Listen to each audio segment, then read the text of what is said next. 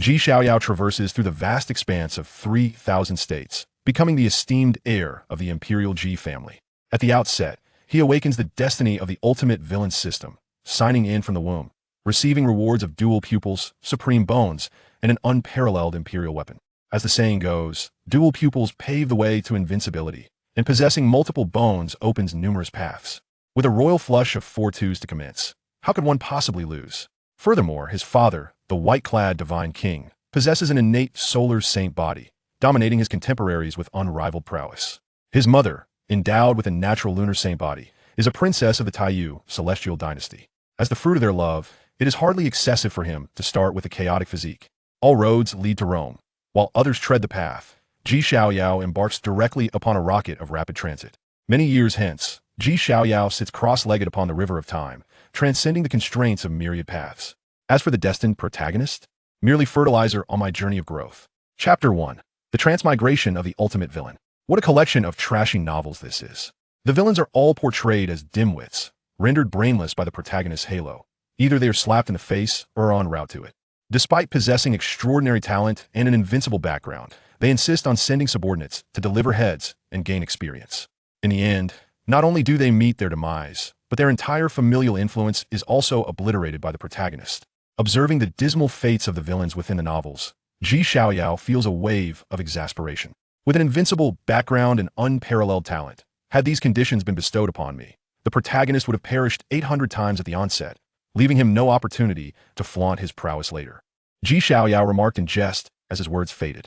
Boom! The roar of a truck engine reverberated as a dump truck seemingly transcended time and space, hurtling towards him with great force. What the hell?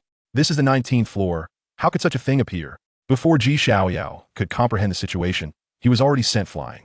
As his consciousness waned, one thought lingered in his mind. Is this how the new year begins, with a dump truck emperor rushing to achieve results? In the 3,000 states, within the imperial state of the G family, Xiaoyao opens his eyes, bewildered by the unfamiliar surroundings. It resembles a circular, enclosed space, steeped in chaos, filled with a mysterious liquid. A colorful umbilical cord connects to his navel. Xiaoyao instinctively gazes down at his body, noting his tender skin and underdeveloped limbs, adorably short and charming.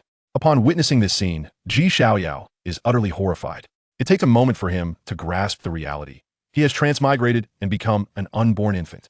Phew! With this realization, Xiaoyao takes a deep breath. Just then, a cold, mechanical voice suddenly resonates in his mind. Ding! The host has successfully transmigrated. 64 destined protagonists detected in this world. The ultimate villain system is officially bound. Binding in progress. Please wait. The ultimate villain system? Could it be that my words before transmigration have come to fruition? Xiaoyao speculates quietly within. Ding! System binding complete. Host, you are correct. You have indeed transmigrated as the one in a million, extraordinarily handsome and irresistibly charming. 10,000 words omitted here, ultimate villain. In this world, there exist 64 fated protagonists, each endowed with a system. Goodness, what a prophetic statement. I truly have become the villain, he mused. Moreover, all 64 fated protagonists are traversers equipped with systems. Xiaoyao remarked with an unusual expression, suddenly struck by a thought and inquiring aloud. By the way, system, if I were to eliminate those fated protagonists, would I need to first deplete their fortune or similar resources? In numerous villainous novels from his past life, protagonists typically possess the protection of heavenly fortune, necessitating that villains employ various methods to drain such fortune before they could defeat the protagonists. Ding dong. Rest assured, host, feel free to slay. As for the heavenly will, this system shall take care of it. That's good to hear. Xiaoyao nodded. He had no intention of engaging in a suppression game with those fated protagonists. If he could kill, why grant them the opportunity to develop? That would be foolish. Ding dong. Sign-in location designated womb. Detection indicates the host is at the sign-in location. Shall the sign-in commence immediately? Notice, the host's first sign-in can trigger a 100-fold lucky critical effect. Without hesitation, Xiaoyao declared system, sign-in. Ding dong. Host has successfully signed in from the womb. Congratulations, host, you have received the reward, Primal Supreme Bone. Congratulations, host, you have received the reward, Emperor's Fallen Double Eyes. Congratulations, host, you have received the reward, Ultimate Imperial Weapon, Chaotic Annihilation Bell. At that moment, upon the system's announcement, Xiaoyao's body trembled. The power of the primal emerged within him, converging in his chest and ultimately coalescing into a dark purple divine bone. The divine bone was adorned with profound runes that shimmered with a vibrant purple light. Primal Supreme Bone. The supreme divine bone formed from the first strand of primordial chaos energy at the dawn of creation. Comes with the Primal Supreme technique. 10,000 transformations, immortal resolution. Simultaneously, Xiaoyao's pupils underwent a transformation. Countless runes intertwined within his gaze, depicting scenes of cosmic destruction, falling stars, and the demise of celestial beings. Various terrifying images flickered within his eyes. Emperor's fallen double eyes. The foremost divine eyes of past, present, and future. With a single gaze, one can traverse mountains and rivers, and with another, one can obliterate the sea and the earth, leaving no trace of defeat in the mortal realm. Emperor's fallen double eyes combined with the Primal Supreme Bone. This is exhilarating. As the saying goes, possessing double eyes is the path to invincibility, and more bones mean more routes to power. The double eyes and the Primal Supreme Bone are both top-tier talents. For an ordinary individual to possess even one is to be considered an exceptional prodigy. At this moment, Xiaoyao, with both talents, could easily transcend all other prodigious individuals. Lastly, the Chaotic Annihilation Bell, a supreme imperial weapon naturally birthed from chaos, represents the pinnacle of human power. It is the embodiment of ultimate authority, akin to an alternative avatar of an emperor, wielding the power to annihilate the heavens and the earth. In this era devoid of emperors, the imperial weapon stands as the clear pinnacle of combat power, capable of establishing a formidable force. Chaotic Annihilation Bell, a supreme weapon birthed from chaos, inscribed with the path of chaos. When the bell tolls, the heavens are buried. Notice, the Chaotic Annihilation Bell will manifest in a reasonable manner within 24 hours following the host's emergence. After reviewing all the rewards, Xiaoyao concentrated and opened the system panel. Name, Xiaoyao. Age, 0 years. In the womb, yet to be born. Talents, double eyes, Primal Supreme Bone, chaotic body, imperial blood. Identity, son of the imperial G clan's White-Clad Divine King, and the son of the Grand Princess of the Taiyu Celestial Dynasty. Cultivation realm, none as of yet. Cultivation techniques, none as of yet. Divine abilities, none as of yet. Divine abilities/secret techniques, none as of yet. Dao weapons/treasure, Chaotic Annihilation Bell, not yet received. Imperial blood, chaotic body. Xiaoyao paused momentarily. He understood the significance of imperial blood. His parents in this life hail from the imperial G clan and the Taiyu Celestial Dynasty, both dominant forces of their time, with a legacy enduring for millennia and a lineage that has produced formidable emperors, thus boasting profound heritage. As the crystallization of both bloodlines, the purest imperial blood flows within him. However, the chaotic body, it must be the innate constitution I possess. Xiaoyao murmured. The chaotic body ranks as the foremost among the 3,000 innate constitutions. Once fully developed, it allows one to disregard the laws of heaven and earth, forcibly attaining the path to becoming an emperor. Double eyes, supreme bone, imperial blood, along with the chaotic body. What a remarkable combination. Xiaoyao's heart raced with anticipation. As the saying goes, all roads lead to Rome. While others walk, he is riding a rocket. Heaven-defying talents, an invincible background. With this, I truly cannot fathom how I could possibly lose. At the Imperial G clan, amidst the depth of winter, snowflakes danced through the air, draping the mountains and rivers in a veil of white. Inside the Divine King's palace, however, it was a realm of eternal spring. Su, adorned in a regal gown, reclined languidly upon the throne, exuding an air of elegance. In her youth, Surue was a celebrated figure across the 3,000 Dao provinces, revered as the most beautiful woman in the world, pursued by suitors in droves. Beyond her beauty, as the Grand Princess of the Taiyu Celestial Dynasty, she possessed formidable gifts, being a natural saint body of the Yin. Among the younger generation, she was one of the most radiant figures. At this moment, the most beautiful woman in the 3,000 Dao provinces tenderly caressed her slightly rounded belly, maternal brilliance shining in her eyes. Beside her stood a refined middle-aged man in white, his demeanor anxious as he gazed intently at his wife and her gently swelling abdomen. The man, clad in white, with piercing eyes and a sword-like brow, was none other than Ji Wushuang, the white-clad divine king of the Imperial G clan. Exceptionally gifted, a natural sun-saint body, he was invincible in his youth, and now, in his middle age, his cultivation was unfathomably profound, hailed as the foremost figure of the G clan's younger generation. "My dear," he said, "here, take this life-giving divine fruit I picked from the spirit ruins.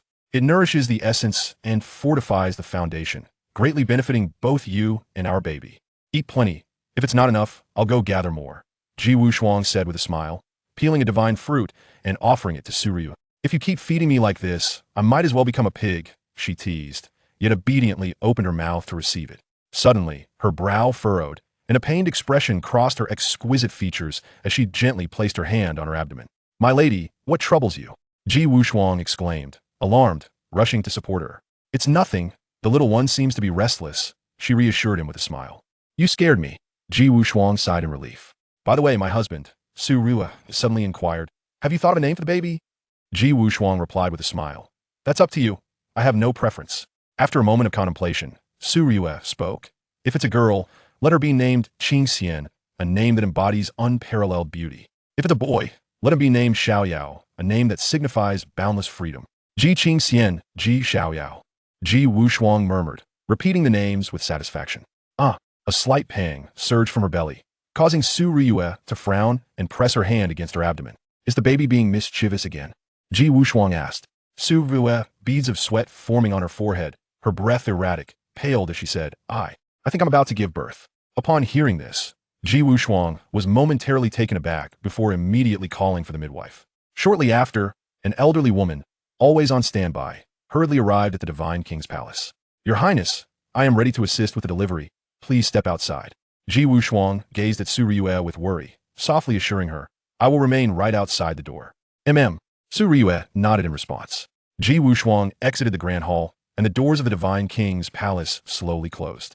Just then, the sound of rushing air echoed as dozens of elders swiftly approached. Some radiated divine light, cloaked in golden brilliance, resembling war gods, while others emanated a terrifying killing intent, as if a mountain of corpses and a sea of blood were unfolding. These were the clan elders of the Ji family, each exuding an aura that was immensely formidable. Chapter 2. The Birth. Within the confines of the womb, Ji Xiaoyao felt a subtle tremor as the mysterious fluid enveloping him swiftly ebbed away. A sudden enlightenment dawned upon him. He was about to enter the world. In the next instant, the darkness surrounding him dissipated, revealing a glimmer of light before his eyes. A pair of warm arms gently cradled his form. He had arrived, he had emerged. The midwife, holding the newly born Ji Xiaoyao, placed him beside Su Rua. "Madam, it is a son. Little Xiaoyao, how do you do?" Su Rua's complexion was pale, yet her face was suffused with maternal affection. Outside the room, as the midwife's words fell, Ji Wuxiang excitedly pushed open the door. "Husband, the baby has been born. It is a boy." Su Rua offered a faint smile to Ji Wuxiang, gazing at the infant swaddled beside her, her face glowing with a motherly radiance. At that moment, an earth-shattering roar reverberated through the heavens, akin to a clap of thunder on a clear day. The once bright sky turned ominous, and golden light erupted from the void. As countless golden lotuses blossomed into existence, their surfaces adorned with flowing runes. This was a divine phenomenon of unparalleled grandeur, myriad golden lotuses. The onlookers were rendered speechless. It was said that when unparalleled prodigies were born, they would evoke celestial phenomena, resonating with the very essence of the Tao. These phenomena were categorized by rank: low-grade, mid-grade, high-grade, sacred, and divine. Throughout history, those who could incite divine phenomena were invariably renowned figures. Our Ji family's Qilin child is indeed remarkable. Triggering a divine phenomenon upon his birth, an elder of the clan chuckled heartily. Yet, before they could finish their words, the sky transformed once more. In the boundless ocean, a resplendent moon hung high above, casting down a holy silver glow. The radiant sun soared into the heavens, while stars twinkled around, illuminating the night.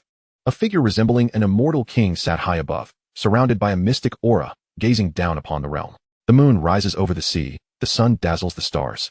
The immortal king descends from the heavens. The assembly was left parched with astonishment. Typically, prodigies could evoke a single divine phenomenon, which was already considered extraordinary. Yet at this moment, countless divine phenomena filled the sky. Gulp.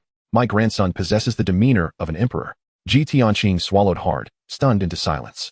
Suddenly, the wail of a newborn pierced the air, snapping everyone back to reality as they hurried into the Divine King Hall. Upon entering, they beheld an infant suspended in midair. His form crystalline and radiant, surrounded by a myriad of Tao laws entwined about him, akin to the son of the Tao. Hiss. To have Tao laws entwining him at birth, murmured an elder. The clan head was right. This child is destined for greatness. Come, let Grandpa hold you. Ji Tianqing stepped forward, eager to embrace the floating Ji Xiaoyao. Yet, before he could draw near, an invisible force of chaos pushed him back. Chaos power? Could it be? Ji Tianqing halted, his heart churning with tumultuous emotions. What? Chaos power? Let me see. An elder of the clan opened his divine eyes, peering into Ji Xiaoyao's essence. The elder soon shrieked, blood tears streaming from his eyes. The essence was a chaotic void, hinting at the emergence of a chaotic Tao.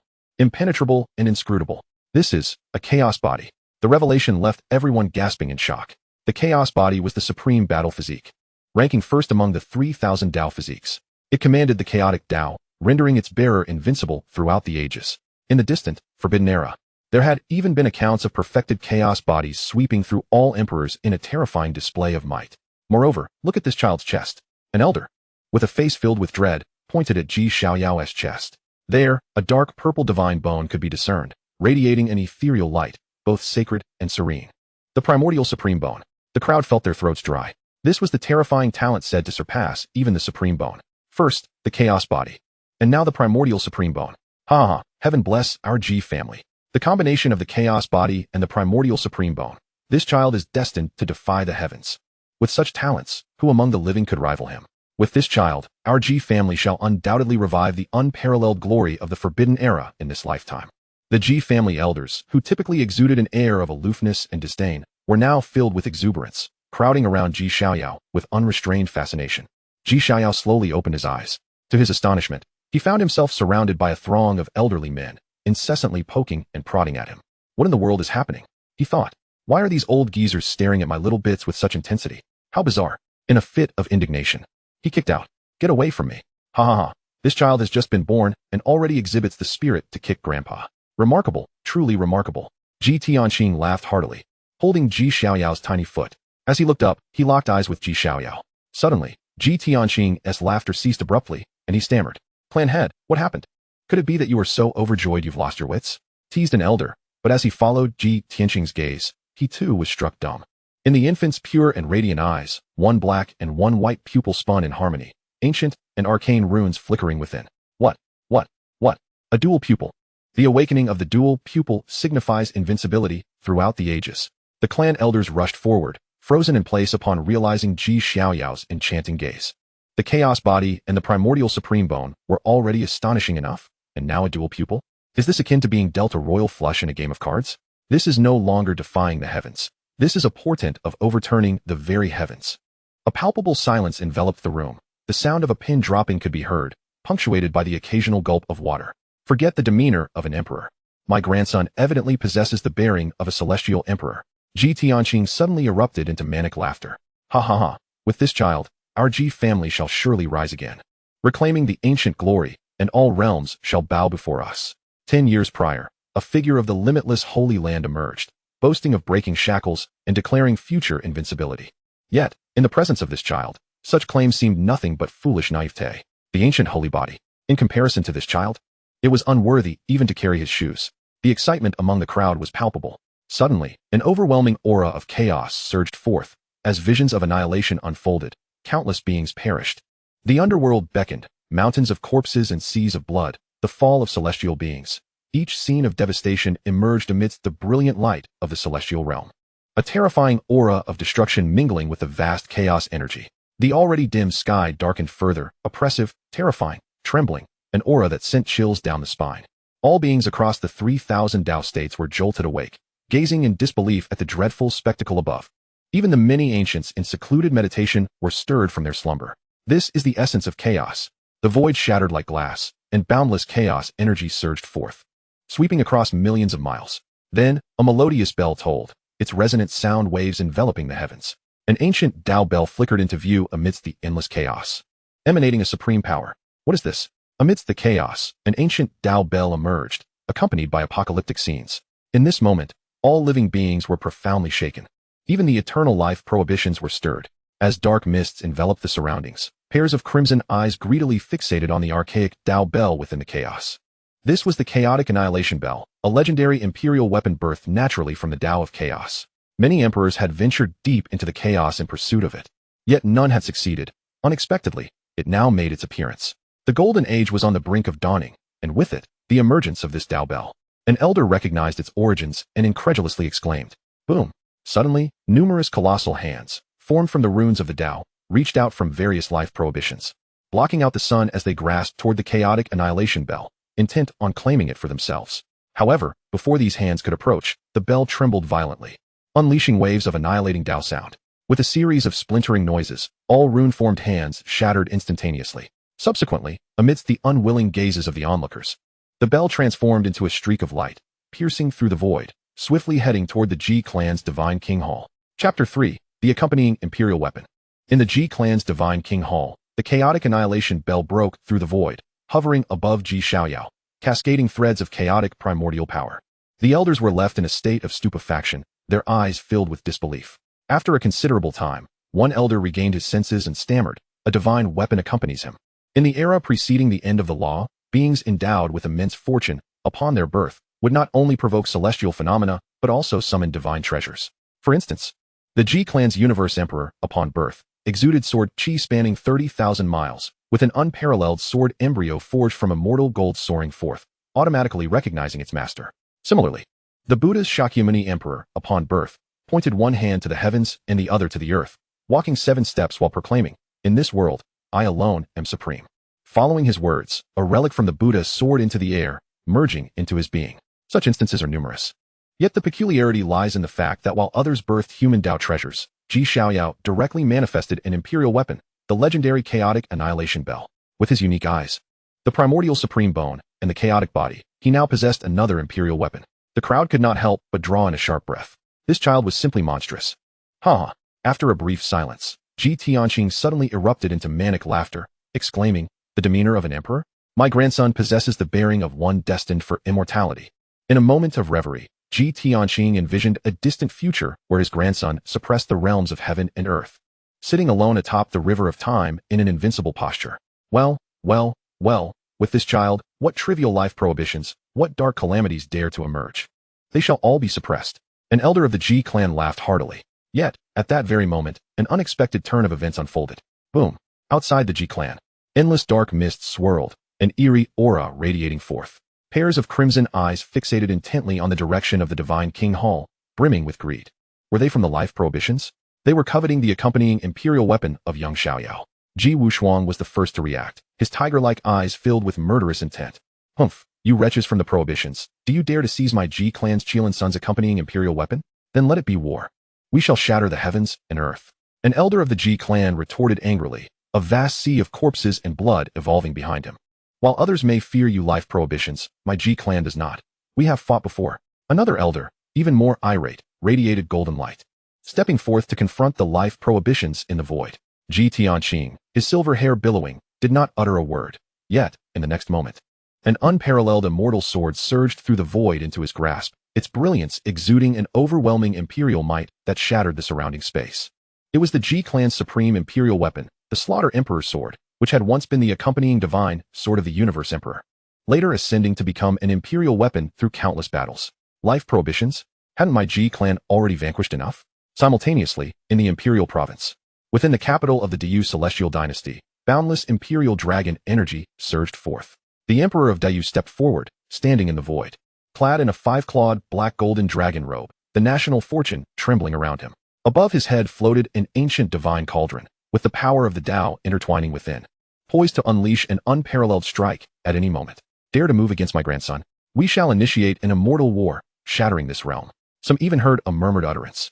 Humph. Just as tensions escalated, a cold snort suddenly resonated from the G clan's ancestral hall. Immediately after, a rune-formed hand emerged, directly pressing down upon the dark mists. Boom. A tremendous roar erupted, the dark mists churned, blood and dismembered limbs fell from the sky, and the eerie black fog began to dissolve as the bizarre beings within were annihilated in an instant. "Ji Mieshing, you have gone too far. Do you wish to break the ancient covenant? The time sea, the indestructible grave, the immortal abyss, and the various life prohibitions trembled simultaneously, with furious roars resonating as endless dark mists surged, terrifying phantoms manifesting above the various life prohibitions. An old man appeared mysteriously above the G clan. "The ancient covenant?" The old man chuckled lightly, disdain dripping from his words. "Merely rules set by the strong to bind the weak. Do you believe such things can constrain my G clan?" Clad in coarse linen, his body dust-laden as if he had just crawled from the earth, his weathered face bore the marks of time, yet his eyes sparkled with brilliance, gazing down upon the life prohibitions like an ancient demon god. "Ji Laojiu, you are still alive?" A shadow in the indestructible grave uttered in disbelief. However, before he could finish, Ji Mieshing reached out with a hand. The rune-formed hand, as if traversing boundless time and space, appeared directly above the indestructible grave, aiming straight for that shadow. Impudent. The indestructible grave seethed with rage as the dark mists erupted with terrifying and bizarre power. The enormous shadow above the indestructible grave roared, unleashing dreadful quasi-emperor laws, attempting to shatter that hand. But in the next moment, all quasi-emperor laws and dark mists were crushed by that hand. The shadow in the indestructible grave was seized, and despite its futile struggles, it was powerless. In the era of taboos, before I rose, you called me Ji Lao Jiao. But what should you call me now? As the words fell, the rune-formed hand exerted force, and that massive shadow was instantly crushed. Quasi-emperor blood rained down like a storm, nourishing the emperor. The inhabitants of the life prohibitions were furious. Impudent. Ji Mieshing, do you seek to incite an immortal war? Your Ji clan is far too domineering. Just as their anger peaked, Ji Mieshing's rune-formed hand directly extracted a crystal or the size of a human head from the indestructible grave, its surface radiating with the power of the immortal Tao. Immortal Source, a specialty of the indestructible grave, formed from the blood of true immortals. Containing the essence of the immortal Tao, even a mere half-nail-sized fragment could enable one to achieve the deepest level of life rebirth. Yet, at this moment, the immortal source Ji Mieshing seized was a full human head in size. Should this be placed in the external world, it would undoubtedly incite a tempest of bloodshed, with even the most reclusive relics of antiquity compelled to emerge and vie for supremacy. Ji Mieshing, you have gone too far. A detached voice resonated from the undying tomb. A pair of immense blood-red eyes abruptly opened, various apocalyptic visions blossoming within their pupils. In an instant, the firmament shattered, and an endless black fog surged forth, enveloping all living beings in an unimaginable terror akin to annihilation. The master of the undying tomb had awakened at this moment. Too far. Ji Mieshing gazed unwaveringly into those blood-red eyes, devoid of any trace of fear. A group of ancient beings, immortal for millennia, daring to seize what belongs to the Qilin child of the Ji family. Who exactly has gone too far? Chapter 4. A decade, the seclusion ends. Just as Ji Mieshing's words fell, a blood coffin soared from the ancestral shrine of the Ji family. Within the blood hall, an unfathomable aura of sanguine energy erupted. And amidst the haze, the onlookers beheld a terrifying scene of a boundless sea of blood, the coffin of the buried emperor. Simultaneously, the slaying emperor sword in Ji Tianqing's hand slipped from his grasp and appeared before Ji Mieshing. With a piercing brilliance, the cold sword light illuminated 1,000,000 miles. As if to cleave the very heavens, the slaying emperor sword, the coffin of the buried emperor, one for destruction, one for burial. Ji Mieshing stepped forward, an endless divine aura radiating from his aged form. If the undying tomb seeks battle today, the Ji family does not shy away from obliterating another forbidden zone. Indeed, I have long coveted the celestial corpse within your undying tomb. Ji Mieshing's voice was not loud, yet it resonated with unparalleled authority. If that is the case, then let us engage in battle. The blood-red eyes of the undying tomb's master emitted an imperial aura as a towering Dao tower emerged from his gaze, equally exuding supreme power. How intriguing. The celestial corpse within the undying tomb is something our great Celestial dynasty also desires a share of. In the depths of the imperial capital, an elder stepped forth, ascending to the skies above the Ji family to stand shoulder to shoulder with Ji Mieshing. His name was Su Tianxian, a reclusive ancestor of the great Celestial dynasty, rumored to be a blood brother to the founding emperor of the dynasty. At that moment, the imperial cauldron atop the great emperor's head trembled violently, then burst forth, spiraling above Su Tianxian, showering him with an endless stream of imperial energy. At this instant, various holy places and celestial dynasties were stirred, their expressions filled with dread as they gazed toward the direction of the Ji family. Is an immortal war about to commence? The end of the Law Age has not yet concluded, and the heavens are to be shattered once more? For supreme imperial artifacts stood in opposition, the overwhelming power radiating from them causing the entire 3,000 Dao States to tremble subtly, with countless stars succumbing to this tyrannical aura and plummeting from the heavens. Simultaneously, the sea of time and space, the tomb of gods and demons, the abyss of celestials, and other life-restricted zones quaked, with colossal shadows murmuring in hushed tones. However, at that moment, an unparalleled force erupted from deep within the Ji family. And in a fleeting moment, the onlookers beheld an exalted figure seated atop the river of time. This was the ancestral spirit of the Ji family, a being originating from before the era of taboos, said to be connected to the imperial corpse of the cosmic emperor. As soon as it manifested, the formless, terrifying aura emanating from it chilled the hearts of all life-restricted zones. The blood-red eyes of the undying tomb's master also let out a cold snort, filled with trepidation. The path to immortality is soon to open. Why must esteemed friends engage in battle at this juncture? Above the firmament, an ancient celestial court's phantom spread forth, a grand voice echoing from within. Humph. The undying tomb's master scoffed, ultimately dissipating into the void. While the surrounding black mist gradually receded, only a single phrase lingered in the air. Were it not for the anticipation of the opening of the immortal path, I would have struck you down today. This matter shall one day be settled with your Ji family. TCH, I await that day. when I shall inevitably crush you. Ji Miexing scoffed disdainfully, as the coffin of the buried emperor and the slaying emperor's sword dissipated, returning to the Ji family's ancestral shrine. The world returned to tranquility, as if nothing had transpired. In the Ji family's divine king hall, the elders stared blankly at the sky, and after a moment, they turned to glance at Ji Xiaoyao with incredulity. Goodness, the birth of this child almost triggered an immortal war. Just then, the void shimmered, and Ji Miexing's figure appeared within the divine king hall. Greetings, ancestor. The crowd hurriedly stepped forward to bow in reverence. This was the true essence of the Ji family, typically resting in the ancestral shrine, oblivious to worldly affairs, only manifesting when the Ji family faced a life-and-death crisis. Ji Miexing disregarded those present, stepping forward to embrace Ji Xiaoyao. Ha ha ha, splendid, splendid. The reincarnation of the dual pupils, the primordial supreme bone, the chaotic body, truly. My Ji family's Qilin child. Such talent, in all of history, may find none to rival. Saying this, he directly produced the celestial essence he had seized from the undying tomb, grinning broadly. This is a gift from the ancestor for this little one's birth. Upon finishing, he employed tremendous magic to shatter the entire celestial essence, infusing its celestial energy into Ji Xiaoyao's body. The elders looked on with envy. The celestial essence was worth its weight in gold, containing celestial energy, and even for them, on the brink of becoming emperors, it bore immense benefits. Yet at this moment, Ji Xiaoyao, having just been born, was being baptized with a celestial essence the size of his head. Boom! As all the celestial energy surged into his body, Ji Xiaoyao felt an overwhelming warmth enveloping him, an exquisite comfort that ultimately led him to fall into a deep slumber. At the same time, in the outside world, the 3,000 Dao States were shaken by the events that had just unfolded, with numerous factions speculating on the nature of the Qilin child born into the Ji family. Just born, and yet it had summoned the Ji family's ancestor to break seclusion, nearly igniting an immortal war. However, no matter how they investigated, the news they gleaned was scant. One thing, however, was beyond doubt. That child possessed an extraordinary talent, destined for immortality. After all, since that day, the Ji family's patriarch, Ji Tianqing, had taken to repeatedly proclaiming, "My grandson possesses the demeanor of an immortal." Time flew swiftly, and in the blink of an eye, a decade had passed. The imperial clan, the Ji family, as the dominant power of the age, the Ji family was immensely formidable, reigning over a state as their ancestral domain. At this moment, outside the Ji family's ancestral shrine, Ji Wuxiang and her husband, along with numerous senior clan elders, awaited with bated breath. Why hasn't Ji Xiaoyao emerged yet? Su Ryue expressed her anxiety. During the past decade, Ji Xiaoyao had been brought into the ancestral shrine for seclusion and training by the family ancestor every few days, and this time, he had been gone for 3 full years. Just a little longer, he should be emerging shortly. Ji Wuxiang comforted his wife with a smile. After 3 years of training under the ancestor in the ancestral shrine, what realm has little Xiaoyao reached now? One elder laughed as he speculated. Xiaoyao began his training at 1 year old, breaking through to the peak of the physical realm by 3 months, wielding a 1,000,000-pound force with a single arm. He stepped onto the path of life, his flame illuminating the 3,000 Dao States. Now, after 3 years of seclusion, with the ancestor's guidance, he must have surpassed the other shore realm by now. Another elder chimed in with a chuckle. Oomph, you all underestimate my grandson too much. Ji Tianqing huffed in dissatisfaction.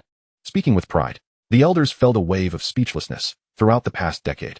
The most frequently uttered phrase from Ji Tianqing had been, "My grandson possesses the demeanor of an immortal. He is coming out." Suddenly, an elder spoke in a hushed tone. The crowd looked up to see the grand doors of the ancestral shrine swing open with a resounding boom, and amidst the swirling void, a youthful figure slowly emerged. The youth appeared to be merely 11 or 12 years of age, adorned in a flowing black and gold robe that billowed elegantly around him. His stature was tall and commanding, and his features were exquisitely chiseled.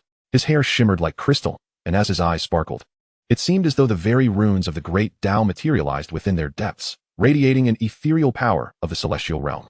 Though he bore a somewhat youthful countenance, an air of uncharacteristic composure befitting his years emanated from between his brows. The onlookers stood in a daze, as if the figure before them was not a mere boy, but a celestial king seated high above in the heavens. This youth was none other than Ji Xiaoyao. Over the span of 10 years, he had transformed from a helpless infant into a strikingly handsome young man. "Father, mother," Ji Xiaoyao greeted with respect. "Xiaoyao," Su Ryue exclaimed, her excitement propelling her to embrace him warmly. "Indeed, you've grown." Ji Wuxiang chuckled, patting Ji Xiaoyao on the shoulder, his eyes glistening with unshed tears. A multitude of clan elders hurried forward, encircling Ji Xiaoyao with eager curiosity. "Xiaoyao, to what realm has your cultivation risen?" One elder inquired with intrigue. At the mention of cultivation, all present became captivated. "Peak of the Dantian realm, I believe," Ji Wudao replied with a smile. "In this world, The hierarchy of cultivation realms ascends from the corporeal body to the pinnacle of the emperor. Each realm is further divided into 9 celestial tiers. The elder's eyelids twitched in astonishment. What? The peak of the Dantian realm? It is known that even some of the elder powerhouses barely reach such a level. But how old is Xiaoyao now? 10 years old. The peak of the Dantian realm at the tender age of 10. Should this news spread, it would surely leave many in disbelief. Chapter 5. The emergence of the fated protagonist. Ha ha ha, splendid, splendid, splendid. Ji Tianqing laughed heartily, exclaiming 3 times, my grandson possesses the aura of a celestial being. With that, he raised his hand to summon forth a magnificent bronze halberd, from which wisps of enigmatic power emanated. Grandfather knows you've emerged from seclusion and has specifically slain a void beast at the Saint King level to forge this halberd as a gift for you. Give it a try and see if it suits you. Ji Tianqing beamed as he handed the halberd to Ji Xiaoyao. The surrounding elders' expressions shifted with profound seriousness. The void beast was a genuine heavenly-level ferocious creature, wielding the power of the void and capable of traversing dimensions at will, killing without a trace, truly formidable. A weapon fashioned from the primordial bones of a Saint King-level void beast was nothing short of a treasure, capable of effortlessly tearing through the fabric of reality and eliminating foes in silence. A rare and powerful artifact indeed. Thank you, grandfather. Ji Xiaoyao accepted the halberd, and with a slight exertion, he felt the void's power flowing through him. Xiaoyao, your uncle also has a gift for you. An elder stepped forward, producing a palm-sized spirit tower. This is the Spirit Dao Tower. It can safeguard your soul, and even a quasi-emperor cannot breach it in a short time. Soon, a flurry of other elders presented their meticulously prepared gifts to celebrate Ji Xiaoyao's emergence from seclusion. Ancient mystical stones, true dragon blood, undying holy herbs, quasi-emperor relics. Each item was a rare treasure, capable of inciting fierce competition in the outside world. Ji Xiaoyao expressed his gratitude for each one. Your mother also has a gift for you. Su Ryue gently approached, ruffling Ji Xiaoyao's hair as she handed him a golden lock. Though it appeared unremarkable, it contained the essence of imperial dragon energy, the imperial Dao longevity lock. The crowd gasped in astonishment. This artifact was immensely significant. Once worn by the founding emperor of the Taiyu celestial dynasty, infused with a portion of imperial might and the fortune of the Taiyu dynasty. Wearing it would offer protection from their national luck. Thank you, mother. Ji Xiaoyao carefully accepted the lock, feeling the terrifying power it harbored. Everyone has prepared gifts. As your father, I certainly won't come empty-handed, Ji Wushuang remarked with a smile as he approached Ji Xiaoyao. Amidst the astonished gazes of those present, he waved his sleeve, revealing a fearsome beast of immense stature. This creature was a vivid crimson, flames dancing across its body, sporting a dragon's head, deer antlers, a tiger's back, and serpent-like scales. Its golden eyes brimming with ferocity and majesty. It was, unmistakably, the legendary auspicious beast, the Fire Qilin. With a lineage flowing with pure Qilin blood, it had reached the realm of a saint. Roar! The Fire Qilin let out a thunderous cry, the aura of a saint radiating from it. Behave, don't frighten Xiaoyao. Ji Wushuang admonished, playfully tossing a blanket over the Fire Qilin's head. Ugh! The Fire Qilin, momentarily dazed, quickly complied, lowering its massive head to nuzzle against Ji Xiaoyao's pant leg. So spineless. I thought that Qilin sacred beasts were known for their pride, Ji Xiaoyao mused, bemused. Ji Wushuang fitted a saddle onto the Fire Qilin and smiled at Ji Xiaoyao, saying, this Fire Qilin's bloodline is pure. In the future, when the opportunity arises, I will help you capture a pure blood Qilin to serve as your steed. Ji Xiaoyao's expression turned peculiar at the thought. A pure blood Qilin, ranked among the top 10 ferocious beasts, possessed strength surpassing that of an emperor. Is it really as easy as just capturing one? Yet Ji Wushuang remained undeterred. Thank you, father. He swiftly mounted the Fire Qilin, which reared back with a mighty roar. Let us take Xiaoyao back to the imperial palace, Ji Tianqing suggested. The imperial palace was the exclusive residence built for Ji Xiao after his birth, named in honor of the emperor, with implications that were unmistakable. Seated atop the Fire Qilin, Ji Xiaoyao found himself at the center of protection, surrounded by Ji Wushuang and his wife, along with the clan elders, all drawing the astonished gazes of numerous members of the Ji family. The atmosphere was one of utter astonishment.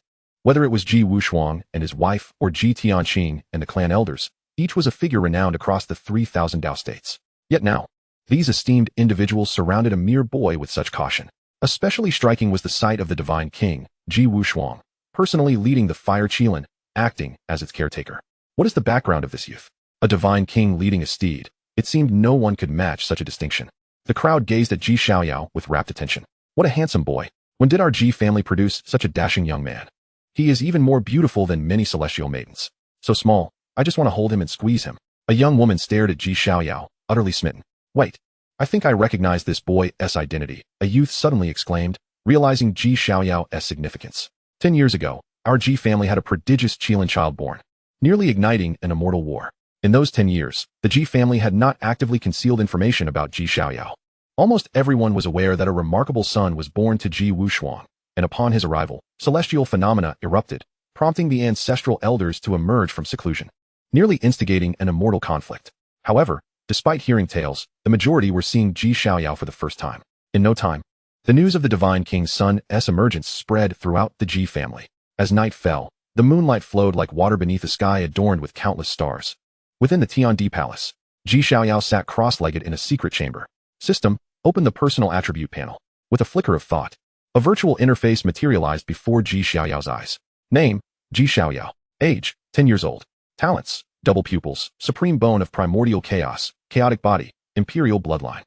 Identity, son of the White-Clad Divine King of the Ji clan, son of the Grand Princess of the Taiyu Celestial Dynasty. Cultivation realm, pinnacle of the cave heaven realm. 10 heavenly caves. Cultivation technique, universe scripture. Secret arts, universe annihilation palm, void sword chi, flying immortal fist. Dao weapons and treasures, chaos annihilation bell, great void spear. Imperial longevity lock. After 3 years of seclusion, Ji Xiaoyao's cultivation soared like a rocket. Moreover, this was under the conscious suppression of his advancement, as advised by the ancestor. To solidify his foundation, otherwise, with his innate talents, he could easily step into higher realms at any moment. Ding dong, detected the emergence of the fated protagonist nearby the host. Suddenly, a chilling mechanical tone echoed in his ears. The fated protagonist? Ji Xiaoyao's eyes gleamed with excitement. After 10 years, the fated protagonist had finally appeared. Enlightened, Ji Xiaoyao opened his double pupils and gazed in the direction indicated by the system. Runes flickered, and his vision seemed to transcend endless space.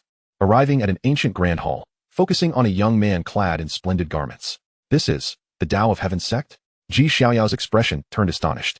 The Tao of Heaven sect was a prominent sect in ancient times, with several quasi-emperors among its ancestors. However, with the onset of the end of Law era, the essence of longevity dissipated, and the ancestors of the Tao of Heaven sect successively passed away, leading to its near extinction. Fortunately, a century ago, an extraordinary prodigy emerged from the Tao of Heaven sect, possessing the innate body of azure heavenly mysterious fire, which caught the attention of an undefeated genius from the Ji clan, who took him as a battle servant. Thus, the Tao of Heaven sect managed to attach itself to the Ji clan's great ship, halting its decline. How intriguing. You refuse to walk the path to paradise, yet force your way into hell. A smile graced Ji Xiaoyao's face. Xianlao, accompany me for a journey. Yes. An elder appeared behind Ji Xiaoyao out of thin air. His name was Ji Xianyi, originally the leader of the Ji clan's divine guards, now assigned as Ji Xiaoyao's protector, possessing cultivation at the half-step quasi-emperor realm. Before long, a fire Qilin roared, a flame streaking across the void, leaving a dazzling trail in the sky. Chapter 6. Yi Chun, the female protagonist strategy system. The Imperial Province. Vast and boundless, with no end in sight. An ordinary cultivator, without the aid of a teleportation array, would exhaust a lifetime and still barely traverse a corner of this land. As the rulers of the Imperial Province, the Ji clan occupies the most central area, the ancient Imperial City. Other regions are home to various sects and families that have arisen in dependency upon the Ji clan. At this moment, within the great hall of the Tao of Heaven sect, the sect master, Ling Yun, sat in silence upon his throne. Below, a multitude of disciples and elders of the Tao of Heaven sect glared furiously at a young man not far away. The young man, clad in luxurious garments, stood tall and handsome, yet an aura of wickedness flickered between his brows, imparting an impression of an ethereal charm. His name was Yi Chun, the holy son of the Five Elements sect. Like the Tao of Heaven sect, the Five Elements sect was also an ancient sect, with several quasi-emperors among its ancestors. However, unlike the Tao of Heaven sect, the ancestor of the Five Elements sect weathered the end of Law era and still remains alive today. A year ago, Yi Chun's talent inexplicably vanished, leaving him as a mere mortal. When the Five Elements sect learned of this, they unhesitatingly sent someone to annul the engagement without regard for face. Master Ling, indeed, it was wrong of my Five Elements sect in the past. However, I have genuinely fallen for Qing Cha at first sight. I implore the sect master to consider this. Yi Chun spoke softly, though his gaze strayed towards a girl at the side of the hall. The girl, clad in a simple long dress, possessed an exquisite visage and a cool demeanor. Her long hair cascading freely behind her, revealing a snow-white neck. She was the holy maiden of the Tao of Heaven sect, Ling Qingcha. Beautiful, she was simply breathtaking. Yi Chun felt a surge of heat in his heart. He had never imagined that his nominal fiancée would be so stunning. System, open the target attribute panel. With a thought, an attribute panel, visible only to him, manifested before his eyes. Name, Ling Qingcha. Age, 18 years. Identity, Holy Maiden of the Tao of Heaven Sect. Cultivation, pinnacle of the 9th layer of the Other Shore Realm. Talent Physique, incomplete Supreme Bone. Cultivation Techniques, Taiyin Scripture, incomplete, Tao of Heaven Classics. Abilities, Taiyin Chi, Taiyin Palm. Tao of Heaven 9 Swords, Time-Slicing Sword Technique, incomplete. Treasures, Xianin Tower, Heavenly Sword, Insha Array Map. Current Strategy Favorability, 100 points. Indeed, Yichun was not originally from this world. He was a transmigrator who had bound himself to a system known as the Goddess Strategy System. As the name suggests, upon successfully courting the target and achieving a certain level of favorability, he could obtain substantial rewards. Ling Qingcha was one of the targets the system had assigned to him. A year after losing his talent, he had not only regained it, but had also become even stronger. Moreover, he possessed a ring, a surefire template for a destined woman. Yi Chen's heart raced with excitement, silently vowing to win Ling Qingcha's affection. With this thought, Yi Chen gazed deeply at Ling Qingcha. Qingcha, I acknowledge that I was wrong in the past. I do not seek your immediate forgiveness. I merely hope for a chance to make amends. Following this, he took out a golden spiritual pearl from his bosom. This is a royal-grade treasure, the Taiyin spiritual pearl, a token of my sincere apology. I hope you will accept it. He then sent the Taiyin spiritual pearl towards Ling Qingcha from a distance. However, to his astonishment, Ling Qingcha's expression remained indifferent. Her slender fingers instinctively twirled the ring on her hand, and without uttering a word, she returned the Taiyin spiritual pearl. Yi Chen's expression froze, and at that moment, a notification from the system resonated in his mind. Ding dong, Ling Qingcha's favorability, 20 points. Warning, if the favorability of the bound target reaches 200 points, this strategy will be deemed a failure, and the host will face severe penalties, a drop of 1 major cultivation realm, and a decrease of 3 layers of fortune. Such a punitive outcome was something Yi Chen could not bear. Gritting his teeth, he turned to Ling Yun and whispered, Sect Master Ling, I assure you that if the engagement is restored, the Tao of Heaven Sect and the 5 Elements Sect will mend their ties. If the Tao of Heaven Sect encounters difficulties, my 5 Elements Sect's 5 ancestors will not stand idly by. A forced marriage may not be sweet, but it quenches thirst. Regardless of Ling Qingcha's current attitude towards him, he must secure the engagement first, solidifying their bond. Moreover, the conditions he presented were indeed filled with sincerity. In this era where emperors do not appear and supreme beings lie dormant, a quasi-emperor is already the most formidable force on the surface. With 5 initial quasi-emperor ancestors stationed in the 5 Elements Sect, it is undoubtedly a significant power across the 3,000 Dao provinces. The sect of Heavenly Dao is merely a declining sect, and to rekindle their alliance with the sect of 5 Elements is already a stroke of fortune for them. Master Ling Yun, you must deliberate carefully. After today, such an opportunity shall never present itself again. Perhaps fearing that Ling Yun might overlook the pros and cons, Yi Chen interjected with a word of caution. However, as soon as his voice fell, a sudden burst of radiant flames erupted outside the Grand Hall, followed by a voice echoing in everyone's ears. What audacity the sect of 5 Elements possesses. Attempting to court the sect of Heavenly Dao, are they seeking to undermine my Ji family? The tone was not loud, yet it emanated an undeniable authority. The attendees instinctively turned towards the direction of the voice. Under the moonlight, a youth clad in white rode in on a qilin. The moonlight served as his carpet, enhancing his ethereal presence, as if he were a celestial being descended to the mortal realm. His brows and eyes were sharp, his gaze as luminous as the stars. Imbued with the essence of the Tao, this youth was no ordinary mortal. It was, indeed, Ji Xiaoyao. Yi Chen's expression shifted slightly, and upon catching sight of Ji Xiaoyao, an involuntary sense of panic surged within him, akin to encountering a natural predator in the wild. His mind was bombarded by the incessant alerts from the system. Ding. Host. Please be advised, a great terror is approaching. Ding. Host. Please be advised, a great terror is approaching. What is this? Has the system malfunctioned? Yi Chen was momentarily taken aback. Master Ling Yun atop the main seat also appeared momentarily dazed, but upon regaining his composure, he hurriedly knelt down in fear. I, Ling Yun of the sect of Heavenly Dao, pay my respects to your highness, the divine son. The other members of the sect of Heavenly Dao looked on in astonishment. Who is this youth that even the sect master must perform an act of reverence?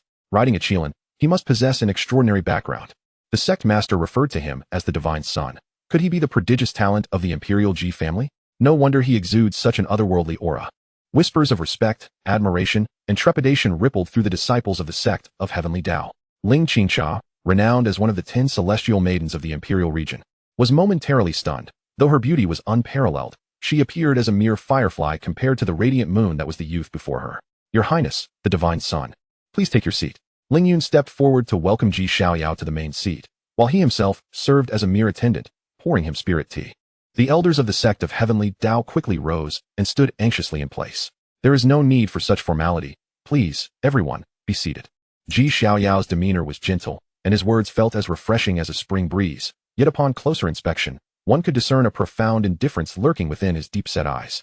The arrival of your highness is an honor for our sect of Heavenly Dao. Elder, hasten to have everyone kneel and pay their respects. Ling Yun commanded. The elder promptly turned to the gathered crowd, proclaiming loudly, "Today, the divine sun graces our sect, bringing unparalleled glory to us.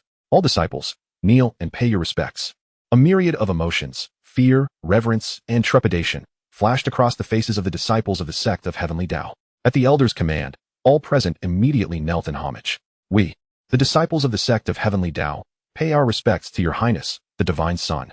The chorus rang out like thunder, reverberating within the grand hall. Yet in stark contrast, a single figure stood resolutely apart, akin to a solitary pine standing tall amidst a flock of chickens. This was Yi Chun. "So, this is the child of destiny?" Xiaoyao mused inwardly, his gaze sweeping through the crowd until it alighted on Yi Chun. Name, Yi Chun. Age, 21 years. Identity, holy son of the sect of 5 elements. Cultivation, 5th level of the cave heaven realm. Talent, 5 elements sacred body. Technique, Hunyuan 5 elements technique. Divine powers, 5 elements sword art, Hunyuan palm, unity of 5 elements. Daoist weapons, 5 elements spear, fiery dragon pattern cauldron. Feeling Xiaoyao's penetrating gaze, Yi Chun instinctively raised his head. The moment their eyes met, he felt a tremor coursing through him, as if he were not facing a youth, but rather an emperor seated among the heavens. The intangible aura radiating from Xiaoyao chilled him to the bone, instilling a profound sense of crisis within him, a sensation he had never experienced before. So this is the divine son of the Ji family? Yi Chun quickly averted his gaze, his heart racing with trepidation as he unconsciously clenched his fists, cold sweat trickling down his back. Xiaoyao at that moment took a sip of the spirit tea in his hand, his long fingers lightly tapping the table, his inscrutable gaze fixed upon Yi Chun. "Everyone kneels before me. Why do you not kneel?" Chapter 7, Not Kneeling? Then you shall die? Everyone kneels before me. Why do you not kneel? Xiaoyao's voice was not loud, yet it struck Yi Chun's ears like thunder, accompanied by an overwhelming pressure. Yi Chun's body trembled slightly, a flicker of fear flashing through his heart. But soon, he steeled himself against the oppressive force and declared aloud, "I beseech your highness to pardon my impudence. I, Yi Chun, kneel only to heaven and earth. And to my parents, I shall not kneel to anyone else. We, as cultivators, defy destiny, contend with heaven, earth, and humankind, relying solely on our own strength rather than our backgrounds.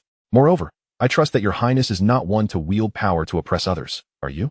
Yi Chun's words were impassioned and resonant, a display of unyielding spirit. Upon finishing, he instinctively stole a glance at Ling Qingcha. After all, in the novels of his past life, the female lead often found such audacious men appealing. Which lovesick maiden would not be drawn to a man of such defiance? Yet at this moment, Ling Qingcha regarded him as if he were a fool, her slightly upturned lips imbued with scorn.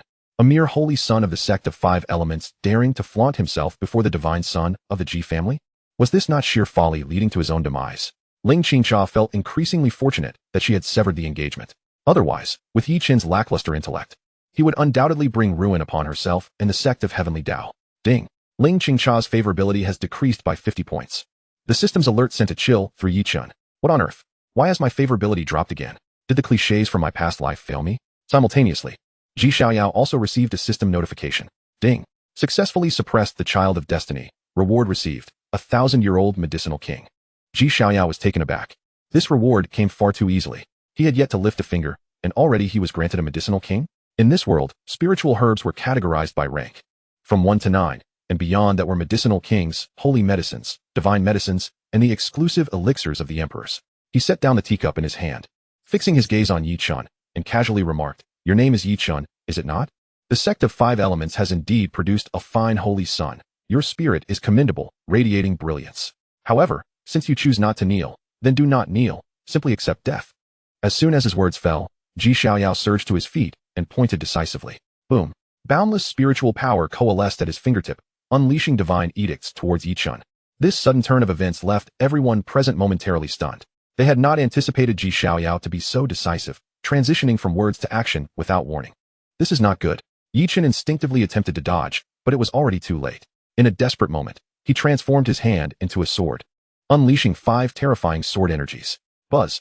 The sword energy rampaged, displaying its sharpness in full glory. This was the 5-element sword palm, the core inheritance of the 5-element sect, comprising the 5 elemental sword energies, Gung metal, Yi wood, Kuei water, Bing fire, and Wu earth. Through the interplay of the 5 elements, One could transform chaos and cultivate to great heights, capable of slaying immortals and demons, wielding boundless power. The scion of the Ji family, relying on his background, resorted to such underhanded tactics to oppress others, truly despicable. Yichun let out a low shout, and the five elements sword energy intertwined and wrapped around his hand, emanating an astonishing aura of destruction. With a thunderous roar, the sword energy surged forth, intertwining in the void before ultimately merging into a chaotic sword energy. However, at the moment it collided with Ji Xiaoyao's finger, it melted away like snow meeting the sun. How could this be possible? Yichun was momentarily stunned, and in the next instant, his body was struck as if by lightning, sent flying backward, crashing to the ground in a disheveled heap. He had actually been defeated, unable to withstand even a single finger from his opponent. This was the scion of the Ji family, so formidable. Despite his youth, his combat prowess was astonishing. The onlookers from the Tiandao sect were visibly taken aback.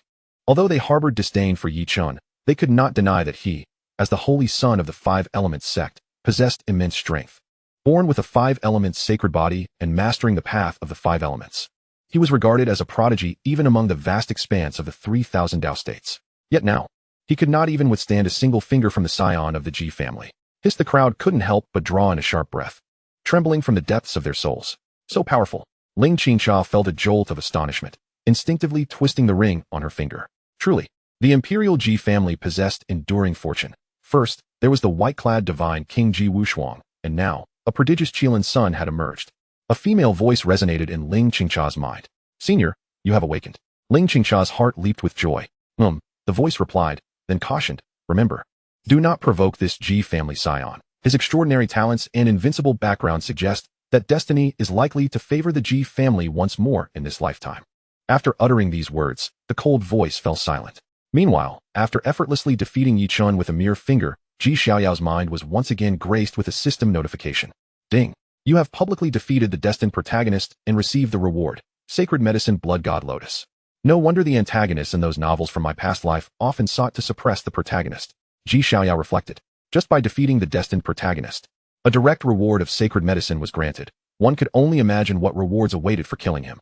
At this thought, a fierce glint flickered in Ji Xiaoyao's eyes as he strode toward Yichun with the confidence of a dragon and tiger. It was over. As Ji Xiaoyao approached step by step, Yichun's heart brimmed with fury. Before his transmigration, he had been a lowly figure on Blue Star, subjected daily to various insults and manipulation by his superiors. He had believed that upon awakening his system after transmigrating, he would rise like the protagonists in those exhilarating tales, becoming the strongest in the world, surrounded by a harem of 3,000, revered by all. Yet here he was, publicly struck down by a mere finger, utterly powerless to resist, especially before the very eyes of his intended conquest. With these thoughts swirling in his mind, Yichun could no longer endure. He forced himself to rise, his eyes bloodshot as he glared at Ji Xiaoyao, letting out a roar akin to that of a wild beast. Ji family scion. I shall remember this humiliation today. When I rise again, I will repay it 100-fold. I will trample your Ji family beneath my feet and dismember you 1,000 times over. Just the dying howls of a rabid dog, Ji Xiaoyao retorted, finding the situation laughable. This destined son of heaven had such poor quality. Even at death's door, he dared to utter threats? Did he fear his demise would not be swift enough? Indeed, a saying rings true, weakness is never an obstacle to survival, arrogance is. According to the tropes of past life novels, the destined protagonist would typically utter something like 30 years in the East, 30 years in the West. Do not underestimate the youth in poverty, followed by a 3-year vow, ultimately leading to a triumphant return. Alas, he had encountered me this time. With that thought, Ji Xiaoyao wasted no breath, raising his hand to unleash a powerful palm strike. Damn it! Yichun's expression changed, and he hurriedly retrieved an ancient talisman from his bosom. This talisman, known as the Taiyu talisman, was a sacred-level treasure, one of the gifts bestowed upon him by the system upon its binding, capable of concealing him in the void and allowing him to escape for his life in critical moments. Whoosh! A mysterious radiance enveloped Yichun, whisking him away into the void. 30 years in the East, 30 years in the West. Do not underestimate the youth in poverty. Ji family scion. Today as karma will surely be settled with your Ji family in the future. Yichun's furious roar echoed from the Taiyu talisman. Can you escape? Ji Xiaoyao scoffed, drawing forth the void great halberd from his body and slashing directly at the void, forged from the primal true bones of the holy Emperor Void Beast. This supreme holy weapon could directly sever the fabric of space. Before Yichun could react, he fell from the void. The Taiyu talisman could not withstand the onslaught of the void halberd, shattering into pieces, and Yichun was grievously wounded, blood soaking his entire being. How could this be possible? Yichun staggered backward, his heart gripped by terror. Xiaoyao stepped forward, placing his foot mercilessly on Yi Chen's face. The terrifying force causing the bones of Yi Chen's skull to shatter with a series of cracking sounds. Damn it, Xiaoyao. Your victory relies solely on the Ji family's support. In equal circumstances, I could easily suppress you with a mere gesture. If you grant me 3 years, I could easily subdue you with one hand. Yi Chen's voice erupted in a frantic howl, utterly humiliated beneath Xiaoyao's foot, his expression resembling that of a defeated wild dog. How pathetic. Upon hearing Yi Chen's words, Xiaoyao felt a wave of laughter bubbling within him. Yet, he was not the kind of mindless antagonist to commit such a blunder as letting a tiger return to the mountain. Enough with your prattle. Die. As the words left his lips, Xiaoyao exerted force through his foot. Puffed. In an instant, Yi Chen's head burst open like a watermelon. His true spirit extinguished alongside it. Chapter 8. 9 Tribulations, Indestructible Heavenly Art, Transcendence, Divine Lotus. Yi Chen was dead. In less than 5 minutes. He was completely annihilated by Xiaoyao, his soul extinguished, with no chance of revival. The members of the Tian Dao sect stood frozen in place, their faces painted with disbelief. The scion was so domineering. No matter how one viewed it, Yi Chen was still the holy son of the Five Elements sect. Yet Xiaoyao killed him without leaving a trace of mercy. In an instant, the gazes directed at Xiaoyao from the crowd turned even more reverent. At that moment, with Yi Chen's demise, a series of system notifications echoed in Xiaoyao's mind. Ding! You have successfully slain the destined protagonist, Yi Chen. System absorption in progress. Absorbing, please wait. Absorption complete. Congratulations, host, you have received the reward. 9 Tribulations, Indestructible Heavenly Art. Congratulations, host. You have received the reward. Divine Medicine, Transcendence Lotus. Congratulations, host, you have received the reward. 100,000 Supreme Divine Sources. As the system's voice faded, countless runes surged forth in Xiaoyao's mind. 9 Tribulations, Indestructible Heavenly Art. An unparalleled body-refining technique that, with each breakthrough, allows the flesh to undergo a rebirth and transformation. When cultivated to its pinnacle, the body can exist eternally, traversing the river of time without perishing. What a marvel! Undoubtedly, this martial art represents the pinnacle of body refinement techniques. When cultivated to its utmost potential, it becomes impervious to both celestial and terrestrial obliteration, attaining an everlasting existence beyond the torrents of time. Even should one meet their demise, with their true essence extinguished, they may, after many years, coalesce anew within their corporeal form. The strength of Brother Tongzi is truly commendable. Xiaoyao couldn't help but marvel, then turned his gaze to the second reward bestowed by the system. Transcendence Lotus, a divine herb, the companion of the immortal lotus of the Great Path, capable of facilitating profound transformation and rebirth. The immortal lotus of the Great Path is a legendary elixir of immortality, granting an emperor the ability to prolong their peak existence for an entire lifetime. Naturally, the Transcendence Lotus, as its companion divine herb, is extraordinarily remarkable. The Transcendence Lotus can safeguard one's true essence from calamities, making it perfectly suited to complement the practice of the 9 Calamities Immortal Technique, which subjects one to tribulations with each breakthrough. Should one fail to withstand these tribulations, their physical form decays, and their primordial spirit perishes. The Transcendence Lotus is precisely what he needs to navigate these trials. As for the final 100,000 premium divine sources, their value is self-evident. Divine sources are essential for cultivators and serve as one of the foundational currencies across the 3,000 Dao States. 1 divine source 100 premium spirit stones 10. 000 superior spirit stones 1. 000 medium spirit stones 100 million inferior spirit stones. However, due to their astounding worth, even the most esteemed disciples of grand sects or the princes of dynasties seldom dare to frivolously expend divine sources for cultivation. The first destined protagonist receives such rewards, and there are still 62 more to come. A smile crept across Xiaoyao's lips. He thought to himself, the more destined protagonists, the better. He could never have too many. With a flick of his hand, he conjured a blaze of divine fire to reduce Yi Chen's already pulverized corpse to ashes. It is well known that the vitality of destined protagonists is as resilient as that of cockroaches, especially those endowed with a system. Xiaoyao would certainly not leave any potential threat behind. Yet, in the instant the divine fire descended upon Yi Chen's remains, a pill the size of a longan suddenly erupted from his corpse, emanating an astonishing quintessence of the 5 elements. This was the 5-element source pill.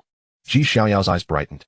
The 5-element source pill, an ancient divine elixir, contains the primordial essence of the 5 elements. Upon consumption, it can help one establish an unassailable foundation within the dragon embryo realm, without any adverse effects. To his surprise, there was an unexpected delight. Xiaoyao seized the 5-element source pill and, after securing it, decisively mounted his fire qilin and turned to depart. As for the members of the Heavenly Dao sect, he didn't spare them a glance. Such a minor sect as the Heavenly Dao sect, Had it not been for Yi Chun being a destined protagonist, he likely would never have set foot there in his entire life. With Ji Xiaoyao's departure, the members of the Heavenly Dao sect collectively exhaled a sigh of relief. The pressure of being in the presence of the Son of God was simply overwhelming. Despite his youth, the intangible, supreme aura he exuded instilled an unshakable fear in their hearts. Truly, the scion of the Ji family is not someone ordinary mortals can compare with. The Son of God is remarkably handsome and possesses terrifying strength. If only I could share an intimate moment with him, it would be worth a lifetime. Take me along. Good things are meant to be shared, sister. Whispers of admiration echoed throughout the grand hall. Ling Qingtian watched Ji Xiaoyao's departing figure, instinctively turning the ring on her finger. The cool, ethereal voice in her mind resonated once more. I sense an aura from the scion of the Ji family that is akin to your supreme bone. Perhaps within him lies the opportunity to restore your supreme bone. Ling Qingtian couldn't help but smile wryly at the thought. The scion of the Ji family is, for me at present, an unattainable ideal. As the possessor of a supreme bone, she naturally sensed the same source aura within Ji Xiaoyao. But what of it? Currently, she lacked even the qualification to stand before him. In fact, throughout their encounter, he had not even cast a glance in her direction. Meanwhile, at the five-element sect's ancestral ground, with Yi Chen's death, a lamp of clarity extinguished abruptly. This was Yi Chen's life lamp, intimately connected to his existence. At that moment, the five founding ancestors of the five-element sect simultaneously opened their eyes. What is happening? Didn't Yi Chen go to the Heavenly Dao sect to reaffirm his marriage? Why has his life lamp suddenly gone dark? Could it be that the Heavenly Dao sect has struck? Cursed be it. With that boy's death, our carefully plotted five-element source pill has become a futile endeavor. The most pressing issue now is how to account to that young lord of the time-space sea without the five-element source pill. The expressions of the five founding ancestors of the five-element sect turned grim. When the end of law era descended, their lifespans dwindled, and they could fall at any moment. To survive, they secretly allied with the time-space sea, thus extending their lives. The five-element source pill was the supreme divine pill they cultivated for the young master of the time-space sea. Yi Chun, being a natural five-element sacred body, was the optimal furnace for the five-element source pill's creation. This is precisely why he was designated as the sacred son of the five-element sect. Cursed be it, the audacity of the Heavenly Dao sect. Should the five-element source pill be lost, if that young lord were to become enraged, not only we, but the entire five-element sect could be submerged in a sea of blood. The five-element source pill must be reclaimed. At the Ji family's Wanxian Tower, the core of the Ji clan, entry is permitted only to the high-ranking elders. At this moment, on the top floor of Wanxian Tower, a congregation of senior clan elders sat together. Ji Tianqing presided over the assembly, his face alight with uncontainable excitement. Ha ha ha, my grandson truly possesses the demeanor of an immortal. Look at what nonsense the sacred son of the five-element sect is. Despite being a natural five-element sacred body, he was effortlessly defeated with a single finger. Ji Tianqing laughed heartily. Before the assembly, a crystal of memory played back the scene of Ji Xiaoyao dispatching Yi Chun with a mere finger.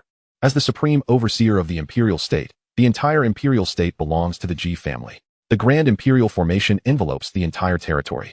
Everything occurring within the imperial state naturally cannot escape the Ji clan's watchful gaze. Indeed, that sacred son of the five-element sect, born with a five-element sacred body, possesses formidable combat prowess, not inferior to those of the sacred sons or princes of the Holy Lands. The fact that Xiaoyao could extinguish him with a mere finger sufficiently attests to his terrifying strength. What a farce. That sacred son of the five-element sect is not even worthy to be Xiaoyao's shoe shiner, yet dares to claim the title of prodigy. The elders chimed in with laughter and commentary. What constitutes a true prodigy? Just look at Ji Xiaoyao. His cultivation realm eclipses his peers, and his combat prowess rivals that of the older generation. Alas, Xiaoyao is still too young and overly benevolent. Ji Tianqing suddenly sighed. Since we have already slain their sacred son, why not take the opportunity to eradicate their entire sect? After all, if the roots are not uprooted, spring winds will breathe life anew. Furthermore, those old fellows of the five-element sect have long been entangled with the life-restricting zone of the time-space sea. They should have been eliminated long ago. As he mentioned the life-restricting zone, a fierce aura emanated from Ji Tianqing. The Ji family has ruled over the 3,000 Dao States for countless ages. While they may be invincible, they also harbor numerous enemies. The major life-restricting zones are undeniably among them. Though Xiaoyao may be merciful, we old-timers are still around. Leave the five-element sect's resolution to us. With Xiaoyao obtaining an embryonic five-element source pill, those five old fellows of the five-element sect, being embodiments of the five-element primordial essence, are perfectly suited to be eliminated, aiding Xiaoyao in refining the five-element source pill to perfection. Not long after, the elder of the Ji family soared from the Wuxian Tower, leading the Ji family's divine guards in a grand procession towards the direction of the five-element sect. Chapter 9. Nirvana transformation, the indestructible, true domain. In the hidden chamber of the imperial palace, Xiaoyao sat cross-legged upon a futon. The principles of the Tao circulated around him. The futon he sat upon was crafted from the main trunk of the enlightenment tea tree. Meditating upon it allowed him to draw nearer to the Tao. Xiaoyao took a deep breath, simultaneously producing the blood qi divine lotus and the tribulation crossing divine lotus. One was a sacred herb, the other a divine herb. If placed in the outside world, they could incite a storm of bloodshed. After a moment's contemplation, Xiaoyao also retrieved 20,000 premium divine sources. The multitude of divine sources amassed into a small mountain within the chamber. Xiaoyao immersed his mind into his consciousness. Soon, he began to grasp the preliminary stages of the 9 tribulations' indestructible heavenly art, as countless Tao runes flowed through his mind, each one profoundly enigmatic, as if elucidating the ultimate principles of heaven and earth. With the initial mastery of the 9 tribulations' indestructible heavenly art, a hidden piece of information emerged in his heart, the legacy of the immortal emperor. Cultivating Gu. The victor shall obtain the complete legacy of the immortal emperor. Xiaoyao's expression turned incredulous, based on the information that had so suddenly surfaced in his mind. The 9 tribulations' indestructible heavenly art was indeed a genuine legacy of the immortal emperor. Anyone who had practiced the 9 tribulations' indestructible heavenly art could be considered a successor of the heavenly emperor. Periodically, they would be forcibly transported into the immortal emperor's legacy secret realm to compete against other successors. The victor would obtain the complete legacy of the immortal emperor, while the defeated would become sustenance for the victor. Moreover, from the information obtained, the 9 tribulations' indestructible heavenly art he currently possessed was incomplete. Beyond it, there existed the 11th, 12th, and 13th levels, culminating in the ultimate chapter, pointing towards the immortal emperor himself. The complete legacy of the immortal emperor was divided into 3 parts. The physical body chapter, the 9 tribulations' indestructible heavenly art, the primordial spirit and true essence chapter, the 10,000 tribulations divine demonic visualization method, and the most mysterious, the ultimate inheritance. How intriguing! Xiaoyao inhaled deeply, revealing an expression of anticipation.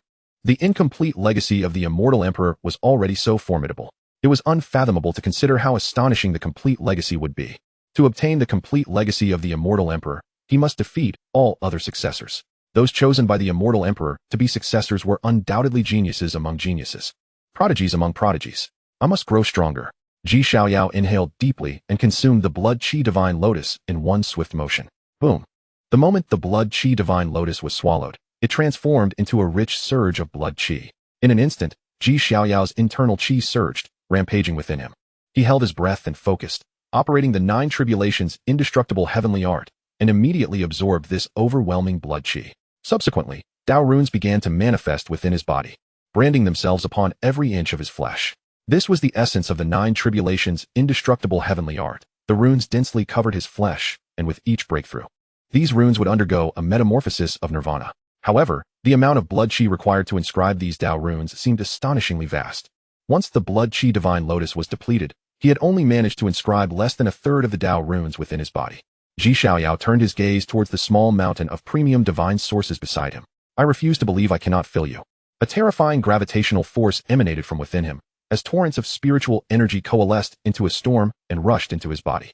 At that moment, if anyone were to witness this scene, they would undoubtedly curse him as a prodigal. One premium divine source was equivalent to 100 million low-grade spirit stones.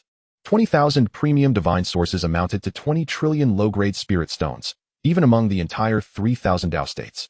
Not even the most prestigious sects could produce such wealth in one go. Boom. The spiritual energy entered his body and was swiftly absorbed by the 9 tribulations' indestructible heavenly art, transforming into pure blood qi. The multitude of Tao runes were imprinted into his flesh. As the number of Tao runes inscribed into his flesh increased, Xiaoyao's aura began to grow increasingly turbulent.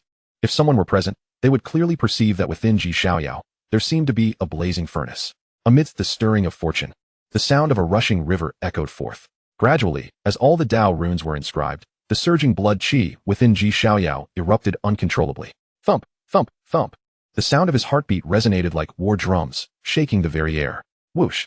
Xiaoyao opened his eyes, a flash of divine light shimmering within them. What terrifying physical strength! Instinctively, Xiaoyao struck with his fist, and a terrible sonic boom erupted with just a slight exertion of force. He felt as if he could effortlessly tear apart the surrounding space at will. Of course, this was merely an illusion brought on by the sudden surge of power. Nevertheless, it served to validate just how formidable Xiaoyao's current blood qi had become. At this moment, I could probably crush every other prodigy of the same realm with sheer physical strength. A smile involuntarily crept upon Xiaoyao's lips. However, just then, an unexpected change occurred. A wave of decaying power suddenly emanated from every inch of his flesh. The practice of the 9 tribulations' indestructible heavenly art entailed unimaginable tribulations with each breakthrough, where both the physical body and primordial spirit would endure tremendous trials. If one could not withstand it, all previous efforts would be in vain, and the body would be utterly destroyed.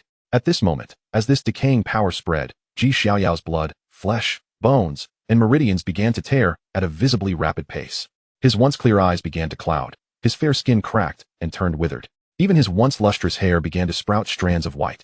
In that moment, Xiaoyao did not resemble a 10-year-old boy, but rather an elderly man in the twilight of his years. His essence was depleted, his body decaying, showcasing signs of aging. Even the very essence of life began to wither. Intense pain radiated from every inch of his flesh. Xiaoyao gritted his teeth, his murky eyes filled with determination. Instinctively, he reached for the tribulation-crossing divine lotus beside him, as a companion divine herb to the elixir of immortality. The tribulation-crossing divine lotus possessed immense power and could aid one in overcoming life and death tribulations. As long as he consumed it, this trial could be easily surmounted. However, the moment Xiaoyao's hand touched the tribulation-crossing divine lotus, he suddenly halted. The path of cultivation is one that defies the heavens. If faced with tribulation, and one thinks to rely on external substances, what right do they have to climb to the pinnacle? With this thought, Xiaoyao gritted his teeth and resolutely withdrew his hand that had reached toward the tribulation-crossing divine lotus.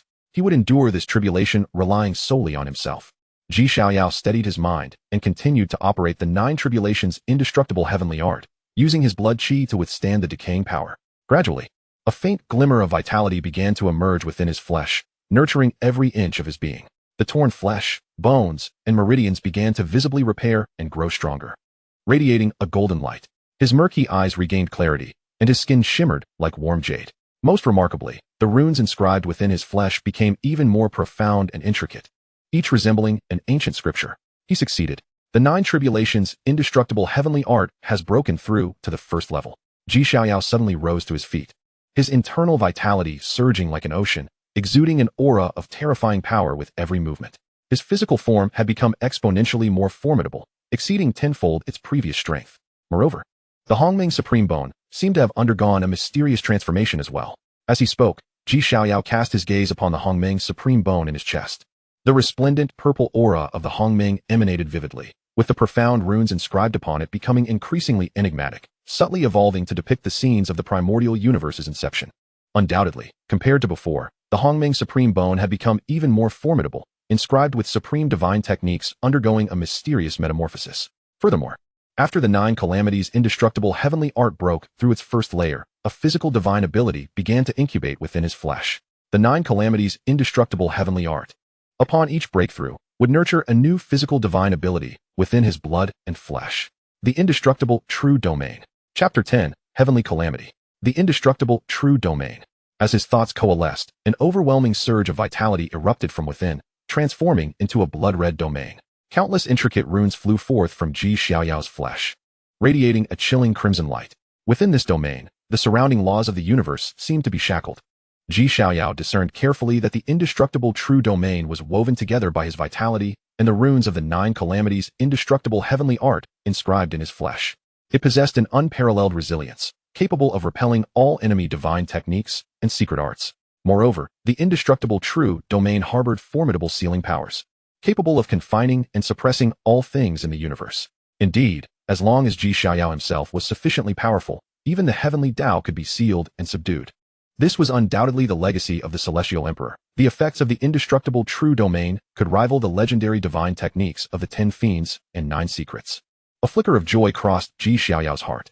The 10 Fiends and 9 Secrets were renowned as the most powerful divine techniques in legend, their might astonishing and enduring through the ages. Is a breakthrough imminent? Xiaoyao raised an eyebrow. With the successful breakthrough of the 9 calamities' indestructible heavenly art, the cultivation level he had suppressed for so long could no longer be contained and was on the verge of automatic advancement. Just in time, he would seize this opportunity to break through to the extreme realm of the cave heaven. A glimmer of brilliance flashed in Xiaoyao's eyes as he contemplated the cave heaven realm. In this realm, one opens pathways within the body to connect with the heavens, drawing in the essence of the universe. The more pathways one opens, the more powerful one becomes. However, There are limits to what a person can achieve.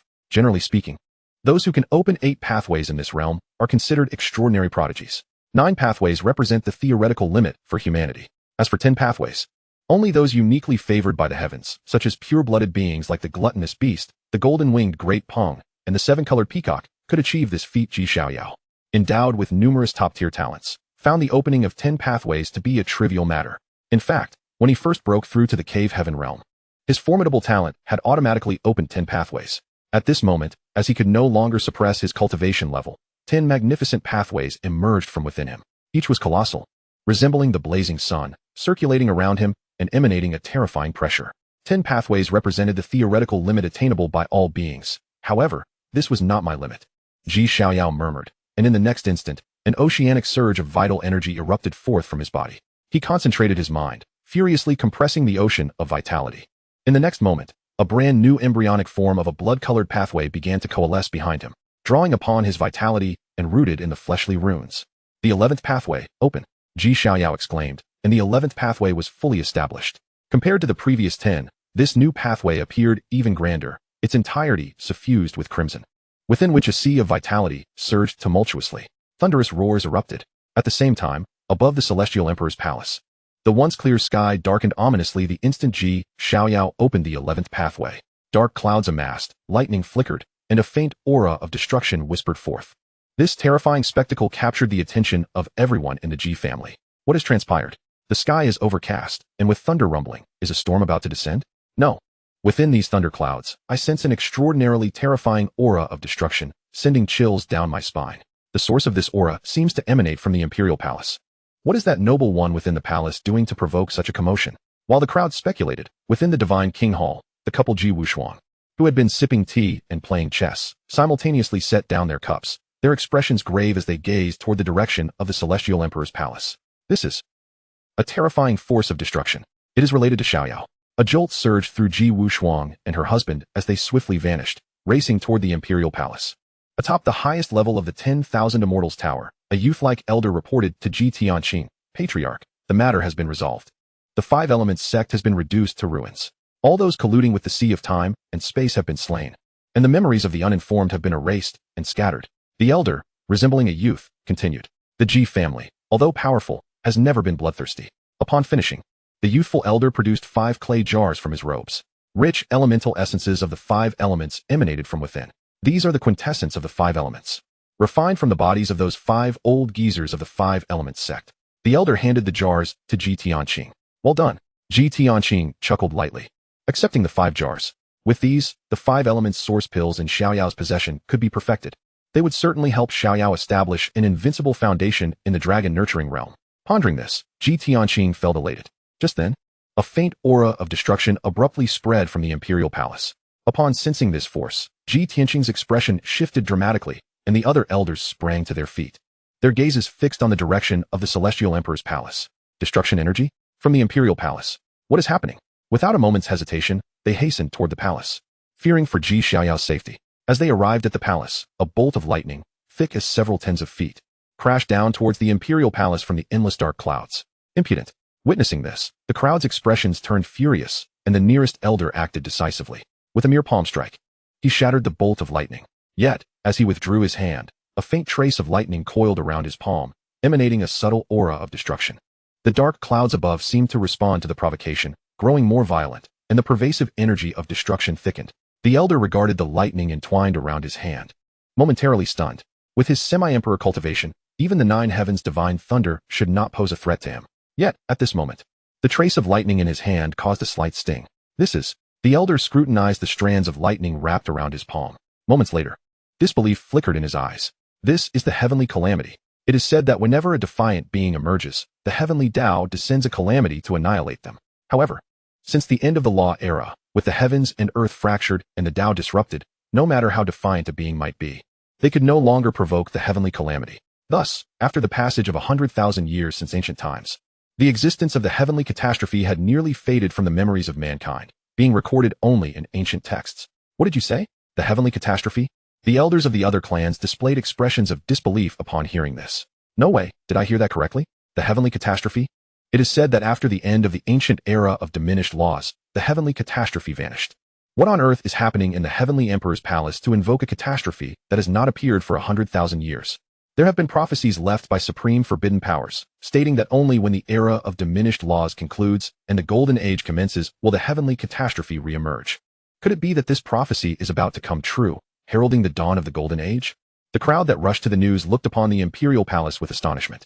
Simultaneously, within the secret chamber of the Heavenly Emperor's palace, as the 11 celestial realms coalesced completely, the aura emanating from Xiaoyao began to surge at a visible pace. However, Xiaoyao was not content with the current state. There is still more to achieve.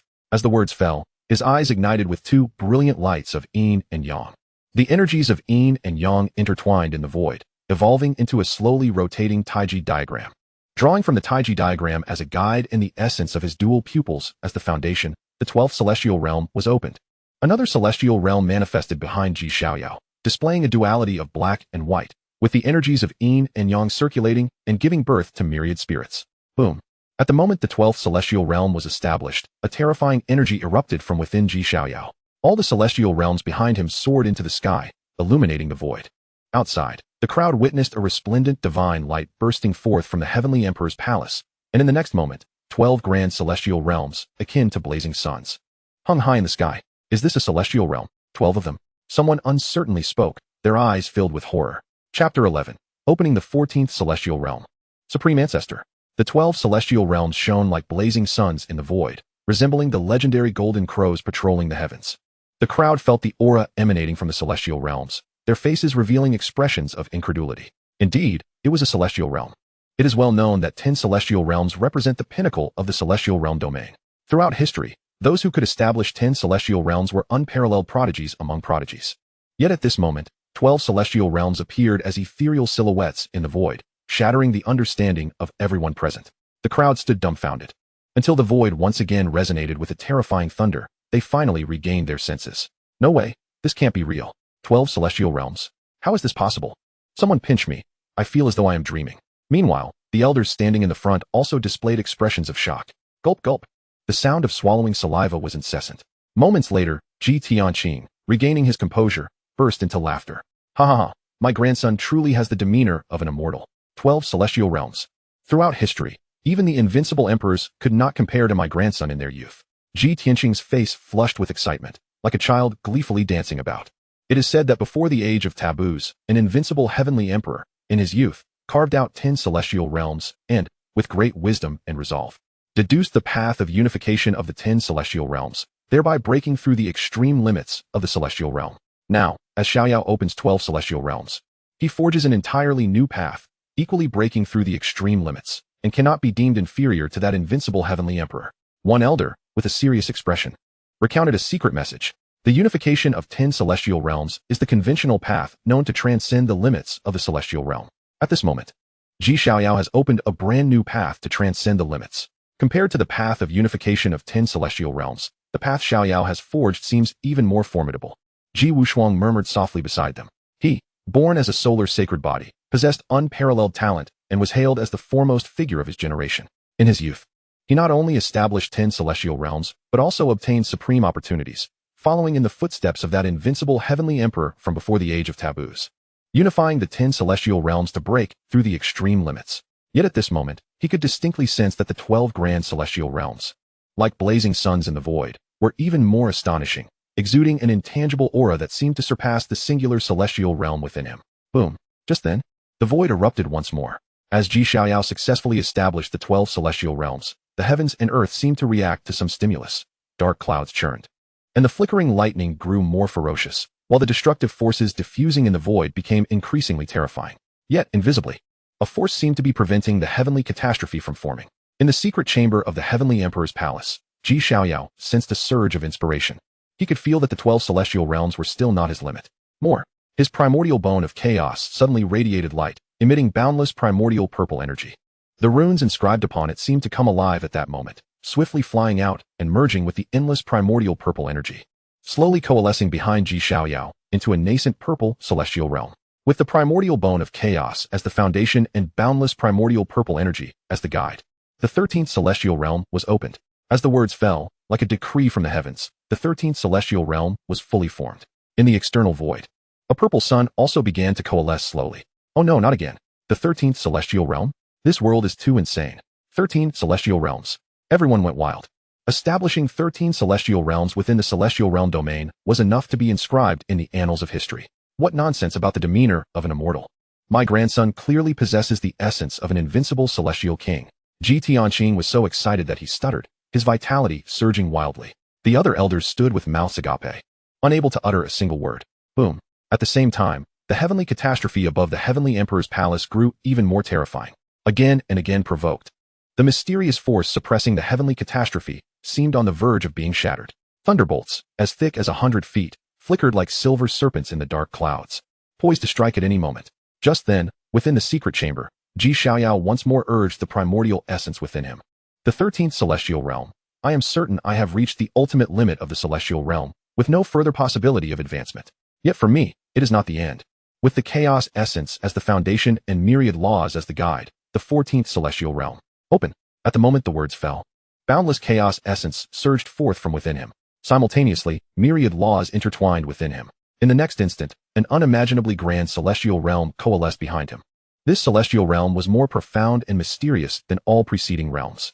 The chaotic energy flowed, and ethereal shadows of myriad spirits slowly birthed within, experiencing cycles of reincarnation before ultimately perishing. Moreover, within this celestial realm existed a faintly discernible essence of myriad laws. This celestial realm resembled a true world. Most remarkably, at the moment this wondrous celestial realm was opened, the remaining 13 celestial realms seemed to be drawn in, gradually merging into this celestial realm. In an instant, boundless divine light surged forth, and myriad laws floated and intertwined within. The outside world witnessed an astonishing spectacle. A grand and magnificent new celestial realm illuminated the void, stretching across the entire horizon. 14 celestial realms had astonishingly manifested, creating a singularity of 14. Good heavens, it's as if we are beholding the divine. The integration of all 14 realms into one is a feat that surpasses even the legendary invincible heavenly emperor. The aura of this unique celestial realm is immensely potent, instilling within me an irresistible sensation even from a distance. All present were left agape by this incredible sight. The emergence of 14 celestial realms, culminating in their complete unification, indeed renders us mere mortals, who fancy ourselves as prodigies, nothing but a farcical joke in comparison to that existence within the imperial palace. A youth sighed bitterly, his gaze filled with desolation. What pretentious claims of being prodigies, when compared to him, we are destined to be mere embellishments to the resplendent flower. Some sighed while casting their eyes towards the direction of the imperial palace, their hearts affected by the gravity of the moment. Just then, a thunderous roar erupted. With the complete integration of the 14 celestial realms, a deafening thunderclap resonated above the imperial palace. Immediately, a terrifying aura of annihilation whispered forth. Everyone was shaken by this dreadful aura of destruction, their hearts pounding in trepidation. In the depths of the void, the force that had previously obstructed the heavenly tribulation dissipated entirely. Amidst the boundless atmosphere of destruction and the rumbling thunder, the heavenly tribulation revealed itself once more to the mortal realm. In the secret chamber, Xiaoyao felt a stirring in his heart, swiftly exiting the imperial palace. Clad in white, standing beneath the vast sky, gazing up at the impending heavenly tribulation with an utterly serene expression. The prince has emerged. All eyes turned towards Xiaoyao, as if a celestial being had descended upon the earth. This was the unspoken sentiment shared by the crowd at that moment. Xiaoyao appeared transcendent, his aura ethereal. The unique celestial realm behind him radiating like a great sun, his black hair dancing wildly in the wind, resembling a youthful deity from afar. Some female cultivators present were momentarily entranced. The heavenly tribulation? Xiaoyao lifted his gaze towards the void, his eyes devoid of any fear. Below, Su Liyue felt a surge of panic. The aura emanating from the heavenly tribulation was overwhelmingly terrifying. It was hard to imagine that even a cultivator of the dragon transformation realm could withstand such force. Can Xiaoyao endure this tribulation? Su Liyue expressed her concern. Have no fear, my dear. Xiaoyao has opened 14 celestial realms, ultimately merging them into one, transcending all beings from the past, present, and future. This tribulation may not be able to harm him. Ji Wushuang reassured his wife softly. Yet, Su Liyue remained uneasy.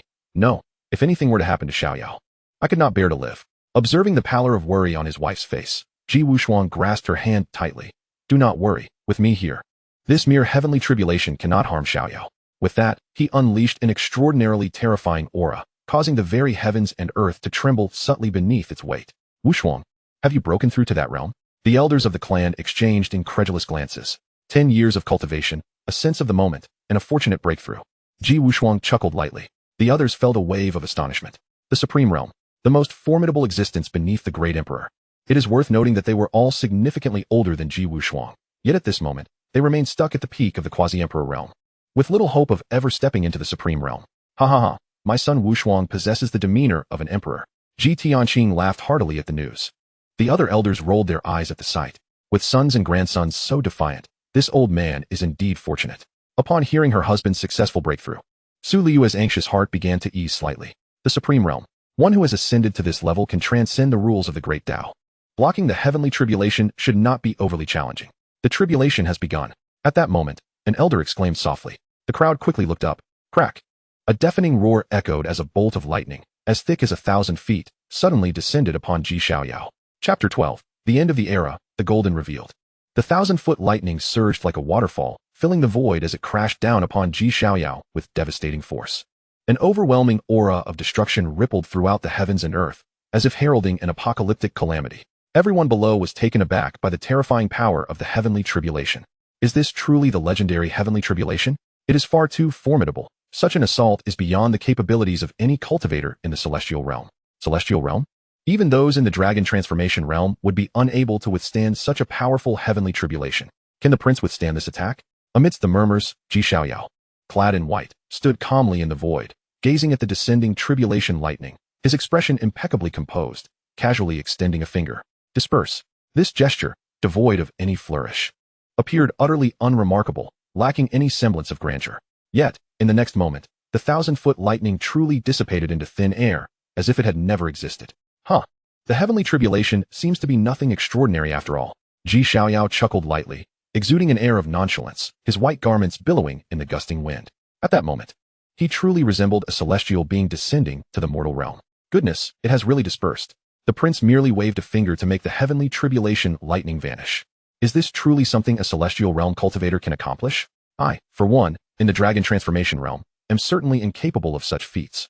The crowd was left in a state of bewilderment. Just then, as if sensing Ji Xiaoyao's provocation, the thunderclouds of the heavenly tribulation began to churn ominously, the thunder resonating like war drums. Subsequently, a crimson bolt of lightning struck down, infused with an exceedingly intense heat, as if it aimed to melt the very void. This was the 5-element divine thunder, which only appeared in 5th-tier heavenly tribulations. An elder gasped in astonishment. According to ancient texts, heavenly tribulations are categorized by rank, from 1 to 9. Beyond the 9th rank lies the holy tribulation, divine tribulation, and even more terrifying imperial tribulation. A 5th-tier heavenly tribulation is something that even great cultivators of the divine concealment realm might struggle to withstand. My grandson is truly defying the heavens. To invoke a 5th-tier heavenly tribulation at the celestial realm, what lies ahead? Ji Tianqing's expression was filled with excitement. As for danger, do not jest. Situated within the Ji family's territory, a mere 5th-tier heavenly tribulation should not pose a threat to Ji Xiaoyao. Otherwise, the Ji family would not deserve to be called the strongest imperial clan. Now this is becoming interesting. Facing the fire-laden lightning descending from above, Ji Xiaoyao's eyes sparkled not with fear, but with exhilaration. According to the records of the 9 Tribulations Immortal Technique, heavenly tribulation lightning, aside from its astonishing destructive power, also harbors immense vitality, serving as an exceptional supplement for the physical body. With this thought in mind, Ji Xiaoyao spread his arms wide, allowing the fire lightning to strike him. What on earth is the prince intending to do? Is he attempting to withstand the heavenly tribulation with his flesh? Has he lost his mind? Good heavens, how strong must his body be to possess such confidence? The crowd below was astonished by Ji Xiaoyao's sudden act. The elders couldn't help but blink in disbelief. To withstand the heavenly tribulation with one's flesh? Even those legendary figures from the ancient era, who claimed invincibility of the physical body and specialized in physical cultivation, would not dare to attempt such a feat. Rumble. The fiery thunderbolts of calamity struck fiercely upon Ji Xiaoyao's form, resonating with a thunderous boom. The terrifying force of destruction rampaged wildly, as crimson lightning enveloped the entire void, causing some timid female cultivators to cover their eyes in fear. Was it merely a playful tease? Yet, as the sky filled with red lightning began to dissipate, an unexpected phrase reached their ears. Glancing upward, they beheld Ji Xiaoyao, clad in white, standing effortlessly in the void, exuding an aura akin to an immortal descending from the heavens. He had truly withstood it. Incredible. Was this a spectral phenomenon? The fleshly body withstanding the heavenly tribulation. How robust must the physique of the divine son be? This was absurd. Even a young dragon would hardly possess such strength. Remarkable. The divine son was truly magnificent. The entire assembly was shaken by this spectacle, their faces flushed with excitement. The divine son was too handsome. I wished to bear his child. With an aura akin to a celestial being and a countenance unmatched in beauty, his talents were nothing short of extraordinary. He was perfection incarnate. The one who spoke of bearing the divine son's child. Count me in. Let us form a duo. With the three of us together, we would make a perfect five. You lot are insensible. The divine son is merely 10 years old. The group of young maidens gazed at Xiaoyao's silhouette, their eyes sparkling like blooming peach blossoms. However, at that moment, Xiaoyao did not even spare them a glance. After withstanding the heavenly tribulation with his physical form, a vibrant life force surged within him. As the indelible runes of the 9 tribulations immortal technique inscribed in his flesh began to operate autonomously, swiftly refining this life force into vital energy. Xiaoyao could distinctly sense his body growing even stronger. Moreover, a primal source of fire energy swirled in the air around him, remnants of the dissipated fire heavenly tribulation. Observing this, Xiaoyao took out the 5-element source pill he had obtained from Yichun. Currently, the 5-element source pill was but a nascent form. Its efficacy comparable to a sacred medicine. However, if it could be fully cultivated, its effects would surpass even those of divine medicines, enabling one to forge an invincible foundation in the dragon-raising realm. At that moment, as soon as the 5-element source pill was revealed, it unleashed an astonishing suction. As if it had come to life, fervently absorbing the primal fire energy left by the heavenly tribulation. Gradually, the originally multicolored 5-element source pill was replaced by a faint reddish hue. Boom. Just then, the thunderclouds roiled, and the heavenly tribulation above emitted a deafening roar. As another golden lightning bolt descended with ferocity toward Xiaoyao, the golden lightning radiated an intense, sharp aura, as if it would rend the very fabric of heaven and earth. This was the golden heavenly tribulation. Excellent. Xiaoyao's eyes sparkled with determination as he surged upward, boldly charging toward the golden heavenly tribulation, delivering a powerful punch. Bang! A terrifying surge of vital energy erupted from above his head, sending tremors through the heavens and the earth. The punch collided with the lightning, and to the astonishment of the onlookers, the golden heavenly tribulation was utterly shattered by Xiaoyao's strike. The life force contained within the lightning was swiftly absorbed, strengthening his vital energy and physical form, while the overflow of golden primal energy was consumed by the 5-element source pill. If this trend continued, once the heavenly tribulation concluded, the 5-element source pill would reach full maturity, attaining a level comparable to divine medicines. As he murmured softly, a smile graced Xiaoyao's lips. In the ensuing moments, the lightning rained down relentlessly. Water heavenly tribulation, wood heavenly tribulation, earth heavenly tribulation. Xiaoyao welcomed them all without hesitation, withstanding them with his physical body. Simultaneously, the 5-element source pill seized the opportunity, voraciously absorbing the primal energies emanating from the heavenly tribulation. This frenzied scene left the onlookers below in a state of numbness. The heavenly tribulation, throughout all recorded history, was often associated with strength, terror, and majesty. Yet at this moment, it had become a mere tool for the divine son to temper his body and refine his pills. Good heavens, had they not witnessed it with their own eyes, they would never have believed such an occurrence possible. As the heavenly tribulation continued to descend, more and more members of the G family arrived at the scene. Moreover, as the aura of the heavenly tribulation spread, an imperceptible change swept across the entirety of the 3,000 Dao States. The spiritual energy in the air began to thicken at a slow but steady pace. Numerous realms that had long been barren began to rejuvenate, and the shattered pathways of heaven and earth gradually started to mend.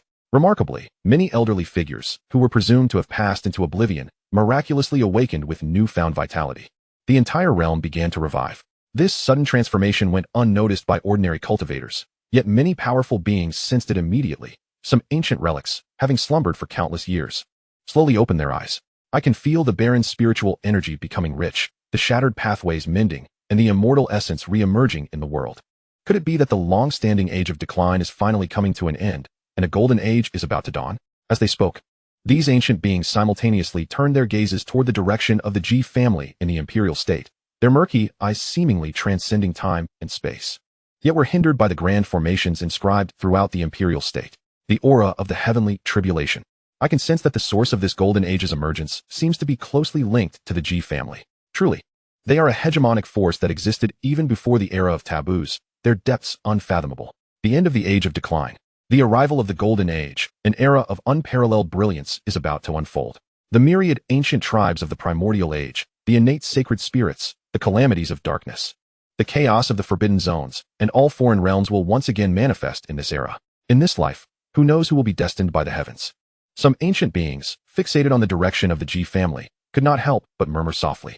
Chapter 13. The resurgence of the primordial tribes, raising dragons. In the 3000 Dao States, Lan State, the Tianlan Secret Realm.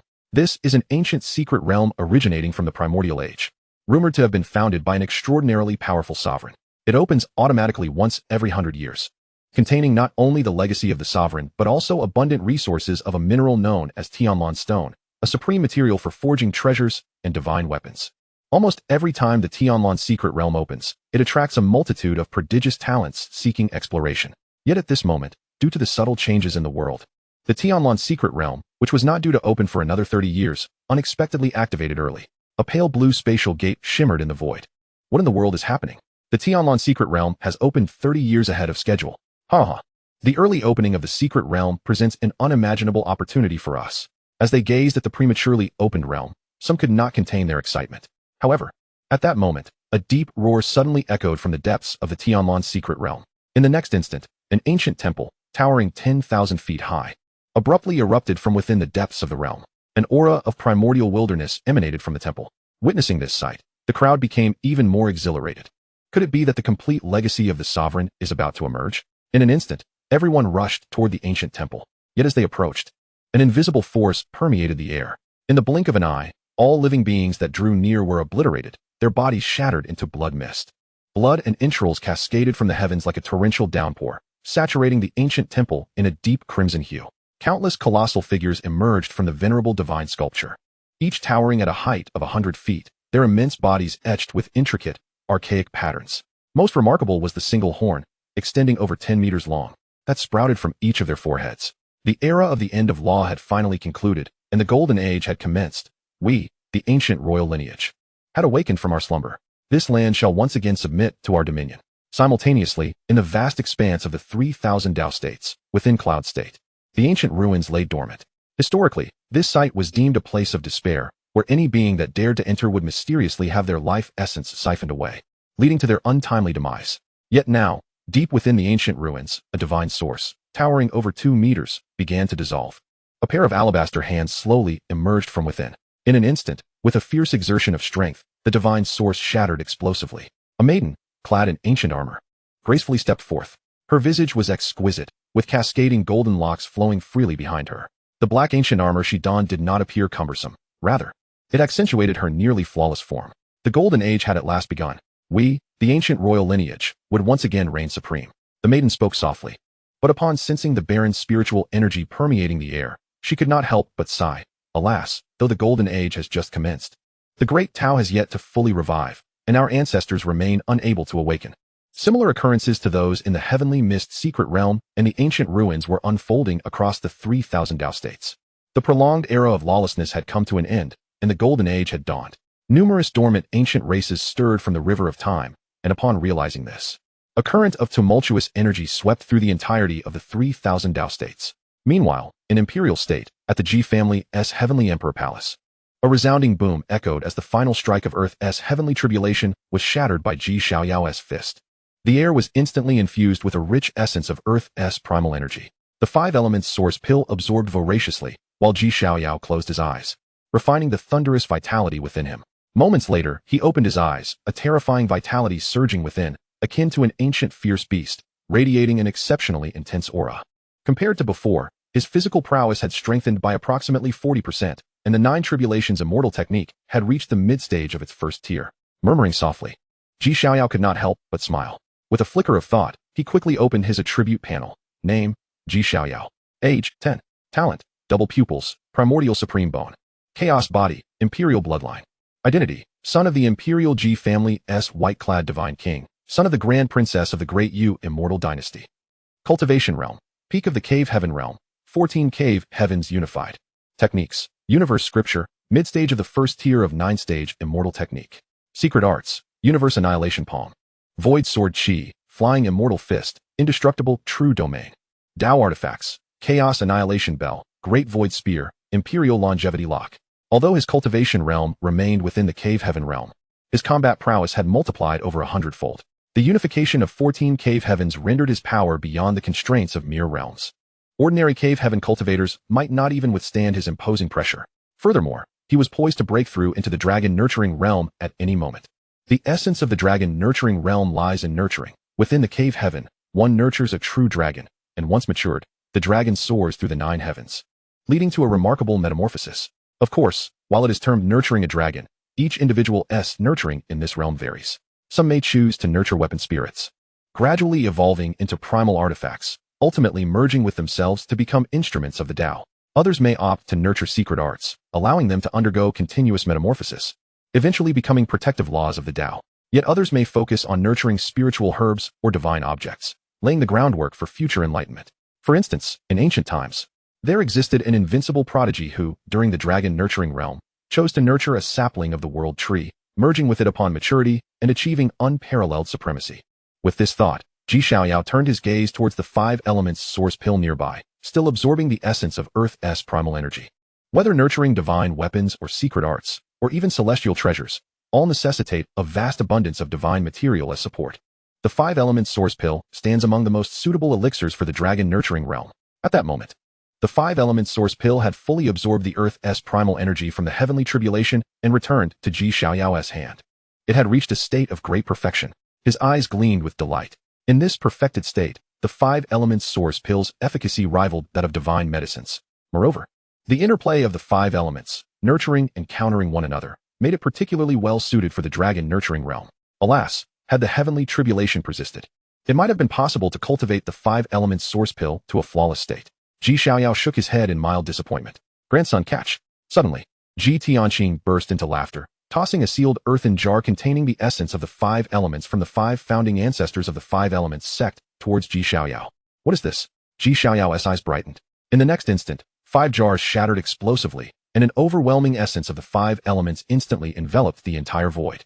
By the heavens, such rich essence of the 5 elements. I feel on the verge of a breakthrough. Are we truly partaking in the blessings bestowed by the Divine Prince? This is exhilarating. Excitement radiated from everyone's faces, with some even seating themselves to commence cultivation. The quintessence of the 5 elements from 5 quasi-emperors was overwhelmingly potent. Even a mere trace of energy would be of immense benefit to them. As for Xiaoyao, the moment the 5 jars shattered, an unfathomable quantity of 5 elements essence surged forth. The 5 elements source pill in his hand began to voraciously consume it. It did not take long for it to attain a state of perfection. Meanwhile, the air remained saturated with an abundance of primal energy from the 5 elements.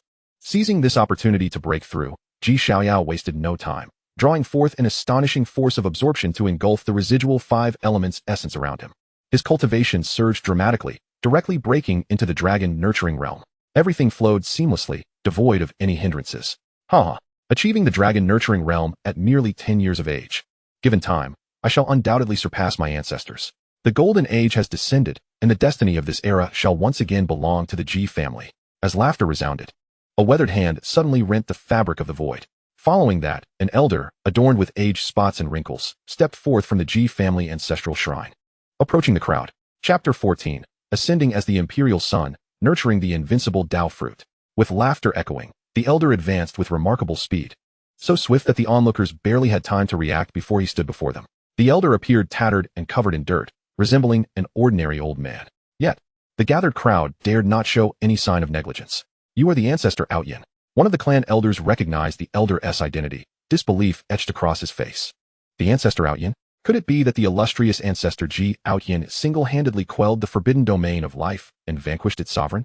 According to the ancestral records, Outyin was born with the celestial tyrant body, and after fully developing his physique, he once contended with emperors without defeat, earning the title of one of the most formidable prodigies of that era. Indeed, had it not been for the curse preventing the celestial tyrant body from attaining enlightenment, with Outyin's exceptional talents, he would have ascended to the imperial throne long ago. A flicker of astonishment flashed through the eyes of all present. The name Outyin carried an undeniable gravitas. However, it was rumored that before the ancient era, Outyin had already merged with the cosmos in the depths of the starry sky. Who would have imagined that this invincible ancestor of the G clan still lived? Should this news spread, not only the 3,000 Dao States, but the entire cosmos would tremble in response. Pay homage to ancestor Outyin. After a brief moment of shock, everyone present knelt in reverence. Xiaoyao was taken aback as well, hastily bowing before the ancestor. Rise. Ancestor Outyin smiled as he stepped forward to assist Xiaoyao to his feet, his face radiating pride. As he gazed upon Xiaoyao, clad in white, surrounded by an ethereal aura, he resembled a celestial being descended to the mortal realm. Though still young, an air of formidable authority emanated from him, incongruous with his age. Most importantly, he possessed an unparalleled natural disposition, with vitality surging within him akin to a true dragon from the heavens. Xiaoyan, bearing the celestial tyrant body and hailed as one of the strongest physical forms throughout history, found himself unable to compare to Xiaoyao at this age. The more he observed Xiaoyao, the more satisfied Xiaoyan became, nodding repeatedly, as expected of my Ji clan's Qilin child. Excellent, excellent. It was well worth my journey out of seclusion. Now that the golden era has commenced and the grand age has arrived, with your stature, you could become the emperor of my Ji clan. Do you consent? At this proclamation, the crowd erupted in astonishment, and the clan elders were particularly agitated. Emperor. The mere mention of this title not only signified a position of prestige, but also represented unparalleled power and resources. Each generation of the Ji clan produces 10 ranked holy sons, each a prodigy of extraordinary talent capable of dominating the 3,000 Dao States. The emperor, however, is a being who reigns supreme above these 10 holy sons, akin to the appointed successor of the Ji clan's leadership. The previous Ji clan emperor was none other than Ji Xiaoyao's father, the White-Clad God King, Ji Wuxian. Is it not a tad premature for ancestor Xiaoyan to make such a decision? One elder interjected with clenched teeth. Historically, the position of emperor in our Ji clan has been earned through strength. If we were to directly designate Xiaoyao as emperor simply because of his extraordinary talent, it would be unjust to the other 10 holy sons and could incite resentment among them. Each of the 10 holy sons was a phenomenal being, with the potential to vie for supremacy in the current generation, and they were naturally quite proud. Humph. Xiaoyan snorted coldly. If anyone is dissatisfied, they are welcome to challenge Xiaoyao. In the same realm, should they fail to overcome him, they may as well relinquish their claim to the title of emperor. This opportunity could serve as a sharpening stone for them. Xiaoyan held immense confidence in Ji Xiaoyao. Having said this, he turned to Ji Xiaoyao and inquired once more. Xiaoyao, do you wish to become the emperor of my Ji clan? Grateful for ancestors' kindness, I willingly accept, Ji Xiaoyao replied without hesitation. The position of emperor in the Ji clan grants access to the celestial secret realm, along with opportunities for imperial inheritance. Ha ha ha, splendid. Ji Xiaoyan laughed heartily, then surveyed the crowd with a commanding gaze. This matter is settled, no one shall speak of it further. With that, he vanished in an instant, as if he had never been there at all. The remaining individuals exchanged glances and simultaneously knelt before Ji Xiaoyao. Pay homage to His Highness the Emperor. Their voices thundered, echoing through the heavens. That night, under the silvery moonlight and a sky adorned with stars, Ji Xiaoyao sat cross-legged in a secluded chamber, having successfully transcended tribulation. His cultivation had ascended to the dragon-nurturing realm. At this moment, he was seated upon the meditation mat of the enlightenment tree, consolidating his cultivation while contemplating the path ahead. In the dragon-nurturing realm, one nurtures an invincible foundation, forging the roots of the great way. Divine weapons, mystical techniques, elixirs, and sacred treasures represent the mainstream paths of the world. What should I nurture within this realm? As he murmured softly, Ji Xiaoyao closed his eyes and fell into deep contemplation. After a considerable time, he slowly opened his eyes. Since the dragon-nurturing realm allows for the nurturing of all things, I shall abandon mainstream paths and focus on nurturing myself. In this realm, I will cultivate my being to ultimately produce an invincible Dao fruit. A glimmer of brilliance sparkled in Ji Xiaoyao's eyes. To him, nothing in the universe is eternal. Even the mightiest celestial emperors may fall into oblivion. Rather than relying on external forces, it is wiser to depend on oneself. As long as one's own power is sufficiently formidable, no matter how powerful the source or divine weapon, I shall shatter it with a mere fist. With this thought, Ji Xiaoyao activated his unique realm. The realm, the foundation of the dragon-nurturing realm, is where invincible Dao weapons and unparalleled divine techniques must be nurtured. The more realms one creates within the unique realm, the stronger the effects of nurturing in the dragon-nurturing realm. This explains why many prodigies suppress their cultivation in the unique realm, continuously honing their skills. An immensely grand golden unique realm began to manifest behind Ji Xiaoyao, within which various phenomena continuously evolved, resembling a true realm of existence. Consolidate my Dao fruit, Ji Xiaoyao exclaimed, his entire being erupting in resplendent golden light. In the next moment, this golden light coalesced in the void, transforming into a golden figurine. This golden figure bore a striking resemblance to Ji Xiaoyao, enveloped in endless runes, symbolizing the embodiment of his Dao fruit achieved thus far. Whoosh! As soon as the golden figure emerged, it transformed into a streak of golden light and entered the unique realm, sitting cross-legged as if a golden celestial king surveying all beneath. Observing this, Ji Xiaoyao decisively took out the 5 elements origin pill and swallowed it whole. The rich power of the 5 elements surged forth, converging towards the unique realm. Before long, the entire unique realm was filled with the dense essence of the 5 elements, continuously nourishing the golden figure. Eventually, the golden figure opened its mouth, drawing in the surrounding 5 elements' energy, growing increasingly powerful. Simultaneously, as the golden figure grew, Ji Xiaoyao's cultivation level swiftly ascended. First heaven of the dragon nurturing realm. Second heaven of the dragon nurturing realm. Third heaven of the dragon nurturing realm. In the blink of an eye, his cultivation surged to the fifth heaven of the dragon nurturing realm. The five elements energy within the unique realm was completely depleted. However, before long, the five elements origin pill within him once again released astonishing energy, filling the entire unique realm anew. The power expended by the five elements origin pill was scarcely a fraction of what it had provided. Truly a terrifying elixir surpassing even divine medicines. Even if I do not actively cultivate, the five elements origin pill will ceaselessly release its energy to nourish the Tao fruit, thereby enhancing my realm. As he pondered, an overwhelming aura radiated from Xiaoyao. In a moment of reverie, endless extraordinary phenomena spontaneously emerged within the void. The invincible immortal king sat high in the heavens, causing golden lotuses to bloom in the void, with countless ethereal mountains and rivers stretching endlessly, while dragon and phoenix apparitions soared through the skies.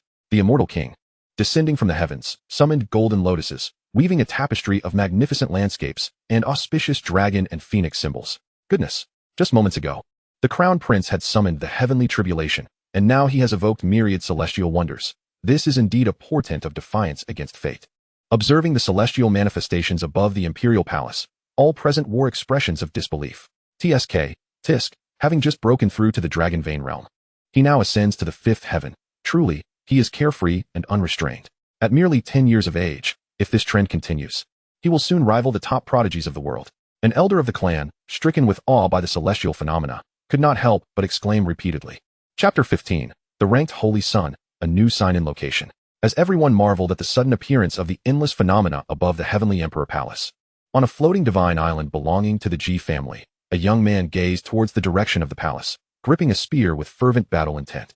His name was Ji Tianjun, the third-ranked holy son among the 10 ranked holy sons of the Ji family. Gifted with a divine warrior physique, his combat prowess was unparalleled, having single-handedly slain 12 young prodigies from the realm of life and death. Ji family, the Enlightenment platform. A young man, bare-chested, sat cross-legged upon a high platform. Suddenly, he opened his eyes, which radiated with a dazzling golden and black light, fixating on the direction of the heavenly emperor palace. To invoke such phenomena at the dragon vein realm, no wonder the esteemed ancestor Tian personally emerged from seclusion to designate you as the crown prince. A beam of golden light erupted from the youth's body, enveloping him and rendering him akin to a primeval deity, powerful and majestic. However, relying on others ultimately cannot secure the title of crown prince. I eagerly anticipate our battle. When the time comes, I shall shatter every bone in your body, proclaiming to the world who the true crown prince of the Ji family is. Hee. A wild, beastly laughter erupted from the young man's throat. Following this, a surge of overwhelming demonic energy ascended, compressing the surrounding void. Those present quickly retreated in fear, for the figure before them was none other than Ji Mashing, the fifth-ranked holy son among the 10 of the Ji family. Born with a primeval divine demon physique, he exuded an aura of both divinity and monstrosity. It was said that during his years of tempering, he inadvertently acquired the legacies of both primeval deities and ancient demon lords, achieving an unimaginable level of power. Designated by the ancestor? A mere jest. Ultimately, who shall claim the title of the contemporary crown prince of the Ji family will only be revealed through battle. Ji family. Wudong Pavilion. Ji Tianhuang let out a cold laugh, as a phantom of a celestial phoenix gradually took shape behind her. As the seventh-ranked holy son of the Ji family, she possessed a trace of the phoenix bloodline. Alas, you are merely at the dragon vein realm now. Ancestor Ao Tian regards us as your whetstones, hoping to forge an indomitable heart through us. Yet I shall do the opposite and shatter your resolve. Ji Tianhuang sneered, as the true phoenix apparition let out a piercing cry that soared into the clouds, its brilliant flames illuminating the entire night sky. In the imperial palace, in a secret chamber, Ji Xiaoyao sat cross-legged on a mat. Unbeknownst to him, he was oblivious to the combat fervor and dissatisfaction among the other ranked holy sons of the Ji family. Even if he were aware, he would not concern himself with such matters. Endowed with myriad top-tier talents such as the heavy eye, primordial supreme bone, chaotic body, and imperial blood, if he could not dominate all adversaries with these gifts, he might as well hang himself with a noodle. Beep, the sign-in location has been published. A cold, mechanical notification echoed in his ears. Finally, it has arrived. Ji Xiaoyao's eyes brightened. After a decade, a new sign-in location has finally been announced. He opened the system to check. Sign-in location, Primordial Divine Steel. Sign-in duration, 10 days. Primordial Divine Steel? What manner of place is this? Over the past 10 years, Ji Xiaoyao had spent most of his time training in the ancestral hall under the guidance of the Ji family ancestor, never having stepped outside the family. Tomorrow, I shall inquire with my father and mother. I wonder what rewards the system will bestow for this sign-in. During my first sign-in the womb, The system rewarded me with the heavy eye, supreme bone, and an unparalleled imperial weapon. Xiaoyao harbored immense anticipation for this sign-in. The following morning, dressed in white, Xiaoyao slowly entered the Divine King Hall. Upon reaching the entrance, he overheard voices within engaged in conversation. Xiaoyao is now 10 years old. In a few years, he will come of age. Should we arrange a marriage for him in advance? I believe the princess of the Taiyu Celestial Dynasty is quite suitable. Born with the supreme sacred body, an exceptional dual cultivation furnace, and possessing stunning beauty, she would be a worthy match for Xiaoyao. The saintess of the Nine Heavens sacred land is also remarkable, endowed with the innate Nine Heavens celestial body. Combined with Xiaoyao's chaotic body, they might give birth to the legendary Nine Heavens chaotic celestial body. Still, the princess of the Taiyu Celestial Dynasty is better.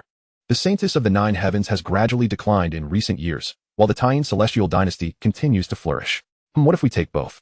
With Xiaoyao's talents, marrying both would be more than sufficient. Whether one or two, it matters not. Marrying several at once could be advantageous. Xiaoyao halted his steps at the door, feeling slightly embarrassed. He was but 10 years old. What did they mean by marrying one or two, or marrying several at once?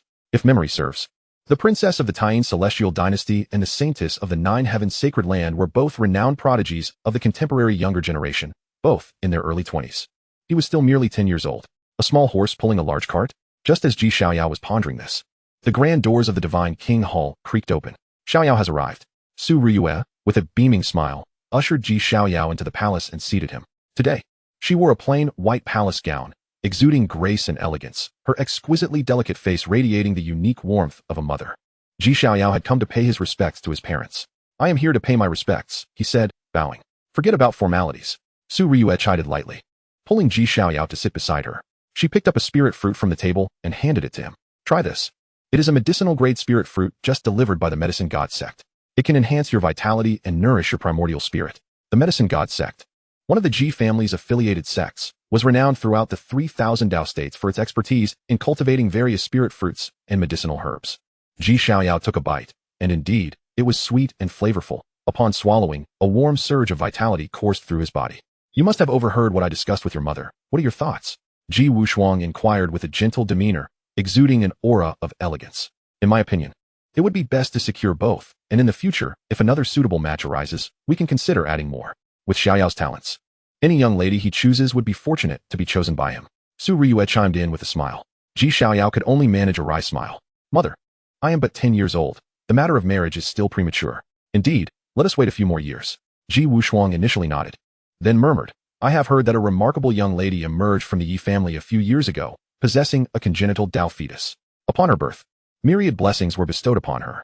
In a few years, she will reach the age for marriage. Upon hearing this, Xiaoyao's lips curled into a faint smile as he swiftly diverted the conversation, saying, by the way, father, do you know what the Taiyu Divine Steel is? The system's registration has a time limit, and once expired, it becomes void. Xiaoyao did not wish to squander too much time. The Taiyu Divine Steel was once a testing ground prepared by the Taiyu Divine Kingdom for the younger generation. It is said to have been constructed by Emperor Yuan himself. Anyone who can leave their name upon the steel will receive rewards left by Emperor Yuan. Ji Wushuang elaborated. Do you know where the Taiyu Divine Steel is located, father? Xiaoyao's eyes brightened. When the era of the end of laws descended, the ancestors of the Taiyu Divine Kingdom had little time left to live. In an attempt to extend their lifespan, they colluded with the divine and demonic beings, intending to sacrifice the lives of the beings from 100 states. Ultimately, they were forcefully suppressed by the ancestors of the Ji family wielding imperial weapons. Thus, the Taiyu Divine Steel naturally became the spoils of the Ji family. And it is now placed in our Ji family's divine martial arena as a tool for the younger generation to test their own strength, Ji Wushuang stated nonchalantly. Xiaoyao was momentarily taken aback. The Ji family truly was extraordinarily powerful. The ancient divine kingdom was once a dominant force among the 3,000 Dao States. And yet it was utterly vanquished by the Ji family.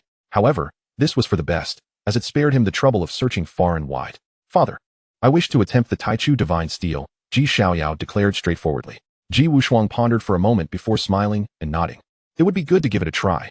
With your capabilities, you may very well shatter the record of the steel and create a timeless legend. Although Xiaoyao was merely 10 years old, his strength was not in the least inferior to that of ordinary prodigies. Chapter 16. The Heart of the Great Path. The Divine Art of the Celestial Ant.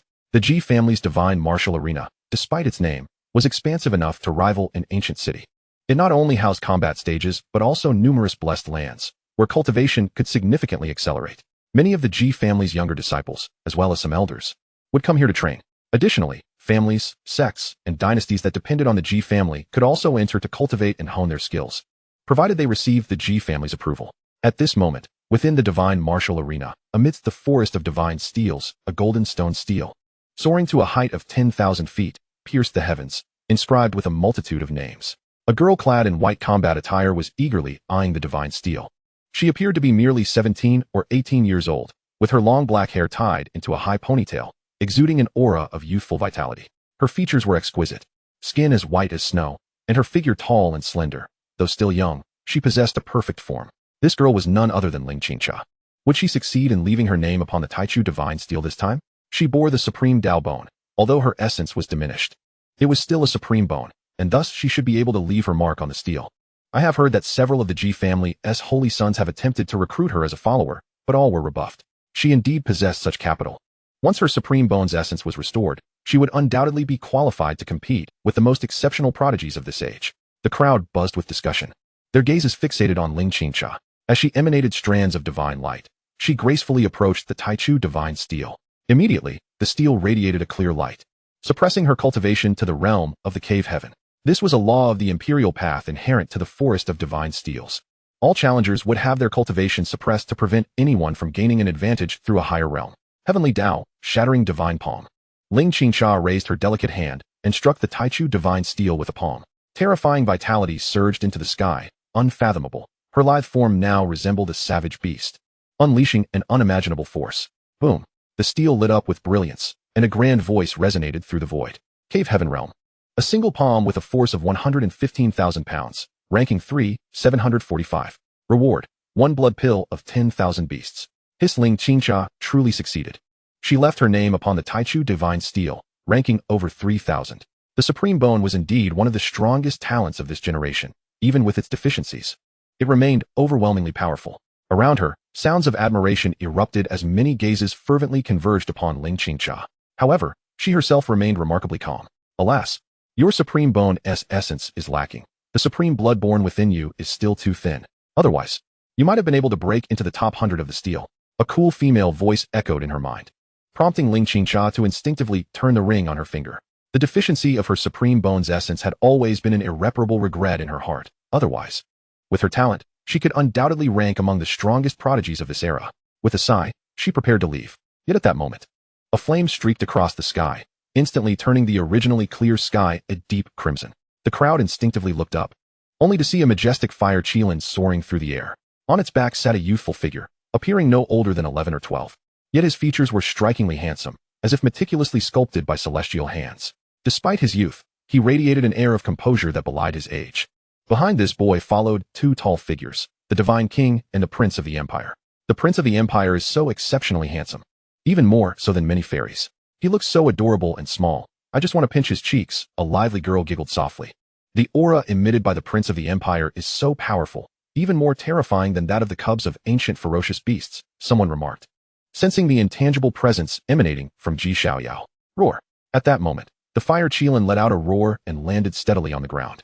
Xiaoyao effortlessly jumped down, clad in black and gold robes, his eyes shimmering with faint runes, as Ji Wushuang and his wife smiled, following closely behind him. We pay our respects to the Divine King and the Prince of the Empire. The crowd in the divine martial arena bowed in unison. Everyone, please rise. There is no need for such formalities. Ji Wushuang gestured for them to stand, and then pointed ahead, saying, Xiaoyao, that is the Taiyu divine stele. Ji Xiaoyao looked up and saw the towering divine stele radiating strands of imperial Dao aura, inscribed with countless names. Instinctively, he stepped forward, arriving before the Taiyu divine stele. As a cold mechanical voice from the system echoed in his mind. Ding dong, the host has arrived at the Taiyu divine stele. Would you like to sign in immediately? Sign in, Ji Xiaoyao silently thought. Ding dong, sign in successful. Congratulations, host, for obtaining the reward. Heart of the Great Path. Congratulations, host, for obtaining the reward. Divine Art of the Celestial Ant. Congratulations, host, for obtaining the reward. 15 Sacred Herbs. As the system's voice fell, Ji Xiaoyao felt a jolt, as if his soul had been cleansed of dust, and the world before him suddenly became infinitely clearer. Numerous cultivation questions that had once eluded him were now instantly illuminated. Heart of the Great Path. The body is the Bodhi tree, the mind is the bright mirror. Originally, there is nothing, everywhere attracts dust. Those who possess this heart are innately attuned to the origin of the Great Path, with an unparalleled understanding. The system continues to be impressively reliable, Xiaoyao mused silently. The heart of the Great Path, like the congenital Tao fetus, is a special constitution that is innately compatible with the origin of the Great Path. However, the heart of the Great Path surpasses the congenital Tao fetus, merging with the Great Path to master the universe. Not only that, but those who possess the Great Path Bodhi heart also exhibit an unfathomable level of comprehension, allowing them to grasp myriad doctrines with a mere glance.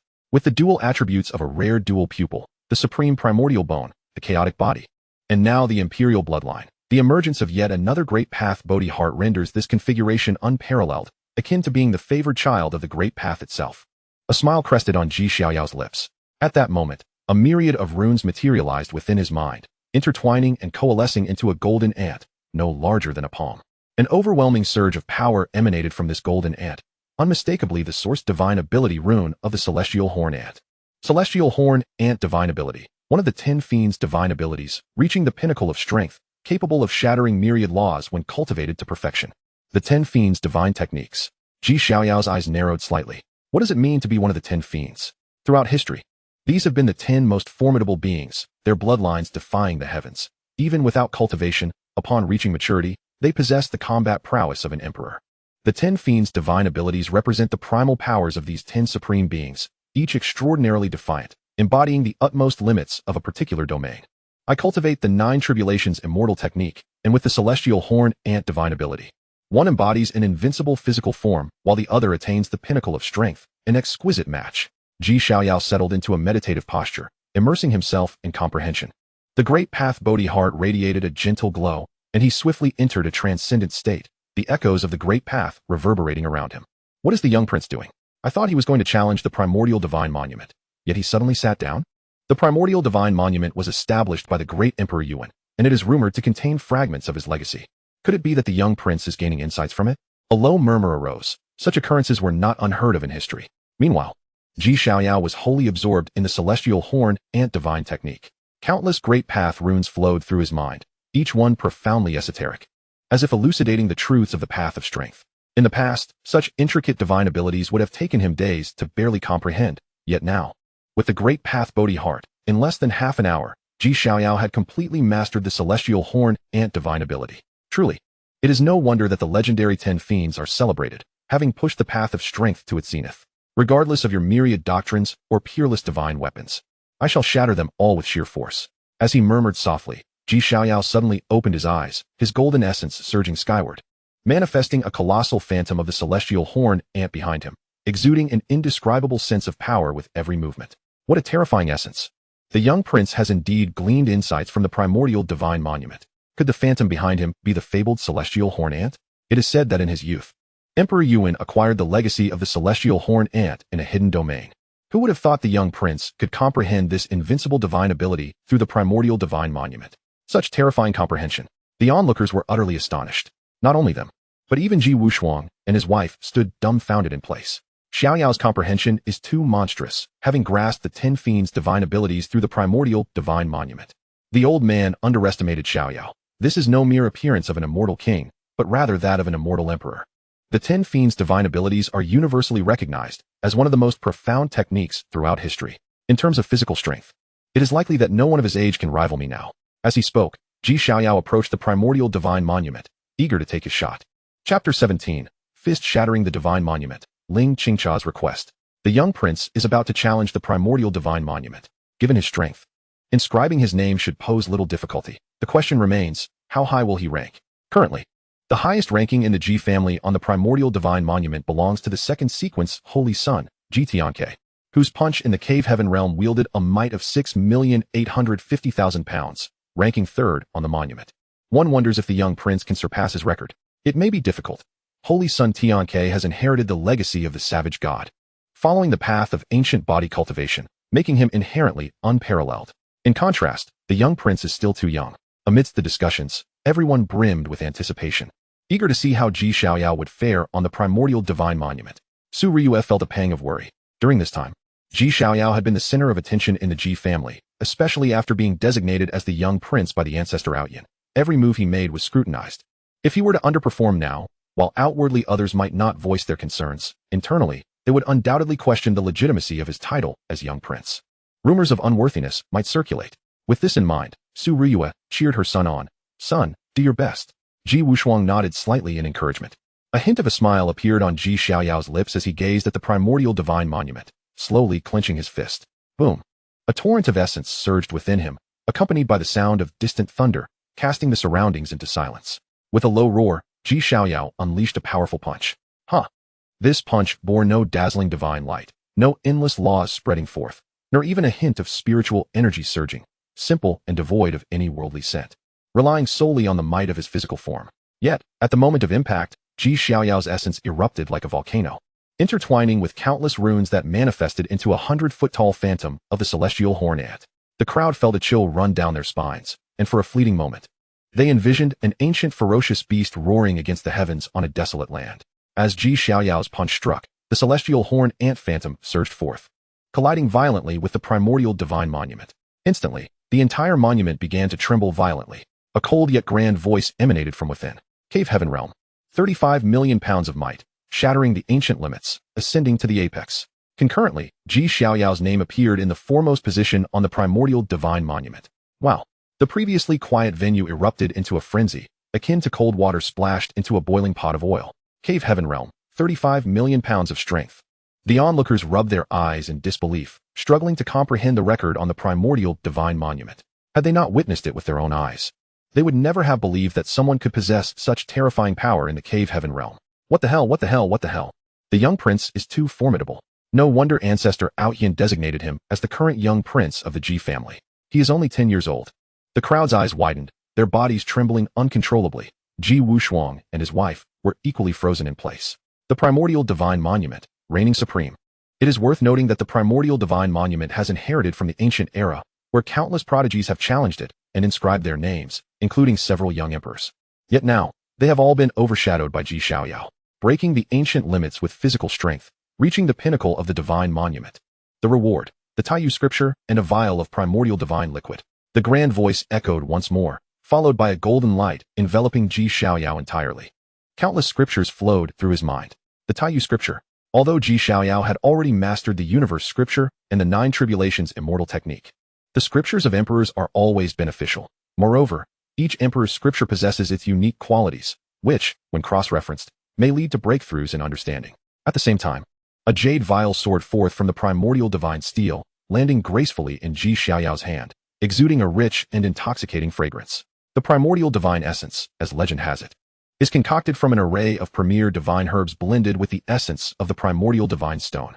It not only possesses miraculous effects that fortify one's origin and enhance cultivation, but also serves to remedy congenital deficiencies. What a treasure! Ji Xiaoyao carefully stored the primordial divine essence. Ever since the Ji clan forcefully annihilated the primordial divine kingdom, the method of crafting this essence has been lost to time, rendering it nearly extinct in the world, with each use diminishing its availability. Not far away, Ling Qingxia gazed at the records inscribed upon the primordial divine steel. Her lips slightly parted, her heart stirred by a tumult of emotions. Truly deserving of the title of the Ji clan's young master. How formidable! Upon introspection, she realized that even if her supreme bone were as intact as ever, she could never reach such heights within the celestial cave realm. Qingxia, I sense the aura of the primordial divine essence in the reward just acquired by the Ji clan's young master. Should you obtain it, combined with the secret technique I imparted to you, it could undoubtedly restore the shattered supreme bone within you. A chillingly serene voice echoed within Ling Qingxia's mind. At these words, she instinctively turned the ring upon her finger, then let out a bitter laugh. Master, why would anyone bestow such a divine artifact upon me without reason? Do not fret. I possess a unique item of significance concerning the Xiantian Empress. Present it in exchange, and he shall surely not refuse. The mention of the Xiantian Empress elicited a gasp of astonishment from Ling Qingxia. This name gleamed resplendently in ancient history. Celebrated as one of the most talented empresses of all time. Born with dual pupils, she emerged from obscurity, compelling all her contemporaries to bow their heads, ultimately asserting her path to become an empress. It is said that after ascending to the throne, she swept across the realms, subduing all malevolent spirits and quelling more than one forbidden zone of life. The Ji clan's young master also possesses the innate talent of dual pupils, and the legacy of the Xiantian Empress would undoubtedly be something he would cherish. The cold voice reverberated again in Ling Qingxia's heart. What? The young master also possesses dual pupils? A look of disbelief flashed in Ling Qingxia's eyes. She had sensed an aura from him akin to her supreme bone, and now, the revelation of dual pupils. Born with dual pupils, a supreme bone, and the bloodline of the Ji clan. What an astonishing combination. Ling Qingcha was utterly flabbergasted. Of course, had she known that in addition to the dual pupils, supreme bone, and imperial blood, Xiaoyao also bore the chaotic body and the heart of the Great Path, she would have been even more astounded. Just then, having completed his sign-in and received his rewards, Xiaoyao mounted the fire qilin, preparing to depart. Observing this, Ling Qingcha bit her lip and hurried forward, her heart racing. Young master, please wait. Xiaoyao turned his head. Today, Ling Qingcha appeared strikingly poised, embodying a spirit that rivaled that of her male counterparts. Yet, for Xiaoyao, such a woman was hardly worthy of his attention. After all, given his status. Not to mention Ling Qingcha, even the most exquisite celestial beings or holy maidens would be within his easy grasp, should he desire. Nevertheless, apart from her appearance, the only aspect of Ling Qingcha worth remembering was her identity as a fated daughter of destiny. Unlike those who traversed through systems, Ling Qingcha was, in essence, a native fated individual of this world, under the protection of the Great Path's fortune. Name, Ling Qingcha. Age, 18 years. Identity, Saintess of the Taoist sect. Cultivation, third layer of the Tao Palace realm. Talented constitution, fragmented supreme bone. Cultivation method, lunar true scriptures, fragmented, Taoist canon. Divine powers, lunar vitality. Lunar palm, 9 swords of the Tao, fragmented time-slicing, sword technique. Magic treasures, Xianin Tower, celestial sword, Fiend formation diagram. Fortune, 18,000 points. Golden finger, the remnant soul of the supreme being residing within her ring. Recent opportunity, in half a month. Travel to the Xiantian secret realm to obtain part of the Xiantian Emperor's legacy, breaking through to the celestial cave realm. What a remarkable individual. Truly deserving of the title of the world's native fated daughter. She even carries an elder ring. Xiaoyao cast a casual glance at the ring in Ling Qingcha's hand. His tone indifferent. Is there something you require? Ling Qingcha swallowed hard, her nerves palpable. I wish to propose a transaction with you, young master. A transaction? Xiaoyao's interest was piqued. It was widely known that individuals like Ling Qingcha, fated daughters, were never short of opportunities. They could stumble upon treasures just by taking a stroll. Interesting, do elaborate, he encouraged, regarding her with curiosity. I wish to use this item to exchange for the primordial divine essence in your possession, Ling Qingcha declared, retrieving an ancient token from her storage ring. The token bore inscriptions of 2 ancient characters, Xiantian, with a faint imperial aura emanating from it. Is this the token of the Xiantian Empress? Xiaoyao's eyes narrowed. He was indeed aware of this empress, who shared the same dual pupil talent as himself. Indeed, it is the token of the Xiantian Empress. I wonder if young master would agree to this exchange. Ling Qingcha spoke with a hint of hope in her voice. The primordial divine essence was crucial for her to restore her supreme bone. Should she miss this opportunity, it might be a long time before she encountered it again. Especially since the primordial divine kingdom had been forcefully destroyed by the Ji clan. Intriguing, Xiaoyao chuckled lightly, his gaze drifting to Ling Qingcha's chest. You desire the primordial divine essence, undoubtedly to mend your fractured supreme bone. However, the issue lies in the fact that merely possessing this Xiantian token is insufficient to procure the essence. Ling Qingcha's expression faltered at his words. Indeed, although the Xiantian token was precious, its quantity scattered throughout the world was far from scarce. With the power of the Ji clan, if Xiaoyao desired it, he could procure it in no time. However, Ling Qingcha grasped the implication in Xiaoyao's words. One Xiantian token was insufficient, but perhaps with additional offerings, there could still be a chance. With this thought, she bit her lip and replied, I am uncertain what you require, young master, but anything I possess, I shall certainly offer. I want you, Xiaoyao stated bluntly. Ling Qingcha's face flushed instantly, her expression becoming awkward as she instinctively glanced up at Xiaoyao. Clad in flowing white robes, seated upon the fire qilin, despite his youth, the astonishing beauty radiating from him was enough to overshadow many ethereal beings. Not only that, but he also possessed dual pupils, a supreme bone, and a royal bloodline. Taking a deep breath, Ling Qingcha murmured, if the young master can restore my supreme bone, I am willing. Yet, before she could finish her sentence, Xiaoyao impatiently interrupted, what are you thinking? What I seek is the supreme technique inscribed within your supreme bone. Realizing her misunderstanding, Ling Qingcha's face turned an even deeper shade of red. The supreme technique inscribed within the supreme bone possesses power comparable to imperial divine powers. Although it requires the supreme bone as a medium to unleash its full potential, Xiaoyao, bearing the primal supreme bone, naturally could wield the supreme techniques inscribed upon other supreme bones. Very well. Provided that you can restore Qingcha's supreme bone, I shall gladly bestow the supreme technique upon you. Ling Qingcha readily agreed without hesitation. Upon finishing her words, she respectfully handed the Xiantian token to Xiaoyao. As he accepted the token, a glimmer of brilliance flickered in his eyes. Open your mind and do not resist. With his words trailing off, he directly extended his hand toward Ling Qingtian's chest. Noticing Ji Xiaoyao's approaching hand, Ling Qingtian's face flushed with embarrassment, mistakenly believing he intended to examine the supreme divine technique inscribed on her supreme bone immediately. A hint of panic flashed in her gaze, yet she obediently remained still, permitting Ji Xiaoyao to place his hand upon her chest. An extraordinary sensation coursed from her chest. An experience she had never encountered before, leaving Ling Qingtian feeling somewhat uneasy. However, it wasn't long before a wave of warmth emanated from her chest. A surge of purple energy flooding into her body, circulating through her limbs and bones, ultimately converging towards her chest. Was this the essence of the Supreme?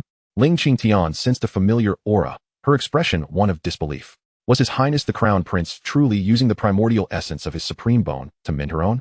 She felt a surge of emotion welling within her. What are you dawdling for? Focus your breath and absorb it, Ji Xiaoyao urged with a slight frown.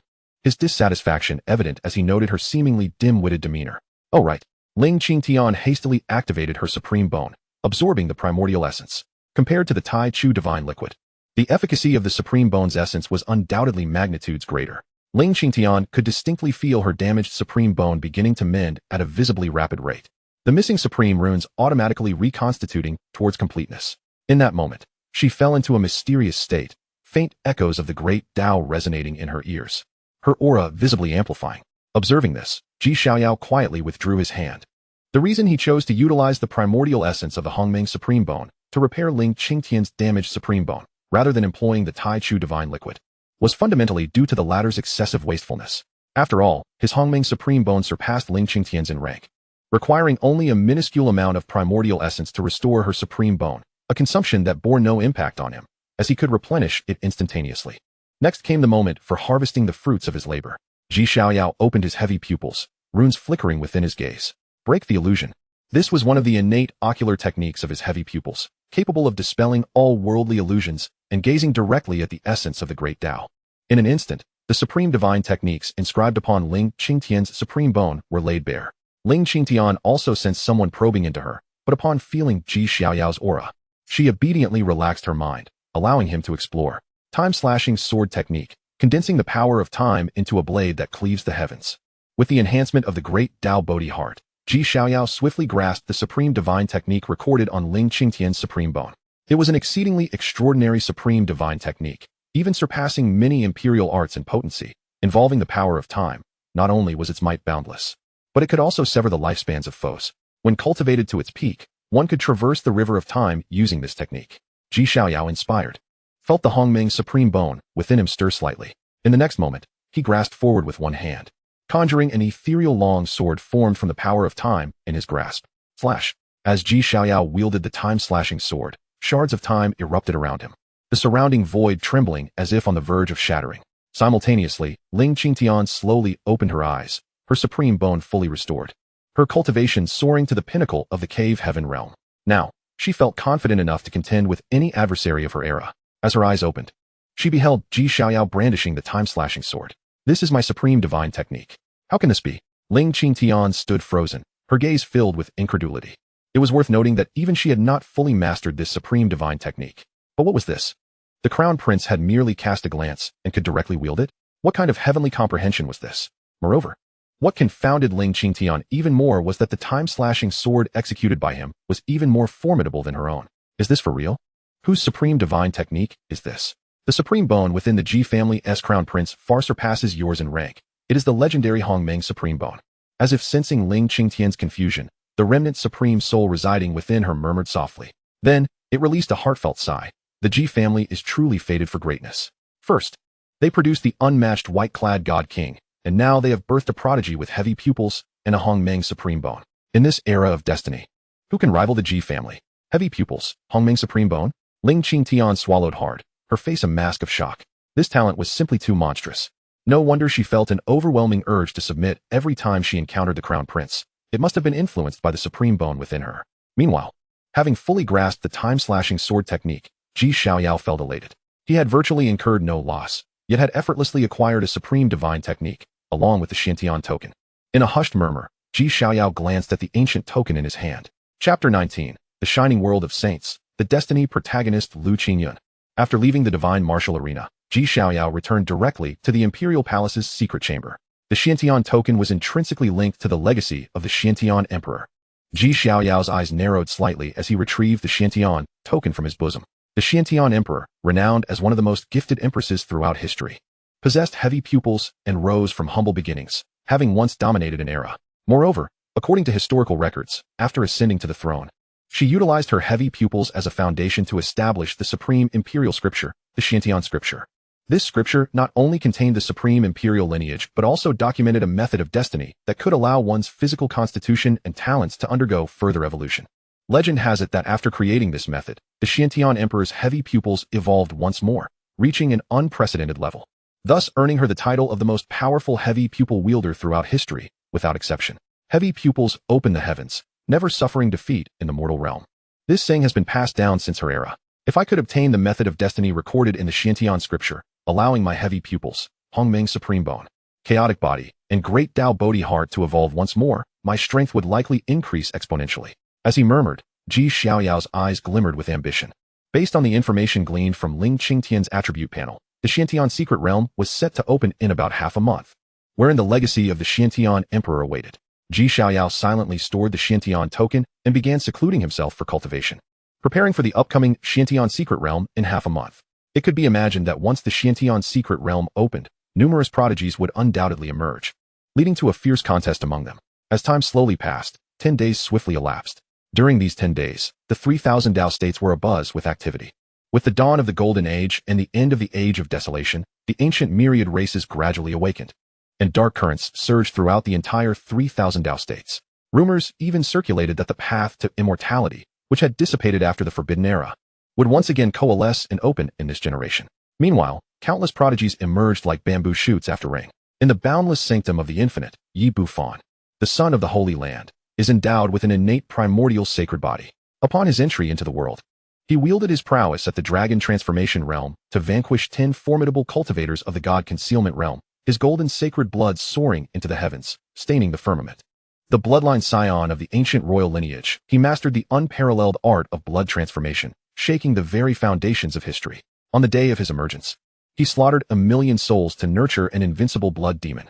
The princess of the flying immortal dynasty, Ouyang Xian, established a stage for prodigies within the imperial city, achieving an astounding victory in 268 consecutive battles, instilling fear in the hearts of all who dared to claim supremacy. Moreover, the progeny of various life-restricting zones began to emerge from their confines to traverse the world, with myriad races standing tall and prodigies vying for supremacy. The grand tapestry of destiny unfurled before all. Everyone was awestruck by this resplendent spectacle, for history had witnessed the rise of golden eras not once, but several times. Yet none had ever equaled the present. As the Golden Age began to reveal its first glimmers, an abundance of exceptional beings appeared. Were the rumors true? Would the path to immortality officially commence in this era, destined for one to suppress the ages and become a forbidden true immortal? An ancient relic murmured. Just as the crowd was enraptured by this magnificent scene, a piece of news emerged, inciting further restlessness among the prodigies. The enigmatic Xiantian secret realm, which had dissipated over endless epochs, was on the verge of opening. As the legacy sanctum left behind by the Xiantian Empress, it harbored not only the imperial path's inheritance and the laws of destiny, but also countless supreme opportunities, sacred herbs, divine medicines, and unparalleled treasures. Whispers even suggested that the Xiantian Emperor had buried his ultimate imperial weapon within the realm prior to his disappearance. In an instant, excitement surged, and countless beings hastened towards the location of the Xiantian secret realm in Lijiao. In Yunzhao, within the ancient city of Gufang, a crimson haze enveloped the air, and a rich scent of blood pervaded the sky. Once a stronghold of humanity, Gufang had succumbed to the bloodline clan of the ancient royal lineage.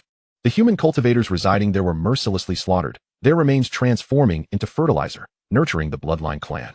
At this moment, within a towering hall of the ancient city, the bloodline scion lounged languidly upon a throne crafted from flesh and blood, surrounded by the anguished wails of countless lost souls. Is the Xiantian secret realm about to awaken? A glimmer of anticipation flickered in his eyes. Bearing the blood fiend soul body, a unique and immensely powerful constitution excluded from the 3,000 Grand Tao, he thrived on slaughter to validate his path and nourished his existence with blood. However, this constitution bore a significant flaw. Each act of killing accumulated blood poison within, and if not cleansed promptly, it would gradually erode his primordial spirit, ultimately consuming him entirely, transforming him into a mindless harbinger of death.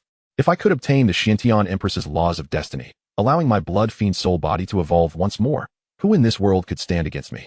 As his words faded, the bloodline scion vanished from the throne in a flash.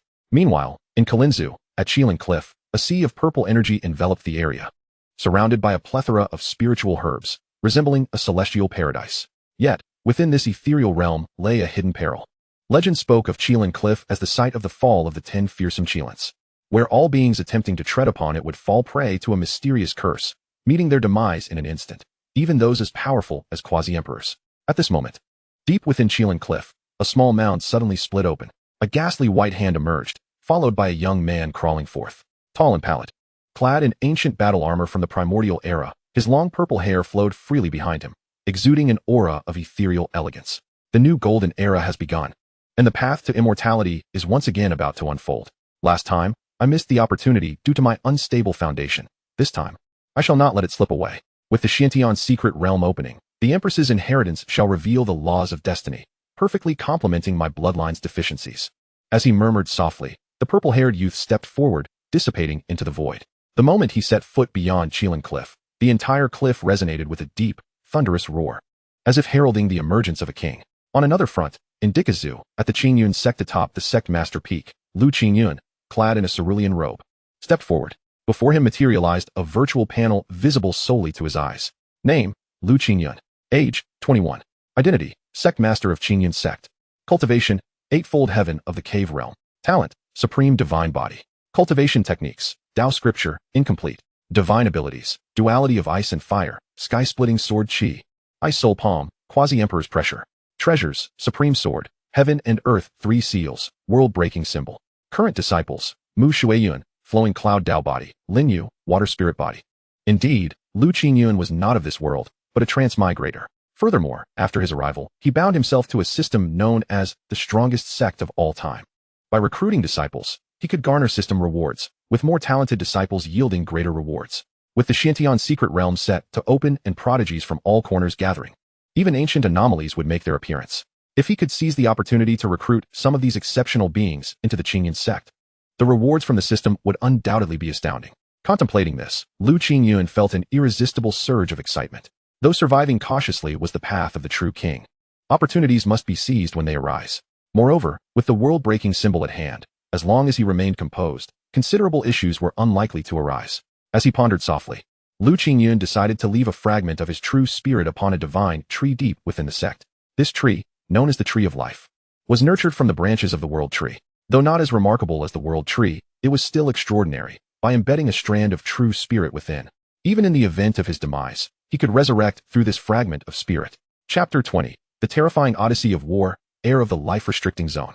In the imperial state, at the Ji family's imperial palace, Ji Xiaoyao concluded his cultivation, opening his eyes to a flash of brilliance within his pupils. System, open personal panel. With a thought, a virtual panel materialized before him. Name, Ji Xiaoyao. Age, 10 years old. Talent, dual pupils, primordial supreme bone, chaos body, imperial blood, great Dao Bodhi heart. Identity, son of the white-robed divine king of the Ji clan, son of the grand princess of the Taiyu Immortal Dynasty. Cultivation realm, sevenfold heaven of the dragon concealment realm. Cultivation techniques, universe scripture, mid-stage of the first level of the 9-stage indestructible art.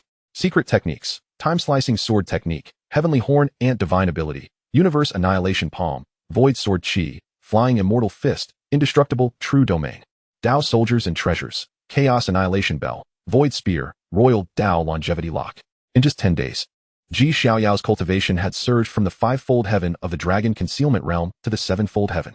The terrifying speed of cultivation, if witnessed in the outside world, would undoubtedly astound all. After all, even the most exceptional prodigies and ancient anomalies, in the absence of extraordinary opportunities, could never attain the feat of breaking through 2 realms in 10 days. It is now time to proceed to the Xiantian secret realm. As he spoke, Ji Xiaoyao rose and slowly exited the secret chamber. Elder Xian, prepare the carriage. This prince is about to embark on a journey. Yes, your highness. Elder Xian's voice echoed throughout the vast hall. Upon Ji Xiaoyao's emergence from the imperial palace, a magnificent palanquin had been waiting for quite some time. Before the palanquin, 9 colossal chi dragons stood proudly, emanating an astonishing aura, each possessing the pinnacle of royal realm cultivation. It is said that the Chi Dragon clan is rumored to be descendants of true dragons, classified as top-tier celestial beasts. A single royal realm Chi Dragon, in the outside world, would be regarded as an ancestral figure capable of establishing a formidable sect. Yet at this moment, they were merely designated to pull a carriage. Roar! Roar! Upon seeing Ji Xiaoyao's arrival, The 9 Qi dragons emitted deep, resonant roars, bowing their heads in respect. Beside the palanquin, a group of divine guards knelt reverently. Greeting, we pay our respects to His Highness. The divine guards were the elite cavalry of the Ji family, each possessing a cultivation level no lower than the divine concealment realm, each a paragon among the elite. Before the age of taboos, the inaugural divine guards had even fought alongside the Ji family's cosmic emperor in battles against various life prohibitions and dark upheavals, wherever they pointed their blades. The world would bow in submission. Rise. Ji Xiaoyao spoke indifferently, gracefully taking his seat in the Qi dragon palanquin. Elder Xian, akin to a humble servant, positioned himself at the front of the palanquin, while the divine guards vigilantly flanked both sides. Roar! Roar! The Qi dragons soared into the sky, unleashing a thunderous dragon roar, transforming into a streak of golden light that shot into the clouds. Leaning languidly within the palanquin, Ji Xiaoyao was clad in a resplendent black and gold robe, exuding an air of regal elegance with each gesture, reminiscent of a youthful monarch reigning supreme over all. The Xiantian secret realm lies beyond the ancient city of Xiantian in Thunder State. The Qi dragon palanquin raced swiftly, and after passing through the Ji family's teleportation array, it soon arrived above Thunder State. Endless runes of the grand Tao coalesced beneath the palanquin, forming a golden light that spanned the void. The divine guards, donned in black and gold armor, closely followed alongside the palanquin, their presence imposing and fierce. As the Qi dragon palanquin traversed the skies, it drew the attention of all in Thunder State, who paused in awe, with 9 royal realm Qi dragons pulling the carriage. Such a display could rival even the lords of sacred lands or emperors of celestial dynasties. Inside the palanquin, Ji Xiaoyao appeared languid, yet suddenly, a prompt from the system resonated in his mind. Ding! A destined protagonist has been detected in your vicinity. Please proceed to eliminate them promptly. Ji Xiaoyao straightened his posture, the languor in his eyes dissipating instantly. Encountering another destined protagonist. The last time he vanquished Yichun, the system rewarded him with the inheritance of an immortal emperor. What reward would be bestowed this time? As he murmured softly, a peculiar scene manifested before him. In a bustling city, a young man clad in a Taoist robe strolled leisurely through the streets, his gaze flitting among the crowd. Just then, Elder Xian's voice resounded from outside the palanquin. Your Highness, we have arrived at the ancient city of Xiantian. MHM. Ji Xiaoyao nodded, gradually rising to exit the palanquin. Before him stood an ancient and formidable city, home to billions of beings, with walls constructed from unknown blue stones rising over 10,000 feet high, bearing the scars of countless battles. Xiantian City, a storied ancient city named after the title of the Xiantian Empress. It is said that this ancient city is the birthplace of the Xiantian Empress. According to the information provided by the system, the destined protagonist should be within this ancient city. Ji Xiaoyao re-entered the palanquin. Seeing this, Elder Xian promptly drove the palanquin toward the city. With the imminent opening of the Xiantian secret realm, the ancient city of Xiantian was abuzz with activity. Numerous prodigies gathered here, and many sects and families sent representatives. The city gates were filled with commotion. However, with the arrival of the Qi dragon palanquin, an immediate hush fell over the crowd. All halted their actions instinctively, gazing up at the Qi dragon palanquin. Is this the Ji family's palanquin? A gasp of astonishment spread through the crowd. Indeed, the imperial Ji family possesses an astonishing depth of resources. A mere palanquin is drawn by 9 pure-blood royal Qi dragons. But who could be seated within this palanquin? With the opening of the Xiantian secret realm approaching, it was likely one of the young prodigies of the Ji family, though it was uncertain who exactly it was. The crowd buzzed with speculation. Isn't Xiantian City under a flying prohibition? Why do the Ji family members seem to bypass this rule? A young man in the crowd questioned. Perplexed. Rules are always established by the strong for the weak. For us, Xiantian City is a domain of power, but for the Ji family, it is akin to a mere ant. The so-called flying prohibition cannot restrain the Ji family, someone explained. In a world where the weak are preyed upon by the strong, power is everything. As long as one is strong enough, one can disregard all worldly rules. It was evident that the Ji family belonged to the absolute elite. Amidst the awe-filled gazes of the crowd, the Qi dragon palanquin slowly entered Xiantian City. Just then, several figures suddenly appeared before the Qi dragon palanquin. The leader, clad in shimmering silver battle armor, possessed delicate features and skin fairer than that of a woman. He wielded a divine bow, its crystalline form radiating a faint divine light, exuding an extraordinary presence. The imperial Ji family is truly arrogant, daring to openly challenge the flying prohibition of Xiantian City. Do you truly believe you can dominate the entire 3,000 Dao States? The young man spoke loudly, his gaze toward the Qi dragon palanquin chillingly intense. Upon hearing this, the surrounding crowd turned their attention to him. Who is this person? Such audacity to openly confront the Ji family prodigy? Some whispered in astonishment, glancing at the delicate young man. It's him, Zhou Quebec. A voice gasped in recognition of the young man. Zhou Ke, one of the heirs of the immortal tomb in the life prohibition zone. possessed the celestial demon eyes, raised since childhood by the beings of the immortal tomb. Cultivated within its depths. Recently emerged, he displayed terrifying prowess, having defeated 18 prodigies of the great universe state in a single night, some of whom were formidable first-generation anomalies. So he is the descendant of the Prohibition Zone. No wonder he dares to provoke the G family. Those around him nodded, noting that his companions were also remarkable. All top-tier talents of the younger generation from the Prohibition Zone. 10 years ago, the Immortal Tomb and the G family nearly ignited an immortal war. Now, with the heir of the Immortal Tomb freshly emerged, he confronts the G family prodigy. Interest sparked among the onlookers. This is intriguing. The G family and the various life prohibition zones are like fire and water, and their younger generations often clash. With the Shantian secret realm yet to open, could a battle among prodigies be imminent? As the discussions among the crowd continued, Zhou Ke spoke again. What? The esteemed G family prodigy lacks the courage to step out of the palanquin and face us? But just as his words fell, a calm voice emerged from the Chi dragon palanquin. What a pestering ant, how verbose. Following this, the curtains of the palanquin were slowly drawn back. A young lad emerged slowly from within, his tall and slender figure adorned in a black and gold robe, with hair gleaming like crystals. He exuded an ethereal aura, appearing both graceful and transcendent. Chapter 21. Too weak. How disappointing. Who is this youth? Is he also a prodigy of the G family? He seems rather youthful. His appearance is strikingly handsome, reminiscent of a celestial being. The crowd momentarily stood in stunned silence. They had anticipated that such a formidable procession would herald one of the 10 esteemed sons of the G family. Yet, to their astonishment, it was merely this exceptionally handsome youth. Wait, have you noticed the boy's eyes? Suddenly, someone in the crowd gasped, prompting others to instinctively look up. They beheld the youth's dual pupils, one black and one white, swirling in a mesmerizing dance, faintly revealing the evolution of profound cosmic runes, as if a genuine universe were unfolding within them. This is the legendary imperial fallen dual pupil. The crowd erupted in a frenzy, their scalps tingling with shock as they gazed at Xiaoyao. Dual pupils open the heavens, and throughout history, there have been no defeats. The dual pupil. This is an unparalleled innate talent said to be invincible. In ancient times, those born with dual pupils were regarded as divine beings. For instance, the Xianyuan Empress ascended from humble beginnings to ultimately dominate the heavens and attain the title of Empress through this very gift. To think that the G family has produced a bearer of the dual pupil, truly, they are the mightiest imperial clan, blessed with enduring fortune. The resemblance to the Xianyuan Empress's talent suggests that this youth may also possess the potential of an emperor. The dual pupil, a talent steeped in endless legendary tales, stirred the crowd into animated discussion. Some prodigies who had come upon hearing the news displayed keen interest in Xiaoyao, eager to challenge the fabled wielder of the dual pupil. Wait, I believe I recognize this youth's identity. Suddenly, an elder appeared to have an epiphany and spoke in a hushed tone. It is said that 10 years ago, the G family's White-Clad Divine King gave birth to an extraordinary Qilin child.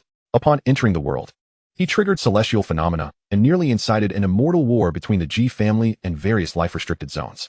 Recently, there have been whispers that this child has been designated as the current imperial heir of the G family by the elder patriarch. At this revelation, the crowd became even more agitated, their gazes towards Xiaoyao filled with astonishment and disbelief. A dual pupil wielder, the son of the White-Clad Divine King, the current imperial heir of the G family. With such a pedigree, few across the 3,000 Dao States could hope to rival him. Simultaneously, upon learning Xiaoyao's true identity, a fierce glint of murderous intent flickered in Zhou Ke's eyes.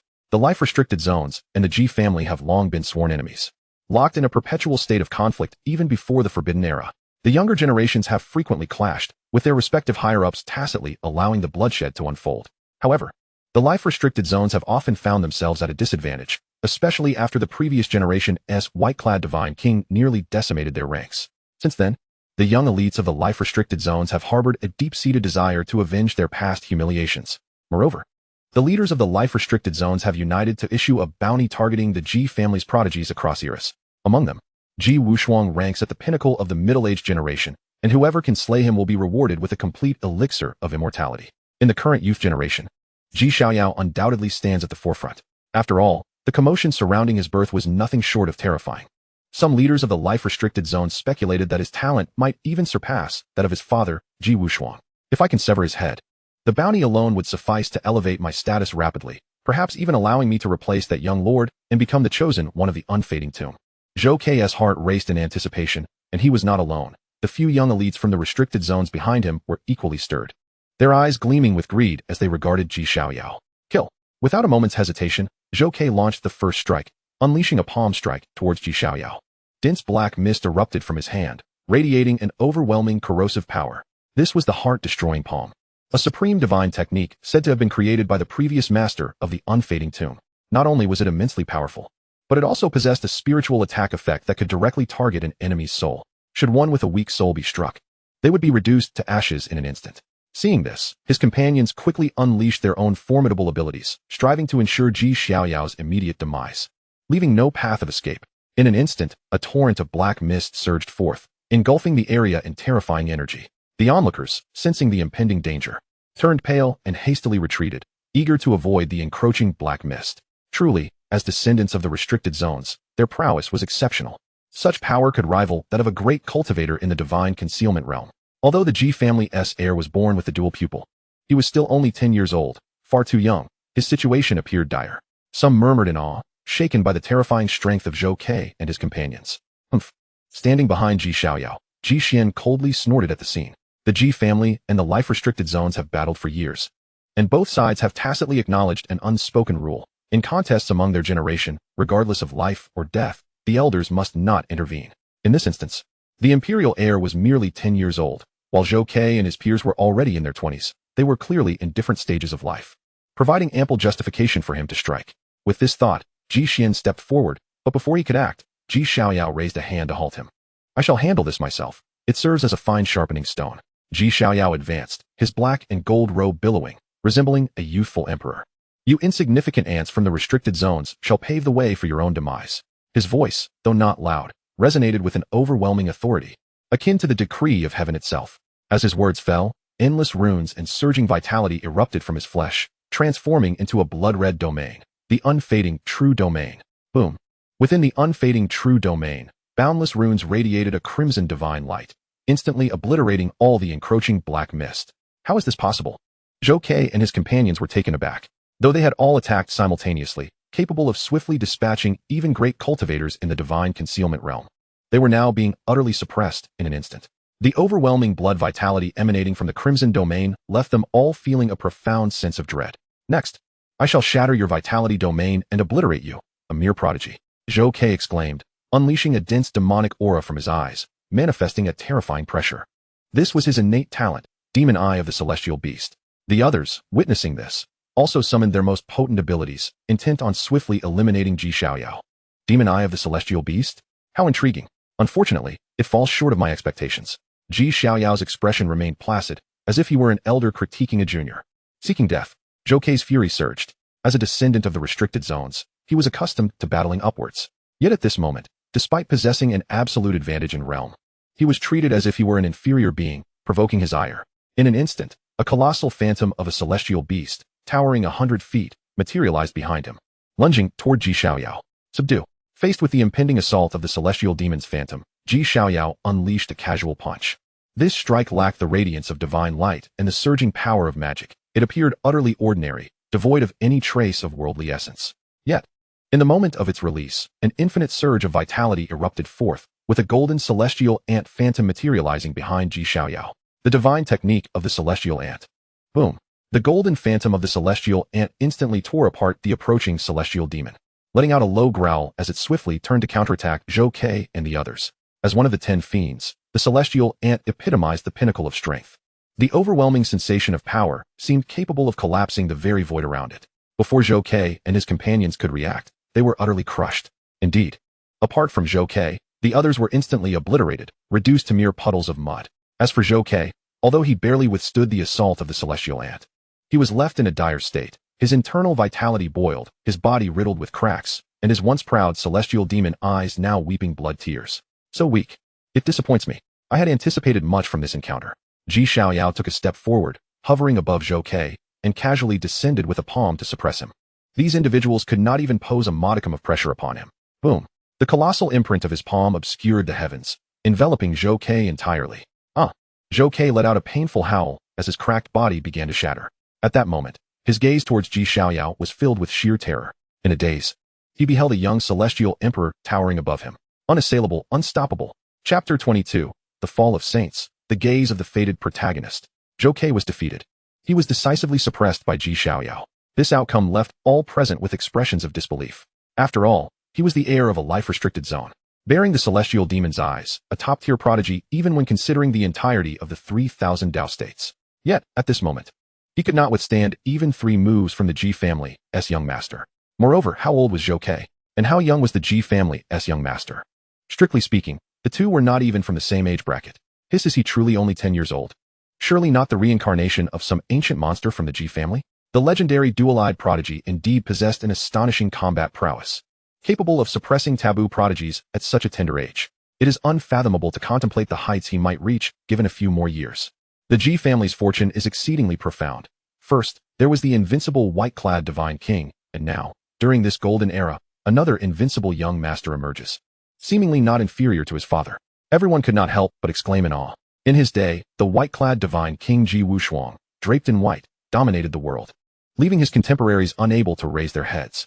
Now, with the birth of his son, the spectacle is even more astounding. At merely 10 years old, he can subdue and obliterate a host of heirs from life-restricted zones within 3 moves. The younger generation of life-restricted zones is in for a world of trouble. Some could not suppress their glee internally. Meanwhile, a throng of female cultivators gazed at Ji Xiaoyao's figure, their beautiful eyes shimmering. Ji Xiaoyao's earlier performance was too astonishing. His combat strength enough to send shivers down the spine. Who would not be moved by such an extraordinarily gifted, invincible background, and strikingly handsome youth? The young master is so handsome, I wish to ride him, boldly declared a daring girl with a dreamy smile towards Ji Xiaoyao. I wonder if the young master has a partner. If not, I would willingly devote myself to him. Sister, the young master is only 10 years old. And you are nearly 30. Let him be. I will take my turn. What does a little girl know? An experienced woman understands how to care for a person. You know how many positions I can offer? Besides, a 10-year-old young master makes for a more intriguing companion. A group of budding young ladies, undeterred by the age difference, were unabashedly vying for Ji Xiaoyao's attention. If I could become the young master's partner, I would even be willing to eat longevity pills as my meals. Hee sister. Your calculations are quite clever. The clamor of chatter erupted, as some open-minded female cultivators frequently cast flirtatious glances at Ji Xiaoyao.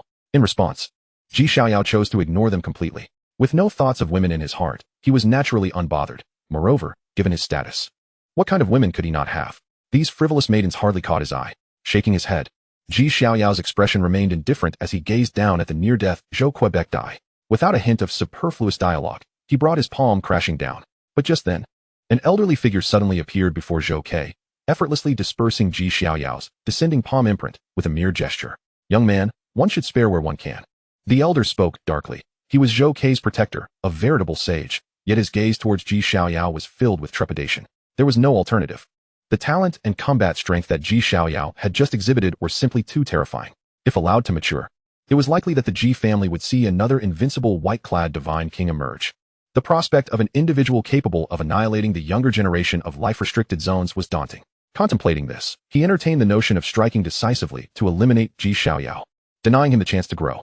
However, he also understood that such an act was impossible. Should he dare to proceed, the Ji family's protective nature would undoubtedly lead them to ignite an immortal conflict, potentially obliterating even the indestructible grave behind him. Furthermore, the elder who had been lurking behind Ji Xiaoyao gave him an inscrutable feeling. Without needing to guess, it was clear that this elder was Ji Xiaoyao's protector, and his strength far surpassed his own. With this thought in mind, the elder's eyes narrowed slightly as he scrutinized Ji Xiaoyao for a moment before suddenly sneering. At such a tender age, your strikes are so ruthless. Do you truly believe you can be invincible and disregard the authority of the life-restricted zones? Today, I shall act as your elder and impart some lessons upon you.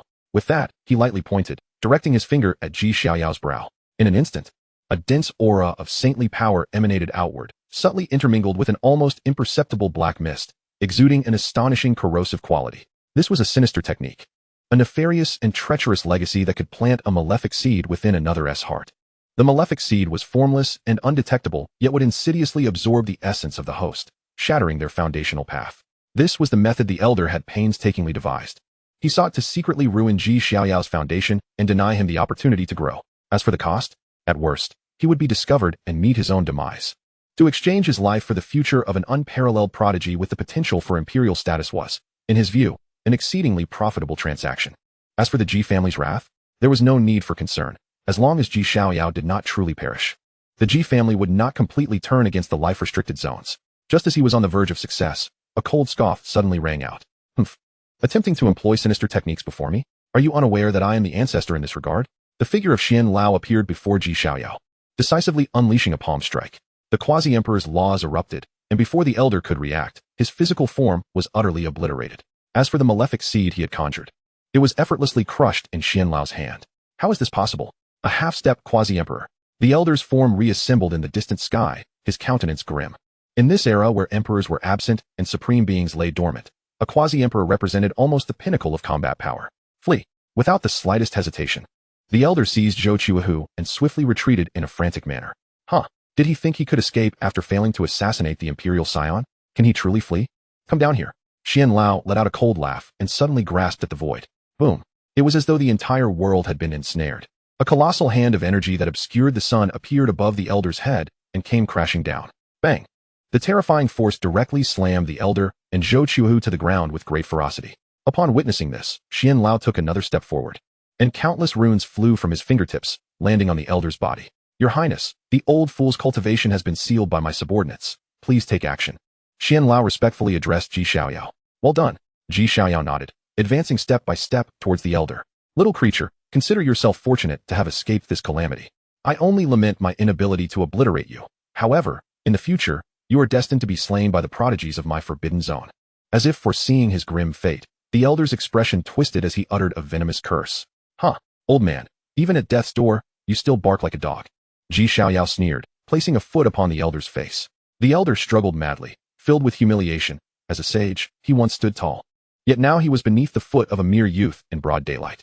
Despite his futile attempts to resist, his cultivation had been sealed, rendering his struggles pointless. Die. Ji Xiaoyao, unwilling to waste time, was well aware that villains often perish through excessive chatter. With a swift motion, he drew forth the void spear, unleashing its chaotic power to cleave both the elder and Zhou Chuahu in half, their primordial spirits utterly annihilated by the spear's inherent void energy. Boom. With the elder's demise, the once clear sky was instantly shrouded in darkness. Lamentations echoed through the void, and the heavens seemed to weep, showering down an endless blood rain.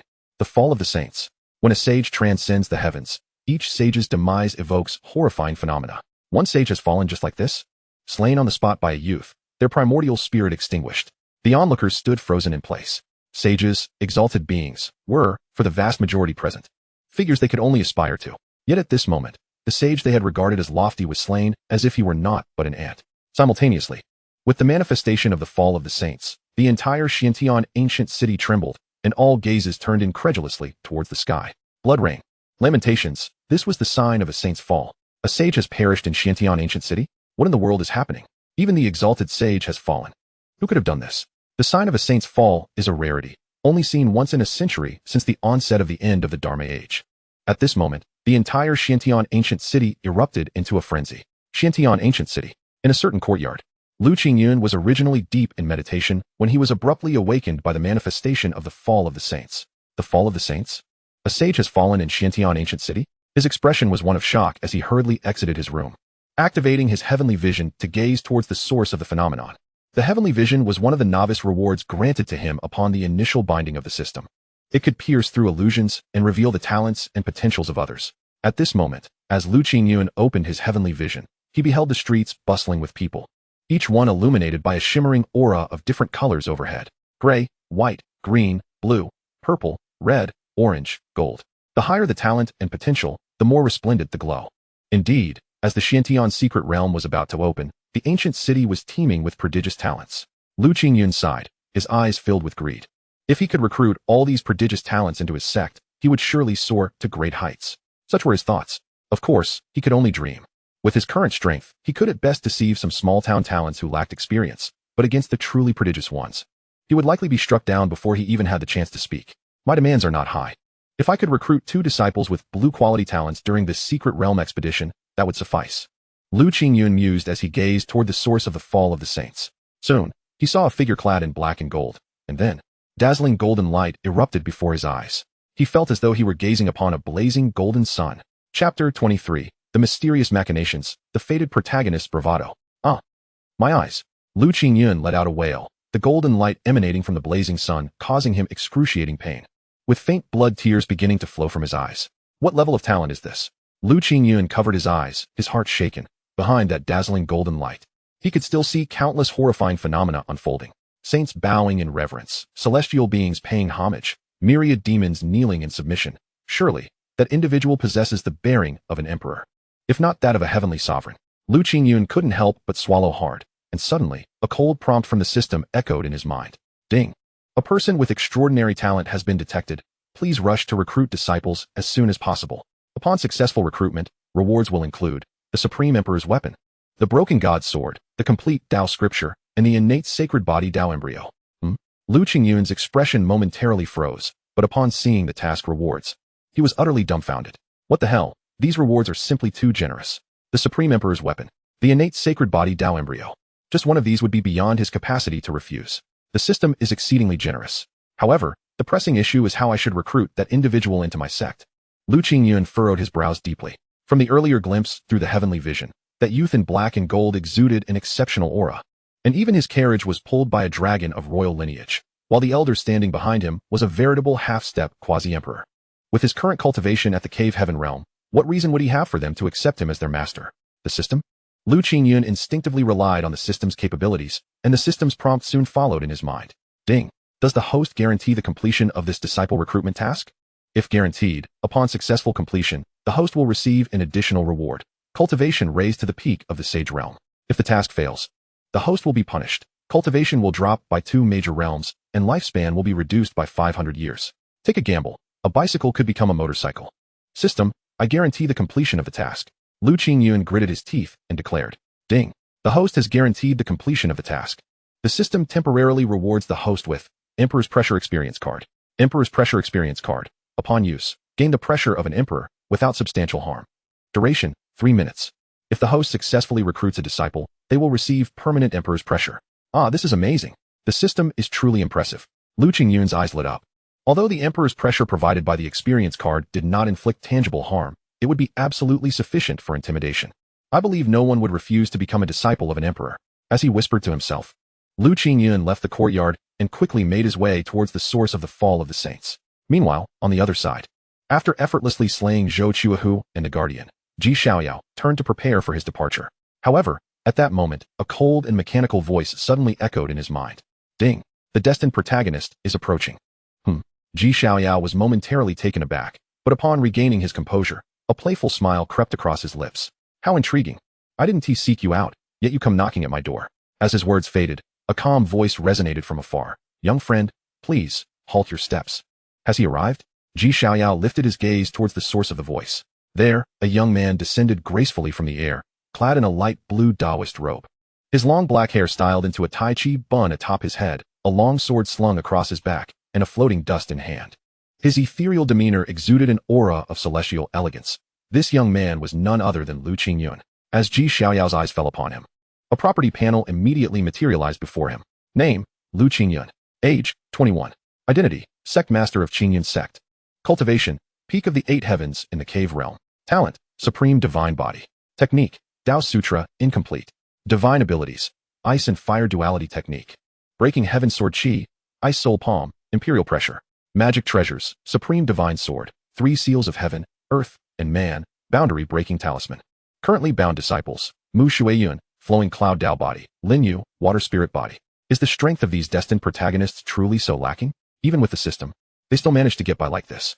Xiaoyao couldn't help but muse. Lu Qingyun's cultivation level was hardly superior to Yi Chen's, and in his hands, he would be merely an easy target to defeat. At that moment, Lu Qingyun gracefully landed before Xiaoyao and said with a smile, Young friend, I observe that your bones are extraordinary, and your fortune is remarkable. Might you be willing to take me as your master and join the Qingyun sect? Embarking on the path of the celestial? Lu Qingyun spoke with such naturalness, as if he had rehearsed this 1,000 times. The onlookers around him, however, were taken aback, their faces displaying expressions of bewilderment. What? Did I hear that correctly? Who is this person attempting to take the scion of the G family as his disciple? Ha! This is too hilarious. To take the G family's heir as a disciple? Who gave him the audacity to utter such words? One must admit, despite his youth, this individual had nerves of steel. Could he truly bear the consequences of attempting to recruit the G family's scion? Qingyun sect? Where did this obscure sect come from? I've never even heard of it. Laughter erupted, and everyone looked at Lu Qingyun as if he were a fool. The G family, a dynasty that has dominated the 3,000 Dao States for countless ages, has witnessed numerous once mighty sacred lands, celestial dynasties, and immortal lineages either fade away or gradually decline under the ravages of time, while the G family has remained ever exalted, untouched by the mundane. And now, An unknown Qingyun sect dares to attempt to recruit the Ji family as scion? This is nothing short of inviting ridicule. Young man, heed this old man's advice. Do not embarrass yourself here. Be cautious not to anger the young master of the Ji family, or you may lose your life. An elder stepped forward, earnestly urging Lu Qingyun to depart. However, Lu Qingyun merely sneered in response. Old fool, what do you know? I am the sect master of the Qingyun sect, a lineage of immortal heritage that has endured through the ages. Only unparalleled prodigies may enter. You mere ants have no right to speak of it. You don't recognize good intentions, and you deserve to face your demise. The elder was incensed, letting out a cold snort before turning away. Old senior, why are you bothering with this fool? If you anger the young master, he will have his revenge. Where did this nobody come from to dare call himself an emperor? Truly laughable. I say he is merely daydreaming. If he is an emperor, then I must be the heavenly emperor. The crowd mercilessly mocked him. Silence. Lu Qingyun suddenly let out a cold snort and silently activated his emperor's pressure experience card. Boom. A terrifying aura of supreme dominance erupted from within him, instantly causing the entire world to seem to freeze in that moment. All present were stunned by this sudden pressure, their bodies trembling uncontrollably. Is this the pressure of an emperor? How can this be? The golden age has just dawned, and the shattered paths have yet to be fully restored. How can the world possibly allow the emergence of an emperor? What is this imperial might? Could this young Taoist truly be an emperor? A living emperor? This defies all logic. So what were we just doing? Mocking an unparalleled emperor? This is it, the fool, am revealed. Everyone was left dumbfounded, trembling in fear, their gazes toward Lu Qingyun shifting from ridicule to reverence and terror. Even Xiaoyao, standing behind Xiaoyao, was momentarily taken aback, his eyes sharpening in an instant. As a half-step quasi-emperor, he sensed that the pressure emanating from Lu Qingyun was indeed genuine imperial might. Yet, he was puzzled. Emperors stand above all, and even the paths bow before them. Even a mere hint of their pressure can shatter worlds and extinguish stars. Though the imperial might surrounding this individual was terrifying, it lacked the corresponding majesty. We were blind to not recognize your greatness. Please forgive us, great emperor. You, great emperor. Treat us like insignificant insects and spare our lives. At that moment, some in the crowd fell to their knees, repeatedly bowing and pleading for mercy from Lu Qingyun. The others, witnessing this, quickly followed suit, kneeling and bowing in unison. Only Xiaoyao and Xianlao remained standing, unmoving. Observing this, Lu Qingyun maintained a facade of indifference. Yet internally, he was elated. How exhilarating. The feeling of showing off and slapping faces in public was simply delightful. However, he also understood that all of this was due to the effects of the Emperor's pressure experience card. Once the time ran out, he would revert to his original self. He needed to seize the moment to complete his system tasks. With this in mind, he turned his gaze toward Xiaoyao, feigning the demeanor of a transcendent master, and said coolly, "Disciple, why do you not kneel and pay your respects? Join me in the Qingyun sect." Upon hearing this, Xiaoyao could only find it amusing. This destined protagonist was rather entertaining, actively courting his own demise while trying to put on a show before him. What nonsense about being an emperor? It was merely a petty trick of deception. Xiaoyao immediately let out a cold laugh. You dare call yourself an emperor, yet you think I would kneel before you? A mere ant trying to put on airs, deceiving others is one thing, but attempting to fool me, the scion of the Ji family? You seek death. Chapter 24, Slaying Lu Qingyun, the Shattered Kunping Technique. As soon as the words left his lips, Xiaoyao unleashed a punch. Boom. The surging blood energy reverberated, causing the surrounding void to tremble faintly. What on earth is the Ji family scion doing? Is he truly striking out against an emperor-level powerhouse? This is incredibly bold, for that is an unparalleled emperor. Everyone was left in shock, and Lu Qingyun stood frozen in place. What? This development is completely contrary to what I expected. In my original scenario, as soon as I displayed my emperor-esque pressure, the other party would surely kneel and beg to become my disciple. But now what is happening? Not only is he refusing to kneel, but he is also actively throwing a punch at me. The horrifying imprint of his fist, the overwhelming blood energy, terrified him to the core, causing his body to tremble instinctively. If struck by that punch, he would undoubtedly be left with nothing but ashes. Ding. A great terrifying presence has been detected, insurmountable and unstoppable. Please, host, escape promptly. Ding. Detection initiated. The system's alert suddenly materialized before him. Lu Qingyun could not help but curse inwardly. Damn system. What is this nonsense? Without hesitating any further, he let out a long howl, swiftly unleashing the primal essence of his supreme divine body, as boundless divine light coalesced before him, ultimately transforming into a formidable divine armor. This was one of the abilities of the supreme divine body, the supreme armor. By condensing the supreme essence, it formed an armor capable of withstanding attacks from opponents a whole realm above oneself. Yet, as Xiaoyao's fist imprint descended, the supreme armor on Lu Qingyun's surface shattered instantaneously. How could this be? Lu Qingyun's eyes widened in horror. He had previously used this very move to successfully fend off a full-force strike from a great practitioner of the divine concealment realm, and now it crumbled like mere tissue. Moreover, that fist, having pierced through the supreme armor, continued to descend upon Lu Qingyun with an unstoppable momentum. Thud! Before Lu Qingyun could react, he was struck as if by lightning, sent flying backward. The emperor had been defeated, hurled away by a single punch from the scion of the Ji family. Is anyone here to pinch me? I feel as if I am dreaming. That was an emperor, and he was so easily vanquished? Damn it, are you all fools? How could a true emperor possibly lose? That kid just now must be a fake. He must have employed some trickery to simulate the emperor's might and deceived us all. Damn it, I was actually fooled by that little brat, and I even kneeled before him. It infuriates me to no end. How could I be so easily duped? Thankfully, it was Ji Xiaoyao who intervened, or we would still be left in the dark. Indeed, Ji Xiaoyao, as a natural wielder of the dual pupil, can see through all worldly illusions and gaze upon the essence. That brat was audacious to flaunt himself before Ji Xiaoyao's piercing gaze. He deserves this fate. It is a pity Ji Xiaoyao was too lenient and did not kill him outright. Upon regaining their wits, the crowd erupted in outrage, some with fiery tempers. Even bore murderous intent, itching to strike Lu Qingyun down on the spot. At this moment, Lu Qingyun lay on the ground in a disheveled state, akin to a stray dog. Looking at the furious crowd around him, an unquenchable fear welled up in his heart. Ding! A great terrifying presence has been detected. Insurmountable and unstoppable. Please, host, escape promptly. Ding! Detection initiated. The system's alert echoed suddenly in his mind. He looked up to see Ji Xiaoyao striding towards him with a menacing aura. Today, I, Lu Qingyun, shall remember this. In the future, you shall all pay the price. Lu Qingyun spoke coldly, hastily producing a world-breaking talisman from within and crushing it in his grasp. This was one of the beginner's gifts bestowed by the system upon its initial binding, an authentic ancient rune, which upon shattering, could teleport him thousands of miles away. Buzz! Buzz! A torrent of spatial power surged forth, enveloping his body as he sped away into the distance. Trying to flee? Not a chance, you shall remain here. The void spear materialized in Ji Xiaoyao's hand, and with a single strike, it severed the surrounding void. Halfway through his escape, Lu Qingyun plummeted from the void, crashing to the ground, bloodied. Damn it!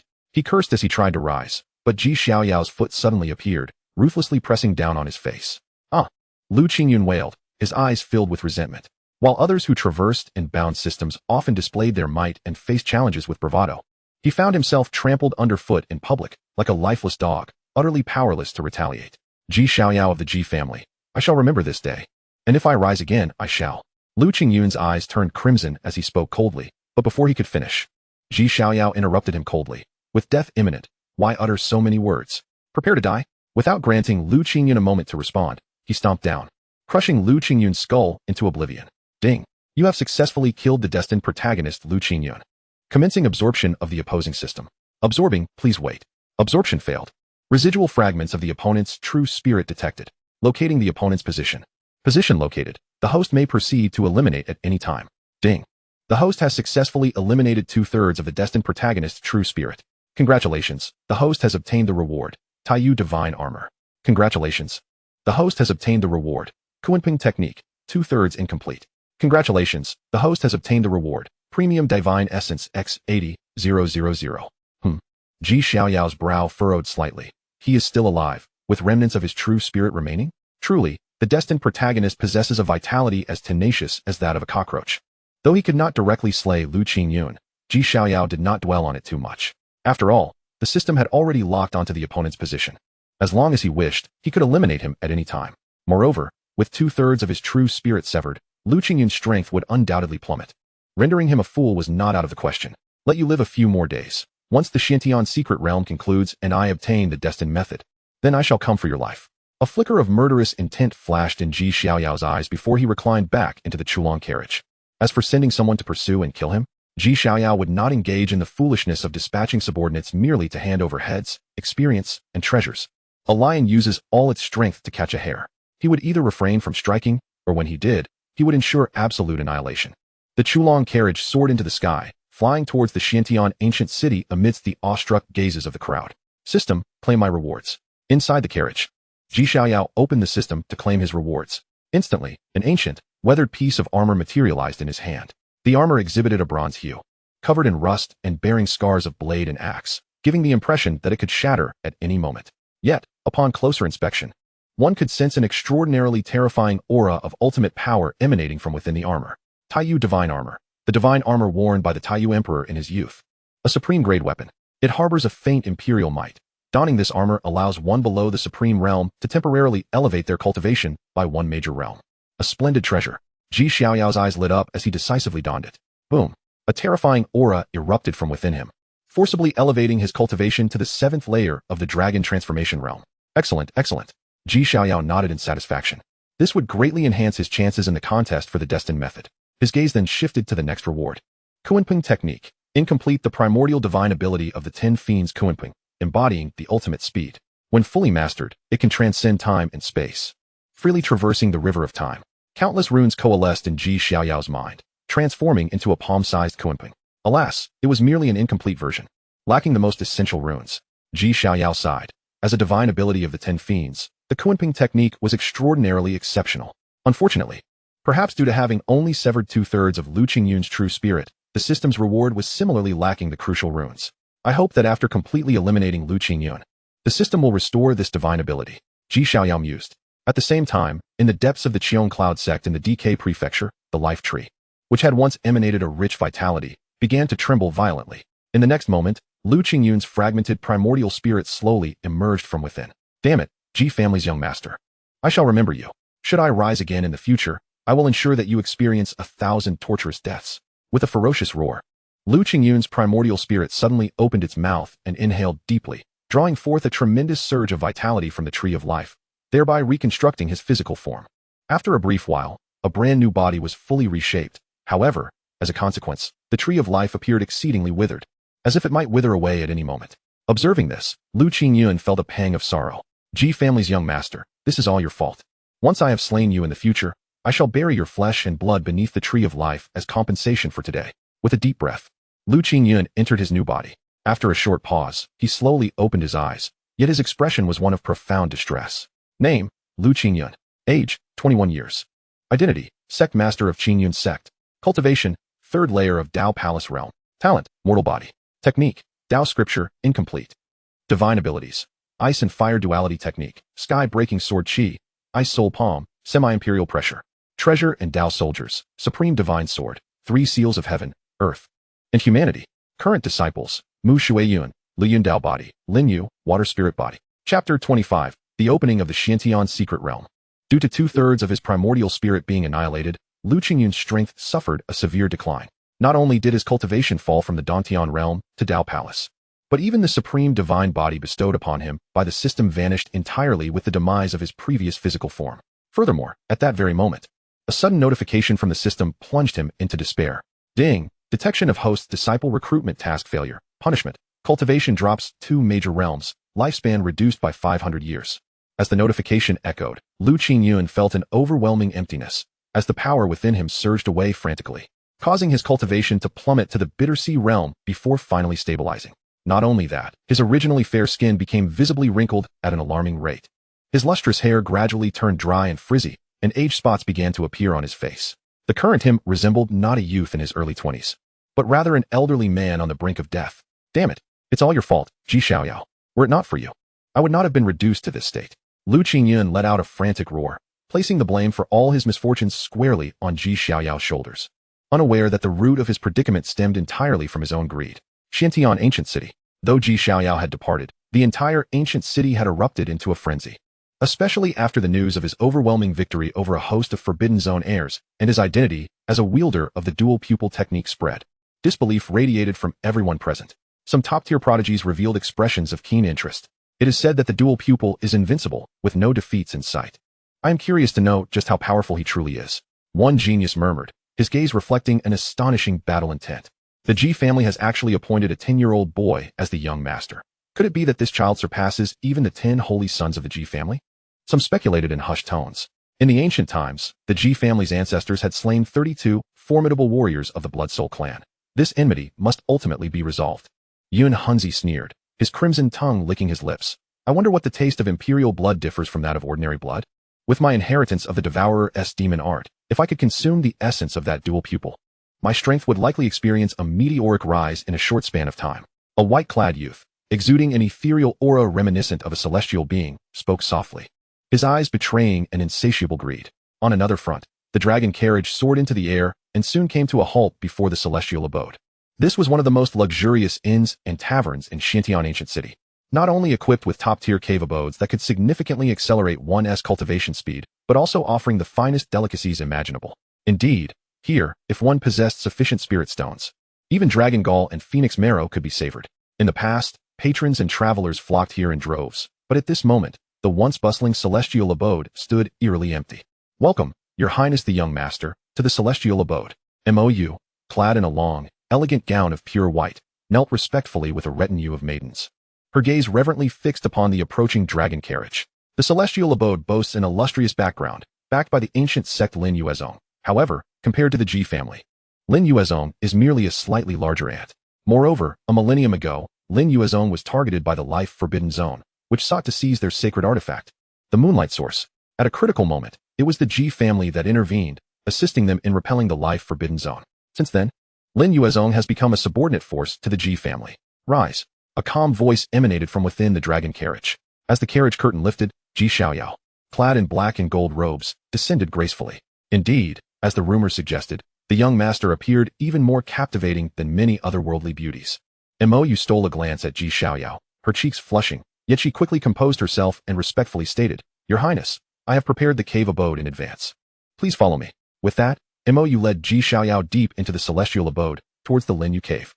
This was the most prestigious cave abode within the celestial abode, engraved with semi-imperial formations and crafted entirely from jade, ensuring that cultivation within would significantly enhance one's progress while preventing the risk of falling into madness.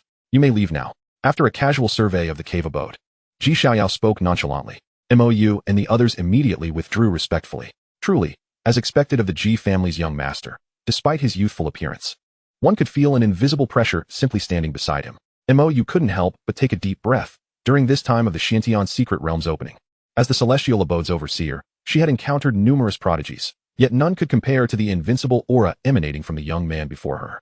Ji Xiaoyao entered the Linyu cave, casually observing the surrounding environment. It was passable, to say the least. Though the Linyu cave was top tier, it was still a far cry from the imperial palace where he resided in the Ji family. Nonetheless, while out in the world, he would not be picky. Sitting down within the cave, he opened the system space, retrieving the sacred herbs and divine sources previously rewarded by the system, and then began to cultivate in silence. In an instant, a dense aura of spiritual energy surged towards him, while the 5 elements source Dan within his body emitted a robust essence of the 5 elements. Within the cave, the golden figurine symbolizing his invincible Dao fruit began to voraciously absorb this energy. Gradually, a brilliant golden light erupted from his being. Boom. In no time, the aura surrounding Ji Xiaoyao also surged dramatically. Outside the Linyu cave, Elder Xian sat cross-legged in the void, silently guarding Ji Xiaoyao. Suddenly, he opened his eyes wide in disbelief, casting a look back towards Ji Xiaoyao within the cave. This aura, has the young master broken through again? To the pinnacle of the dragon nourishing realm? Elder Xian was momentarily dumbfounded. Just half a month ago, the young master had only just broken through to the dragon nourishing realm, and now he had reached the peak of this realm? Good heavens, could this be too monstrous? If the outside world were to know of this terrifying cultivation speed, it would surely leave them agape. Time slipped away like fine sand through fingers. And soon 3 days had passed. On this day, as Ji Xiaoyao awoke from his meditation, a sudden, thunderous roar reverberated through the void, as if the heavens themselves had split apart. From the distant edge of the Xiantian ancient city, an endless mist unfurled, enveloping the entirety of the realm in its shroud. In the next breath, brilliant divine light erupted from within the fog, shaking the very foundations of the earth. In that moment, every being within Xiantian ancient city was stirred from their reverie. Disregarding the ancient city's prohibition against flight, they soared skyward, their gazes fixated on the distant horizon beyond the city. A terrifying storm of spiritual energy surged forth from the ethereal mist, interwoven with an exceptionally dense essence of the intangible. The long-dormant Xiantian secret realm was on the verge of awakening, ready to re-emerge into the world. Elder warriors let out excited growls, their eyes sparkling with divine light as they gazed toward the land's end. Before them, the once boundless plain was suddenly suffused with overwhelming, supreme laws, as if an emperor had descended upon the dust. The immense pressure instilled fear in the hearts of all present, as these supreme laws intertwined in the void, ultimately coalescing into a colossal spatial gate, towering to the height of 10,000 feet. Through this portal, the hidden wonders of the Xiantian secret realm could be faintly glimpsed. Majestic mountains stood tall, radiant glimmers danced across the sky, and the ethereal silhouettes of otherworldly treasures could be seen galloping within. Wait, what is that? A voice cried out, pointing toward the scene within the spatial gate. An ancient tortoise, radiating an aura of vibrant life force, glided past, bearing upon its back a celestial monument. This was none other than the legendary Xian turtle, known for carrying the stone tablet, a veritable elixir of immortality. The rumors that had circulated earlier were indeed true. Within the Xiantian secret realm lay not only the legacies of emperors and the laws of destiny, but also the supreme imperial weapons and the elixir of life left behind by the Xiantian empress. Such an opportunity was monumental, capable of propelling one to unparalleled heights, rendering them invincible. In that moment, all present were consumed by fervor, yearning to plunge into the Xiantian secret realm. However, the realm was not yet fully open, and the connection of the spatial gate remained tenuous. Since the ancient times, the Xiantian secret realm had opened thrice, and now it was on the brink of its fourth, and possibly final, unveiling. Children, your chance has arrived. Will you seize this opportunity to soar to the heavens, or will you let it slip away, forever stagnating in mediocrity? The choice lies within your hands. An elder encouraged the younger generation. As time ticked away, the opening of the Xiantian secret realm was imminent. Hurry! We must be the first to enter and seize our fortune, someone bellowed, racing toward the spatial gate. In an instant, the majority of beings within Xiantian ancient city surged forth, drawn toward the misty veil, various races materializing in the frenzy. Golden holy elephants thundered across the land. Soaring divine tigers ripped through the skies, and the celestial Xian tortoise traversed the void. Even numerous ancient beings emerged, soaring toward the horizon. Renowned prodigies like Yanhunzi, Ouyang Dai, the sun's sacred vine, and Huiyanzi made their appearances, filling the earth with their presence. It is time for me to move, Xiaoyao declared, stepping forward. Clad in a flowing black gold robe, two streams of divine light, one golden, one black, erupted around him, enveloping him in a radiant embrace. In the next instant, he ascended into the air like an ancient kunpeng, racing toward the distant horizon, his astounding speed causing the void to resonate with a thunderous hum. Indeed, he was utilizing the kunpeng technique. Chapter 26, The Young Kun King, Heir of the Sky-Swallowing Demon Art. Though Xiaoyao's mastery of the kunpeng technique was incomplete, as one of the 10 Fiend's divine arts, it represented the pinnacle of speed. Even in its fragmented form, the velocity it manifested was astonishing. In a mere moment, Xiaoyao arrived near the spatial gate ahead of the others, drawing the attention of all nearby prodigies and anomalies. It's him, the imperial heir of the Ji family. The one born with the dual pupils. Someone recognized Xiaoyao, exclaiming in awe. The term dual pupils seemed to hold an enchanting power, as the moment it was uttered. All gazes converged upon Xiaoyao. His black and white pupils shimmered with the evolution of profound runes, resembling the cosmos itself, truly a manifestation of the legendary dual pupils. Though this generation's dual pupil wielder was still young, an indomitable aura already emanated from him. With the dual pupils that opened the heavens, he was destined to be undefeated in the mortal realm. Moreover, he bore the imperial blood of the Ji family. Should he grow, who among his contemporaries could stand against him? He might indeed become an unstoppable force. Not necessarily, others murmured. This golden age is exceptionally unique, with prodigies emerging in abundance. Various legendary physiques will manifest, and even those ancient anomalies from countless epochs may awaken. The dual pupils are powerful, but adversaries still abound. Xiaoyao remained unfazed. Disregarding the surrounding crowd, his gaze fixed intently on the spatial gate not far ahead, where runes of the great path flickered within his pupils. It is coming. The secret realm is about to open, he murmured suddenly. In the next instant, as if his words held the power of the universe, a terrifying force of supreme authority spread through the heavens and earth, followed by a radiant celestial light that illuminated the realm. The spatial gate stabilized completely, ready to welcome entry. Boom. The air thickened with spiritual energy, almost coalescing into droplets, surged forth from beyond the spatial gate, revitalizing everyone present. It has come.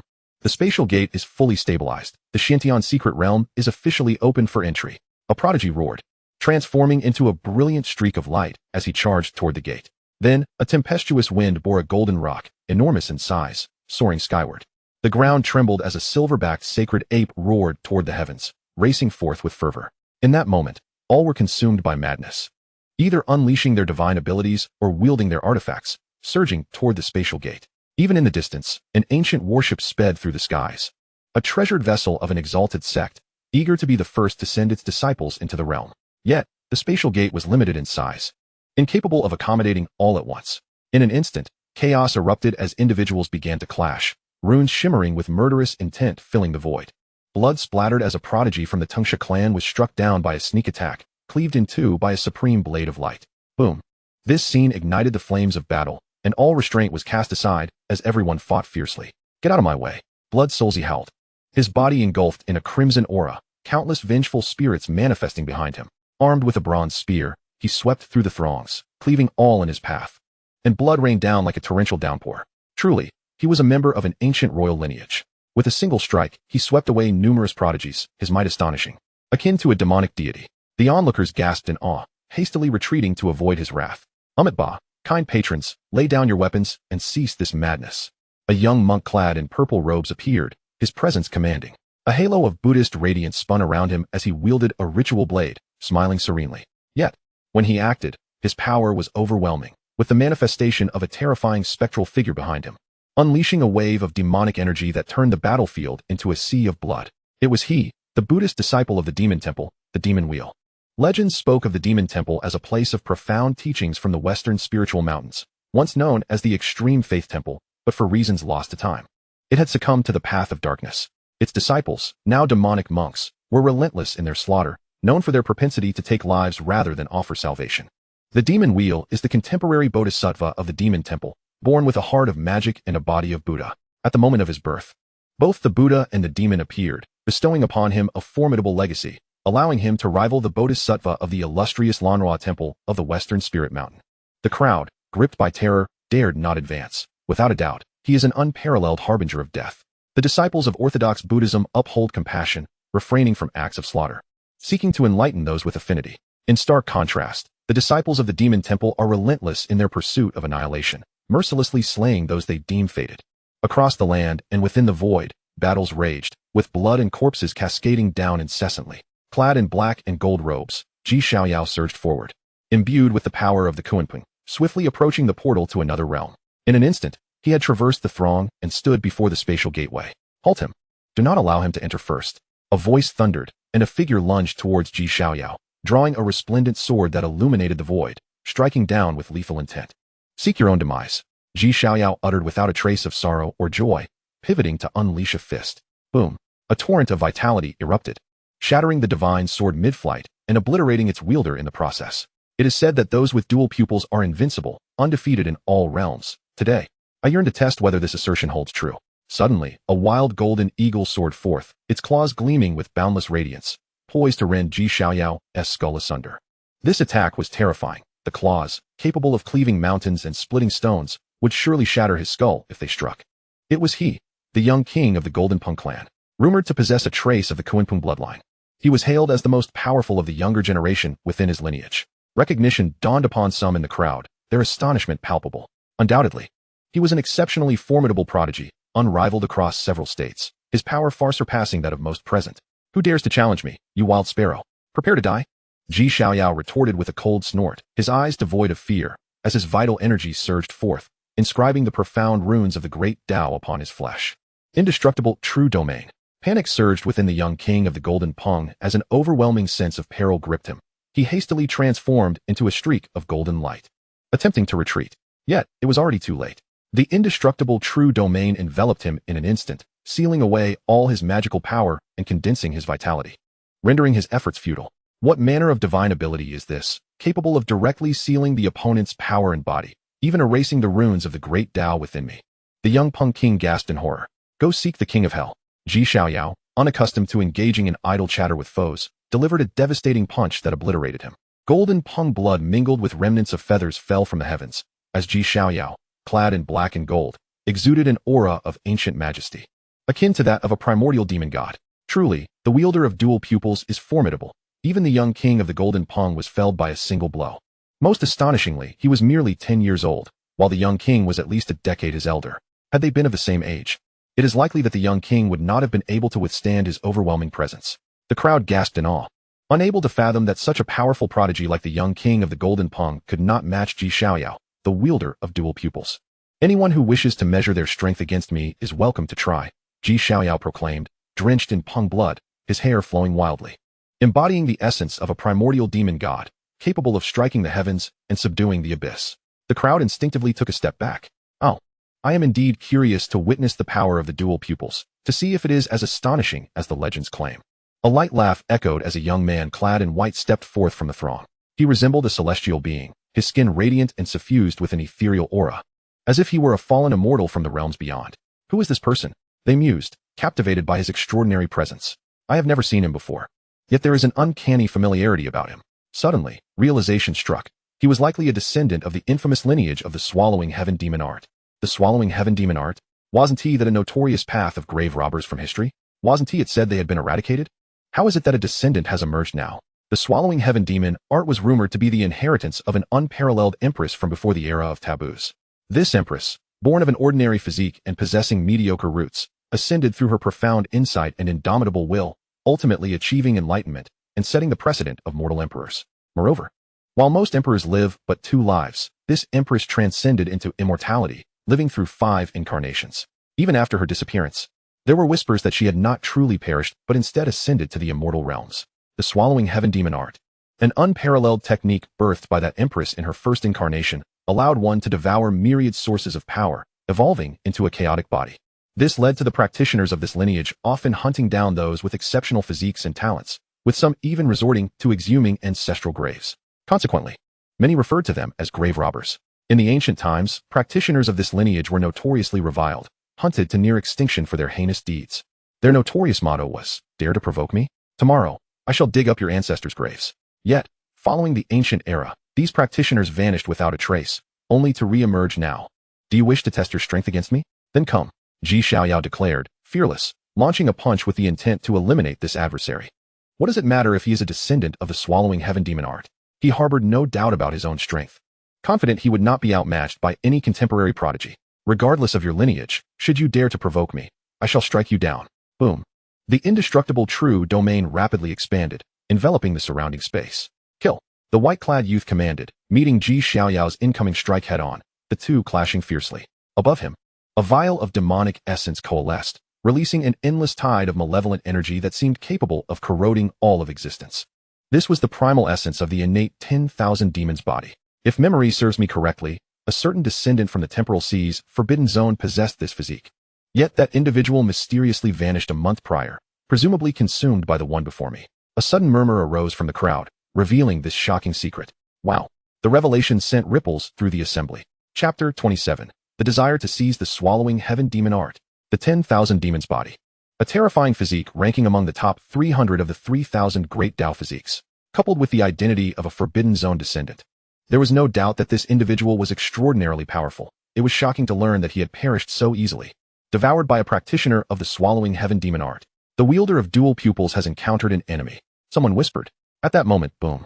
A thunderous explosion erupted as Xiaoyao, resembling an invincible celestial emperor, wielded his imperial fist, clashing against the torrent of demonic energy spewing forth from the vial above the swallowing heaven demon art practitioner. His vitality surged like a vast ocean, and within the indestructible true domain, countless runes evolved, swiftly annihilating all surrounding demonic energy. If this is the extent of your power, what awaits you next will be an undeniable crushing defeat, Xiaoyao proclaimed with unyielding authority, advancing towards the practitioner of the swallowing heaven demon art. "Since I have chosen to measure your strength, I am confident in my ability to eliminate you. Remember my name. The one who shall slay you today is Lin Xia." Lin Xia let out a light chuckle, his white garments billowing as if he had descended from the annals of mythology, radiating brilliance with every gesture that exuded an ethereal grace. "Great Dao magic vessel, consume for me," he bellowed, as the vessel above his head soared forth, swelling in the wind to a colossal size. A potent aura of devouring force emanated from its mouth, accompanied by descending chains of black order, each representing a unique and unparalleled divine ability, all unleashed simultaneously, their might unfathomable. The surrounding peaks, unable to withstand such terrifying pressure, shattered into fragments in an instant. "With me, I am invincible. No matter your myriad of divine skills and secret arts, I shall suppress you with sheer force," Xiaoyao roared, his battle blood surging within him, rising like a tempest. In that moment, he resembled a forbidden celestial emperor, his vitality soaring, as he unleashed his invincible fist seals, executing the heavenly ant divine ability, each punch imbued with unmatched power. Crack! All the chains of order cascading from the great Dao magic vessel were shattered. Xiaoyao took a step forward, sending the vessel flying, before charging at Lin Xia. Lin Xia's heart trembled slightly. The great Dao magic vessel was a supreme divine ability within the devouring heaven magic, capable of consuming all things in the universe. In the past, its usage had almost guaranteed victory, regardless of one's innate constitution or talent. Under its devouring power, all that awaited was annihilation by the chains of order. Yet at this moment, his adversary appeared extraordinarily exceptional. Despite his youth, the sheer terror of his strength caused the great Dao magic vessel to tremble, fissures subtly appearing, threatening to shatter at any moment. Most astonishing was that throughout this fierce confrontation, The opponent had yet to even employ the source divine ability of his dual pupils. Is this a sign of contempt for me? A flicker of anger ignited within Lin Xie as he boldly advanced toward Xiaoyao, who was enveloped by myriad demonic shadows. 10,000 demons swallowing heaven. The demonic shadows, a capability of the innate 10,000 demons body, though Lin Xie lacked this special constitution. He could wield its powers after devouring that inheritor from the forbidden area. The demonic shadows roared, unleashing a terrifying demonic might, as if they aimed to topple the very stars from the heavens. The onlookers, unable to withstand the pressure, hastily retreated in fear of being caught in the crossfire. To steal the power of others is but a petty path. Xiaoyao chuckled coldly as he unleashed the heavenly ant divine ability, summoning a massive ethereal ant behind him that lunged towards the fearsome demonic shadow. Kill. The two forces clashed, yet within mere 3 exchanges. The terrifying demonic shadow was torn asunder by the ethereal ant, causing Lin Xie's divine body to convulse violently as he spat out a mouthful of fresh blood. Die for me. Adhering to the principle of striking a fallen foe, Xiaoyao executed the incomplete Kunping technique, transforming into a streak of light, arriving before Lin Xie in the blink of an eye. Boom. The invincible fist seal slammed directly toward Lin Xie's head. Clang. Lin Xie, startled, hastily retrieved an ancient shield from within. This ancient shield, a relic of the primordial Dao soldiers, could withstand the full force of a God Concealment Realm practitioner. Yet at this moment, it was effortlessly pierced by Xiaoyao's punch. Lin Xie's heart surged with tumultuous waves. He could clearly sense that Xiaoyao's cultivation was merely at the pinnacle of the dragon accumulating realm. A punch from the dragon accumulating realm pierced through a shield of the God Concealment Realm? What absurd attack power! Moreover, it was not over. After easily breaching the ancient shield, Xiaoyao's fist erupted with terrifying force, sending Lin Xie hurtling backward. Too weak. It seems you shall meet your demise at my hands today. Xiaoyao towered above, gazing down at Lin Xie with indifference. Ugh. Lin Xie once again coughed up a mouthful of blood. Although the ancient shield had absorbed much of the force, the residual impact still rattled his insides. At this moment, he no longer possessed the ethereal aura of his earlier white-clad self, appearing utterly dispirited. The inheritor of the devouring heaven magic was on the verge of defeat, unable to contend with the Ji family's dual pupil wielder. So strong. And yet he is only 10 years old, with a cultivation of merely the dragon accumulating realm. In contrast, Lin Xie had long since ascended to the 7th layer of the dragon transformation realm. In the ancient era, the inheritors of the devouring heaven magic were deemed the nightmares of all prodigies, with the emergence of the great Dao magic vessel. Regardless of how monstrous one's constitution might be, they would only find themselves devoured. Yet now, they were being overpowered from below, a formidable crushing force. I retract my earlier words. The Ji family's dual pupil wielder remains invincible. Is Lin Xie too weak? No, it is the Ji family's scion who is too powerful. Throughout this battle, he has not even resorted to his dual pupils. The onlookers exhibited expressions of astonishment, once again having their perceptions of reality reshaped by Xiaoyao's formidable combat prowess. Damn it! Hearing the discussions around him, Lin Xie felt a surge of rage. He had approached with confidence, only to find himself reduced to a mere backdrop for another. However, anger aside, he understood that he was unequivocally no match for Xiaoyao. One day, I shall devour the essence of your dual pupils, Lin Xie declared ominously, turning to leave. You think you can swagger away after that display? Stay right there. Xiaoyao sneered, the power of the Kunping swirling around him as he swiftly pursued Lin Xie. Do you take me for a paper tiger? Lin Xie roared, once again summoning the great Dao magic vessel above him. Endless black chains of order surged forth from it, lashing out at Xiaoyao. Are you out of tricks? That move is futile against me. Xiaoyao retorted with a cold laugh, as countless runes erupted from his flesh, merging with his vitality to form the indestructible true domain, sealing away Lin Xie's great Dao magic vessel along with all the chains of order. Lin Xie felt a jolt throughout his body, instantly losing control of the great Dao magic vessel. Moreover, his internal power, runes, and even his vitality were forcefully sealed by a mysterious power, rendering him indistinguishable from an ordinary mortal at that moment. Seeing this, Xiaoyao seized him by the throat, lifting him into the air. It is said that the devouring heaven magic is the most extraordinary skill of all time. I wish to witness if it truly possesses such transcendence. As he spoke, Xiaoyao extended a strand of consciousness toward Lin Xie's mind, attempting to acquire the devouring heaven magic in this manner. Damn it! You shall not succeed in prying into my legacy. Lin Xie seethed with a mix of fury and fear, struggling fiercely to break free from the bindings. But Xiaoyao's grip was akin to an iron vice, rendering his efforts futile. However, just as Xiaoyao's consciousness breached Lin Xie's mind, a strange force suddenly erupted from Lin Xie's consciousness. Not good. Xiaoyao's expression shifted as he decisively discarded Lin Xie. Ha ha. I initially intended to ensnare you. Yet it seems you have evaded my grasp. Lin Xie's face, previously contorted with rage, now bore a wild laugh, but in the next moment, his mind shattered, taking his true spirit with it into instant oblivion. A restriction had been laid within his mind. Once triggered, it would lead to the annihilation of his essence. Xiaoyao's gaze turned cold.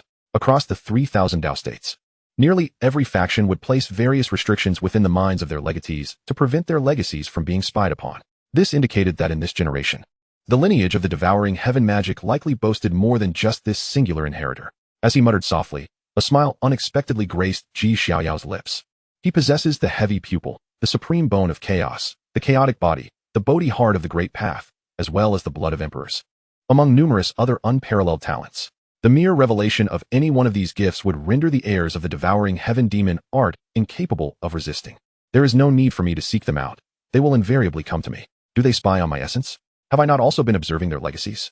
For the invincible devouring heaven demon art, Xiaoyao is indeed quite envious. Moreover, there are rumors that the lineage of the devouring heaven demon art possesses another technique known as the indomitable heavenly art, which was created by that unparalleled empress in her final life, surpassing even the devouring heaven demon art. It is astonishing that the grave-digging lineage's heir was so easily defeated, proving to be no match for the G family's heavy pupil practitioners. The saying heavy pupil is invincible rings true. While all eyes are focused on the heavy pupil, let us not forget that he also bears imperial blood, combining two supreme talents into one, thus forging an extraordinary and unmatched being. Everyone present was utterly astonished. Even the ancient ones in the distance could not help but exhibit expressions of disbelief. Such strength is somewhat terrifying, even among those of the same age. Emperors pale in comparison. The G family has produced an exceptional prodigy, endowed with terrifying talent, who may very well emerge victorious in the future conflicts among emperors. Those in the forbidden zone of life may find themselves restless. First, there was the white-clad divine King Ji Wuxuan, and now another prodigy with heavy pupil has arisen.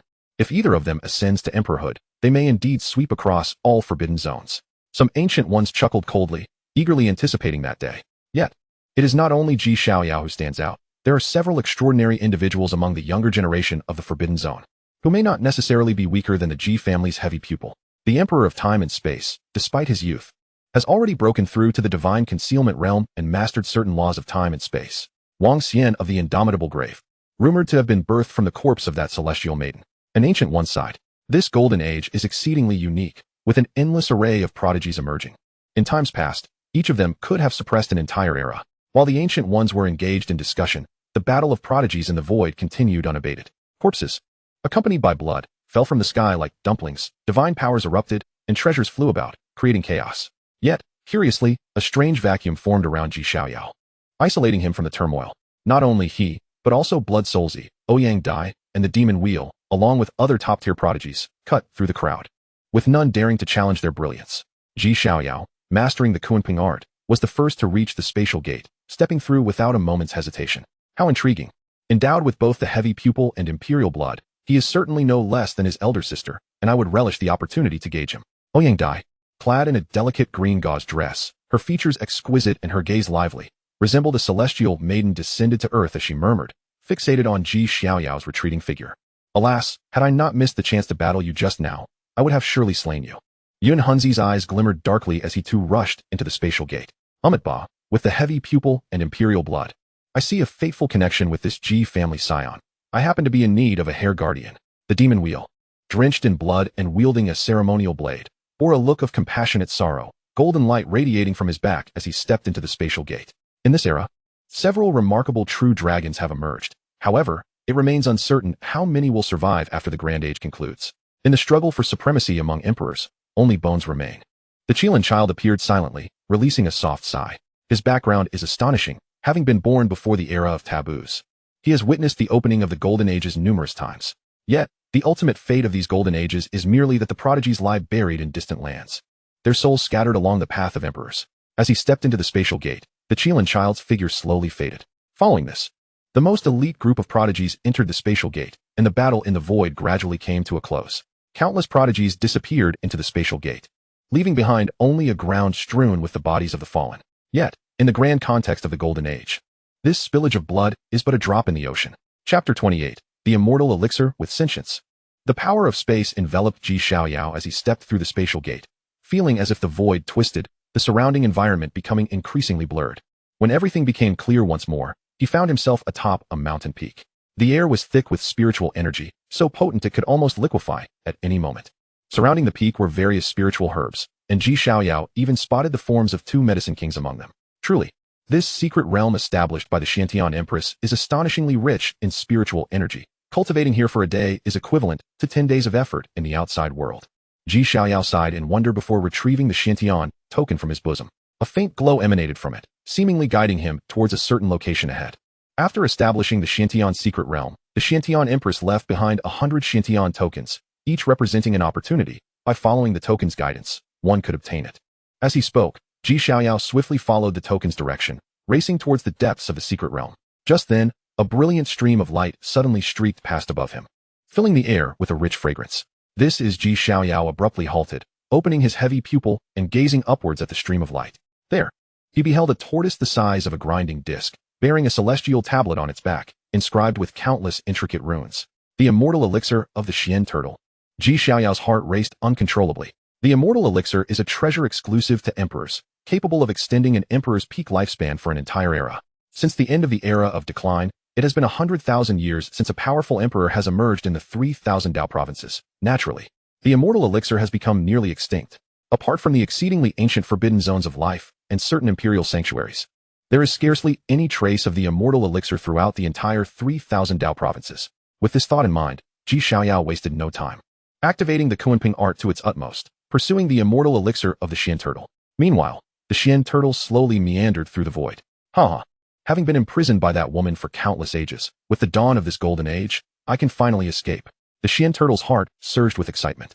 Unlike other immortal elixirs, it had once followed an unparalleled celestial emperor, and through an unexpected enlightenment from the emperor, it gained sentience.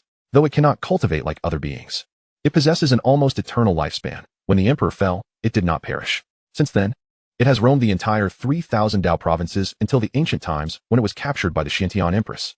That damned woman. It was merely a matter of peeking at you while you bathe. How could you not see me and still resort to imprisoning me for various inhumane experiments? You not only took away the essence I accumulated over countless ages, but also confined me within this secret realm for hundreds of thousands of years. Thankfully, the golden age has arrived. This time, I shall surely break free, and when I do, I will personally excavate your grave. With this thought, the Xian turtle felt elated.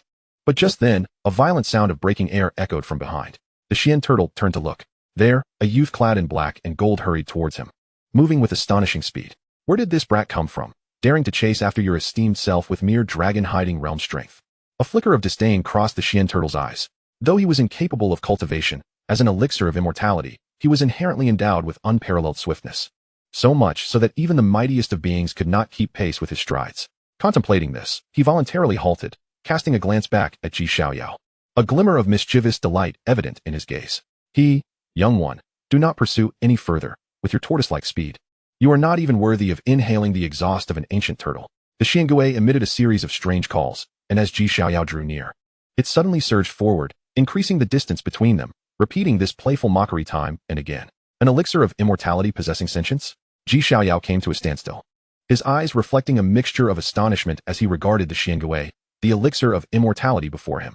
It is widely acknowledged that such potions rarely develop self-awareness, primarily because they are exceedingly extraordinary, possessing eternal life. Birth, aging, illness, and death are the laws of heaven and earth. Even a being as powerful as the heavenly emperor cannot transcend these. Yet, the elixir of immortality can defy this principle, and should it gain consciousness, it would be utterly against the natural order. Come on, continue your pursuit of the great turtle. If you catch me, perhaps you'll have your moment of delight. The Xiangui taunted with a grotesque laughter, appearing less like an ancient creature who had lived through endless epochs and more akin to a mischievous, playful child. A sentient elixir of immortality, how intriguing. In the face of this mockery, Xiaoyao harbored no anger. Instead, a spark of brilliance ignited in his eyes. This was not merely intriguing, it was revolutionary. Should this news spread, the entire cosmos would tremble, and those ancient beings would go to great lengths to capture it. For if they succeeded, they might unravel the mysteries of immortality. With this thought, Xiaoyao unhesitatingly propelled the Kunping technique to its zenith, racing toward the Xiangui elixir. Simultaneously, he struck out with a palm, coalescing a colossal energy hand, measuring 100 feet in size, in the void, aiming to grasp the Xiangui elixir. Gaga, young one. Such trivial skills cannot ensnare me. The Xiangui jeered, its form adorned with intricate array patterns, intertwining to form a teleportation array that whisked it away 100 miles distant. Throughout the long eons, although it could not cultivate, It had mastered array formations, alchemy, and artifact refinement to an extraordinary degree, far surpassing the so-called masters of the world. Gaga gaga, young one, I've had my fun, I shall take my leave now. The Xiangui chuckled, its body once again enveloped in dense array patterns, propelling it deeper into the secret realm. Yet, in the next instant, a soft chuckle escaped Ji Xiaoyao's lips. You may have had your fun, but I am far from finished. With that, an overwhelming surge of chaotic laws erupted from within him, sending the Xiangui plummeting from the void. Its surrounding array patterns instantly obliterated. Gah! This is the chaotic Dao. The Xuangui's expression froze. This is impossible. You are merely in the dragon-nurturing realm. How could you possibly wield such transcendent principles? The Xiangui felt its worldview shatter. The chaotic Dao stands as one of the highest paths in existence, comparable to the laws of heaven and earth. Even the mightiest of emperors cannot fully master it. Yet, the aura emanating from this young man was unmistakably that of the supreme chaotic Dao. Impossible, impossible. This must be an illusion. I must still be asleep. Suddenly, a melodious chime echoed, and a bell, enveloped in chaos and radiating terrifying power, slowly emerged from Ji Xiaoyao's body. This was the chaotic annihilation bell. Born from the depths of chaos, the Xiangui was so startled that it leaped into the air, disbelief etched across its face, recognizing the origins of this bell. After gaining sentience from the Heavenly Emperor's enlightenment, it had once followed the Heavenly Emperor into the chaos to seek this very bell, only to return empty-handed. The Heavenly Emperor had once proclaimed, the Dao bell possesses spirit. Unless one is fated to wield it, even an emperor cannot claim mastery over it. Little did it expect that it would appear in the hands of this young man. Chaotic Dao, seal the void, Ji Xiaoyao commanded, activating the chaotic annihilation bell to enclose the surrounding space. Damn it, you little brat, that is against the code of martial ethics. The Xiangui's expression drastically changed as it regained its composure. This generation is utterly defiant. A mere child has casually summoned a divine weapon that even the Heavenly Emperor pursued for a lifetime, yet could not attain. Furthermore, judging by your demeanor, you can wield the divine weapon at the dragon-nurturing realm. It must have recognized you as its master. Otherwise, even a sage would be reduced to a desiccated corpse in an instant. This time, there is nowhere for you to escape. Ji Xiaoyao swiftly lunged toward the Xiangui. An elixir of immortality that had developed consciousness and seemingly lived through eons was not only remarkable for its potent properties, but also for the vast reservoir of memories it possessed, a treasure trove in itself. As Ji Xiaoyao advanced, the Xiangui, now stripped of its earlier calmness, was filled with panic. Young one, I warn you not to act recklessly. A cornered turtle will bite. The Xiangui threatened, though its tone lacked conviction. Ji Xiaoyao refrained from responding, accelerating his movements, while the chaotic annihilation bell above him surged with terrifying chaotic laws, continually compressing the surrounding space. You leave me no choice. Just then, an unexpected turn of events occurred. As Ji Xiaoyao drew closer, the Xuangui's expression hardened, and it suddenly spat out a palm-sized array flag. This flag was extraordinarily formidable, exuding an aura that transcended the extreme realms, inscribed with countless intricate patterns. The Heavenly Emperor's array flag, the Xiangui declared. Young one, I shall remember you. The debt incurred today will one day be repaid. The Xuangui's eyes expressed deep sorrow, for the Heavenly Emperor's array flag had been bestowed upon it as a supreme treasure, enabling instantaneous traversal through boundless space. However, this item was consumable. Each use would diminish its inscriptions. At that moment, as the Xiangui activated the Heavenly Emperor's array flag, a terrifying force erupted, propelling it through the endless chaos toward the depths of the secret realm. That way, Ji Xiaoyao exclaimed, decisively activating the chaotic annihilation bell, unleashing torrents of chaotic laws aimed at intercepting the Xiangui. However, the Heavenly Emperor's true flag proved remarkably extraordinary, managing to block most of the chaotic laws, with only a feeble fragment grazing the Xuangui's form. Damn it, that hurts.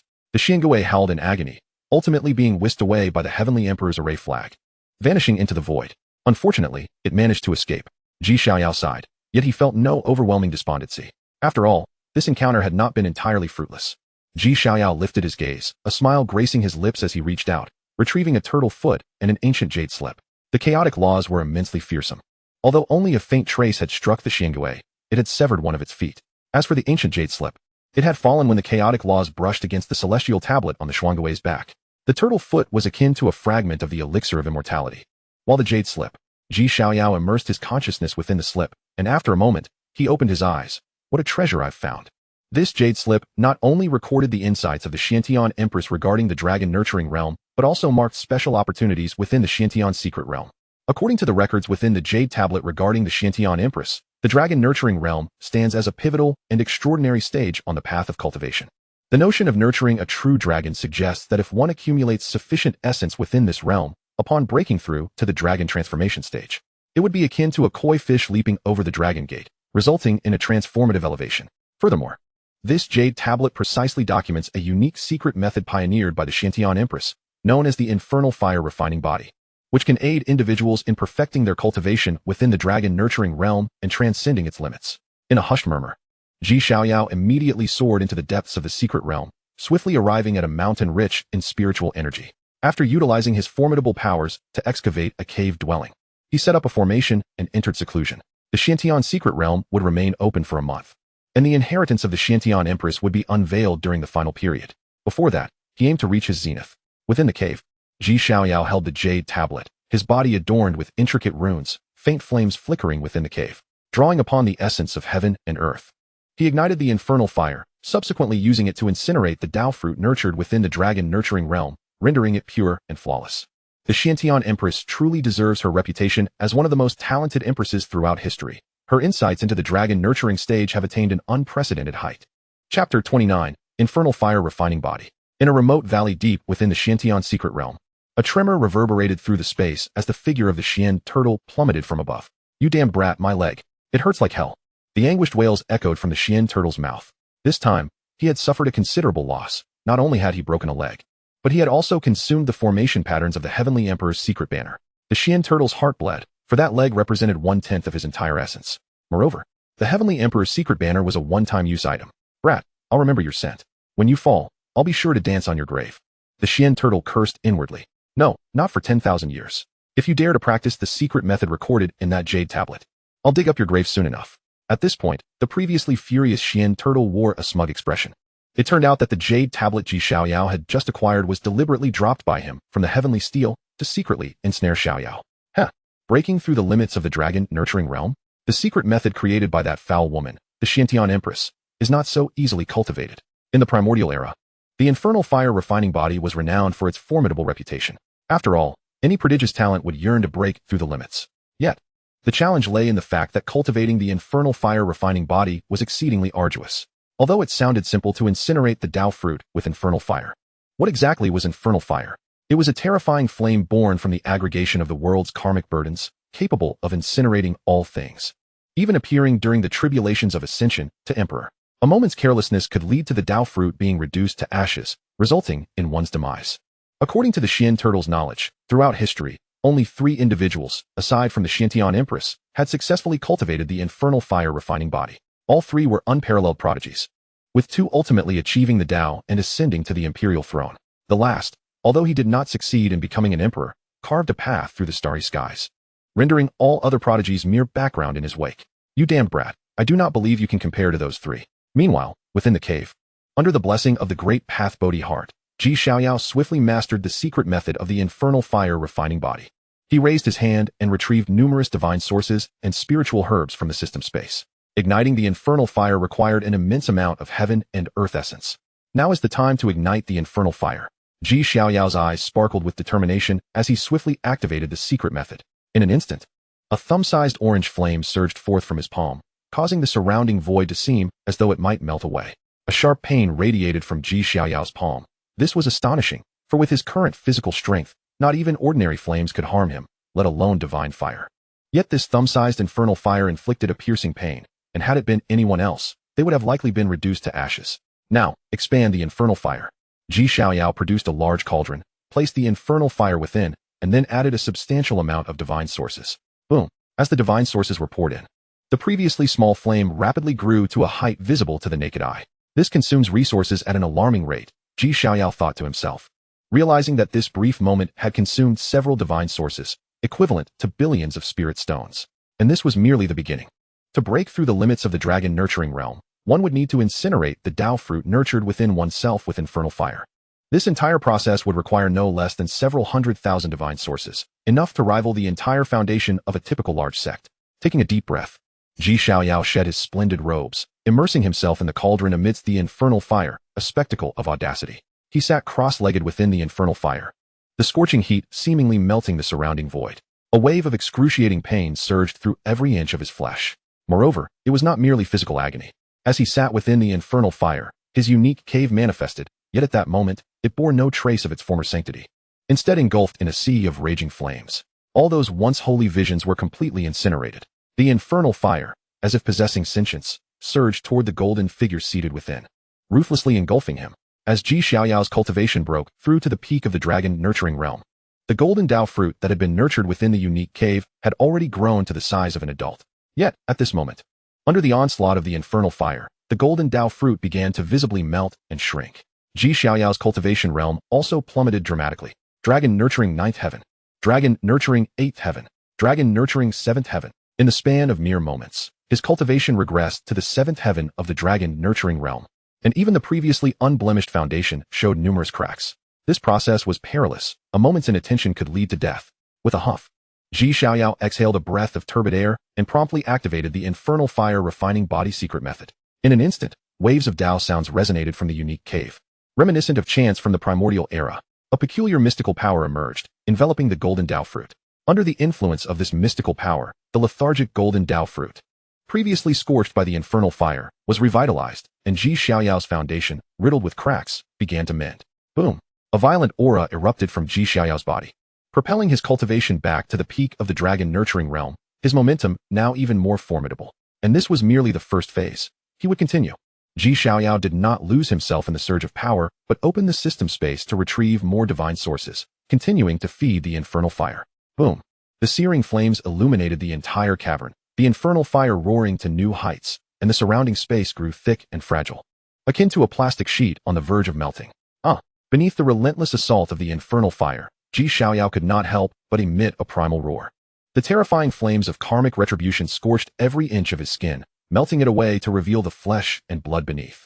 In this moment, Xiaoyao had lost the confident and invincible demeanor he once possessed, appearing instead as a ghastly specter, akin to a bloodied corpse clawing its way out of purgatory.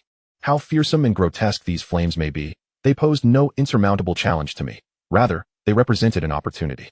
With a low growl, Xiaoyao steadied his mind and fervently channeled the 9 calamities' indestructible heavenly art. The runes inscribed within his flesh began to glow, frantically repairing the burned and melted skin. Yet soon enough, they were once again engulfed by the inferno. Repair, burn, between this relentless cycle. The 9 calamities' indestructible heavenly art subtly hinted at a breakthrough into the late stage of the first level. Now was the moment. Seizing the opportunity, Xiaoyao abruptly produced a sacred herb and swallowed it whole, then madly activated the 9 calamities' indestructible heavenly art.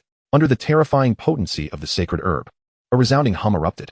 Every inch of flesh and blood within him radiated with light, bursting forth with boundless vitality. The 9 calamities' indestructible heavenly art successfully ascended to the late stage of the first level. Boom! The furious force of his vital energy surged forth from Xiaoyao's body. Amidst the surrounding flames, although he still felt piercing pain, they could no longer scorch his skin. If onlookers had witnessed this scene, they would have been utterly astounded. To withstand the flames with his physical body? What a monstrous maneuver. However, while the calamity of his flesh had been averted, Xiaoyao's true crisis remained unresolved. Within the soul cave of the universe, the raging flames engulfed everything. While the golden figure representing his Dao fruit resembled the Monkey King within the alchemical furnace of the Supreme Lord, his cultivation plummeted from the 8th layer of the dragon-taming realm to the 4th layer. The foundation of his Dao within was as fragile as a porcelain doll riddled with cracks. A mere touch could shatter it entirely. Chapter 30. Silence. The rage of the G clan. The flames of karmic retribution enveloped him entirely. The situation within the soul cave of the universe had grown dire. The golden figure representing his Dao fruit was on the verge of collapse, threatened by the flames, ready to turn to ash at any moment. The foundation of his Dao was likewise filled with fractures, nearing destruction. Yet, Xiaoyao remained unfazed, his demeanor devoid of joy or sorrow. Immersed in a peculiar state of transcendence, the essence of the karmic flames refining his body bore striking similarities to the 9 calamities' indestructible heavenly art, both rebirthed from ruin and shone anew from silence. In this moment, Xiaoyao seemed to comprehend something profound. The Bodhi heart of his Dao within emitted waves of resonance. Harmonizing with the Dao, he recalled an ancient tome he had glimpsed in his ancestral land. It recounted how the first patriarch of the G clan, the Emperor of the Universe, was besieged by several beings from the life-forbidden zones during the twilight of his second life, intent on seizing his imperial essence as he approached his end. However, the Emperor of the Universe, a genius beyond compare, broke through amidst the battle, successfully surviving to his third life even while severely wounded and on the brink of death, subduing all attackers. In this transcendent state, all external distractions seemed to dissipate. Even the pain inflicted by the flames vanished. Instinctively, Xiaoyao activated the secret technique of the karmic flames refining his body, letting streams of secret energy circulate within his soul cave of the universe, nourishing the golden figure of his Dao fruit. Boom! empowered by this secret energy. The once listless golden figure of his Dao fruit instantly regained its brilliance, radiating a dazzling golden light, while a unique vitality began to gestate within. This vitality, under the flame scorching, grew increasingly robust and dense, ultimately enveloping the golden figure entirely. Under the influence of this vitality, Xiaoyao's previously shattered foundation began to mend, and his fallen cultivation soon ascended back to the pinnacle of the dragon-taming realm. Moreover, the aura he emanated was far more terrifying than before, akin to a primeval beast unleashed from its cage. I could sense that the 9th layer of the dragon-taming realm was not the limit of this realm. Above it lay an even more enigmatic existence. Break, Xiaoyao uttered softly, as if his words wielded the power of the law. In that moment, his cultivation surged once more. Pop! A soundless crack echoed from within his golden figure of Dao fruit. Immediately after, countless threads of golden light erupted from the figure, enveloping him, binding him in a cocoon that transformed into a golden chrysalis the size of a palm. As the golden figure of his Dao fruit formed this chrysalis, Xiaoyao's previously soaring aura plummeted, his physical body and soul seemingly falling into a profound stillness. Clan, Wanjian Tower. Tianqing and several clan elders were reveling in wine, their spirits high, their faces aglow with delight. Ha ha ha, Xiaoyao did splendidly this time. Upon entering the Xiantian ancient city, he decisively vanquished a host of heirs from the forbidden zones. Ah, how reminiscent of my own glory days. Our Clan sons are indeed exceptional, vanquishing all the scions of the forbidden zones. I heard that before entering the secret realm, Xiaoyao also slew the young king of the Golden Peng clan and the inheritor of the devouring heavenly demon art. Truly, a sight to behold. The clan elders chuckled. I have always said, my grandson possesses the bearing of a celestial king. Tianqing, with a rosy complexion, laughed heartily, downing a large gulp of wine. Yet at that moment, a servant rushed in, panic written all over his face. Patriarch, esteemed elders, grave news. Tianqing's expression darkened, halting his actions. What is it? Causing such a commotion? The life lamp of his highness has suddenly dimmed, on the verge of extinguishing. The servant reported, fear etched in his features. What did you say? Xiaoyao's life lamp? The expressions of everyone shifted instantaneously. Tianqing's eyes brimmed with murderous intent as he surged forward, racing toward the storage place of Xiaoyao's life lamp. The clan elders followed closely behind. Moments later, Tianqing and the elders arrived at the secret chamber where Xiaoyao's life lamp was kept. They beheld the once fiercely burning life lamp, now flickering weakly like a candle in the wind, ready to extinguish at any moment. Seeing this scene, all the elders were thrown into chaos. Tianqing trembled all over, his previously rosy face turning as pale as death. What has happened? Why has Xiaoyao's life lamp become so dim? With his combat prowess, coupled with the treasures we bestowed upon him and his inherent Dao soldiers, it is inconceivable that even the talented scions of his generation, let alone elder powerhouses, could harm him. Could it be that those old wretches from the life forbidden zones have acted? At the time of Xiaoyao's emergence, those old fools shamelessly sought to seize his accompanying imperial weapon. Damn them, it must be those miscreants. Gather the troops, annihilate them. A hot-tempered elder bellowed, taking flight from Wanjian Tower, eager to rally the troops against the forbidden zones. Tianqing's eyes erupted with terrifying killing intent. As the brilliant sword light cleaved through the void, the sword of the emperor materializing in his grasp, exuding boundless imperial might, shattering the surrounding void into fragments.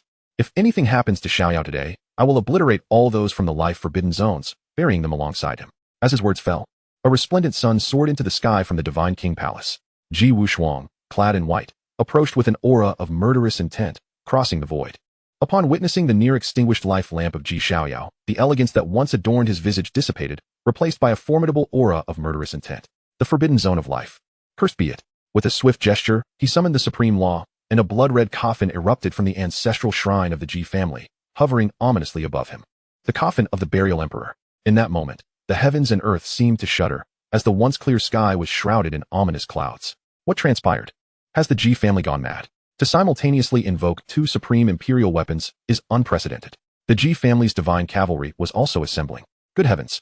The Ji family has sounded the imperial horn, which I recall is only blown when they prepare to wage an immortal war. Across the realm, all were acutely aware of the uncontainable fury brewing above the Ji family. War flags fluttered as a myriad of warships surged forth from the Ji family. Countless warriors clad in black armor converging, their murderous aura piercing the heavens. Even the entirety of the imperial province began to glow, with the grand imperial formations inscribed throughout the land operating in a frenzy, exuding a terrifying power that seemed poised to elevate the entire province into the skies. This astonishing scene left all beings in the 3,000 Dao provinces gasping in shock. Countless ancient relics were roused from their slumber, staring blankly in the direction of the Ji family. Has the Ji family truly gone mad? Whom do they intend to wage war against? Simultaneously, as the G family exhibited such movements, the Great Life Forbidden Zones, Timespace Sea, Undying Tomb, and Divine Demon Mausoleum became alert. After all, since ancient times, the G family had only encountered such a situation 5 times, each time targeting their Great Life Forbidden Zones, resulting in mountains of corpses and seas of blood. Are they preparing to strike against us once more? Have they lost their minds? Have they forgotten the ancient covenant? Furthermore, if my memory serves me right, we have not provoked them of late. The various life forbidden zones felt a tremor in their hearts. Chapter 31. A mishap, breaking the extreme realm. Within the G family's secret chamber, where Ji Xiaoyao's life lamp lay, a resolve to annihilate a life forbidden zone was palpable. Today, we shall certainly exact vengeance for Xiaoyao. Humph, does the Ji family seem so feeble after merely thousands of years of inaction? The elders of the clan voiced their indignation, their eyes brimming with murderous intent. Ji Wushuang and Ji Tianqing remained silent, yet the emperor-slaying sword and the coffin of the burial emperor hovering above them radiated boundless extreme power, poised to unleash a cataclysmic strike at any moment. Just as they were about to depart, a thunderous sound erupted.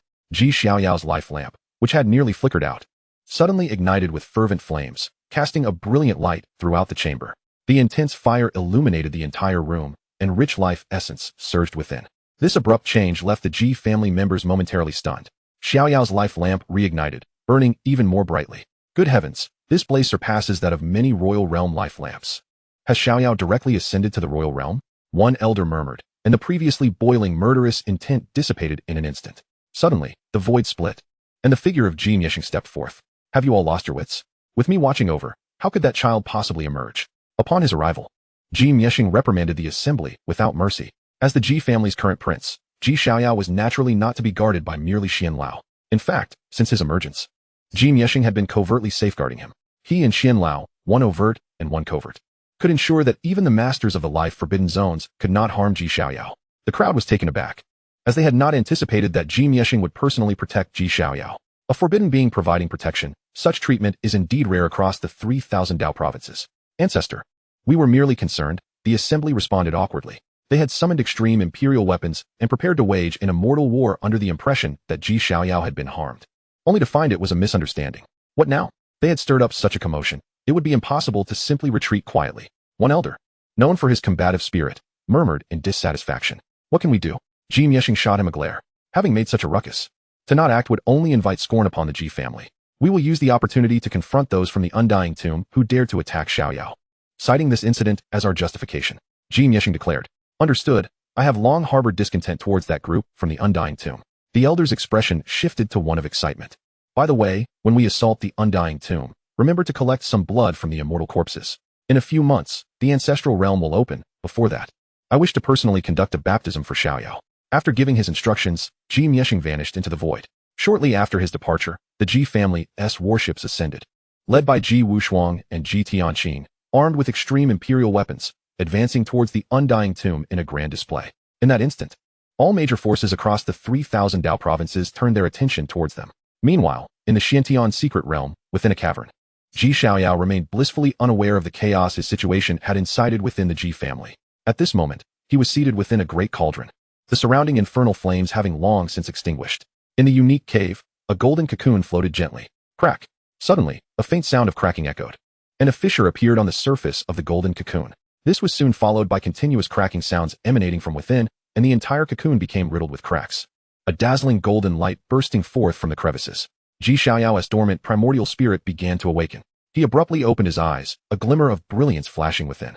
From desolation to rebirth, from ruin to resurgence. Today marks the breaking of the limits of the dragon-embracing realm. As his words fell, the golden cocoon in the unique cave shattered completely. A golden figure emerged from within, powerful, majestic, terrifying, and elevated above all. An awe-inspiring aura emanated from this golden figure, akin to an emperor reigning over the heavens. This golden figure was none other than Ji Xiaoyao, reborn from his nirvana, having endured the infernal flames and undergone rebirth. He now radiated purity and vitality, seated above the unique cave, exuding an invincible presence, as if he could command the very tides of heaven and earth. As the golden figure successfully broke through, Ji Xiaoyao's aura erupted, and at that moment, his cultivation level began to ascend. However, this breakthrough did not propel him directly into the dragon transformation realm, but rather, he shattered the limits of the dragon-embracing realm, reaching the fabled 10th heaven of the dragon-embracing realm, a realm that exists only in theory. Throughout history, Very few prodigious talents have managed to breach this realm. The pure and pristine Dao fruit, having successfully transcended the limits of the dragon-embracing realm, now signified the conclusion of this phase of cultivation. The next step would be transformation into a dragon. Xiaoyao, feeling a surge of inspiration, found the golden Dao fruit figure seemingly responding to him. Stepping forth to sit opposite Xiaoyao. I am you, and you are me, united as one, transcending into the dragon transformation. As Xiaoyao's thoughts stirred, the golden Dao fruit figure willingly approached him, merging into a singular entity. This was an essential step in breaking through to the dragon transformation realm. To unify oneself with the Dao fruit of the dragon, achieving the ultimate leap into the skies, transforming into a dragon. However, most others at this juncture often required various elixirs for assistance. After all, the cave heavens are imbued with spirit. Whether it be the divine weapons or secret techniques birthed from the Dao fruit, or the heavenly spiritual herbs, they are ultimately external entities. The process of merging is bound to encounter mutual repulsion. Elixirs must serve as aids. Furthermore, the stronger the nurturing, the greater the repulsion. And there are even instances where the birthed entities may retaliate against the host. Yet, Xiaoyao's situation was precisely the opposite. The golden figure represented the manifestation of his Dao fruit cultivated thus far. The two were inherently of the same root and source, rendering the notion of repulsion non-existent. At this moment of fusion, it was entirely unobstructed and remarkably smooth. Buzzing, as the golden Dao fruit figure slowly integrated. An overwhelming surge of power erupted within Xiaoyao's body. His vitality, magical power, and runes all experienced exponential enhancement, like a carp leaping over the dragon gate. He underwent a magnificent transformation. It was at this moment, the breakthrough. With the complete fusion of the golden figure and himself, Xiaoyao's cultivation level ascended to the dragon transformation realm. Boom! A mysterious force surged within him. The path of cultivation is a continuous process of self-rebirth and metamorphosis. The dragon transformation realm embodies the culmination of several previous cultivation stages. In this realm, one embodies the essence of a dragon, exuding unparalleled might with every gesture. Xiaoyao unleashed a casual punch, causing a rift to appear in the void. This scene, if witnessed by others, would undoubtedly evoke immense astonishment. After all, even a grand cultivator of the divine concealment realm could not easily rend the void. Especially within the mystic heaven's secret realm, where extreme rules bolster the spatial integrity far beyond what the outside world can compare. Had it been before, Xiaoyao would have been incapable of such a feat, but now, it was effortless. It was time to emerge from seclusion and seize opportunities. Xiaoyao donned a treasure robe and stepped out, emerging from the cavern, standing against the horizon, radiating a crystalline glow, his eyes swirling with a captivating aura. In this moment, every movement he made resonated with the rhythm of the Dao.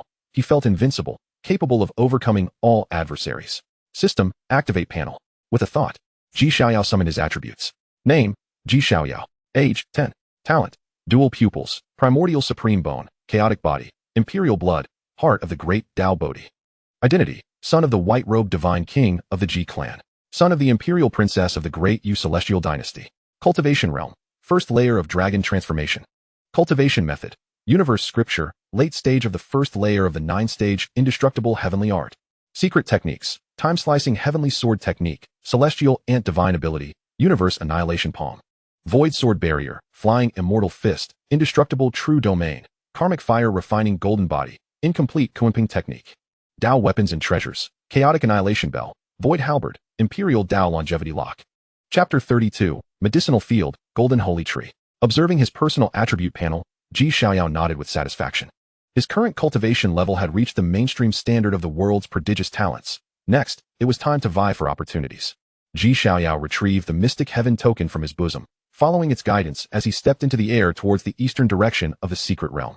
Clad in a black gold robe, Xiaoyao radiated a dazzling brilliance, his flesh glowing, surrounded by an ethereal aura as if a celestial being had descended. At this moment, with just a slight exertion of his internal magical power, an endless cascade of divine radiance erupted forth, causing the surrounding mountains to tremble violently.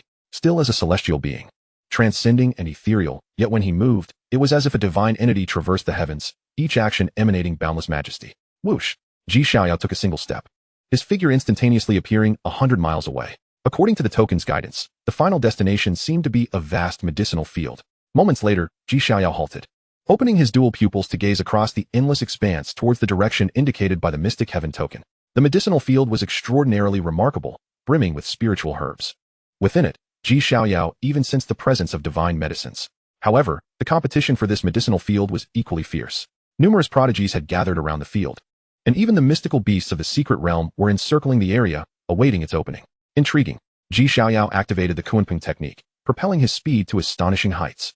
But at that moment, a roar erupted, and a 100-foot-tall exotic tiger suddenly leaped from the ground, opening its massive maw to devour Xiaoyao. The mystic heaven's secret realm was not only filled with opportunities, but also fraught with peril. The imposing black-scaled tiger, covered in gleaming scales, radiated a dark light, resembling forged metal, with bloodlight swirling within its maw, shaking the surrounding peaks. This was a mystical beast of the secret realm, possessing cultivation at the early stage of the divine concealment realm, with an extraordinary bloodline capable of battling dragon-like creatures. Xiaoyao lowered his gaze at the ambushing black-scaled tiger, his expression unwavering, and gradually extended a hand to strike. Boom!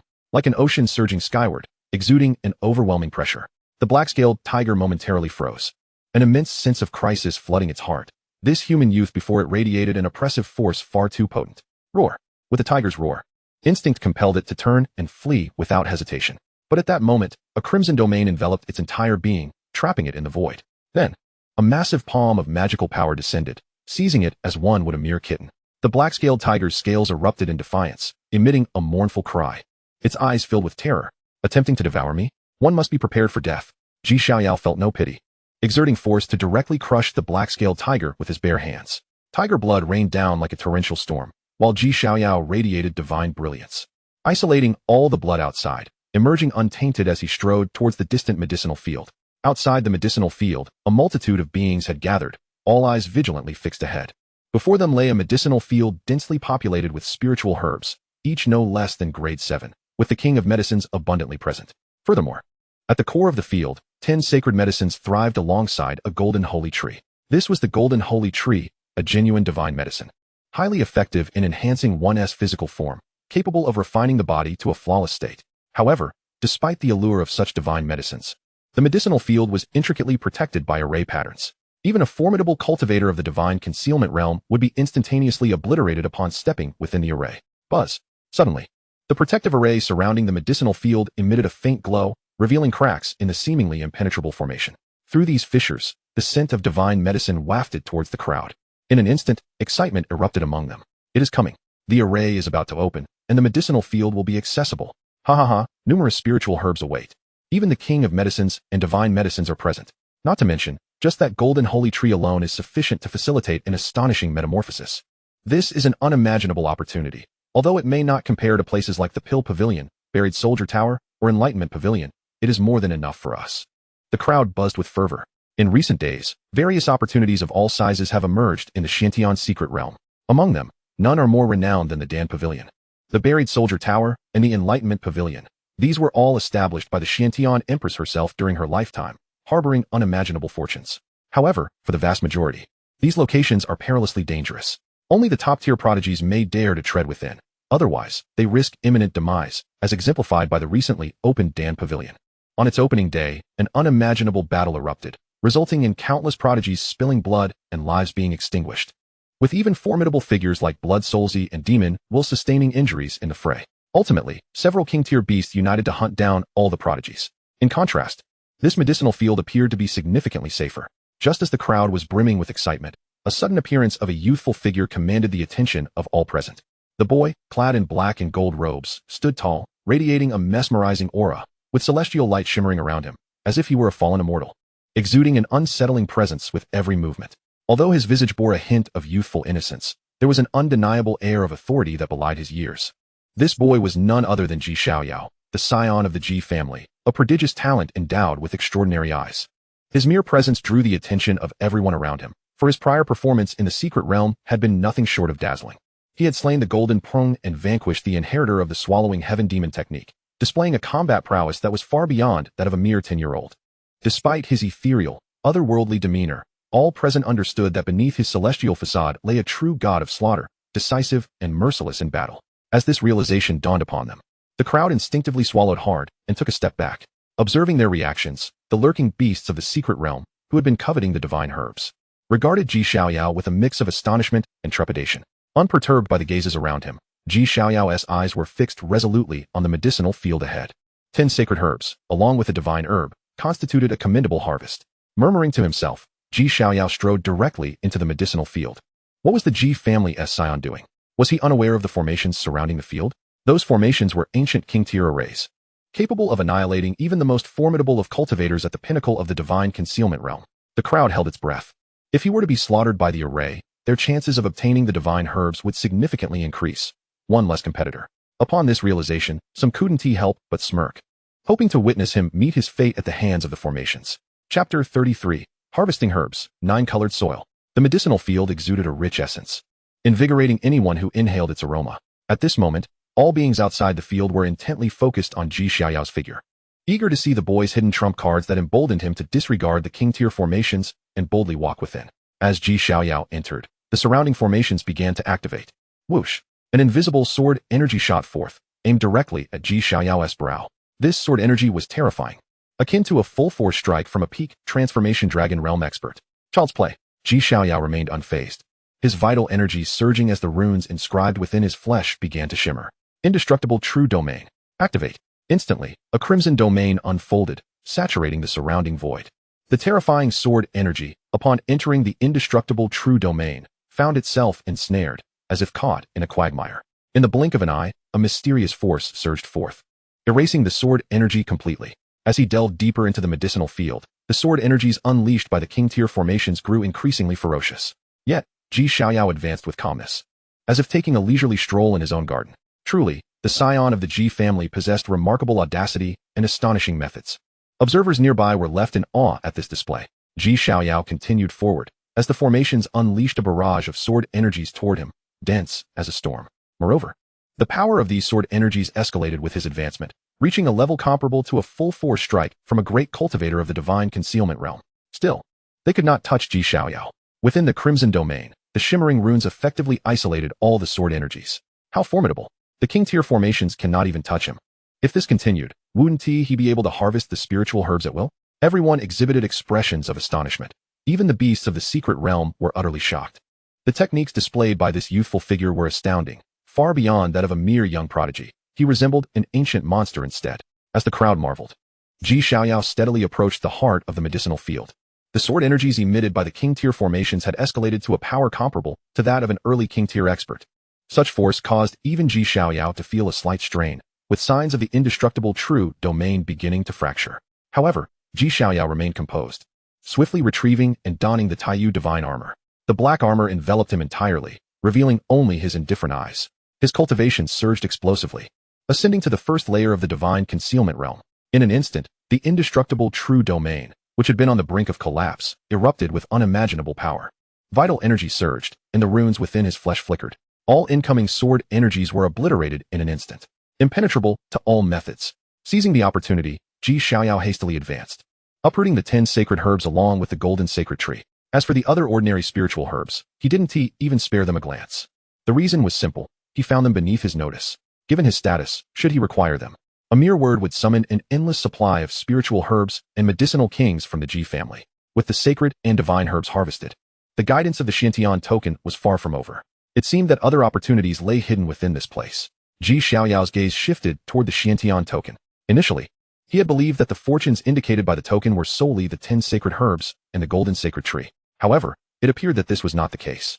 Contemplating this, he extended his spiritual sense outward, exploring the surroundings. Although he had not deliberately cultivated his spiritual consciousness, the enhancement from numerous top-tier talents rendered his spiritual sense remarkably acute. In an instant, Xiaoyao discerned an anomaly. There was something underground. Without hesitation, he struck down with a palm. Strangely, this strike failed to disturb the medicinal field in the slightest. Was there truly something beneath? A glimmer of excitement flashed in Xiaoyao's eyes. To note, with his current combat prowess, even divine iron would shatter under his full-force strike. Yet he could not budge this medicinal field. With this thought, he swiftly produced the void spear and began to excavate. As the surface spiritual soil was unearthed, a radiant 9-colored light burst forth from beneath the medicinal field, exuding an astonishing spiritual energy. This was 9-colored soil. Initially taken aback, Xiaoyao then erupted with joy. 9-colored soil, a supreme spiritual soil, formed by drawing upon the primordial forces of heaven and earth, could nurture all manner of spiritual herbs. Even a humble weed, when planted in the legendary 9-colored soil, can undergo a remarkable transformation into a potent elixir in no time. Such a treasure, Xiaoyao's spirit soared.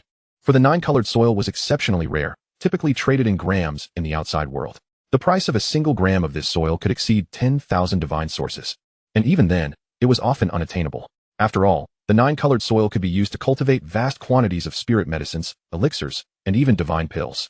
Once acquired, it was nearly impossible to part with. To his astonishment, he discovered a bountiful layer of it beneath the medicinal field, weighing over 100 pounds. If this were to be revealed in the outside world, it would undoubtedly incite a frenzy among all beings. Even those forbidden entities would be compelled to emerge and seize it. Without a moment's hesitation, Xiaoyao gathered all the nine-colored soil with utmost care. In the future, he might cultivate a unique, supreme medicinal field dedicated to growing top-tier divine medicines or even elixirs of immortality. Legends spoke of the possibility that with enough nine-colored soil, divine medicines could evolve into quasi-immortal elixirs. This was the nine-colored soil, the fabled divine earth. As Xiaoyao collected the nine-colored soil, others outside the medicinal field noticed its unique divine glow and gasped in astonishment. What? Nine-colored soil? Good heavens, no wonder this medicinal field is brimming with spirit medicines. It is hidden beneath. They realized they had struck gold, as a single gram of nine-colored soil was worth more than 10,000 divine sources, equivalent to the total wealth of many great sections. At that moment, all present were consumed by madness over the rarity of the nine-colored soil. It could easily be regarded as a legacy to be passed down, allowing a sect to continuously produce spirit medicines. The gazes directed at Xiaoyao were filled with envy, jealousy, and avarice. In the presence of such a rare treasure, none could maintain their composure, especially those beasts from secret realms. Their eyes turned bloodshot upon hearing of the nine-colored soil. Just then, a crack echoed through the air. It seemed the earlier attack on Xiaoyao had drained too much energy, causing the protective formation surrounding the medicinal field to shatter violently. Charge! The opportunity is here. Numerous spirit medicines await our harvest. In an instant, a throng of beings surged forward, eager to gather the spirit medicines, unwilling to miss this chance. However, a portion of them fixed their gazes on Xiaoyao. After all the greatest opportunities within the medicinal field rested solely in his hands. Family's young master. We have waited here for a long time. Now you alone have seized all the opportunities of the medicinal field. Is that not a little unreasonable? My demands are modest. Grant us 10 pounds of nine-colored soil, and I shall leave at once, otherwise. A prodigy from the spirit clan spoke to Xiaoyao with a cold tone, his words laced with menace. In ordinary circumstances, he would not dare speak thus to Xiaoyao, but now, greed had clouded reason. As the potential rewards skyrocketed, the allure became irresistible. When the return on investment reached 50, some would dare to take risks. And when the profits soared to 300, all beings would trample upon the tenets of morality and rules. Under the temptation of the nine-colored soil, some present had lost their sanity. What if I refuse? Xiaoyao's gaze turned icy as he looked at the spirit clan prodigy. I acknowledge your strength, but you must understand, you are not confronting just me. The spirit clan prodigy sneered, and behind him, several powerful figures emerged, all formidable prodigies. They had formed a clandestine alliance the moment the nine-colored soil appeared. However, before he could finish his words, a fierce gust of wind rushed toward him. Xiaoyao unleashed a merciless punch, obliterating his head in an instant. Blood splattered, and the scene was grotesquely brutal. Is there anyone else who covets what I possess? Step forward. Chapter 34, The Old Dragon of the King Realm. Xiaoyao surveyed the surroundings with disdain, his flowing black hair dancing wildly, regarding the gathered beings with utter contempt. To think he could annihilate a prodigy of the spirit clan with a single punch. How formidable. The onlookers were grave and solemn. The spirit clan was a unique race, inherently favored by the laws of heaven and earth, closely aligned with the great principles of the universe. In ancient times, they were a prominent clan. Though they had gradually declined in the end of the law era, the prodigies of the spirit clan were still astonishing, possessing ancestral bloodlines and hailed as potential saviors of their race. No one anticipated that Xiaoyao would dispatch one with a mere blow. The two were clearly not on the same level. The blood that sprayed forth snapped many, consumed by greed, back to their senses. Flee. We cannot remain here. The remnants of the previous conflict at the Pill Pavilion may soon repeat themselves. The crowd hastily retreated, unwilling to linger any longer. Wealth indeed stirs the heart, but only when one has the means to claim it. As the crowd withdrew, Xiaoyao, however, expressed not a hint of fear. He looked disdainfully at the old dragon hovering above the medicinal field and said coolly, "Old thing, the nine-colored soil is in my possession. If you wish to perish, feel free to come and try your luck." His voice was not loud, yet it reverberated in the ears of the onlookers like thunder. What the devil? The family's young master has lost his mind, daring to provoke a king realm beast. Could it be he possesses some hidden trump card? The fleeing crowd regarded Xiaoyao with incredulity. His demeanor was too composed, as if he regarded the old dragon with indifference. "Ant, you seek death." The old dragon's eyes ignited with murderous intent, and without a moment's hesitation, it unleashed a palm strike toward Xiaoyao, demonstrating no restraint, intent on swiftly eliminating him without leaving any room for mercy. A torrent of surging magical energy coalesced into a colossal imprint of a hand.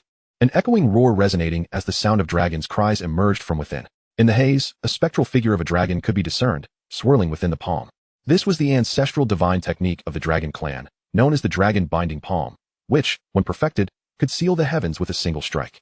Xiaoyao felt no trepidation. He soared into the sky, donning the formidable Taiyu divine armor, his cultivation level forcibly elevated to the divine concealment realm. Shatter! He bellowed, launching a fist skyward, a tempest of vitality erupting, while a golden celestial ant phantasm flickered behind him, converging into his fist imprint. Boom!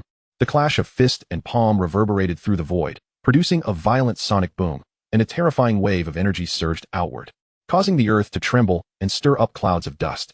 In the next instant, Xiaoyao surged upward from the haze like a bolt of lightning, striking at the old dragon. The old dragon's expression revealed a flicker of astonishment. He was a genuine king-level cultivator. What does it mean to be at the king level? It signifies dominion over the world, possessing the ability to manipulate the laws of power, freely commanding the spiritual essence of heaven and earth, and wielding life and death over those beneath the king's realm. Yet at this moment, his full-force attack was effortlessly neutralized by the opponent. You dare to engage me in close combat? The old dragon's cold snort betrayed his surprise. Yet he still regarded Xiaoyao with disdain, a mere insect attempting to shake a tree, utterly unaware of his own limitations. As he spoke, he transformed into a 100-foot-long dragon, engaging Xiaoyao in a fierce battle. He had immense confidence in his physical body, believing he could tear his opponent apart in no time. However, upon contact, he was once again taken aback. How formidable! The strength of the youth's body was astonishing, akin to divine steel, and the power contained within his fist imprint caused the old dragon's claws to ache painfully. Die! Seizing the opportunity amidst his shock, Xiaoyao unleashed a devastating punch. A surge of vitality erupted, and the celestial ant phantasm flickered once more. With this punch, Xiaoyao held nothing back, channeling all his strength to its utmost limit, causing the surrounding void to fracture. This is bad. The old dragon's heart raced, and he swiftly attempted to evade. But it was already too late. Thud! The force of the punch created a massive gaping wound on the old dragon's body. Shattered scales, the size of grinding discs, intermingled with dragon blood, splattering forth. Roar! The old dragon howled in agony, his massive form rolling through the void, swiftly distancing himself. Unwilling to engage Xiaoyao in close-quarters combat again, many onlookers gasped in disbelief. The Ji family's prodigy was truly extraordinary. Not only did he not falter against a king-level dragon, but he had also pierced through the creature's body with a single punch, showcasing an audacity and strength that was terrifying. Nowhere to run. With his success in landing a blow, adhering to the principle of relentlessly pursuing a wounded foe, Xiaoyao quickly gave chase, unwilling to let the old dragon escape. Does he truly believe I am an easy target? The old dragon seethed with anger. As a king-level powerhouse, he was now being hunted by a junior whose cultivation was inferior to his own. This was intolerable and would surely leave him the subject of ridicule. In a moment of desperation, he halted, retrieving a purple gold divine hammer. Crack! The moment the purple gold hammer materialized, it expanded dramatically, reaching 1,000 feet in size almost instantaneously, its massive head crackling with purple lightning, emanating a chilling aura. This was a quasi-saint weapon. Unbelievable. How shameless can one be?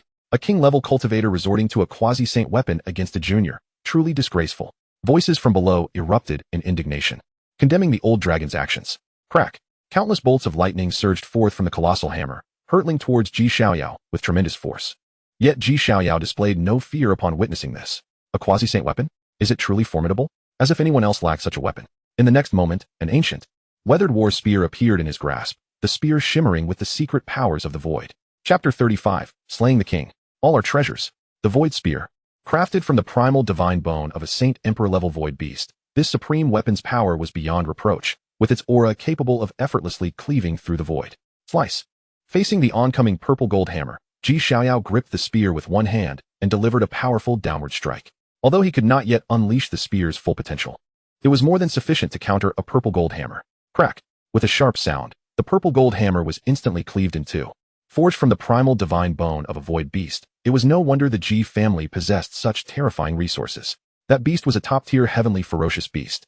The onlookers were filled with envy, marveling at the Ji family's formidable heritage. A Saint Emperor-level void spear could easily serve as a treasured heirloom in many sections.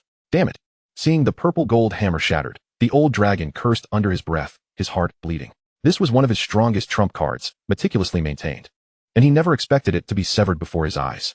However, despite his anguish, he could no longer afford to linger.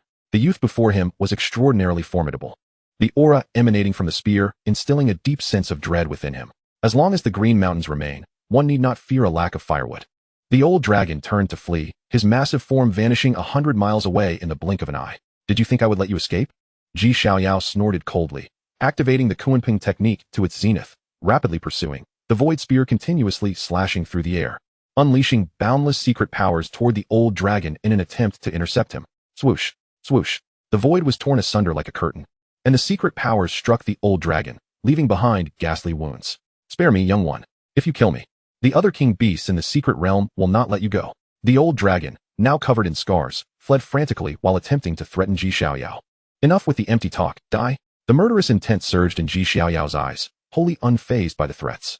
His vitality surged violently, and the runes inscribed within his flesh rapidly emerged, intertwining with his life force. Indestructible true domain. The crimson domain enveloped the old dragon, ensnaring him in a suffocating grip that stifled his vitality, magic, and runes. What kind of divine ability is this? Panic gripped the old dragon as he struggled fiercely. Although he was a king-level cultivator, he managed to break free from the indestructible true domain's constraints after a brief struggle. Yet at that moment, Xiaoyao had already closed the distance, his void spear crashing down with the might of a mountain. Die! A torrent of vitality surged upward, and the celestial ant technique was pushed to its utmost, infusing the void spear with overwhelming power that nearly crushed the surrounding void. Roar! Roar! Seeing no way to evade, the old dragon's eyes flashed with a ruthless glint. Even if I die, I will ensure you suffer. He brazenly ignored the descending void spear, launching a fierce punch directly toward Xiaoyao's chest, a display of sheer ferocity. However, this strike, while appearing brutal, was also cunning. After all, should anyone else have been in his position, they would either abandon their attack to defend or risk being caught off guard and allowing the old dragon to escape or counterattack. Should one persist in their assault, while they might slay the old dragon, they would undoubtedly suffer severe injuries themselves. In this hidden realm, competitors lurk around every corner. A grievous injury could spell dire consequences, particularly when one is in possession of precious treasures. However, it is unfortunate for them that they have encountered Xiaoyao. Do you dare to exchange injuries with me? You are hardly worthy. Xiaoyao scoffed, his movements unwavering, while the Taiyu divine armor upon his body erupted with a faint dark glow, as the armor once donned by the Taiyu Emperor in his youth. It not only enhances one's cultivation, but also boasts astonishing defensive capabilities. Not even the Elder Dragon could breach its defenses. Even a sage might find it challenging to do so. With a sharp sound, their attacks landed almost simultaneously upon each other. Crack! The razor-sharp void spear cleaved the Elder Dragon in two, blood gushing forth like a torrential waterfall. In contrast, the Elder Dragon's assault merely caused Xiaoyao to stagger back a couple of paces, without inflicting any harm. With a swift motion, Xiaoyao extracted the void spear from the corpse of the Elder Dragon, whose massive form slowly descended. The Elder Dragon of the King Realm has fallen. The audacity of Xiaoyao, a mere child, to slay such a formidable foe at the tender age of 10 is nothing short of astonishing. Goodness! This is a harbinger of extraordinary events. The onlookers bore expressions of sheer terror.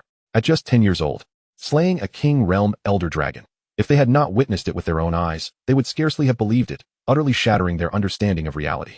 In the struggle for supremacy, do we truly stand a chance against such a monster? What nonsense about a golden age. The so-called brilliance and splendor merely reflects the radiance of a select few prodigies, while the likes of us are destined to play a supporting role. At this moment, a bitter pang arose in many hearts, some even feeling their will to contend diminish, their spirits crushed by the overwhelming disparity. Xiaoyao descended gracefully from the void, and the crowd regarded him with awe. He hastened forward, gathering the massive corpse of the Elder Dragon before swiftly departing the scene. Moments later, within a secluded valley, Xiaoyao commenced the processing of the Elder Dragon's remains. After reaching the King Realm, the bodies of extraordinary beasts become treasure troves. The essence contained within their flesh rivals that of supreme medicinal herbs, while their bones can forge powerful artifacts, and the dragon tendons are immensely valuable, suitable for crafting divine bows. Whispering softly to himself, Xiaoyao began to extract tendons and bones, producing a large cauldron into which he poured a stream of spiritual spring water before adding the Elder Dragon's flesh. The meat was too tough and required a vigorous fire to tenderize. Summoning a sphere of divine flame, Xiaoyao began to simmer the dragon meat, while the liver and other choice cuts were set aside for roasting. Gradually, a rich aroma of meat wafted through the valley. Xiaoyao lifted the lid of the cauldron and sampled the air. The dragon meat was tender and flavorful, infused with immense spiritual energy. Just a single bite made his blood boil, and countless streams of energy surged forth from every pore of his body. What a treasure! Xiaoyao feasted heartily. Ultimately, as he devoured the last morsel of dragon meat, he could scarcely contain the overwhelming vitality surging within him. A breakthrough was imminent. Xiaoyao's gaze sharpened, and he quickly settled into a meditative posture to assimilate the abundant energy within. Moments later, a wave of vigorous life force erupted from him. He had reached the second level of the transformation dragon realm. Indeed, the king realm ferocious beasts are veritable treasure troves. Xiaoyao marveled at his fortune. Yet, at that moment, he suddenly sensed a disturbance in the air and spun around to gaze into the distant void. Who goes there? Show yourself. As his words echoed, a youth emerged gracefully from the shadows cast by the moonlight. The young man was tall, with flowing purple hair and an unusually pale complexion, exuding an air of fragile delicacy. However, beneath this seemingly feeble exterior, Xiaoyao sensed a formidable power akin to that of an ancient beast. I am Kalinzi, he announced. I come in peace, seeking merely to discuss a transaction with you. Chapter 36, Qilin Blood, From Life to Death. Kalinzi? Xiaoyao regarded the suddenly appearing purple-haired youth with unwavering vigilance. Under the scrutiny of his profound gaze, he could distinctly perceive that although Kalinzi appeared effeminate and somewhat sickly, he harbored a terrifying strength within. The surging vitality within him was as fierce as a roaring inferno, rivaling Xiaoyao's own. Moreover, the power of his bloodline was astonishing. Yet, while Xiaoyao remained cautious, it was Kalinzi who was truly astonished. Born before the age of taboos, he was the scion of the Qilin, possessing the purest bloodline of his kind. Though he had been sealed for many years, he had emerged multiple times to traverse the path of emperors, witnessing the Golden Age unfold time and again. He had meticulously deduced the trajectory of his journey, which accounted for his formidable strength at this stage. In contrast, this young boy before him, merely 10 years of age, exuded a terrifying vitality that even seemed to surpass his own. Could I, in the same age bracket, ever hope to match him? Kalinzi pondered internally. Having witnessed countless prodigies during the Golden Ages, he had never encountered anyone quite as extraordinary as this boy. A transaction? What do you wish to trade? Xiaoyao mused. I am aware that you possess 9-colored soil, and I wish to negotiate for some. Kalinzi produced 3 divine fruits from his robe, each astonishing in its own right, brimming with immense spiritual energy. These were indeed 3 divine herbs capable of facilitating profound metamorphosis. 3 divine herbs for a pound of 9-colored soil. This offer is rather fair, yet for Xiaoyao, it falls short, for he lacks any deficiency in divine herbs due to the resources of the Ji family. I require something else in exchange for the 9-colored soil, Xiaoyao replied slowly. Kalinzi offered no further words, instead retrieving a divine source from his robe.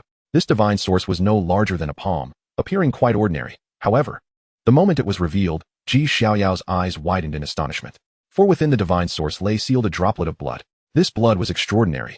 Even encased within the divine source, it emanated an aura that sent shivers down one's spine, with the faintest outline of a Qilin flickering within. A droplet of Qilin blood in exchange for 10 pounds of 9-colored soil, Kalinzi proposed, maintaining silence as he awaited Xiaoyao's response. Xiaoyao was taken aback, surprised that the other party could produce such a valuable item. After all, since the conclusion of the taboo era, pure-blooded creatures had become nearly extinct, and the true blood of the 10 great beasts was exceedingly precious, capable of facilitating a transformative leap. It is a deal, Xiaoyao agreed without hesitation. He had previously amassed over 100 pounds of 9-colored soil. Exchanging 10 pounds for a droplet of Qilin blood was a most advantageous bargain. Furthermore, he had a strong premonition that absorbing this droplet of Qilin blood would allow his 9 calamities' unbreakable heavenly art to reach an unfathomable level in a short span of time. Neither Xiaoyao nor Kalinzi were fond of idle chatter. Having settled the terms, they proceeded directly with the transaction. With 9-colored soil, the Qilin's immortal medicine might just breathe new life. Kalinzi murmured to himself as he turned to depart. Xiaoyao gently caressed the true blood of the Qilin in his hand, his gaze narrowing as he observed the figure of the Qilin child departing. An ancient being, potentially entwined with the legendary 10 fiends of Qilin. Shaking his head, Xiaoyao chose not to dwell on it. He was confident in his invincibility. Regardless of the other's identity or background, he firmly believed he would not be inferior to anyone. The true blood of the Qilin, once consumed, would be sufficient for me to elevate the 9 tribulations' indestructible art to its second level. Xiaoyao swiftly devoured the remaining meat of the flood dragon and quickly established a cave at that very spot. After arranging a protective formation, he retrieved the divine source containing the Qilin true blood. Without a moment's hesitation, he crushed the divine source in his grip. Boom! The Qilin true blood sealed within erupted instantaneously, unleashing an unimaginable pressure. Even one as formidable as Xiaoyao felt a tremor in his heart at that moment. A wave of goosebumps creeping over him, a primal instinct signaling the presence of a great terror. In a daze, Xiaoyao envisioned a Qilin charging towards him. Having been dead for countless eons, does a single drop of blood dare to flaunt its might before me? Xiaoyao barked a low command, abruptly raising his hand to seize the Qilin true blood. It attempted to resist, but alas, the ferocity within had long been eroded by the passage of time, leaving only the most resplendent essence. In but a moment, it was subdued by Xiaoyao. He swallowed it whole. Boom, boom. An immense vitality erupted within him, akin to a deluge, instantly filling every inch of his flesh and blood. Xiaoyao could even feel a painful swelling from within. He promptly activated the Nine Tribulations' indestructible art to digest this vitality. The vast essence transformed into a rich force of blood vitality, continually nourishing every inch of his flesh and bones, while the runes inscribed in his blood began to undergo a gradual metamorphosis.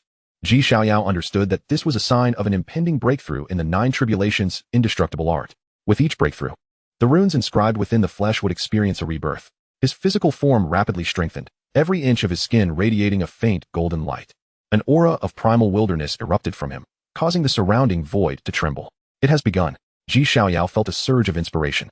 At the pinnacle of his physical strength, a dense force of decay suddenly emanated from his life source, swiftly spreading throughout his entire being. In an instant, his body began to wither, his primordial spirit fading, as every inch of his flesh and bone appeared to be washed away by the river of time, gradually losing vitality. His handsome features aged visibly, skin wrinkling and becoming spotted. At this moment, Xiaoyao seemed to have stepped into the twilight of his years.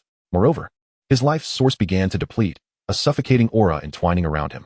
Xiaoyao remained neither sorrowful nor joyous. With the experience of his first breakthrough, he now displayed remarkable composure, actively sensing every change within his body. Transitioning from death to life is a rare experience.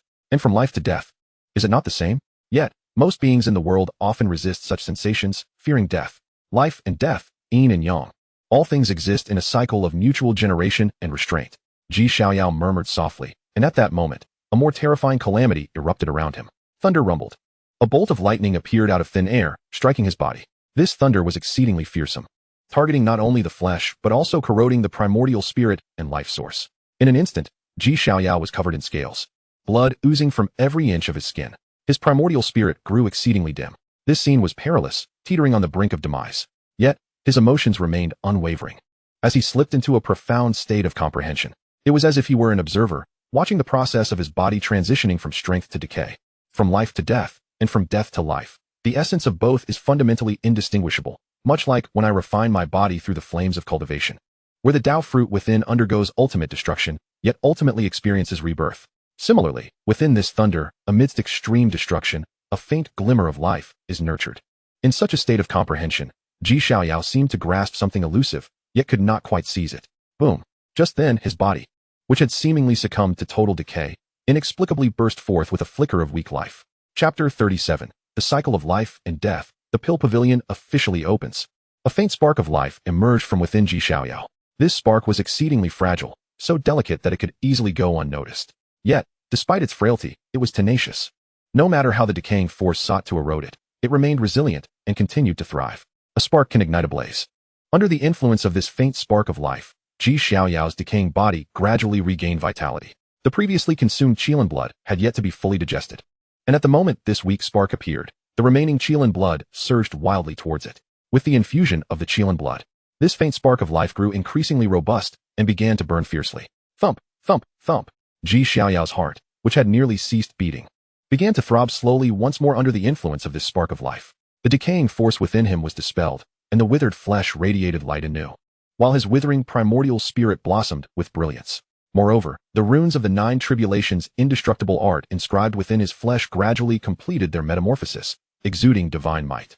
In no time, Xiaoyao's previously cracked skin began to shed in large patches, as though he were shedding a layer of skin. The newly regrown skin appeared more pristine, warm, and resplendent, akin to jade. An overwhelming aura abruptly erupted from within him. Boom!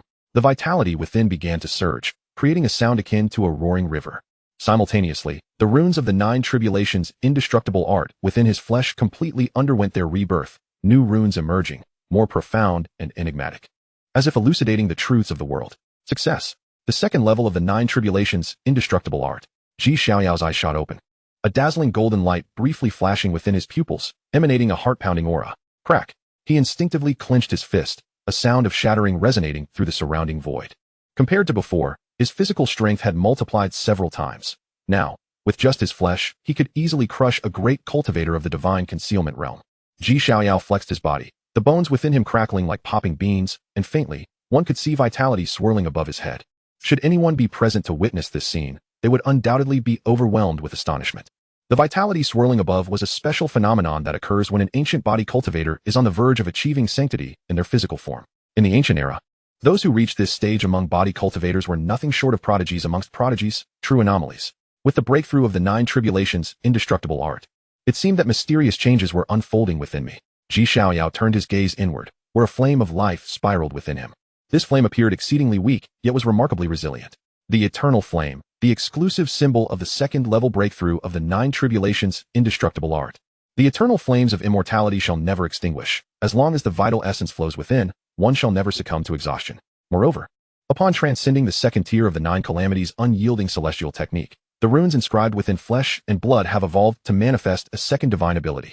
In a hushed whisper, Xiaoyao extended his palm, and with a mere thought, 2 distinctly opposing forces, life and death, materialized within his grasp, intertwining and radiating a unique aura. The essence of life and death coalesced within his palm. This formidable palm technique wields the power of death to corrode the very source of life within foes, shattering their foundational paths. Conversely, the essence of life can be harnessed to mend one's wounds, capable of instantaneously rectifying even the gravest of injuries. This power rivals that of conventional imperial techniques and will grow alongside my own development. With a satisfied nod, Xiaoyao felt a surge of confidence. Should he encounter an adversary of the same caliber as the old Jiao again, he could easily subdue them. The thought brought a smile to his lips. It was time to emerge. With a swift motion, Xiaoyao leaped forth from the cave, his speed defying belief, akin to teleportation. As his vital essence surged, the mountains cracked, and he burst forth from the clouds of dust, clad in black and gold robes, emanating a dense aura reminiscent of an ancient beast emerging from the forbidden. Boom, boom. At that very moment of his emergence, the entire secret realm trembled violently. Brilliant golden light shot skyward, accompanied by an enchanting fragrance of elixirs from afar. The alchemy pavilion had fully opened. In this instant, all beings within the secret realm were stirred, gazing in awe at the source of the golden light. The alchemy pavilion, one of the greatest fortuities within the Xiantian secret realm, was rumored to be the site where the Xiantian Empress concocted her elixirs, housing not only the imperial elixirs she once refined, but also numerous divine pills. Securing even one could lead to rapid ascension. Quickly, do not let this opportunity slip away. Previously, the alchemy pavilion had merely opened a door, allowing for the emergence of exceptional elixirs. Now, with its complete opening, one could truly expect the appearance of imperial elixirs. Imperial elixirs, crafted from the essence of immortality, are invaluable to emperors. The throng surged towards the direction of the alchemy pavilion, exhilarated. In a blood-drenched valley, Yun Hunzi opened his eyes, bloodlight flickering within. He had thoroughly digested the divine pills acquired from the alchemy pavilion. The blood toxins within him were nearly purged, and his blood transformation technique had once again advanced. This time, none shall stand in my way. With a sudden leap, Blood Solzi soared into the sky. Surrounded by countless vengeful spirits, his terrifying vitality casting a dark red hue upon the void. Soon, the grand celebration for my father's birthday will arrive. I shall seize the imperial elixir as his gift. Ouyang Dai, clad in golden battle armor, surveyed her surroundings with an air of dominance. Though a daughter, she exuded an aura that rivaled any man, her fierce battle spirit causing many a man to break into a sweat. With the alchemy pavilion opened, it was certain that many fated individuals would face their demise. Ba, the world is rife with suffering. Let this humble monk lead you to bliss. The demon wheel spoke with apparent compassion, yet an overwhelming demonic aura surrounded him, as a colossal demonic Buddha's shadow slowly materialized behind him. Simultaneously, the myriad of extraordinary beasts within the secret realm erupted into a frenzy. The Qingwan, Fei, and imperial beasts from various realms surged forth towards the alchemy pavilion. The opening of the alchemy pavilion was an event not to be missed. On another front, Xiaoyao harnessed the Kunpeng technique, stepping forth with a single stride. The power of the Kunpeng swirling around him as 2 massive wings, woven from runes and spanning dozens of feet, unfurled behind him. This was the manifestation of his mastery of the Kunpeng technique to an extraordinary degree. Whoosh! A deafening sound of rupturing air resonated as Xiaoyao transformed into a fleeting shadow, vanishing from sight. Chapter 38, The Fox Clan Maiden's Provocation. The fragrance of elixirs wafted through the air, ethereal energies swirling around. The alchemy pavilion, perched atop the mountain peaks, comprised 9 tiers. Standing just over 100 meters tall, not particularly imposing, yet it emanated an overwhelming aura that made any who stood before it feel diminutive. In days past, the alchemy pavilion had merely opened partially, occasionally releasing a few elixirs. Now, with its complete opening, elixirs streamed forth like shooting stars, filling the air with a rich aroma that invigorated the senses. A multitude of prodigious talents awaited below, eager to contend for the treasures. Step aside. I spotted this elixir first. How dare you attempt to snatch from my grasp? You shall perish. This area had been claimed by me. Any intruders would meet their end. The ensuing contention was inevitable. The sounds of battle reverberated through the heavens and earth, turning this sanctified domain into utter chaos. Suddenly, the sound of rupturing air pierced the tumult, as a youth with Kunping wings surged forward. Clad in black and gold robes, his stature was striking, his features remarkably handsome. The wings behind him fluttered, emanating an aura that sent shivers down spines, while vital essence coiled around his head, resembling an ancient, ferocious beast. It was none other than Xiaoyao, the prodigious scion of the Ji family. His mere presence captured the attention of all gathered, eyes filled with wariness. For this, Ji family prodigy had gained notoriety within the secret realm. He had first slain the Little Peng King, then subdued the inheritor of the devouring demon technique, and subsequently breached the king's realm, overpowering the ancient Jiao. His formidable record left all present feeling a chill of apprehension, as he appeared far from an innocent 10-year-old boy, but rather a young demon king, his demeanor and temperament wholly incongruous with his age. Suddenly, several streams of light erupted from the alchemy pavilion, each containing an elixir the size of dragon eyes, emanating an astonishing fragrance. The knowledgeable recognized the origins of these elixirs.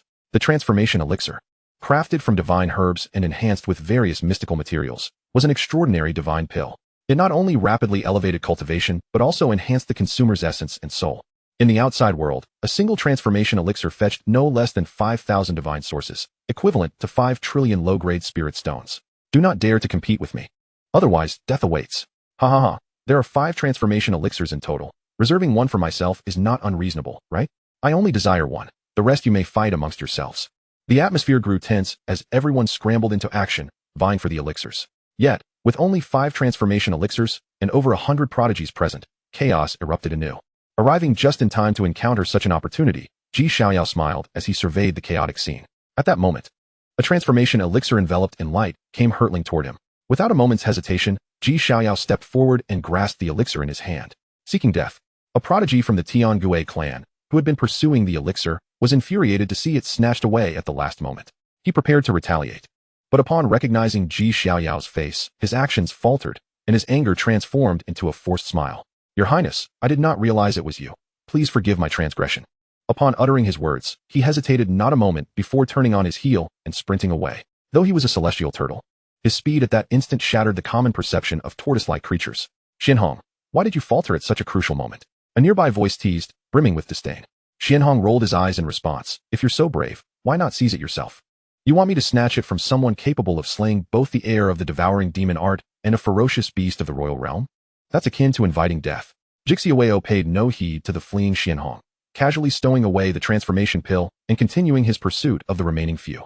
With the 9 Tribulations immortal technique having broken through to its second layer, his physical prowess had reached an extraordinarily terrifying level, and his speed was equally astonishing. Coupled with the enhancement of the Kunping technique, in no time, he had secured 4 out of 5 transformation pills. As for the last one, it was snatched by a prodigy from the god-slaying insect clan. Jijie young master, is it not rather tyrannical of you to claim 4 out of 5 transformation pills for yourself? A discordant voice suddenly rose from the crowd. A stunning woman clad in a flowing black silk gown emerged, her expression one of indignation as she fixed her gaze upon Xiaoyao. Her beauty was exquisite, accentuated by her voluptuous figure and enchanting fox-like eyes, making her an irresistible enchantress. A mere glance could render most men utterly captivated. She was Meiyun, a prodigy of the charming fox clan. How audacious she is to provoke the Jijia young master so boldly. Does she seek her own demise? Murmured the crowd. I heard that just days ago, she was taken as a servant by Blood Soul, who vowed to slay the Jijia young master within the secret realm. The murmurs grew deeper around her. Xiaoyao narrowed his eyes, a flicker of murderous intent flashing within as he regarded Meiyun. Esteemed guests, the 5 transformation pills are relics left by the emperors. His monopolization of 4 is grossly unjust to us all. Let us unite and compel him to relinquish the remaining 3, Meiyun said, her voice soft yet laced with a unique allure that ensnared some listeners. However, many others furrowed their brows, retreating swiftly, their faces twisted in mockery. What foolishness! To target the Jijia young master with such tactics? Who granted her such misplaced confidence? Does she think to drag us into her schemes, using us as pawns? Truly, she underestimates our intelligence. Hearing the crowd's derision, a bitter pang surged within Meiyun's heart. She was acutely aware of the clumsiness of her current ploy, yet she had no choice. Blood Soul had relayed to her the imperative to use any means necessary against the Jijia young master, preferably to inflict injury and bloodshed. Had she known her soul would be bound, she would have been less greedy in the first place. With a wry smile, Meiyun reflected on her origins within the charming fox clan. Although not a heavenly beast, their innate talent was uniquely powerful, capable of bewitching others and ensnaring their minds. In ancient times, there had even been instances of charming fox prodigies controlling supreme beings. Thus, upon encountering Blood Soul, she had harbored ulterior motives. The outcome was predictable. She had failed to charm him and instead found herself forcefully subdued, becoming his slave. May I survive this ordeal? Maiyun thought, stealing a glance at Xiaoyao. He appeared ethereal and transcendent, yet she knew he was a youthful killing god. Should he strike, he would show no mercy. GJ young master. I offer you one last chance. Surrender the 3 transformation pills. Taking a deep breath, she continued, attempting to stall for time, awaiting Blood Soul's arrival. However, just as her words fell, an involuntary chill coursed through her. Are you seeking death? Chapter 39, The Gathering of Prodigies, A Clash of Titans. Are you seeking death? The cold voice echoed in Maiyun's ears. Though quiet, it was laced with palpable murderous intent. Startled, she looked up to meet Xiaoyao's gaze, which was both frigid and authoritative, seemingly illuminated by the flickering of profound runes. A tremor coursed through her body as an overwhelming fear gripped her heart. Before her stood not merely a youth, but an ancient beast poised to devour. She opened her mouth to speak, yet before she could utter a word, Xiaoyao advanced abruptly, delivering a devastating palm strike. Buzz. Dark, corrosive energy converged within his palm, exuding a terrifyingly destructive force, as if it could erode the very fabric of reality. This is bad.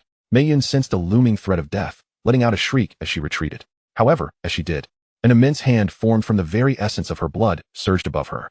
The hand of calamity. Under the oppressive weight of this energy, Maiyun felt her body on the verge of shattering, her essence gradually succumbing to a mysterious decay. Your Highness, please allow me to explain.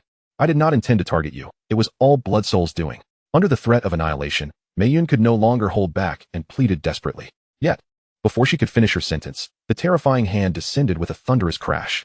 Boom. The earth trembled violently, dust rising in clouds. A massive handprint, nearly 100 feet wide, was left imprinted in the ground. As for Maiyun, she was unsurprisingly obliterated by the strike, her essence corroded and utterly extinguished. After completing this grim act, Xiaoyao brushed off the dust from his garments, as if he had merely swatted a bothersome insect. How dare one provoke him? He cared not for the adversities or hidden truths of his opponents. After all, no matter how dire their circumstances, they bore no relevance to him. Those who dared to challenge him must face death. In the contest for supremacy on the Emperor's path, there had never been room for mercy. Whoosh, whoosh. In the ensuing moments, beams of light shot forth from the alchemy pavilion, each enveloping precious pills. Xiaoyao wasted no words, activating the Kunping technique to its utmost, swiftly grasping all the pills without leaving a single one behind. Had anyone else attempted such an act, they would surely have faced the wrath of the other prodigies present. After all, greed must be tempered with caution. Yet, in this moment, none dared voice their discontent. The distinction between life and the elixir was clear to all. Buzz. Suddenly, a violent sonic boom erupted from the distant horizon, and the sky was bathed in a dark crimson hue, the scent of blood wafting through the air. Death. A detached echo reverberated, and a streak of bloodlight shot towards Xiaoyao across the vast expanse. The blood demon divine light. Blood Soul had arrived. Some in the crowd recognized the source of the bloodlight, and their faces paled with fear. Blood Soul was a true prodigy, undefeated among his peers since his emergence. Known for his violent temperament and love for slaughter, leaving a trail of blood in his wake, quick to annihilate cities and races over trivial disputes. Disperse. Xiaoyao pointed decisively, effortlessly neutralizing the incoming bloodlight, before raising his gaze to the heavens. A young man, resembling a divine demon, descended from the skies, brandishing a bronze spear, his crimson hair wildly billowing in the wind, while countless vengeful souls howled behind him. Simultaneously, an overwhelming demonic aura surged forth as the demon wheel, exuding an air of compassion, floated in on a lotus of dark energy. Bathed in radiant golden light, Ouyang Dai, clad in shimmering golden armor, appeared as a celestial warrior descending upon the mortal realm. Under the blazing sun, the prodigious descendant of the ancient sacred vines, Tung Lai, also emerged from the void. The formidable beings, Blood Soul, Demon Wheel, Ouyang Dai, and Tung Lai, had all made their appearance. The simultaneous emergence of these exceptional talents instantly shrouded the atmosphere in a heavy tension. Unconsciously, everyone began to retreat, fully aware that an unimaginable conflict would soon erupt among these top-tier prodigies. And should they be caught in the crossfire, their demise would be imminent. Each of these individuals embodied the grandeur of emperors, their prowess unmatched among the younger generation, leaving one to ponder who would ultimately prevail. Blood Soul, hailing from an ancient royal lineage, had attained the initial stage of divine concealment, while Ouyang Dai and the others had similarly stepped into this realm. In contrast, the young scion of the Ji family was still too juvenile, lacking the indomitable foundation that might allow him to contend with them, and thus, defeat seemed inevitable. Such analyses prompted nods of agreement from the onlookers. The saying that those with dual pupils are invincible and have never tasted defeat rang true.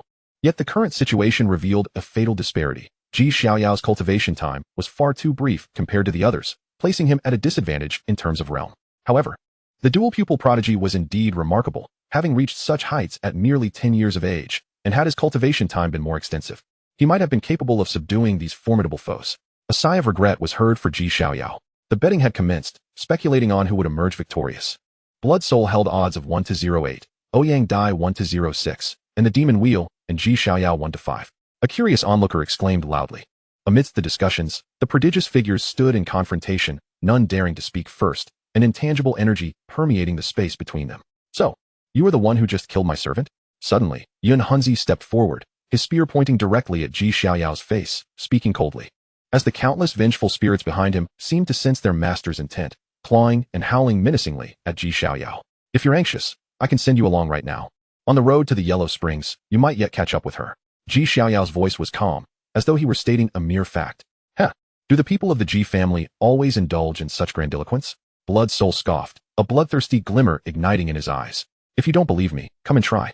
Xiaoyao retorted, unflinching. If I wished to kill you, I could do so at any moment. However, with the Imperial Dan about to emerge, I prefer not to invite unnecessary chaos and grant others opportunities. Blood Soul's tone was derisive, perceiving Xiaoyao as nothing more than an insignificant insect, easily dispatched at his whim. Is this fear I sense from you? Should I strike, I could sever you in 10 moves. Xiaoyao mocked, confident in his ability to suppress all rivals of his generation after breaking through to the second level of the 9 Tribulations immortal technique. Despite being at a lower cultivation level, you dare to provoke me. This is a path to death. Blood Soul's eyes flickered with bloodlust, an overwhelming murderous intent casting a shadow over the surroundings. Heh, you certainly have a lot to say, since you hesitate to strike. Let me take the initiative to end you. Xiaoyao sneered and unleashed a powerful punch. Boom. A torrent of vital energy erupted forth, akin to a volcano in eruption. Simultaneously, the ethereal shadow of the heavenly ant flashed, converging within the imprint of his punch. This blow was executed without restraint, unleashing a radiant divine brilliance that shattered the surrounding void. Chapter 40, Xiaoyao vs. Blood Soul. Boom. The golden punch imprint trembled through the air. And with this strike, Xiaoyao held nothing back. Boundless magical power surged forth alongside his vigorous life force, augmented by the heavenly ant's divine abilities, generating a terrifying force that sent shivers through everyone present. Even the Demon Wheel, Ouyang Dai, and others could not help but glance sideways. The might of this punch had transcended the limits of the dragon transformation realm. Little dower, Blood Soul snorted coldly. Despite his dismissive words, his gaze grew exceptionally grave. He summoned forth luminous chains of order, emanating a chilling bloodlight, sealing off the entire expanse of the void. This was the Blood Fiend's soul refining technique, an ultimate secret art recorded within the blood transformation of all spirits technique, renowned in ancient times for its ability to seal the heavens and extinguish myriad souls. At this moment, Blood Soul unleashed it, the chains of order slithering towards Xiaoyao like venomous serpents, intent on annihilation. Yet, in the next instant, boom. The golden punch imprint, fierce and invincible, shattered all the chains of order into fragments. Blood Soul was staggered back 2 steps, his complexion paling slightly. One punch had indeed repelled Blood Soul. How powerful! The crowd was taken aback. It was known that Xiaoyao's cultivation was a whole realm lower than Blood Soul's. Yet he held the upper hand in this exchange. What might the outcome have been had they been of equal cultivation? The Demon Wheel, Ouyang Dai, and Tung Lai exchanged astonished glances. Each had previously battled Blood Soul and understood the terrifying nature of the Blood Fiend's soul refining technique. They were astonished that Xiaoyao had easily dispelled it with a mere punch. Not bad, not bad. With such prowess, you qualify to become my Lotus Seat's guardian attendant. The Demon Will grinned ominously, releasing an endless wave of demonic energy. Ouyang Dai regarded Xiaoyao with unbounded fighting spirit in her eyes. As for Tung Lai, he remained silent, his gaze calmly fixed on the Dan Pavilion. You have greatly disappointed me. You are far weaker than I anticipated. Having forced Blood Soul back with a single punch, Xiaoyao showed no signs of hesitation, channeling his power to the utmost. The wings of the Kunping fluttering as he swiftly closed the distance to Blood Soul once more. Seeking death, Blood Soul scoffed, unfazed by Xiaoyao's words. And as Xiaoyao approached, he thrust his spear forward with terrifying ferocity. Though this strike lacked divine augmentation, the countless vengeful souls erupted from behind him, clawing and gnashing, seemingly intent on devouring Xiaoyao whole. Such tactics cannot harm me. Xiaoyao felt the surge of vitality within him, as the runes inscribed in his flesh intertwined with his life force, transforming into an indestructible true domain. All of the approaching vengeful souls were obliterated on the spot. Seizing the opportunity, Xiaoyao grasped the thrusting spear, his palm radiating a suffocating aura. The energy of decay surged forth. Under this corrosive force, the spear in Blood Soul's hand began to dim at a visible rate, its divine essence eroded away, and with a sudden exertion of strength from Xiaoyao, it shattered into pieces. Yet at that moment, a chilling smile crept onto Blood Soul's lips. Die for me. Roar. Roar. A colossal phantom of a celestial dog materialized behind him, lunging towards Xiaoyao with ferocious intent. This was the innate divine technique of the Celestial Dog Clan. The crowd was taken aback. The Celestial Dog Clan was an authentic heavenly-grade beast, and the legend of the celestial dog devouring the moon was closely tied to this lineage. Wait, this is not the innate divine technique of my Celestial Dog Clan. Though the phantom resembles it, the aura is completely different. A prodigy from the Celestial Dog Clan raised an eyebrow in skepticism. It is Chaos, the primordial divine ability of Chaos. A knowledgeable individual has unveiled the origin of the divine ability wielded by Blood Soul. Chaos, one of the 4 legendary ferocious beasts of lore. While not as formidable as the 10 fiends, surpasses all other heavenly ranked ferocious beasts. Particularly, as the leader among the 4, Chaos is renowned for its might. Having once contended with the 10 fiends before the era of taboos, though it faced defeat, it did not perish. At this moment, as Blood Soul manifests the primordial divine ability of Chaos, all present cannot help but feel a deep sense of awe. Undoubtedly, this is an invincible divine ability. With boundless power, a terrifying devouring force emanates from the spectral form of Chaos, as if it intends to consume and shatter the entire firmament. However, Xiaoyao appears remarkably composed, his black and gold robe billowing freely. With a swift motion, he reaches into the void. In the next instant, a purple light erupts from the supreme bone of primordial chaos embedded in his chest, coalescing into a sword of time and space in his hand. This is none other than the time-slaying sword technique. With a sharp hiss, the sword chi surges forth, scattering countless fragments of time and space, creating an ethereal spectacle as a resplendent sword light traverses the river of time. With a piercing sound, the radiant sword light cleaves through the void, shattering the colossal spectral form of Chaos into nothingness. Furthermore, after successfully severing the spectral form of Chaos with a single sword strike, the brilliant sword light does not dissipate entirely. Instead, it continues its trajectory towards Blood Soul. Blood Soul's eyes narrow. Shatter for me. As he speaks, he unleashes a punch. An infinite torrent of blood light erupting from his fist, instantly obliterating the sword light. Yet, in the very moment the sword light shatters, a surge of temporal power swiftly escapes, striking Blood Soul directly. In an instant, Blood Soul feels a tremor coursing through his body, and he is involuntarily propelled backward, crashing violently into a mountain behind him. The tremendous impact causes the entire mountain to cave in, kicking up a cloud of dust. Moreover, under the erosion of the temporal power, his lifespan is unexpectedly stripped away by 100 years. Witnessing this scene, everyone present falls into a state of shock. Is my vision deceiving me? Blood Soul is being thoroughly suppressed by the G family's young master. A cultivator at the Divine Concealment Realm bested by one at the Dragon Transformation Realm? The young master of the G family is truly defying heaven. Everyone is bewildered. In their initial expectations, they believed Blood Soul, being at the Divine Concealment Realm, would effortlessly overpower the G family's young master at the Dragon Transformation Realm. Yet now, the outcome has reversed. With the power of the dual pupils, undefeated in the world, this phrase is indeed not mere rhetoric. Faced with a prodigy of Blood Soul's caliber, the young master manages to strike from below, asserting absolute dominance. The dual pupils are truly extraordinary. Moreover, have you noticed? Throughout this battle, the G family's young master has relied solely on his own strength, never once employing the ability of his dual pupils. What does this signify? He still possesses surplus power. A wave of astonishment sweeps through the crowd, their gazes towards Xiaoyao now imbued with profound reverence. Very well, G family's young master. You have successfully provoked my true fury. Blood Soul rises from the ruins, a murderous intent flickering in his blood-red eyes. He never anticipated that he would be suppressed by a youth younger and less experienced than himself. True fury? Is that truly terrifying? Xiaoyao scoffs dismissively. I have stated that I shall subdue you within 10 moves. 7 moves remain. You seek death. Anger surges within Blood Soul. As one of the top prodigies of this era, he has never been so underestimated. Without a moment's hesitation, he bellows and charges towards Xiaoyao. But at that moment, a resounding explosion erupts from the Pill Pavilion, a dazzling golden light radiating forth, accompanied by a faint yet undeniable aura of the ultimate path. The pressure is palpable. Even the weaker individuals among the crowd find themselves collapsing to the ground. Even Blood Soul and Mo Lun are forced down from the void. Yet, Xiaoyao alone remains unfazed, as the Chaos Annihilation Bell within him emanates strands of chaotic power, shielding him from the ultimate pressure. The Imperial Pill has emerged.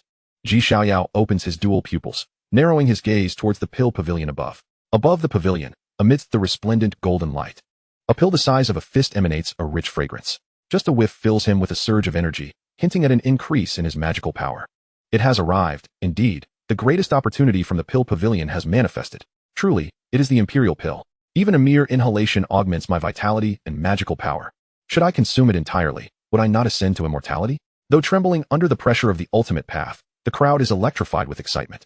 The imperial pill, crafted from the essence of the elixir of immortality, is a supreme treasure. If consumed, even the most mundane individual could undergo a transformative rebirth, emerging as a top-tier powerhouse. All present are envious. Roar. Blood Soul, Imooluan, and others simultaneously unleash furious roars, their secret treasures glowing brilliantly, allowing them to barely withstand the overwhelming pressure.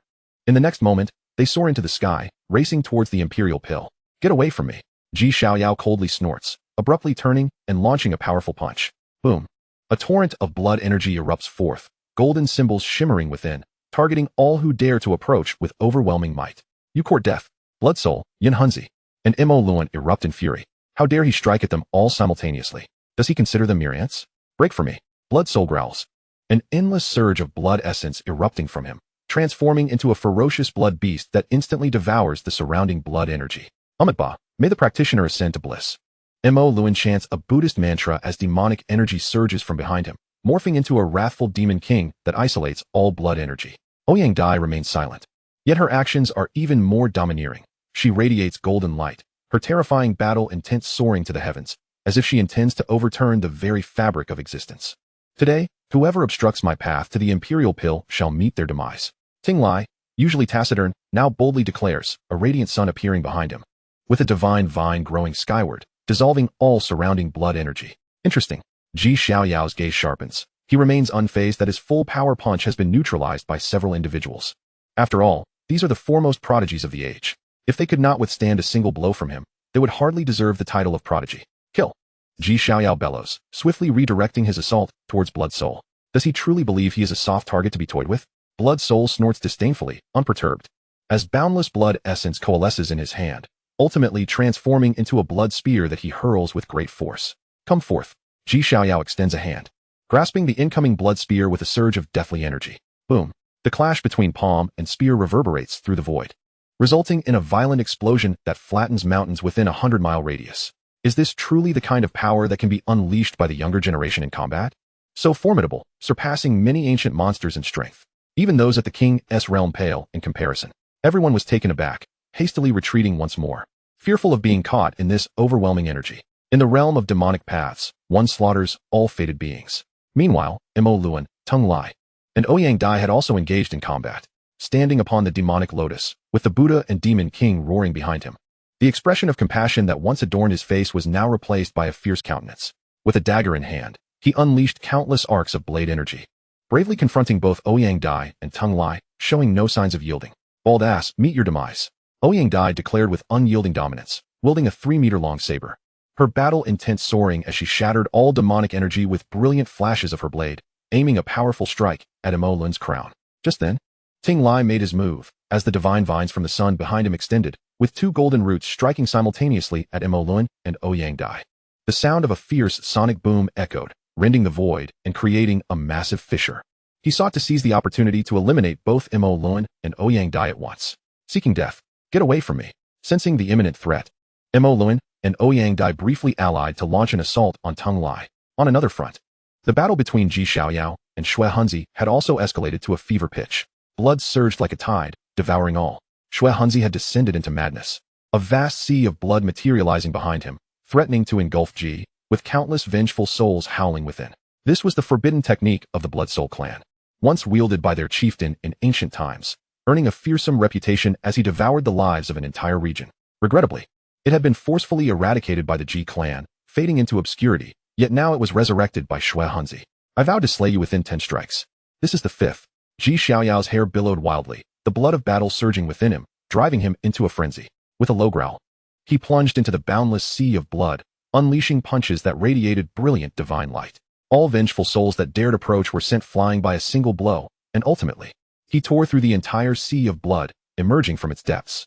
But suddenly, an unexpected event occurred, as Xiaoyao broke free from the blood sea.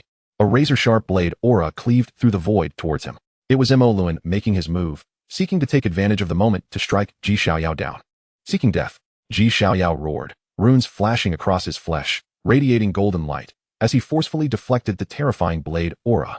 Then, he redirected his focus, launching a powerful punch towards Imooluan. The sea of demons is boundless, slaughtering all living beings. Imooluan showed no fear, as the demonic shadow behind him surged forward. No matter your demon path or Buddha path, I shall obliterate it all with a single punch.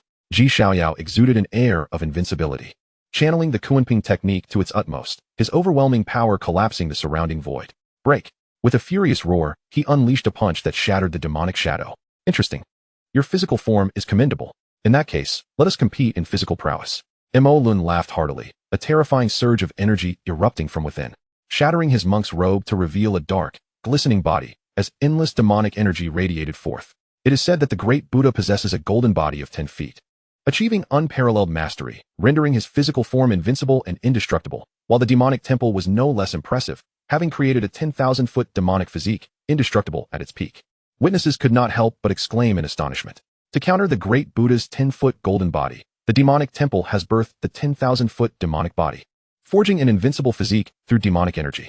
As Mo Lun unleashed this supreme technique, it truly was overwhelmingly dominant. The terrifying energy, infused with endless demonic essence, surged skyward, akin to a pure-blooded beast of destruction charging forth. Do you think you can match me in physical prowess? You dare to challenge? Xiaoyao bellowed. Activating the Kunping technique to its zenith, his wings vibrating, transforming into a streak of light that swiftly closed the distance to Mo Lun. Bang! Bang! The two engaged in a fierce struggle, eschewing magical powers and runes, relying solely on primal physical strength. Their fists clashed, resonating throughout the void with thunderous echoes. With me, there is no rival. I shall subdue all demons. Xiaoyao fought with increasing ferocity, his power swelling like an ocean, suffocating those around him. Suddenly, he unleashed a palm strike, intertwining boundless vitality and death energy within. Life and death, he shouted. Mo Lun was not to be outdone, retaliating with a punch. His chilling demonic energy swirling around him. The Heavenly Demon Fist. This was an unrivaled technique developed by the demonic temple specifically for physical combat. Akin to a heavenly demon striking, shattering the void with each blow. Boom, boom. Their fists collided, unleashing explosive sounds that sent shockwaves through the surrounding space. Both Xiaoyao and Mo Lun were propelled backward. Kill. Xiaoyao surged forward with renewed vigor, charging once more at Mo Lun. In stark contrast, Mo Lun grew increasingly alarmed. The physical strength of this young man was unervingly powerful. As the most exceptional prodigy of the demonic temple, he had honed the 10,000-foot physique to an exceptionally advanced degree, rivaling the pinnacle of ancient physical cultivators. Logically, at his current level, few should be able to contest him in physicality. Yet facing Xiaoyao, he felt an overwhelming sense of helplessness. As the battle intensified, his palms were shattered, demonic blood splattering forth. I do not comprehend how you dared to utter those words, challenging me in physical combat. Xiaoyao advanced like an invincible emperor, striding forward with confidence. My blood will not be shed in vain. You shall pay the price. Mo Lun's voice turned cold. In the next moment, the blood he shed erupted into a terrifying demonic light, countless runes bursting forth from his body, merging with the spilled blood to form numerous demonic weapons. This was the blood-to-demon technique. Those observing were filled with trepidation. The blood-to-demon technique was a supreme inheritance of the demonic temple, conceived by the first abbot. By transforming his own blood into demonic soldiers, each one matched his own realm, and were nearly indestructible. Roars echoed as countless demonic soldiers, each possessing the cultivation of the divine concealment realm, surged toward Xiaoyao. Undoubtedly, this was a forbidden maneuver. One misstep could lead to catastrophic downfall. Indestructible demonic soldiers? A laughingstock. Nothing in this world is truly immortal. Xiaoyao's gaze remained calm, his heart unperturbed. Countless runes surged from his flesh, resonating with his vitality, evolving into an indomitable true domain, within which golden runes flickered, swiftly refining all demonic soldiers. Impressive, to dissolve such a deadly technique with such ease. The G-Clan's prince exhibited methods that were truly extraordinary, rivaling even those of forbidden traditions. The onlookers were left in astonishment. To this day, Xiaoyao had demonstrated his formidable prowess, engaging top-tier prodigies without faltering, proving his strength. Die! Shui Hunzi bellowed beside him. Suddenly launching an attack as the moment Mo Lun's demonic soldiers were refined, he charged forward with a surging sea of blood aimed straight at Xiaoyao. The wails of vengeful spirits echoed, shaking the very sea of blood. One can only imagine that if struck by such a blow, Xiaoyao would not only face death, but also be grievously injured. I had proclaimed I would defeat you within 10 moves, now only 4 remain. Unfazed, Xiaoyao turned to confront the blood sea. Just then, the demon will suddenly swung its dagger, unleashing a blade of energy 100 feet long, aimed at Blood Soulsy. Do you believe you have the right to interfere in my battle? As one of the world's top prodigies, the demon will possessed a unique arrogance. In his eyes, his combat against the G family's prince already granted him an advantage in both cultivation and age. If he needed assistance to face a single opponent, how could he possibly be worthy of the title of prodigy? Blood Soulsy was taken aback by the demon wheel's unexpected assault against him, caught off guard. He was struck by the terrifying blade, leaving a grotesque wound upon his chest. "You seek death," Blood Solzi roared, turning to attack the demon wheel. Yet at that moment, Xiaoyao surged forward with an invincible momentum, launching a fist towards him. Boom! This strike was delivered without reservation, a torrent of magical energy and vitality surging forth. Before Blood Solzi could react, he was sent hurtling backward, crashing violently into the earth, the overwhelming impact fracturing the ground beneath him. Blood Solzi coughed up a mouthful of blood, utterly disheveled, his shoulder shattered. Just as he attempted to rise, Tung Lai suddenly charged at him. "The Ji family's prince declared he would slay you within 10 moves. I too wish to test how many moves it takes for me to bring you down." Though Tung Lai typically exuded a quiet demeanor, at this moment, his ferocity was palpable. From behind him, the blazing sun radiated golden light, and from it, a celestial vine projected a wooden spear, piercing towards Blood Solzi's head. "Are you all provoking me?" Blood Solzi seethed with rage, having faced multiple attacks and sustaining injuries. He felt as though he was being treated as a mere soft persimmon, trampled upon by all. He let out a low growl. The blood river behind him surged, countless vengeful souls howling. Unfortunately, the wooden spear, imbued with a holy solar aura, swiftly annihilated all the vengeful spirits and impaled Blood Solzi's chest, pinning him to the ground. "It seems they were right. You are indeed the weakest here. If we were to compete, I too could defeat you within 10 moves." Ting Lai mercilessly taunted. At that moment, Ouyang Dai also approached, yet she did not attack Blood Solzi, but instead engaged in combat with Tung Lai. "You are too weak. You are not worthy of my efforts." Upon hearing this, Blood Solzi spat another mouthful of blood, his face twisted with madness. The onlookers displayed expressions of disbelief. They had not anticipated that someone as formidable as Blood Solzi would be the first to fall in this chaotic brawl. You all shall die." Blood Solzi howled in fury, descending into madness as the torrent of vengeful spirits surged behind him. Since his emergence, he had trampled upon all beings, never having been mocked and trampled in such a manner. Accompanied by his roar, the endless blood sea behind him surged into his body. In an instant, an astonishing dark red energy erupted from within him, his form expanding wildly to 100 feet in size. "With my body, I shall feed the blood demon. Annihilate you all." Blood Solzi's voice was hoarse, his aura surging as he fully transformed into a blood demon. "Humph, no matter how you transform, I shall still strike you down." Xiaoyao unleashed a merciless punch. Roar, roar. In his blood demon state, Blood Solzi's power had increased significantly, yet he had lost all semblance of reason, becoming a creature solely driven by the desire to kill. He roared and charged at Xiaoyao, but was soon sent flying by a single punch. Trading reason for power, the outcome remained unchanged. "I vowed to defeat you in 10 moves. I shall indeed fulfill that promise. It is time to end this."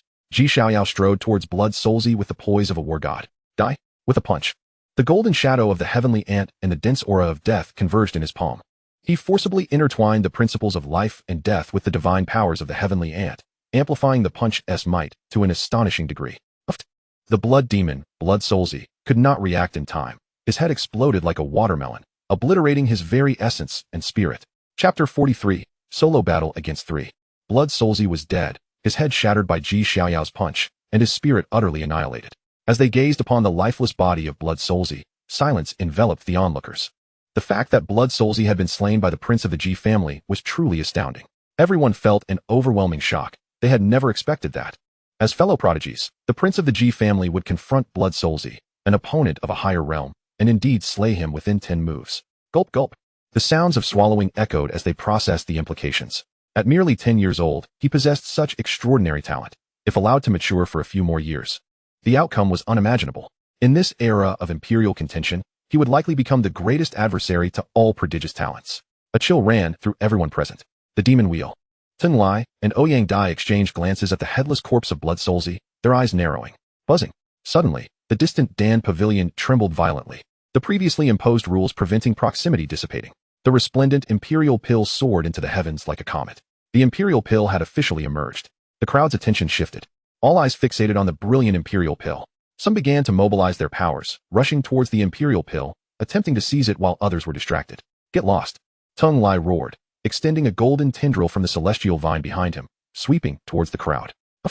Explosions rang out as all creatures attempting to approach the imperial pill were obliterated. Ba, the sea of suffering is boundless. May you all sink into its depths. Keek keek. The demon will cackled, as an endless wave of demonic energy transformed into a vast sea of suffering, instantly reducing all beings enveloped by it to mere bones. Ouyang Dai spoke not a word, her entire being radiating golden light, akin to a war goddess as she unleashed a punch that shattered all beings behind her. In that moment, the 3 top prodigies acted almost simultaneously, targeting all present. With the emergence of the imperial pill, it was time to clear the field. The three stood united, the previous tension between them dissipated. You two shall be cast aside.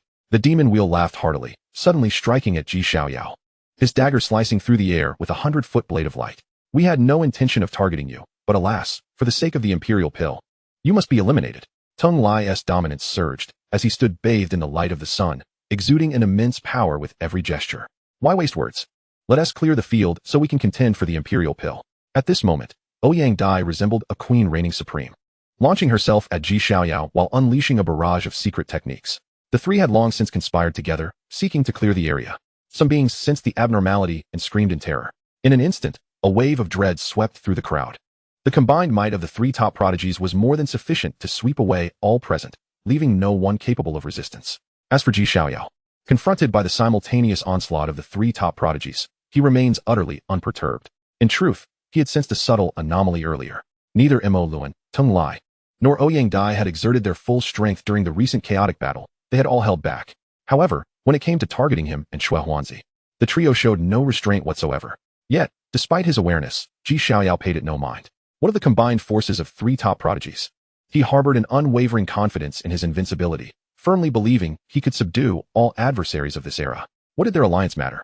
No matter how numerous the ants, they remain mere ants. He would send them all to the afterlife. With his spirit ignited for battle, Xiaoyao boldly advanced towards the trio, donning the Taiyu battle armor. Instantly, his cultivation surged to the divine concealment realm, a terrifying aura erupting from within him. Boom! With a casual punch, he shattered the combined attacks of the three top prodigies. Earlier, when he faced Bill and others, he had been at a significant disadvantage in cultivation. Yet he did not falter. Now that they were at the same level, did they believe they still had a chance? Xiaoyao's demeanor was brazen, and his gaze towards Mo Luan and the others was cold and indifferent. Boom! He unleashed a punch directed at Mo Luan, and the terrifying vitality surged forth like a raging inferno, evaporating the endless sea of demonic energy behind Mo Luan in an instant. Simultaneously, the massive phantom of the heavenly ant materialized behind Xiaoyao. Heavenly ant divine ability. With a single punch, he sent Mo Luan hurtling backward, blood spewing from his mouth. Whoosh! At that moment, Tung Lai made his move, the golden tendrils of the celestial sun behind him tearing through the void. The deafening sound of the sonic boom shattered the surrounding mountains. Are you courting death? Xiaoyao sneered, barehandedly grasping the golden tendril before exerting force. Crack! The golden tendril was torn apart on the spot, severed into two. Tung Lai's heart trembled, disbelief flooding his eyes. It was known that the celestial divine vine, originating from an ancestor of his clan, had been nurtured in a cave for eons, its strength comparable to rare divine metals. Yet, at this moment, it had been effortlessly torn asunder. Battle across the world, kill. Ouyang Dai bellowed, seizing an opening in Xiaoyao's attack to dash forward. Her saber radiating with boundless secret power, aiming to deliver a fatal blow. If your sister were here, perhaps she could contend with me, but as for you, you're woefully inadequate. The two princesses of the Faxian divine dynasty, Ouyang Dai and Ouyang Xian, were renowned prodigies of their time, particularly Ouyang Xian, who was said to have been chosen by a mysterious emperor and taken as a disciple in her youth, emerging as an unparalleled force. Although Ouyang Dai was not on par with her sister, she was still extraordinarily powerful, possessing the innate phoenix spirit body, capable of rebirth through battle. Yet, at this moment, facing Xiaoyao, her saber was shattered by a single punch, sending her sprawling backward, her garments drenched in blood. The onlookers, initially prepared to retreat, halted in their tracks, their expressions frozen in disbelief. What on earth am I witnessing? Is anyone pinching me? I seem to be hallucinating. The G family scion is single-handedly overpowering three top prodigies. I feel as if I am dreaming. He is merely 10 years old. Everyone was astounded. During the earlier chaotic battle among the prodigies, none had anticipated his prowess, expecting him to be the first to fall due to his age. Yet, not only had he slain Shui Huanzi within 10 moves, but he now stood unfazed against three top prodigies. His terrifying combat ability shattered all perceptions. Even among emperors of the same age, none exhibited such monstrous talent. This was the shared sentiment of all present.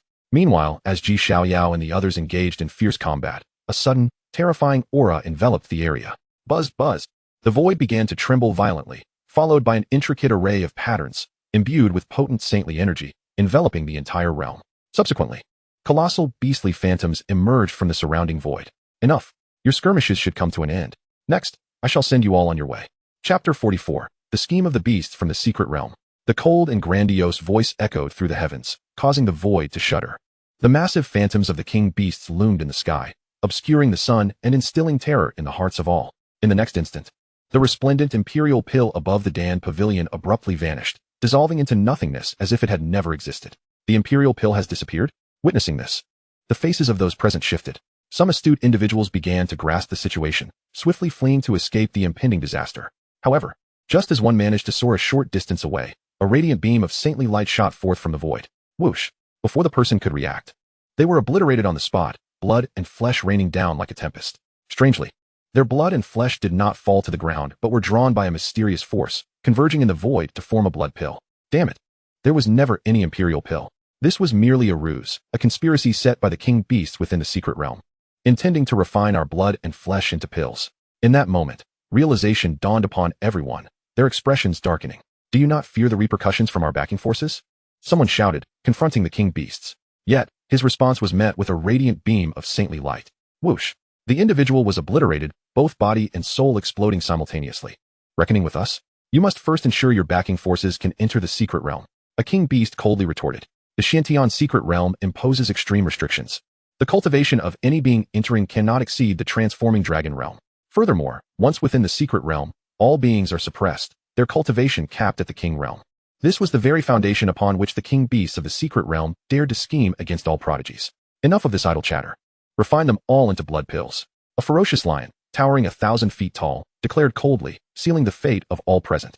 In the next moment, the intricate array of patterns surrounding them activated simultaneously, and boundless saintly light surged forth, reaping the lives of all within the vicinity. Whoosh! Whoosh!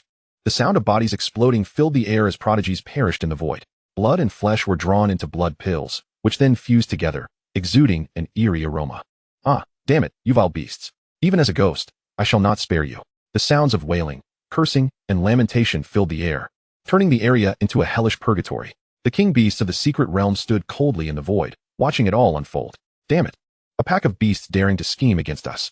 Mo Luan's eyes were filled with raging demonic energy. He, Tung Lai, and Ouyang Dai had initially believed they had outsmarted everyone and would emerge as the final victors, only to find themselves ensnared by others. Whoosh! A resplendent beam of holy light shot towards him. Observing this, the sorcerer quickly produced a green lamp exuding an astonishing magical aura, managing to barely withstand the radiant onslaught. Let us go, break through together.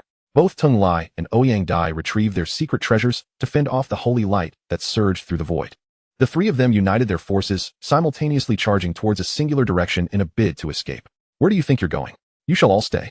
The three-headed king beast of the secret realm advanced directly to intercept them, blocking their path. Xiaoyao, taken aback by the sudden turn of events, found himself momentarily dazed. Interesting, this so-called Emperor Dan. I never would have thought it was merely a scheme devised by the king beasts. However, although the Emperor Dan was lost, the Blood Dan still remained. Xiaoyao raised his gaze towards the Blood Dan above, which was continuously merging together. Each Blood Dan was akin to the essence of a prodigy, and if all were to fuse, the resulting efficacy would be astonishing, enabling one to achieve ultimate rebirth.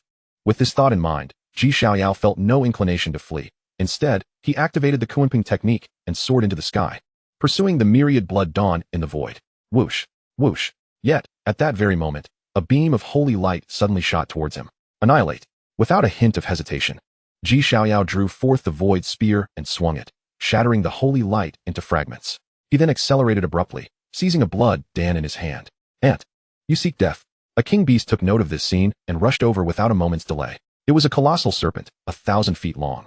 Its entire body of fiery crimson, seemingly ablaze, exuding a terrifying pressure that sent chills down one's spine. It's you. As soon as it approached, the serpent recognized Xiaoyao, its eyes flashing with a fierce, murderous intent. You know me? Xiaoyao replied with an indifferent gaze, stowing the blood Dan within him. Previously, in the secret realm's medicinal field, you slew an old flood dragon. That was my elder brother. The serpent spoke, its voice cold yet imbued with a magnetic allure. Extraordinarily melodious, yet laced with an overwhelming killing intent, for she and that old flood dragon were sworn siblings, having faced countless life and death trials together. How fortuitous.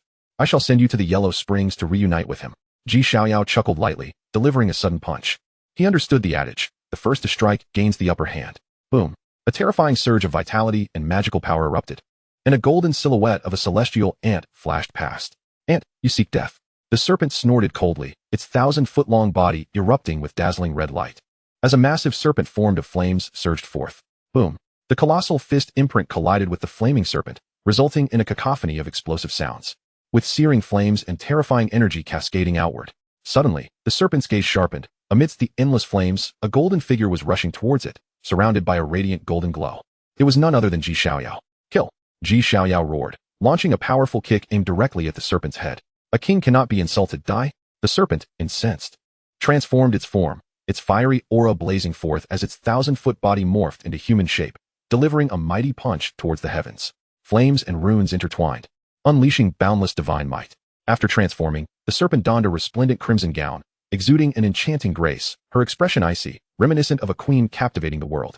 In the backdrop of the endless flames, she appeared as a deity ruling over fire. Boom!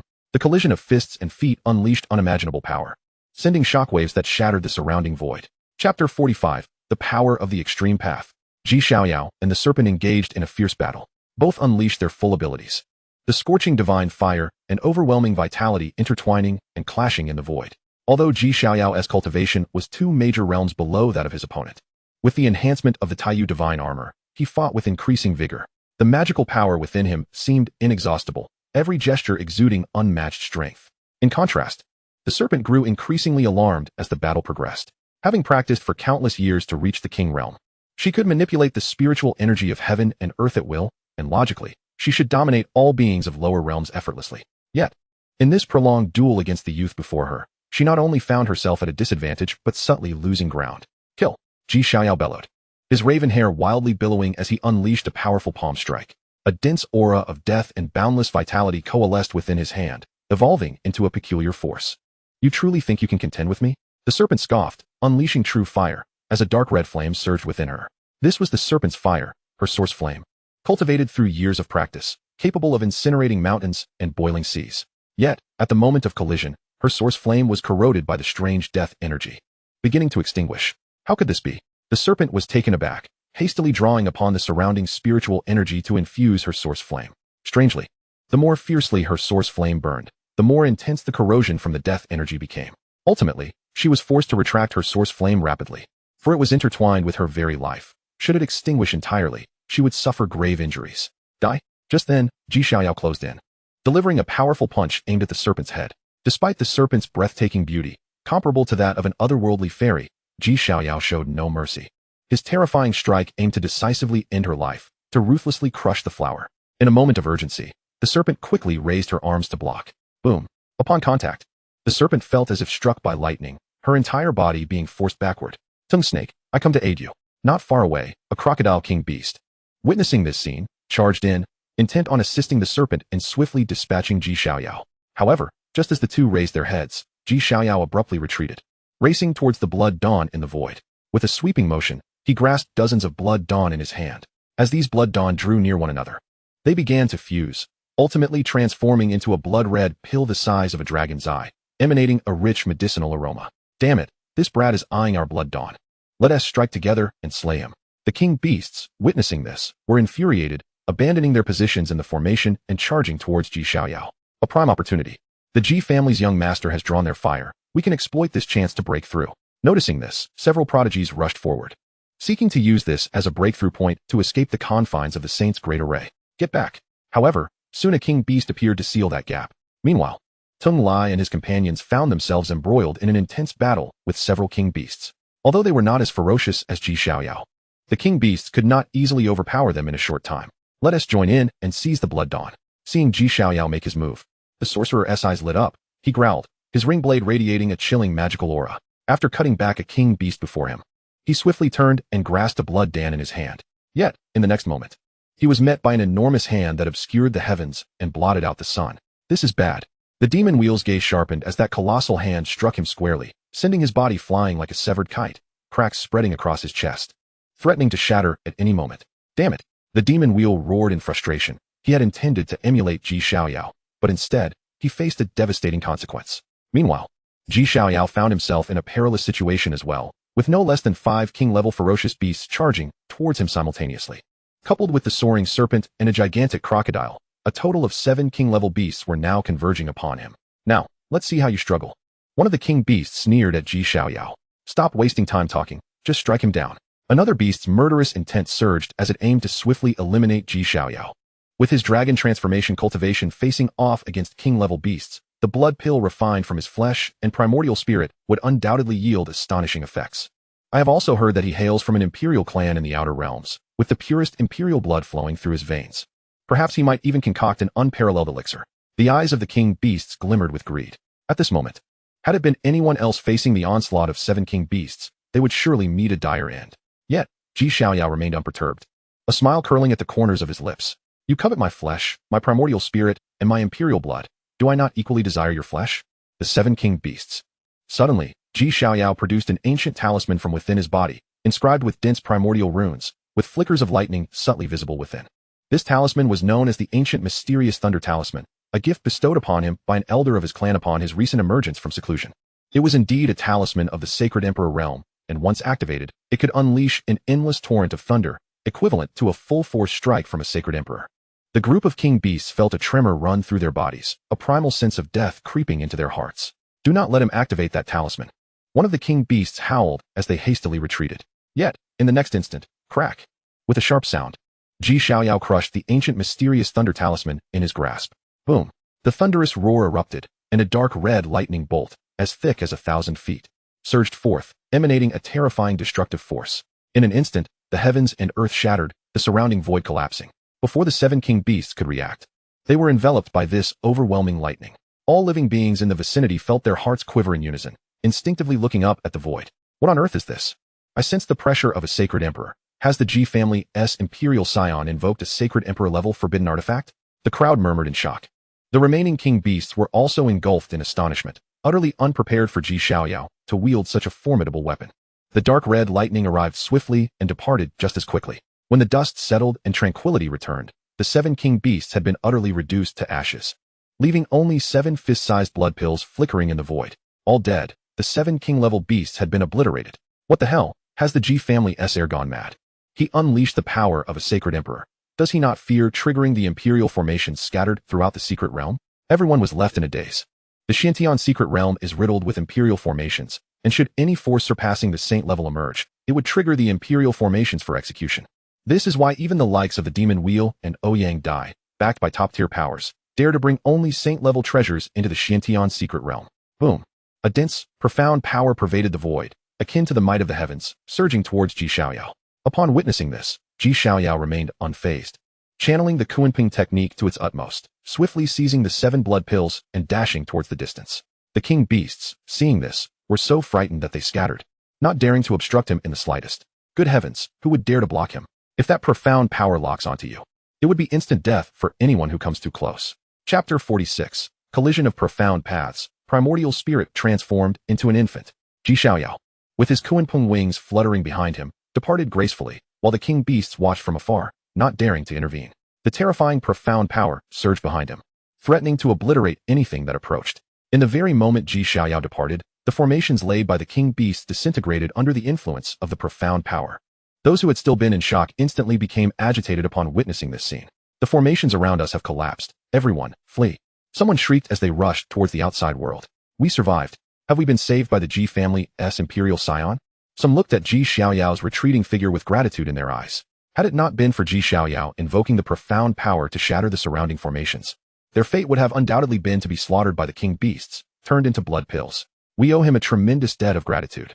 Tung Lai, the demon wheel, and Ouyang Dai exchanged hushed words, beginning to work together to break free. Without the constraints of the surrounding formations, the king beasts could not hope to stop them. Damn it, I never expected our carefully laid plans to be annihilated by that brat. He even snatched away so many blood pills and killed 7 king beasts.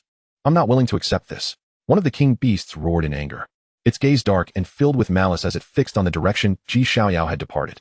I truly hope he can survive the onslaught of that profound power. Then we can personally strike him down and torment him. One of the king beasts muttered, wishing to swallow Xiaoyao whole. Meanwhile, Xiaoyao sped forward, channeling the Kunpeng technique to its peak, soon arriving at the depths of the secret realm. Behind him, the profound power rampaged, bearing down upon him with an unstoppable momentum. Were it anyone else facing such a scene, they would likely be terrified to the core. After all, against the profound power, not even a powerful quasi-emperor could hope to survive. They would be obliterated in an instant. Yet, Xiaoyao remained completely unperturbed. At the moment the profound power approached, a rich chaotic law emanated from within him, and the chaotic extermination bell flew forth, ancient and weathered, instantly magnifying 100-fold, enveloping him within its body. Boom! The terrifying profound power struck the chaotic extermination bell, unleashing a violent explosion that shook the very heavens and earth, a dense wave of destructive force ravaging the surroundings. The sky shattered, and the ground caved in. However, the chaotic extermination bell radiated a faint chaotic law, with endless chaotic pathways entwining around its body. No matter how fiercely that profound power raged against it, it could not be shaken in the slightest. As the only supreme imperial weapon birthed from the essence of chaos, the power of the chaotic extermination bell far surpassed that of ordinary profound imperial weapons, even nearing the level of immortality. Inside the bell, Xiaoyao remained wholly unaffected by the external profound power. He retrieved all the blood pills from within him. Buzzing, the blood pills vibrated in unison, and in an instant, they fused together, transforming into a blood-red pill the size of a dragon's eye.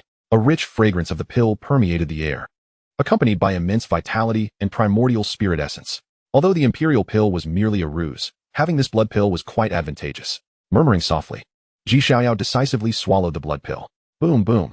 The pure essence of vitality erupted within him as Xiaoyao activated the Nine Tribulations' indestructible art, fervently absorbing this surge of life force to fortify every sinew of his being. The dense primordial spirit energy also overflowed, rushing towards his mind. And Xiaoyao felt a sudden clarity enveloping his consciousness. Although he had never deliberately honed his primordial spirit, the enhancement from numerous top-tier talents had granted him a spirit sea that far exceeded that of ordinary individuals, vast and boundless like an ocean. At this moment, as the rich primordial essence surged in, his spirit sea underwent a violent contraction, initiating a fierce metamorphosis. Ultimately, it transformed into an infant visage, strikingly similar to Xiaoyao, who, upon solidifying, sat serenely at the center of the spirit sea, hands forming sacred seals, exuding an extraordinary divinity akin to an ancient Buddha. This was the transformation known as spirit transformation into infancy. A glimmer of realization sparked in Xiaoyao's eyes.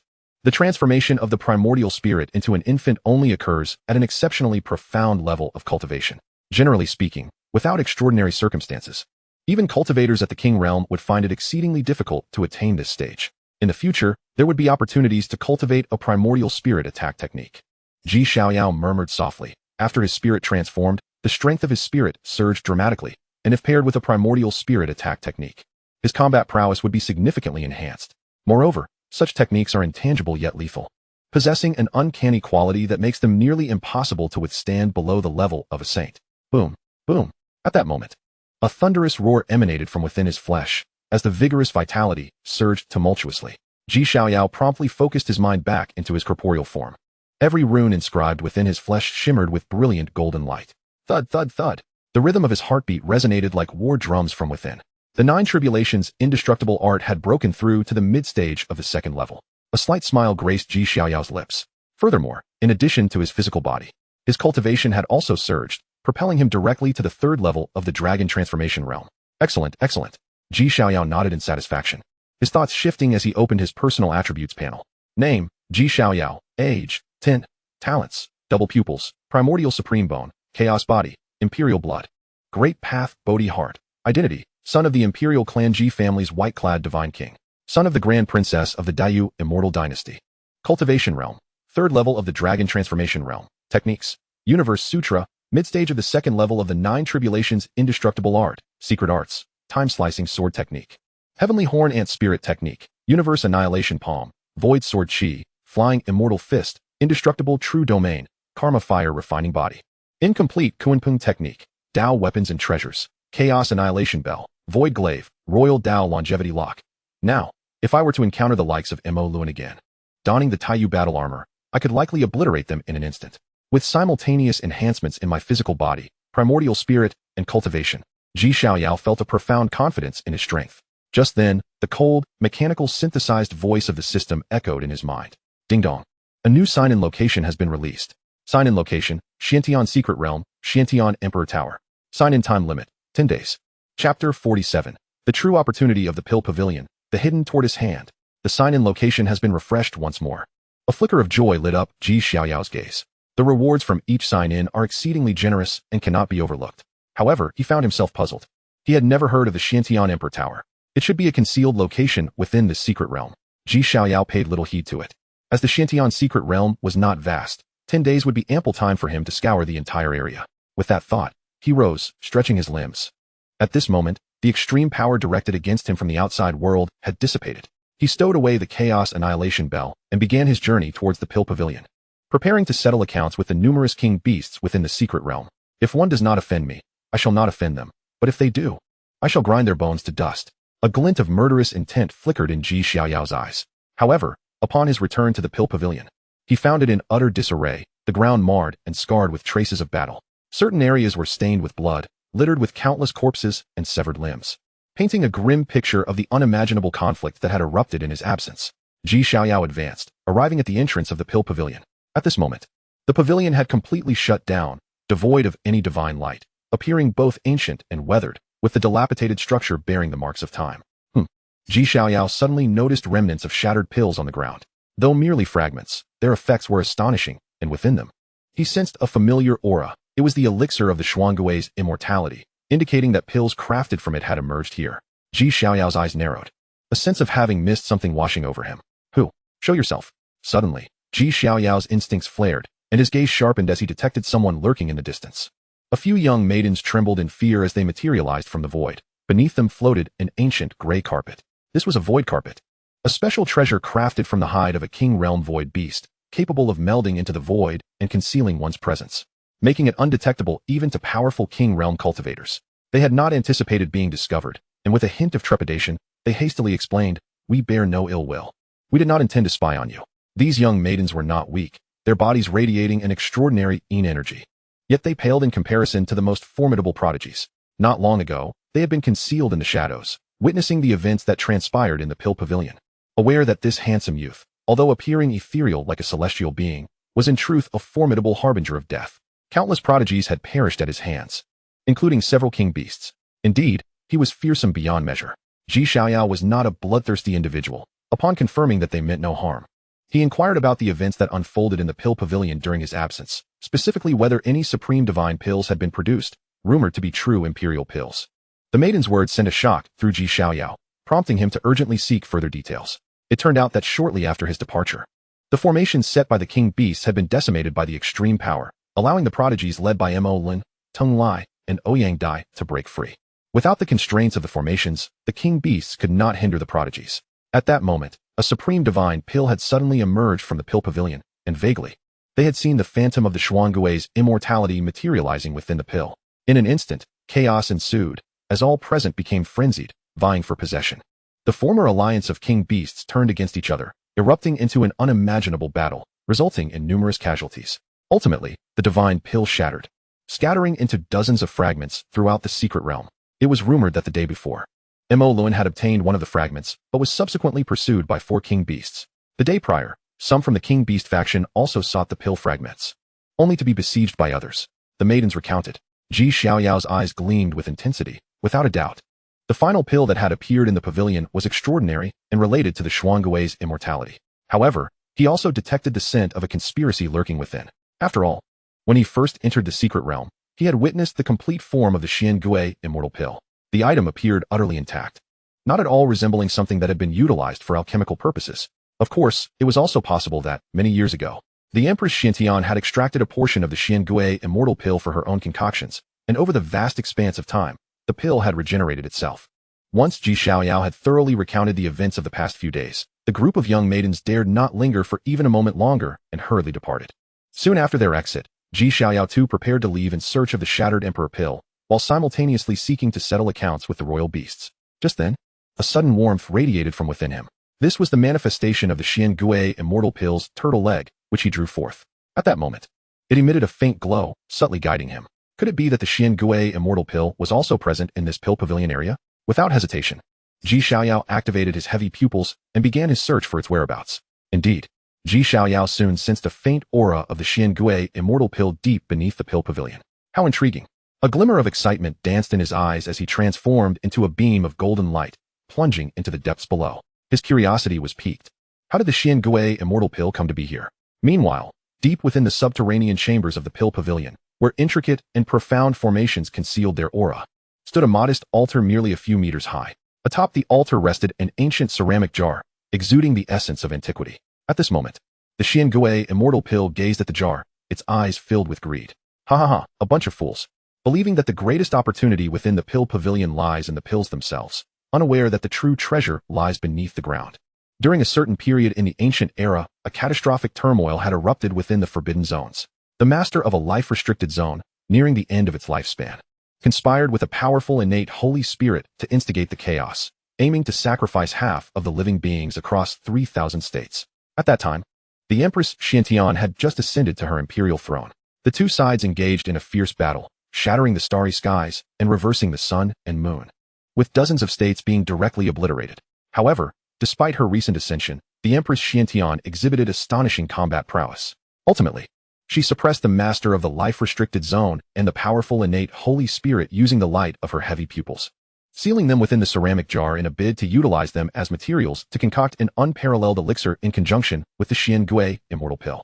Yet for reasons unknown, the Empress Xiantian vanished midway through her refining process, hastily laying down formations to attempt to harness the power of time to refine the two. This refinement took several eras, only now reaching completion and on the verge of emergence. I am truly brilliant, the Xiangui mused. First, I incited those foolish royal beasts to eliminate all the external prodigies entering the secret realm, and then I used a false pill to divert everyone's attention. Now, no one will contest me for the supreme opportunity within this jar. The Xiangui let out a cackling laugh, though it was somewhat displeased by the fact that, in its original plan, the royal beasts should have slaughtered all external prodigies. Unexpectedly, it was thwarted by that G-brat.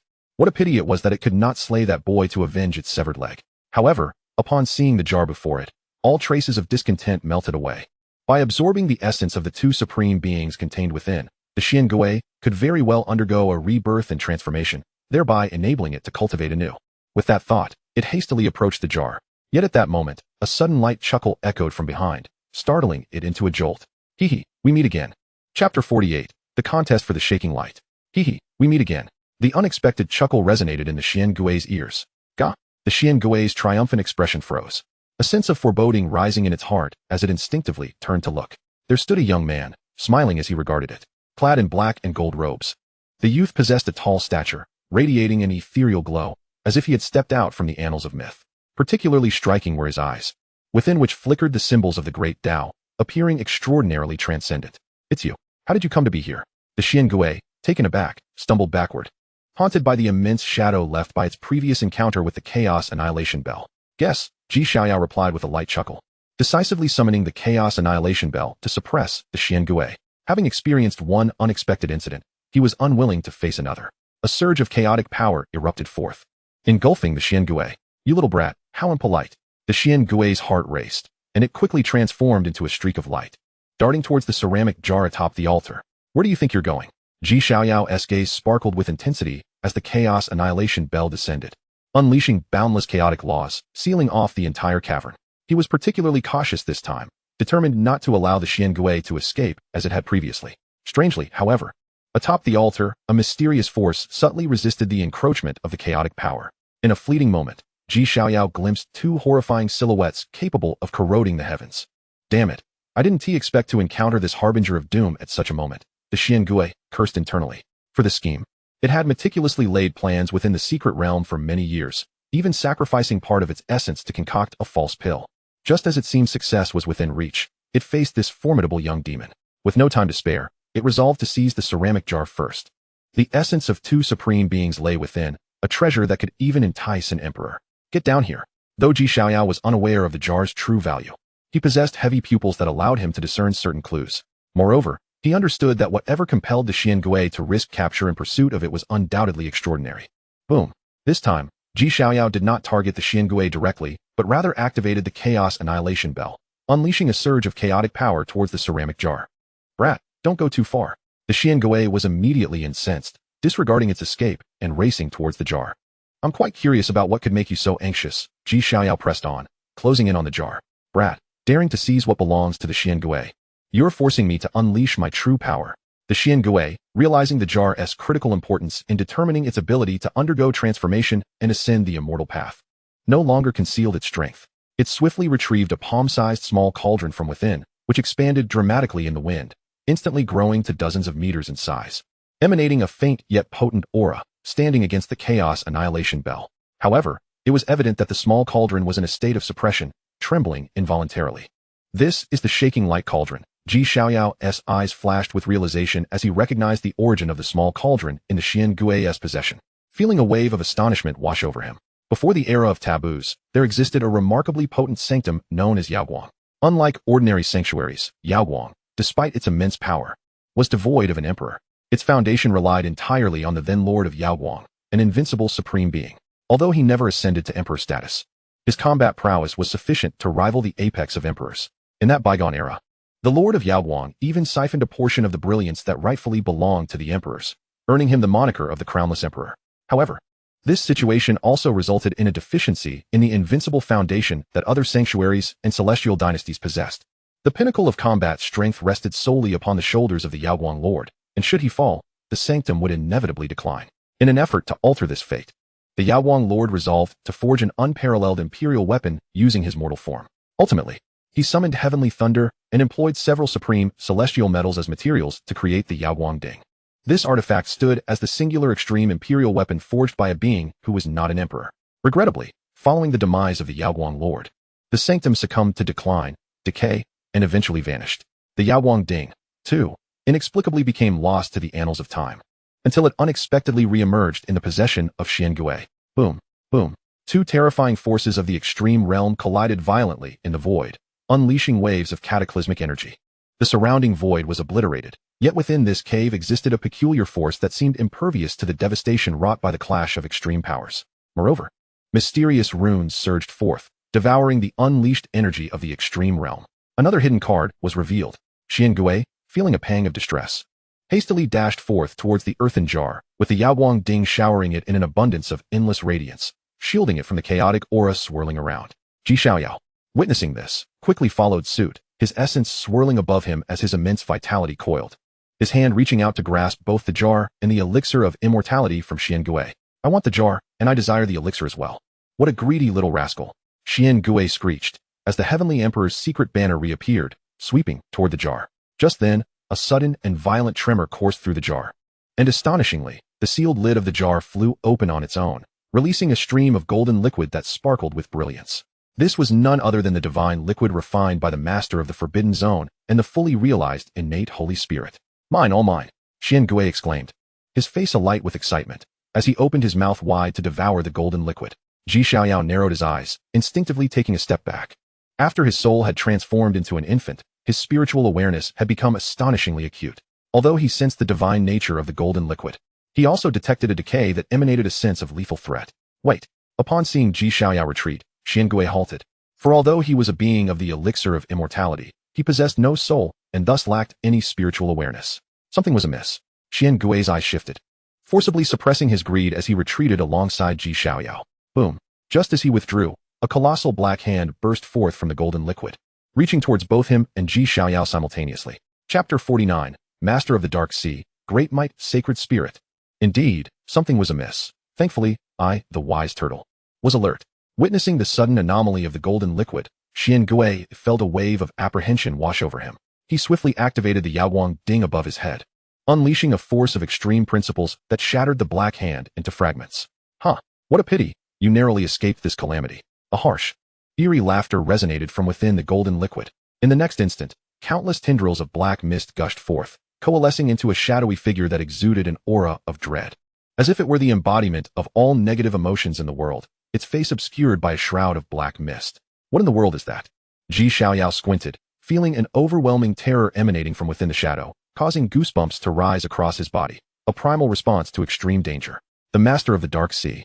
Suddenly, Xiangui exclaimed, recognizing the identity of the shadow. This is impossible. You were slain by the Empress of Xiantian in the ancient era, your soul obliterated. How could you possibly still exist? Xiangui's face was a mask of disbelief. Not just you, but I too. Ha ha ha. Another dry, raspy voice emanated from within the shadow. You have not perished either, Great Might, Sacred Spirit. Xiangui's worldview was shattered. He had witnessed the Empress of Xiantian capture these two beings, seeing them suppressed, and then refined by her unstoppable force. He never imagined they could resurrect in this moment. No, this must be an illusion. Terrified, Xiangui retreated hastily, ready to flee. Do you truly believe you can escape?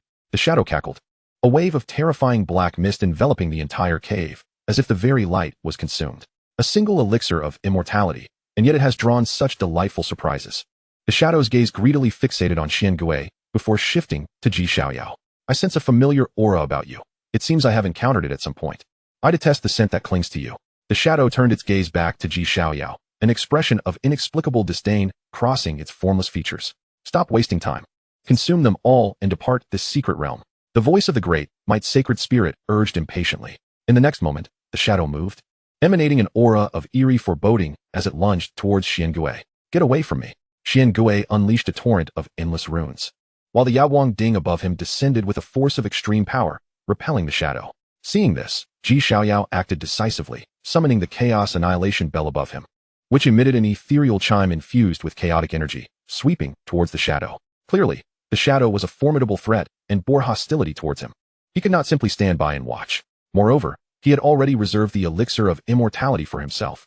He would not allow another to lay claim to it. Boom. Struck simultaneously by the Yaowang Ding and the Chaos Annihilation Bell, the shadow wavered, its surrounding mist hinting at a potential collapse. I understand now. You monstrosity cannot possibly be the master of the Dark Sea or the great, might sacred spirit. Xiangui seemed to have deduced something, his voice rising in a growl as he pierced through the essence of the creature, his eyes no longer reflecting the fear they once held. Indeed, in this world, there exists no eternal being. Even heaven and earth may crumble, and the great paths shall fall. Humph. So what if my identity has been exposed? I dare to emerge because I am confident in my ability to devour both of you. The shadow cackled, the black mist swirling around it. Let us strike together and vanquish it. Then we shall divide the golden liquid equally, Xiangui called to Xiaoyao. Though he commanded the radiant light cauldron and bore no fear of the shadowy monstrosity, the entity was, after all, a confluence of the resentful wills of two formidable beings, wielding fragments of imperial might. Lacking the cultivation to unleash the full potential of the radiant light cauldron, he found himself utterly incapable of contending with his foe. However, Xiaoyao's eyes narrowed slightly as the chaotic annihilation bell above his head trembled, and he surged forward alongside the Xian turtle towards the shadow. What of two ultimate imperial artifacts? Ultimately, an ant remains but an ant.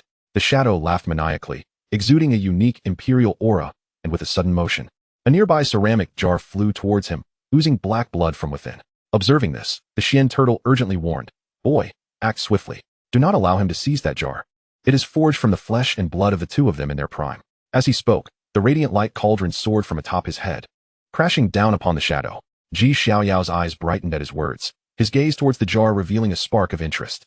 Undoubtedly, this jar was a treasure of great significance, crafted from the blood and flesh of two emperor-level powerhouses, capable, to some extent, of rivaling the ultimate imperial artifacts. Boom.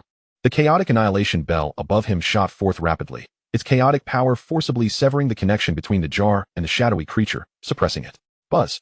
Perhaps influenced by the pressure of the chaotic annihilation bell, the jar emitted waves of dark light, and two phantoms imbued with imperial aura materialized above it. Humph. Having perished for countless eons, their divine essence nearly refined away, they still dare to flaunt their strength. Xiaoyao uttered a low growl, fervently urging the chaotic annihilation bell to continue its suppression. Get away from me. The shadowy creature lunged forth, attempting to intervene. Not so fast. The Xian turtle sent the radiant light cauldron flying to intercept it. Presumptuous, an emperor must not be insulted. The shadowy being growled, emanating a terrifying imperial aura, its every gesture accompanied by swirling black mist infused with ominous and eerie energies. Even a quasi-emperor might find themselves corroded by its presence. An emperor? Merely a creature born of resentment, unworthy of the title. The Xian turtle scoffed, having once followed the celestial emperor and spent time alongside the Xiantian empress. Though the shadow exuded imperial energy, it lacked the unrivaled dominance characteristic of true emperors. A mere jester, the Xian turtle remarked dismissively. Meanwhile, the jar had been entirely suppressed by the chaotic annihilation bell, and the two phantoms had dissipated. Why waste so many words? Just eliminate it. Xiaoyao declared with formidable authority, striding forward, the chaotic annihilation bell resonating with resonant tones. Curse it. Even if you suppress the jar, what of it? I can still subdue you. You cannot escape being devoured by me. The shadow howled, its form rapidly swelling, like a mountain of darkness, emanating overwhelming might as it hurled a fist towards the two. Get away. The invincible fist light sought to clash directly with the chaotic annihilation bell and the radiant light cauldron. Seeking death, Xiaoyao and the Xian turtle simultaneously scoffed. Attempting to directly confront ultimate imperial artifacts? What difference is there from courting death? Yet at that moment, the shadow's fist imprint suddenly transformed into a cloud of black mist, silently and stealthily engulfing Xiaoyao. This is the Dark Sea's heartburn seal. The Xian turtle's face paled in an instant, terror evident in his eyes. Chapter 50. The Chaotic Annihilation Heart Sutra, the same physique as the Celestial Emperor. The Dark Sea's heartburn seal, an unparalleled divine ability created by the Lord of the Dark Sea in life. with its eerie and ominous power. It manifests as a curse that invades the minds and hearts of others. Those afflicted become puppets of the caster, losing their self-awareness and being eternally enslaved. This is dire. The Xian turtle's expression darkened. Should Xiaoyao fall under its control, he would effectively allow the enemy to indirectly seize control of the chaotic annihilation bell. In that case, his own situation would become exceedingly perilous. With this thought, a glimmer of resolve flashed in the Xian turtle's eyes, and he transmitted a message to Xiaoyao. Boy, you owe me a significant favor this time. In the next moment, he relayed an unparalleled secret technique to Xiaoyao through special means. Steady your breath and focus. Grasp this technique. It is called the Chaotic Annihilation Heart Sutra, an unparalleled mental technique created by the Celestial Emperor. It will assist you in resisting the Dark Sea's heartburn seal. As the Xian turtle's voice faded, resonant tones of the Tao echoed in Xiaoyao's mind. The Chaotic Annihilation Heart Sutra, a legacy of the Celestial Emperor, transforms the mind into chaos, creating the Chaotic Annihilation Disc, capable of obliterating all mental attacks in the world. When cultivated to perfection, it can even directly annihilate the true spirits of enemies. Xiaoyao cast a peculiar glance at the Xian turtle, surprised by this unexpected boon. It is worth noting that he possessed countless treasures to safeguard his mind, and while the mental attack unleashed by the shadowy creature was formidable, it did not pose a threat to him. Boy, what are you dawdling for? Quickly comprehend it, lest you fall under control and become a puppet. Dragging me down with you, the Xian turtle urged impatiently. He had once followed the Celestial Emperor, and before the Emperor's fall, had entrusted him with his entire legacy, instructing him to aid in finding a successor. However, the legacy left behind by the Celestial Emperor was exceedingly unique, requiring a physique akin to the Emperor's to unlock. The Celestial Emperor's physique was extraordinarily rare in the world, and over countless ages, the Xian turtle had seen no one with a physique resembling that of the Celestial Emperor. Die! At that moment, the shadowy creature charged once more, its palms sweeping forth, unleashing endless black mist towards the two. Boom boom. The radiant light cauldron atop the Xian turtle's head trembled, releasing boundless imperial power to keep all the black mist at bay. Do you truly wish to become this monster's puppet? The Xian turtle continued to urge. Xiaoyao, upon hearing this, promptly sat down, sinking his consciousness into his sea of awareness. At that moment, an eerie and ominous aura was fervently invading the perimeter of his sea of awareness. But it was entirely blocked by an ancient Dao tower. This tower was a gift from an elder of his clan when he first emerged from seclusion, capable of warding off quasi-emperor level mental attacks. Not only that, but beyond this tower, there were over a dozen ancient Dao artifacts radiating a special aura. Had the Xian turtle witnessed this scene, he would undoubtedly have been infuriated. Good heavens, with so many Dao artifacts guarding the mind. It was absurd that he had worried about Xiaoyao being controlled and reduced to a puppet. The Chaotic Annihilation Heart Sutra transforms the mind into chaos, condensing the Chaotic Annihilation Disc, capable of obliterating all mental attacks in the world. Xiaoyao immersed his consciousness into the supreme mental technique conveyed by the Xian turtle. In an instant, the Bodhi heart of the Tao trembled, resonant tones echoing in his ears. At that moment, Xiaoyao felt as though he had entered a state of profound comprehension, and in less than a blink of an eye, he had grasped the rudiments of the Chaotic Annihilation Heart Sutra. He witnessed his sea of awareness tremble, strands of mental power coalescing in the hands of his mental infant, ultimately transforming into threads of chaotic energy. Among them, chaotic runes flickered, and in the end, these runes intertwined to form a disc the size of a palm. As the disc rotated, chaotic laws permeated outward, imbued with an annihilating aura. This Chaotic Annihilation Heart Sutra resonates deeply with me as it operates. It seems capable of mobilizing the chaotic essence within me. Xiaoyao sensed this and directed his mental infant to point towards the eerie, ominous aura at the periphery of his sea of awareness. Annihilate. The Chaotic Annihilation Disc automatically flew out and began to rotate slowly, resembling a millstone intent on erasing the entire world. At this moment, the primordial chaos within him erupted forth, empowered by the essence of chaos. The chaos obliteration plate expanded in an instant, shattering that ominous and eerie aura into countless fragments. Xiaoyao opened his eyes, brilliance shimmering within them. The Xian turtle shot him a glance, somewhat exasperated, and remarked, "Kid, why are you still wasting time here? Your old turtle, can't hold on much longer. When the time comes and you become that monster's puppet, don't blame me for not warning you. I have fully mastered the chaos obliteration technique," Xiaoyao declared candidly. What? The Xian turtle's eyes widened in disbelief. The chaos obliteration technique was an unparalleled secret method created by the Heavenly Emperor he once followed, tailored to his unique constitution. It was profoundly intricate, requiring even the most gifted prodigies a considerable amount of time to comprehend before they could grasp it at a rudimentary level. Yet, only a brief period had passed, and this young man claimed to have mastered it entirely. Surely, this was a fabrication? The Xian turtle's face was a portrait of skepticism. In response, Xiaoyao could not be bothered to explain further. Instead, he strode purposefully towards the shadowy monster, the chaos obliteration bell above him emanating tendrils of chaotic power. Is he unharmed? The shadowy monster was momentarily taken aback, astonished that this lad, having fallen victim to his dark sea-burning heart seal, appeared completely unfazed. Humph. You managed to withstand it once, but I don't believe you can do so a second time. The shadow sneered, launching another dark sea-burning heart seal at Xiaoyao. Dark mist surged forward, laden with an ominous and unnatural aura, rushing towards Xiaoyao's primordial spirit. This technique is futile against me, Xiaoyao replied, his gaze unperturbed. His primordial spirit stirred, and a disk of obliteration, forged from chaotic energy, soared forth, spinning as it unleashed torrents of chaotic power that obliterated the sinister aura on the spot. Has he truly perfected it? The Xian turtle's expression mirrored that of someone who had seen a ghost. Those unparalleled prodigies typically required extensive time to master such a secret technique. Yet he had done so in mere moments? What extraordinary comprehension was this? Moreover, the most astonishing aspect was that the chaos obliteration plate he manifested was far grander than a conventionally refined version, as though it could genuinely annihilate the primordial spirits of all living beings in existence. He had only witnessed such a phenomenon in the heavenly emperor of old. After all, this technique had been born from the emperor's unique constitution, and only one sharing that same constitution could wield its true might flawlessly. Could it be that this young man possessed the same constitution as the heavenly emperor? The chaos body. The Xian turtle was struck with astonishment. A remarkable hypothesis blossoming within him. Chapter 51. The Chaos Transcendence Sutra, Alchemy, Through Arrays. The Xian turtle fixed his gaze intently on Xiaoyao's back, his eyes narrowing, his heart embroiled in turmoil. Throughout the endless ages, he had been in search of a successor for the heavenly emperor, yet the chaos body was exceedingly rare. In all this time, he had scarcely encountered a single one. Now that it finally appeared, the problem was, this lad bore a grudge against him. He had once severed his turtle limb. Damn it, what a twist of fate. The Xian turtle cursed under his breath. Just then, Xiaoyao's urging voice echoed in his ears. What are you dawdling for? Let us join forces and end this monster. As he spoke, he waved his hand, causing the chaos obliteration bell above to resonate, unleashing torrents of chaotic power that swept the shadowy monster away. Simultaneously, the chaos obliteration plate circled in his grasp, obliterating all sinister forces that dared approach him. Here it comes. The Xian turtle shook his head, choosing not to overthink it. As the radiant array cauldron above him swayed, it unleashed a radiant beam of extreme power that struck the shadow's head, shattering it to pieces. I am indestructible.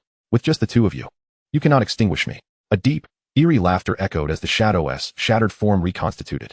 His existence was extraordinarily unique. Formed from the vengeful spirits of two mighty emperors, only an unparalleled force could obliterate him. I have long insisted, there is nothing that is truly immortal. The heavens themselves will crumble, the great paths will fall, let alone you. The Xian turtle scoffed, and a beam of light shot forth from the radiant array cauldron, ensnaring the shadowy monster and drawing it into the cauldron. With a thunderous roar, the radiant array cauldron trembled, radiant light bursting forth from within. Observing this, the Xian turtle produced a ball of Dao fire from his being, placing it beneath the cauldron to ignite it fiercely. This Dao fire was extraordinary. As it blazed, great path runes erupted from within, as if it could incinerate the very heavens. This is primordial Dao fire. Xiaoyao glanced at the Xian turtle in astonishment. The primordial Dao fire, ranked 9th on the divine fire list, possessed the power to burn through the great paths. It was known that any flame recorded on the divine fire list was immensely extraordinary, capable of apocalyptic destruction, and merely acquiring one was an immense stroke of fortune. Xiaoyao distinctly recalled that a certain elder from the Ji clan possessed a flame ranked 17th on the list, and he cherished it dearly. Roar, roar. As the primordial Dao fire blazed, endless extreme path runes surged from the radiant array cauldron, frantically refining the monster within. You think you can refine me so easily? The shadow roared within the cauldron, rampaging violently, attempting to break free, terrifying imperial energy erupting from within him. Kid, stop just watching. Come help me out. Don't let him escape. The Xian turtle urged Xiaoyao in a hushed voice.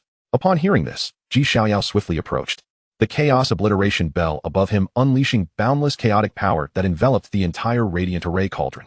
Instantly, the shadow within the cauldron fell silent, the terrifying imperial energy completely isolated. Humph, you wish to devour your old turtle? Today, I shall refine you into a pill.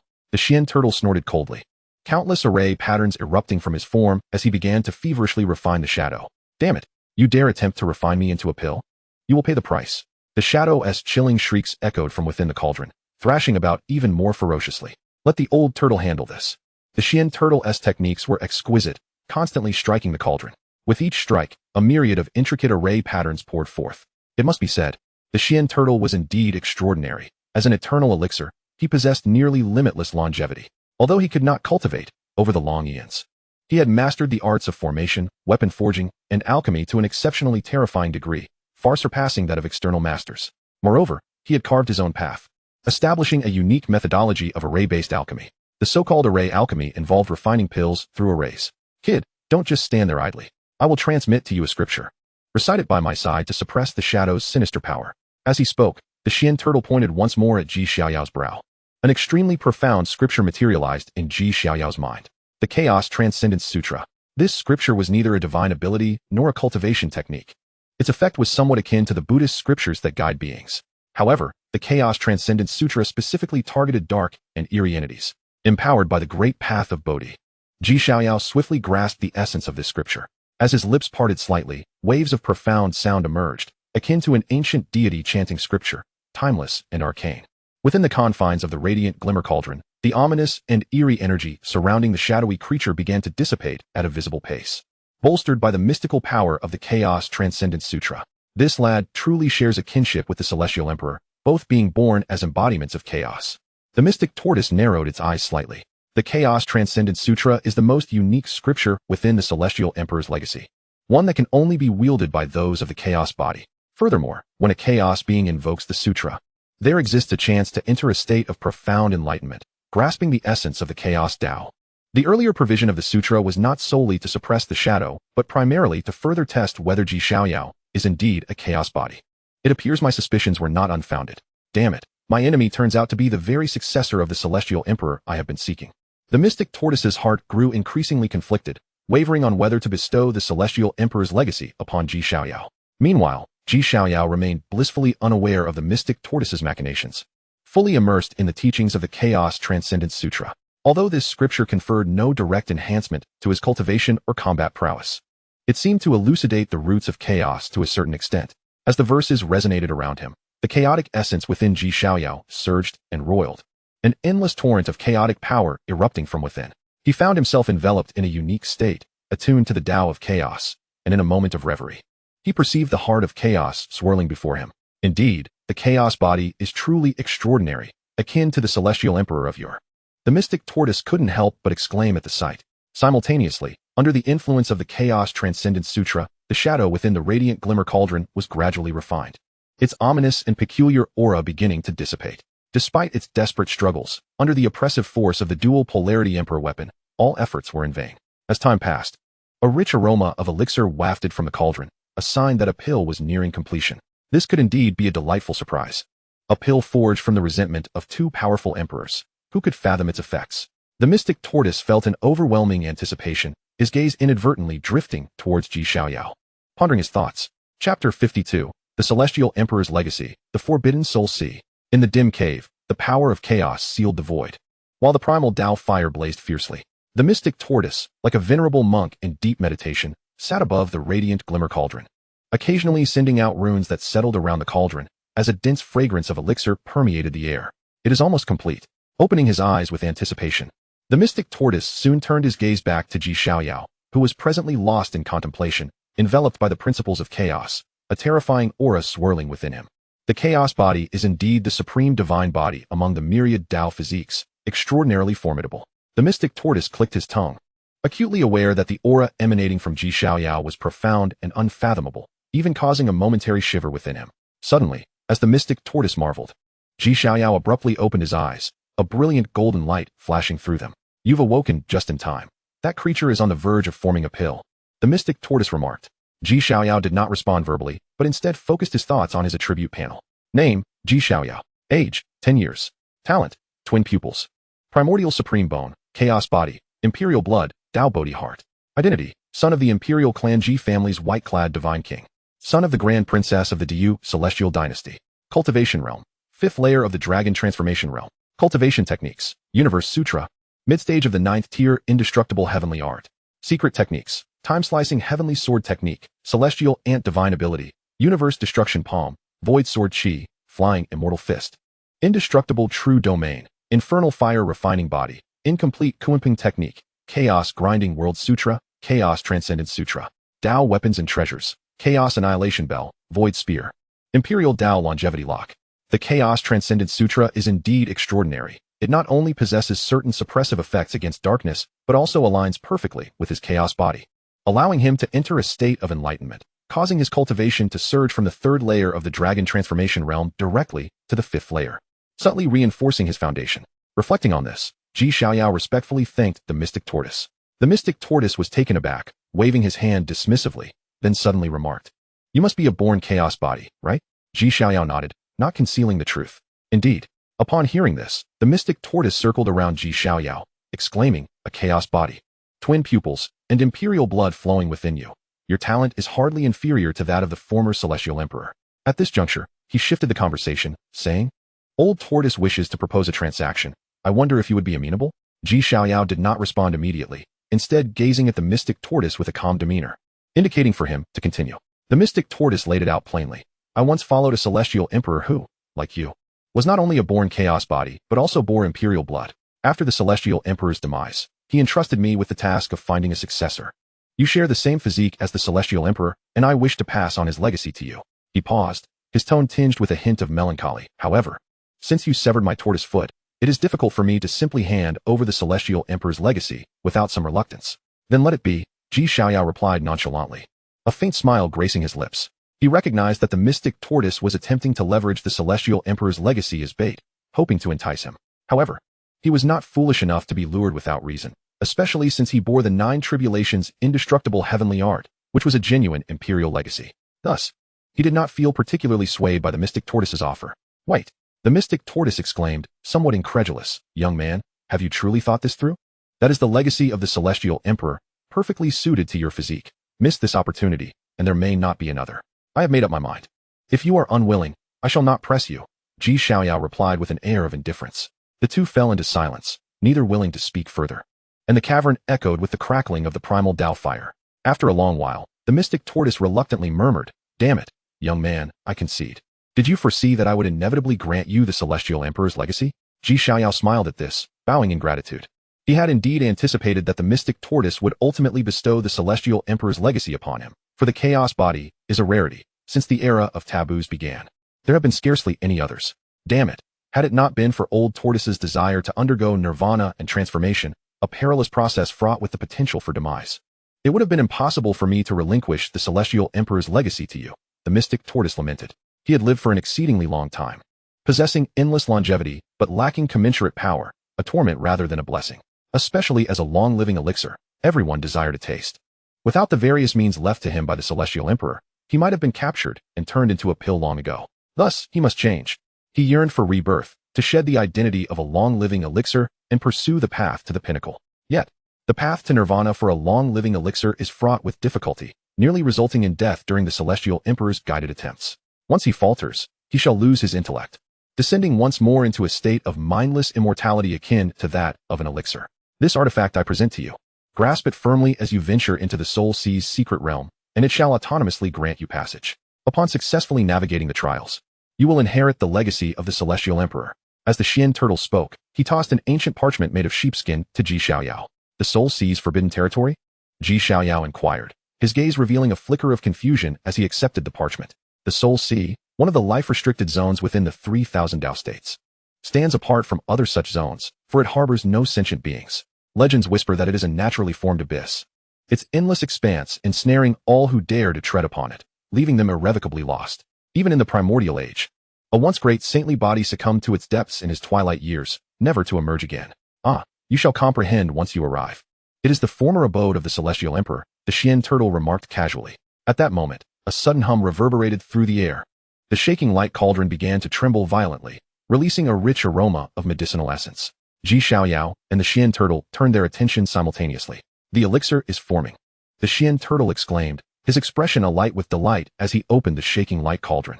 In the next instant, 2 golden pills, each the size of a dragon's eye, soared forth, exuding wisps of imperial aura. Xiaoyao's eyes sparkled at the sight.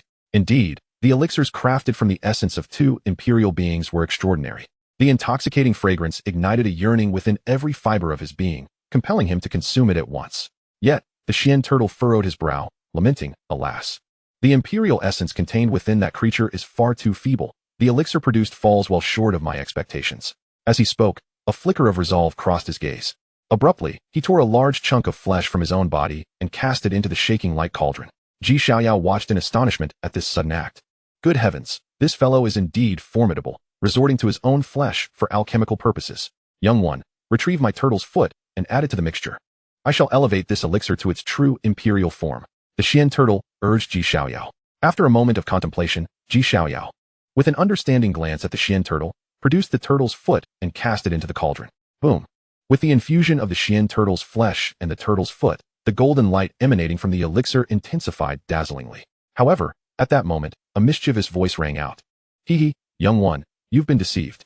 My turtle's foot has returned at last. The Xian turtle laughed heartily, suddenly advancing to activate the Celestial Emperor's secret flag, vanishing from sight amidst the flickering array patterns. Yet, amidst the void, one of the golden pills remained, while a third of the golden liquid in the ceramic jar was also left behind. Just as I suspected. Xiaoyao chuckled softly, not overly concerned. After all, he had discerned long ago that, given the Xian turtle's character, it was improbable for him to utilize his own flesh in such a manner. I hope to see you again someday. Xiaoyao stored the golden pill and the liquid within himself. His gains were truly remarkable. An elixir infused with imperial essence and a golden liquid crafted from the remnants of 2 imperial beings. Either of these treasures, if revealed, would incite a frenzy among all living beings, leading to a tempest of bloodshed. Even those forbidden entities would likely emerge to seize them. Regrettably, the potency of these items was far too overwhelming. Should he consume them now, he would undoubtedly be overwhelmed by the imperial essence within and perish instantly. Xiaoyao sighed in resignation. In addition to these items, Xiaoyao had also obtained an imperial ceramic jar, forged from the flesh of 2 powerful imperial beings. Contemplating this, he retrieved it from the Chaos Destruction Bell for examination. The jar appeared utterly ordinary, its surface marred with the scars of time, exuding no detectable aura. Even placed on a bustling street, it would likely go unnoticed. Yet, upon closer inspection, one could sense a formidable killing intent and a faint trace of imperial essence contained within. Though its essence had been largely transmuted into the golden liquid, being crafted from the flesh of imperial figures, it retained a hint of imperial aura, lesser than that of a supreme imperial weapon, yet far exceeding that of many exalted treasures. Xiaoyao nodded in satisfaction, storing the jar within himself. Having completed these tasks, he stepped forth and vanished from the cavern. In the Xiantian secret realm, within a certain valley, the wealth of resources left behind by the emperor was astonishing. The entire valley was carpeted with spiritual herbs. The spiritual energy in the air far surpassed that of the external realms, allowing 1 day of cultivation here to equate to 10 days of arduous training outside. A group of young disciples, clad in matching uniforms, gazed in awe at the spiritual herbs strewn across the valley. They were ordinary disciples from the Kaoshan sect, lacking any extraordinary talents, yet possessing self-awareness. Upon entering the secret realm, they had no ambitions of seizing grand opportunities, merely hoping to collect as many spiritual herbs as possible to take back. Wait, look, there is a king herb, someone exclaimed, pointing towards the depths of the valley. Goodness, a king herb. What a tremendous opportunity. The group, exhilarated, rushed forward to collect it. However, at that moment, a figure appeared seemingly out of thin air within the valley. The youth, dressed in a black and gold robe, stood tall and handsome, exuding an otherworldly aura despite his youthful appearance. This youth was none other than Xiaoyao. What a strikingly handsome young man, resembling a celestial being. A female disciple from the Kaoshan sect felt her cheeks flush, murmuring softly, "Sister, if you keep this up, I shall no longer let you gaze upon my charming visage," a somewhat envious young man beside her remarked. Silence. The eldest disciple of the Kaoshan sect interjected sharply upon witnessing this scene. The figure of the youth before him evoked a sense of familiarity, as if he had seen him before. Wait, it's him, Ji family's imperial son. The eldest disciple of the Kaoshan sect suddenly froze, recognizing Ji Xiaoyao's identity. What? This youth is the infamous Ji family's little killing god, the invincible dual-eyed prodigy? How did he end up here? Goodness, encountering the little killing god here. The disciples instinctively took a step back, particularly the eldest disciple, whose face turned pale with fear. When the secret realm's medicinal fields opened previously, he had attempted to compete, only to witness the terrifying spectacle of this little killing god subduing a king-level old serpent. The overwhelming aura and unmatched presence of Ji Xiaoyao had left him trembling with trepidation even as he recalled that moment. In fact, during that confrontation in the medicinal fields, he had inadvertently been caught in the aftermath of their battle. Good heavens, that terrifying energy nearly tore him apart on the spot. It was only due to a secret treasure bestowed by the sect leader that he narrowly escaped death. Moreover, he was acutely aware that although this petite killing deity appeared delicate and exuded an ethereal charm akin to that of a celestial being, once engaged in combat, she transformed into a figure of absolute decisiveness and ruthless efficiency, reminiscent of a true goddess of death. With this thought in mind, he did not hesitate to kneel and respectfully proclaim, "I pay my respects to the little killing deity and to the esteemed lord of the imperial family." The other members of the Kaoshan sect, witnessing this, immediately followed suit, kneeling in trepidation and echoing, "We pay our respects to the esteemed lord of the imperial family." Xiaoyao cast a casual glance at the group, choosing not to impose any further discomfort upon them. "Rise," he commanded.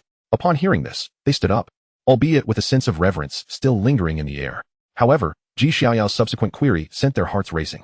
"Why do you refer to me as the little killing deity?" The faces of the Kaoshan sect members turned ashen with fear. It turned out that following the battle at the Dan Pavilion, Xiaoyao had subdued the Blood Soul and single-handedly fought against 3 of the top-tier prodigies, subsequently slaying 7 royal beasts with effortless grace before departing. Since that moment, everyone had witnessed the terrifying prowess of this G family heir, particularly his thunderous methods and decisive demeanor, which left an indelible impression. Thus, the moniker of Little Killing Deity spread like wildfire. "Now I understand," Xiaoyao nodded. Choosing not to delve deeper into the matter, he then inquired about the recent developments regarding the secret realm.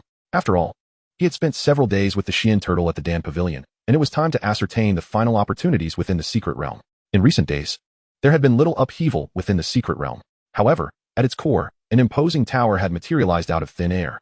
Some speculated that this might be the ultimate place of inheritance belonging to the Xiantian Empress.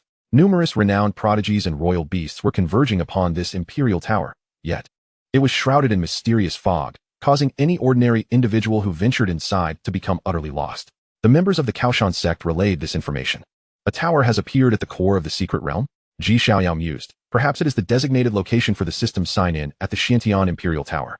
Regardless of whether it is or not, he resolved to pay a visit. The inheritance of the Xiantian Empress was not to be missed, and with so many royal beasts gathering there, Xiaoyao had no intention of wasting a moment in seeking vengeance. Waiting a decade was not his style. With that thought in mind, he activated the Kunping art, unfurling his Kunping wings, and swiftly soared toward the core of the secret realm, his speed astonishingly swift, vanishing from sight in an instant. Truly, as the G family's heir, the mere aura he exuded placed an immense weight upon those around him. Akin to the pressure of a mountain, beneath his ethereal visage lay unfathomable terror. The title of Little Killing Deity was indeed well-deserved. It was evident that there were no erroneous titles, only fitting nicknames. As Xiaoyao's figure disappeared into the horizon, the Kaoshan sect members finally dared to exhale deeply, some collapsing to the ground, unable to contain themselves. Meanwhile, Xiaoyao, with his Kunping wings unfurled, sped toward the core of the secret realm. There, he beheld an endless expanse of desolate land, shrouded in white mist that enveloped the surroundings for miles. Within the hazy fog, a towering edifice loomed, piercing the heavens. Encircling the mist were numerous beings, both prodigies from the outside world and exotic beasts from the secret realm. Yet, none of them dared to recklessly enter the fog. The mist was notoriously peculiar. Entering it would severely suppress one's spiritual perception, rendering various artifacts and techniques ineffective. Furthermore, lurking within the fog was a bizarre creature known as the Mist Beast, which, while not particularly powerful, excelled in illusion and deception, possessing a formidable spiritual essence.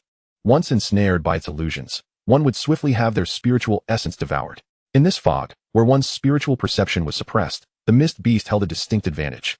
In recent days, many prodigious talents had ventured into the mist, only to be torn apart by the Mist Beasts, and thus far, no one had successfully reached the core tower. Beep. The system has detected that the host has arrived at the sign-in location at the periphery of the Xiantian Imperial Tower. Please proceed immediately to sign in.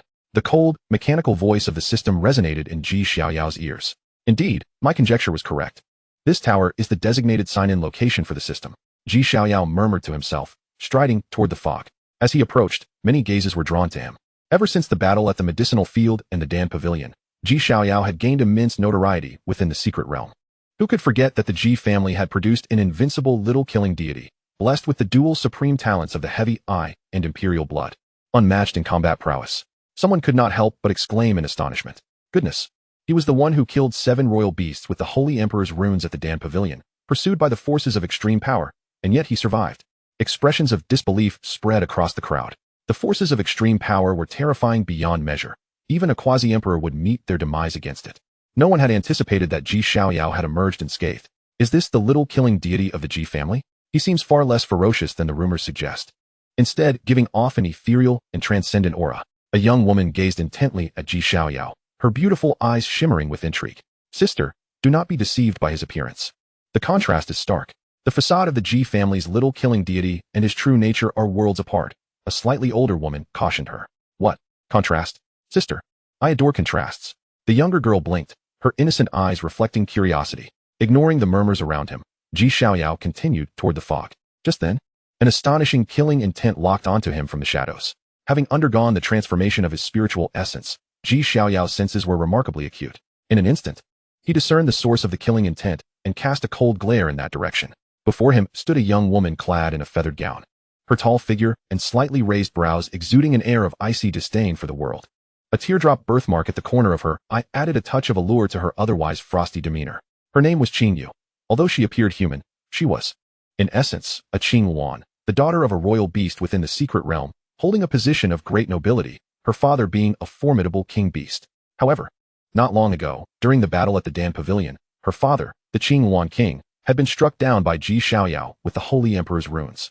Now, upon suddenly meeting Xiaoyao's gaze, Qingyu's expression altered noticeably, and she instinctively took a step back. Xiaoyao approached her without hesitation, mercilessly asking, "Do you wish to die? How dare you harbor killing intent toward me?" Qingyu's eyes widened in astonishment. She had not anticipated that Xiaoyao's perception would be so keen that he would detect even the slightest hint of her murderous intent. Without a moment's hesitation, she let out a long cry, swiftly retreating and revealing her true form as she fled into the distance. Though she harbored a deep-seated hatred for Xiaoyao, seeking vengeance for her father's death, she was self-aware enough to recognize that she stood no chance against him. The killing intent she exhibited was merely a reflexive response upon encountering her enemy. Trying to escape? Not so fast. Xiaoyao scoffed coldly. He was not one to show mercy, having no qualms about taking ruthless action. With a sweeping motion of his hand, he reached out toward the direction in which Qingyu fled. Boom! A massive hand, forged from condensed vitality, materialized above Qingyu, casting a shadow that obscured the sky. Caw! In a state of sheer terror, Qingyu let out a long, piercing cry, her feathers standing on end as she unleashed a torrent of azure light, desperately attempting to shatter the colossal hand of blood energy overshadowing her. Yet, no matter how fiercely she struggled, she could not budge that formidable hand, ultimately finding herself ensnared like a bird in a cage, tightly grasped in its palm. Die! Xiaoyao's aura was icy and resolute as he exerted his strength. With a sharp crack, Qingyu's entire form disintegrated, her very essence crushed in an instant. Xiaoyao's expression remained impassive, as though he had merely squashed an insignificant insect, showing no hesitation as he turned to walk into the mist. Goodness, he just killed her outright? After his departure, the onlookers gazed at the blood pooling on the ground, their hearts racing. Truly, he was the little god of death. Merely a hint of his murderous intent had led to an immediate execution, with scarcely a word spoken. Indeed, there are only wrong names, not wrong nicknames. The title of little god of death was well-deserved. Qingyu was indeed a beauty, yet she had fallen so swiftly.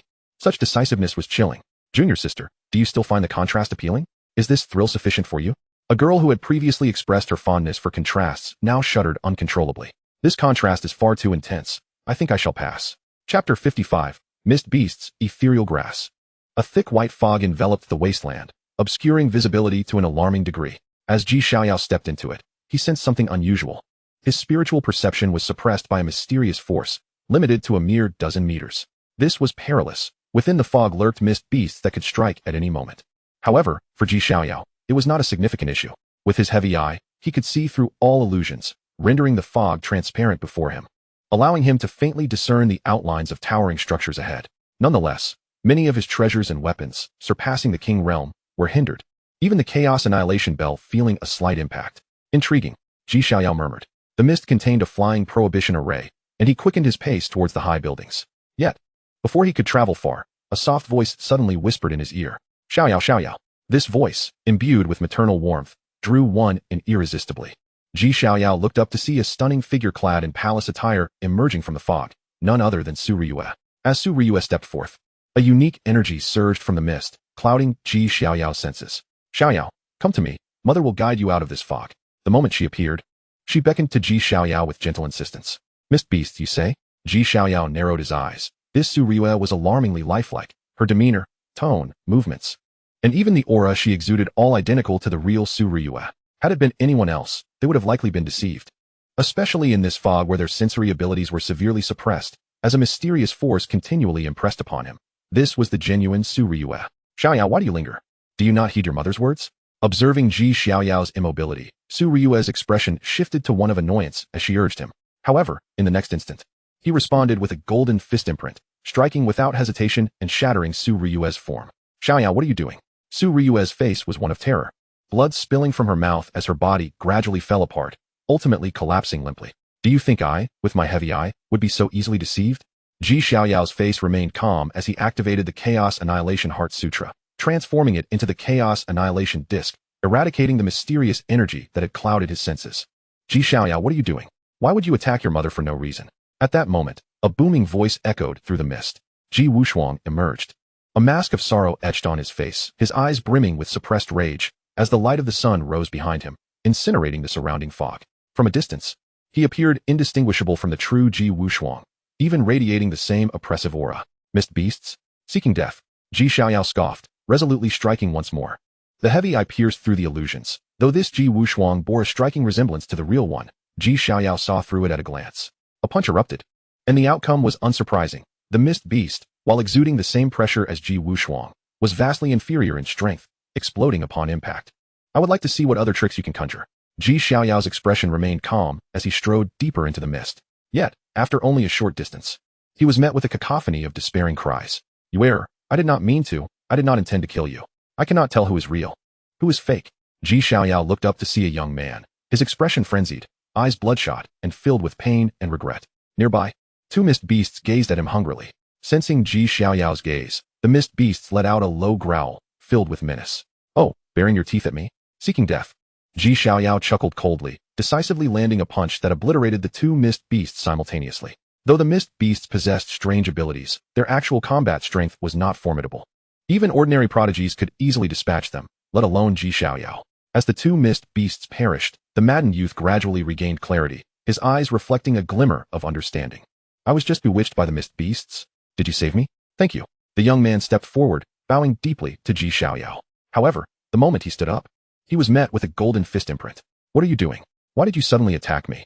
The young man was taken aback, hastily retreating, but in an instant, he was shattered to pieces.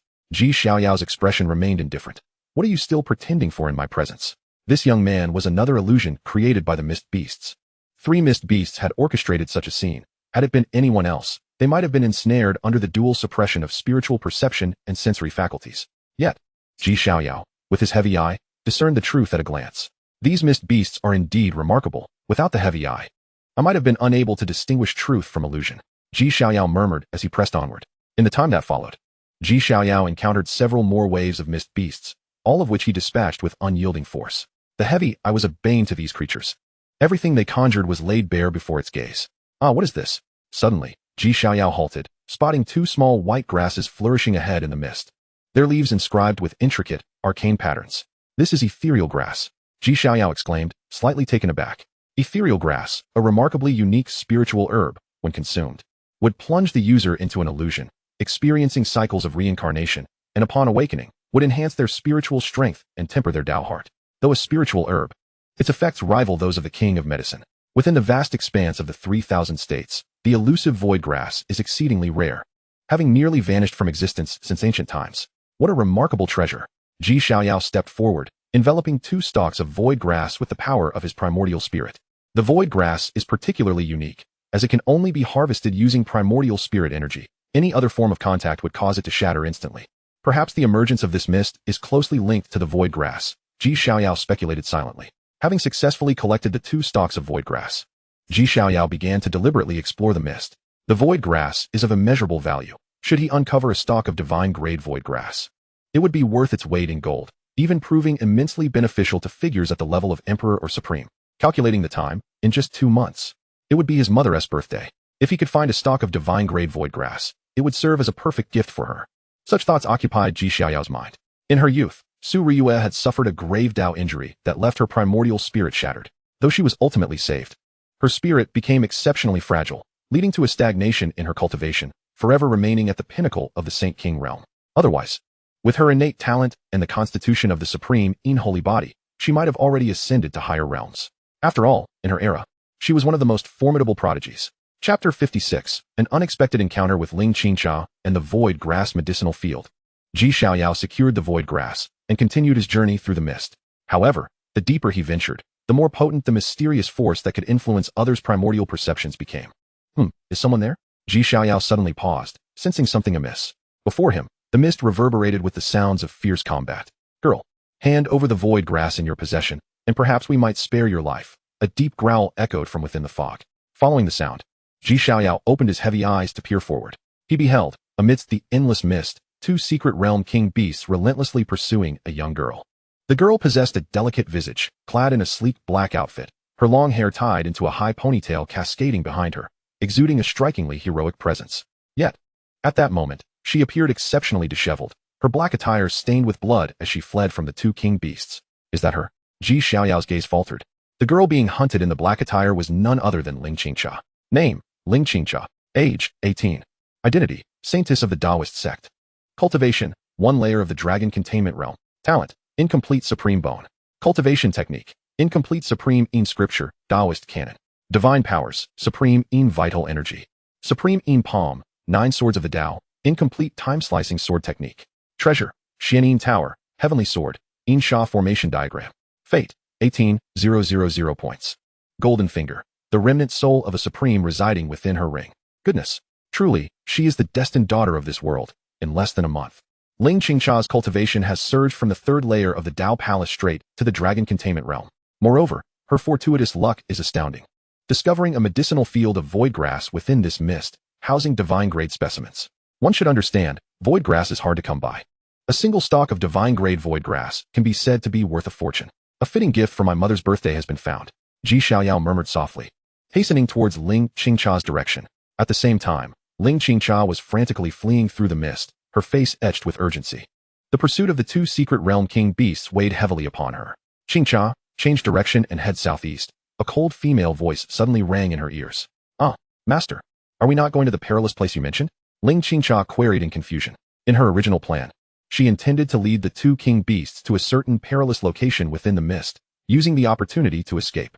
"There's no need. That little killing god from the Ji family has arrived." The cold voice echoed in her ears, causing Ling Qingxia to momentarily halt her steps. Little killing god? Could it be Prince of the Emperor? Just as Ling Qingxia pondered this, a figure clad in black and gold emerged slowly from the southeast mist. It was none other than Xiaoyao. "Your Highness." Although she had anticipated this, seeing Xiaoyao emerge still caused a shudder to run through her. "Come behind me."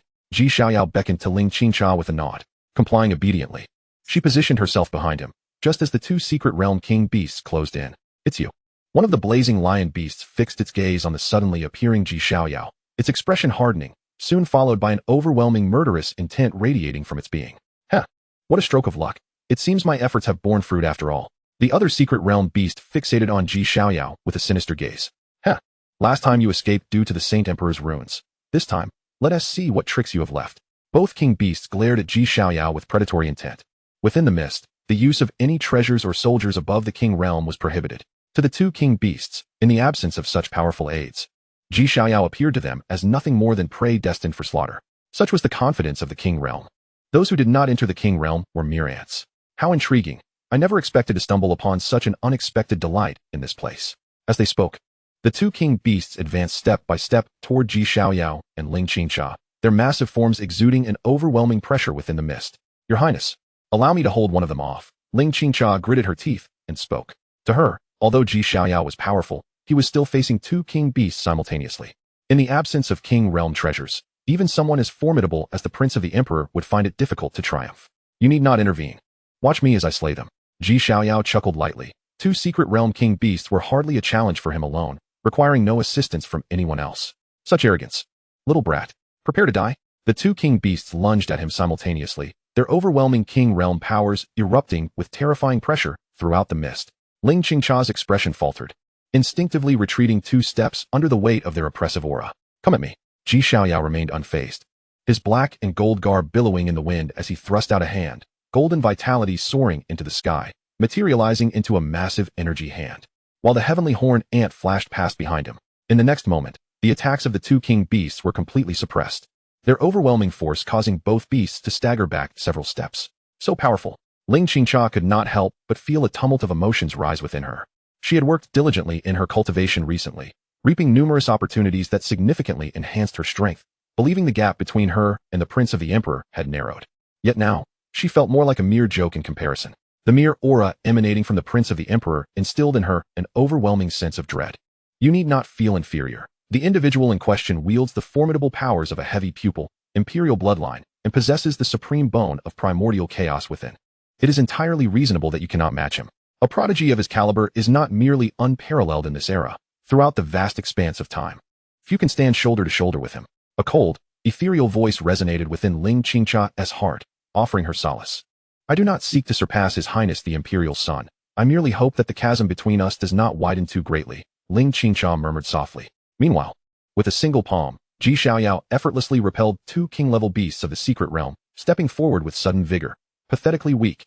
You disappoint me. You dare seek your own demise. The 2 king beasts roared in unison, outraged at being so disdainfully underestimated. With a thunderous roar, they charged once more. Fiery flames erupted, as if capable of incinerating the very void. This was the innate divine ability of the blazing lion, his most formidable attack. When unleashed, it was truly terrifying. An endless sea of fire sweeping forth, seemingly intent on consuming all existence. The other beast similarly unleashed its intrinsic power, sharp sword energy soaring into the sky, manifesting as an extraordinary divine sword. Its essence was derived from an innate gold spirit stone, and the sword itself was forged from a fragment of its being. Impossibly sharp and having once slain countless beings. In chapter 57, she cannot possibly think I harbor any interest in her. Both king beasts unleashed their ultimate abilities, the overwhelming force shattering the surrounding void as if it were mere glass. Now this is more intriguing. Xiaoyao chuckled lightly, devoid of any fear in his gaze.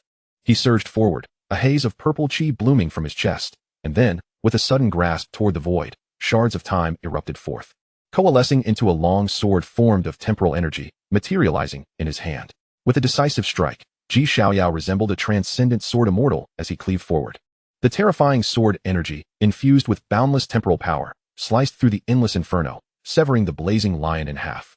I am of the king realm. Mere sword energy cannot slay me. The blazing lion roared, an inexhaustible secret power radiating from within, mending its form. Upon reaching the king realm, one can harness the spiritual energies of heaven and earth and manipulate certain laws. As long as the true spirit remains, one can instantaneously restore oneself. Yet in the next moment, a dense aura of temporal energy erupted within him. The blazing lion's recently restored body began to visibly age and decay at an alarming rate. The flow of time seemed to be magnified 1,000-fold upon him. Ultimately, he appeared to age 1,000 years in an instant, his true spirit growing dim. What manner of sorcery is this? How peculiar. The blazing lion's heart sank. Xiaoyao's sword not only cleaved him in two, but also severed over 1,000 years from his lifespan. It is known that even the most powerful king realm warriors have a maximum lifespan of merely 2,000 years. One strike had directly taken away more than half of his life. This was utterly terrifying. Perish. Just then, Xiaoyao activated the Kunping technique, swiftly arriving before the blazing lion and delivering a punch. Goldstone, save me. The blazing lion exclaimed in alarm, desperately calling for his companion. You insolent wretch, dare you? Goldstone bellowed, brandishing a golden sword and attempting to strike Xiaoyao's head, seeking to divert the threat. However, Xiaoyao paid him no heed, retaliating with a palm strike, a blend of vibrant life force and death energy swirling in his hand. Life and death at the palm's edge. Under the corrosive potency of the death energy, Goldstone's golden sword began to visibly decay. The terrifying death aura seemed capable of eroding all things. Cursed be this. Goldstone was taken aback, hastily retreating. That golden sword, crafted from a fragment of his being, was a treasure he had painstakingly refined over the years, intertwined with his very essence. Should it sustain damage, he too would be affected, and in severe cases, his cultivation could plummet. Die. After repelling Goldstone, Xiaoyao showed no hesitation, pivoting swiftly to deliver a punch to the blazing lion. Deprived of over 1,000 years of life, the blazing lion had already succumbed to an elderly state, its flesh rotting, true spirit dimmed, and even its internal magical energy began to wane. Compared to its peak, its strength had dwindled to a mere fraction.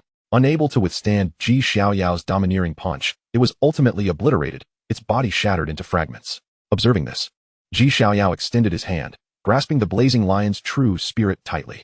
No, please do not kill me. The blazing lion's once proud demeanor had vanished, replaced by sheer terror of death. Die. Xiaoyao scoffed coldly, channeling the Chaos Grinding World Heart Sutra, manifesting the Chaos Grinding Compass, and thoroughly extinguishing the true spirit. Immediately thereafter, a rich essence of true spirit materialized in his spiritual sea, nourishing his own essence. A unique effect of the Chaos Grinding World Heart Sutra that allows one to refine another's spirit and absorb its essence for self-renewal. Had the blazing lion truly perished? Ling Qingcha was momentarily taken aback upon witnessing this scene. Having been relentlessly pursued by these two king beasts, she was acutely aware of the blazing lion's formidable prowess, which had nearly driven her to despair. Yet, She was astonished that it had succumbed in less than 5 moves at the hands of His Highness the Imperial Son. His Highness is truly powerful, Ling Qingxia mused, a surge of awe swelling within her. Simultaneously, witnessing his companion's demise, Goldstone could not help but show a flicker of fear in his eyes. Without a moment's hesitation, he turned and fled into the distance. The figure before him was too terrifying. Despite appearing youthful, his battle prowess was astonishingly formidable, akin to that of a young deity. Thinking to escape, Xiaoyao chuckled coldly, activating the Kunping technique to its fullest, rapidly pursuing Goldstone. Although the mists bore a flight restriction, Xiaoyao's speed, enhanced by the Kunping technique, was alarmingly swift. In but a moment, he had reached Goldstone's rear. Boy, one should spare those who show mercy. Anger me, and you shall meet a dire fate, Goldstone threatened, his voice tremulous. To this, Xiaoyao offered no words of parley, directly unleashing a palm strike. Life and death at the palm's edge. The dense death energy surged towards Goldstone. This move was inherently counteractive against beings like Goldstone, who were attuned to the essence of minerals. Goldstone let out a low growl, swinging his golden sword in a bid to shatter all death energy. Yet, upon contact with the endless death energy, his sword was enveloped and began to corrode at a frenzied pace. Damn it, Goldstone exclaimed, hastily withdrawing his sword. Seizing the opportunity, Xiaoyao closed the distance, engaging in close combat. Without the augmentation of the golden sword, Goldstone's combat prowess was significantly diminished, utterly suppressed by Xiaoyao. Even his once proud physical strength was reduced to mere futility against Xiaoyao. Ultimately, the outcome was inevitable. Goldstone was struck down by Xiaoyao's fist, his shattered corpse riddled with cracks. As a being formed from the gold spirit stone, this body was excellent material for crafting magical weapons.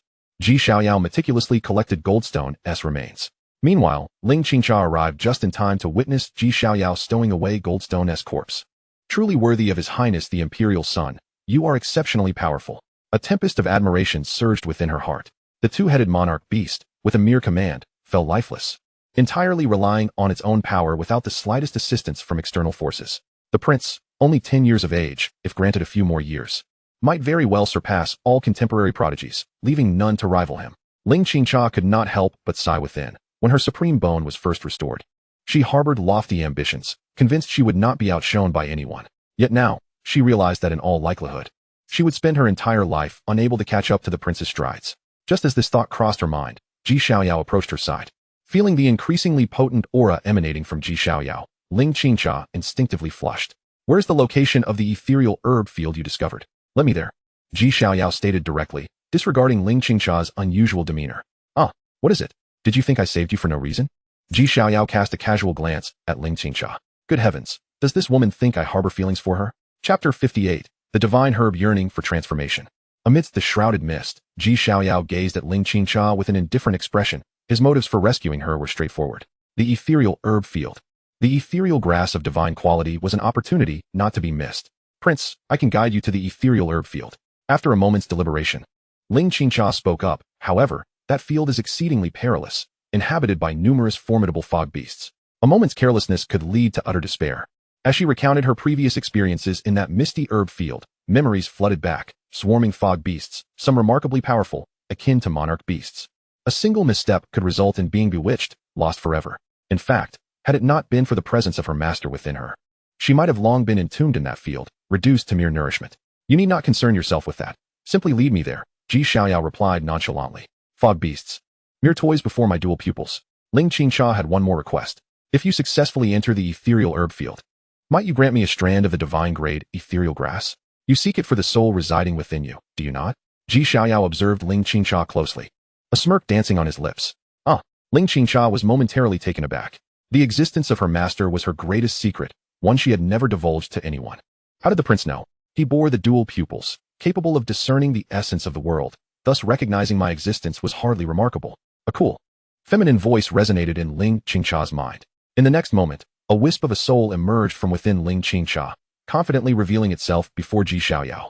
This soul bore the appearance of a young woman in her early 20s, adorned in a flowing azure gown, with her long hair cascading freely behind her. Exuding a gentle charm, a tear mole graced her nose, adding a touch of allure to her exquisite features. Is this the grandmaster within Ling Qingxia? No, it should be termed grandmistress.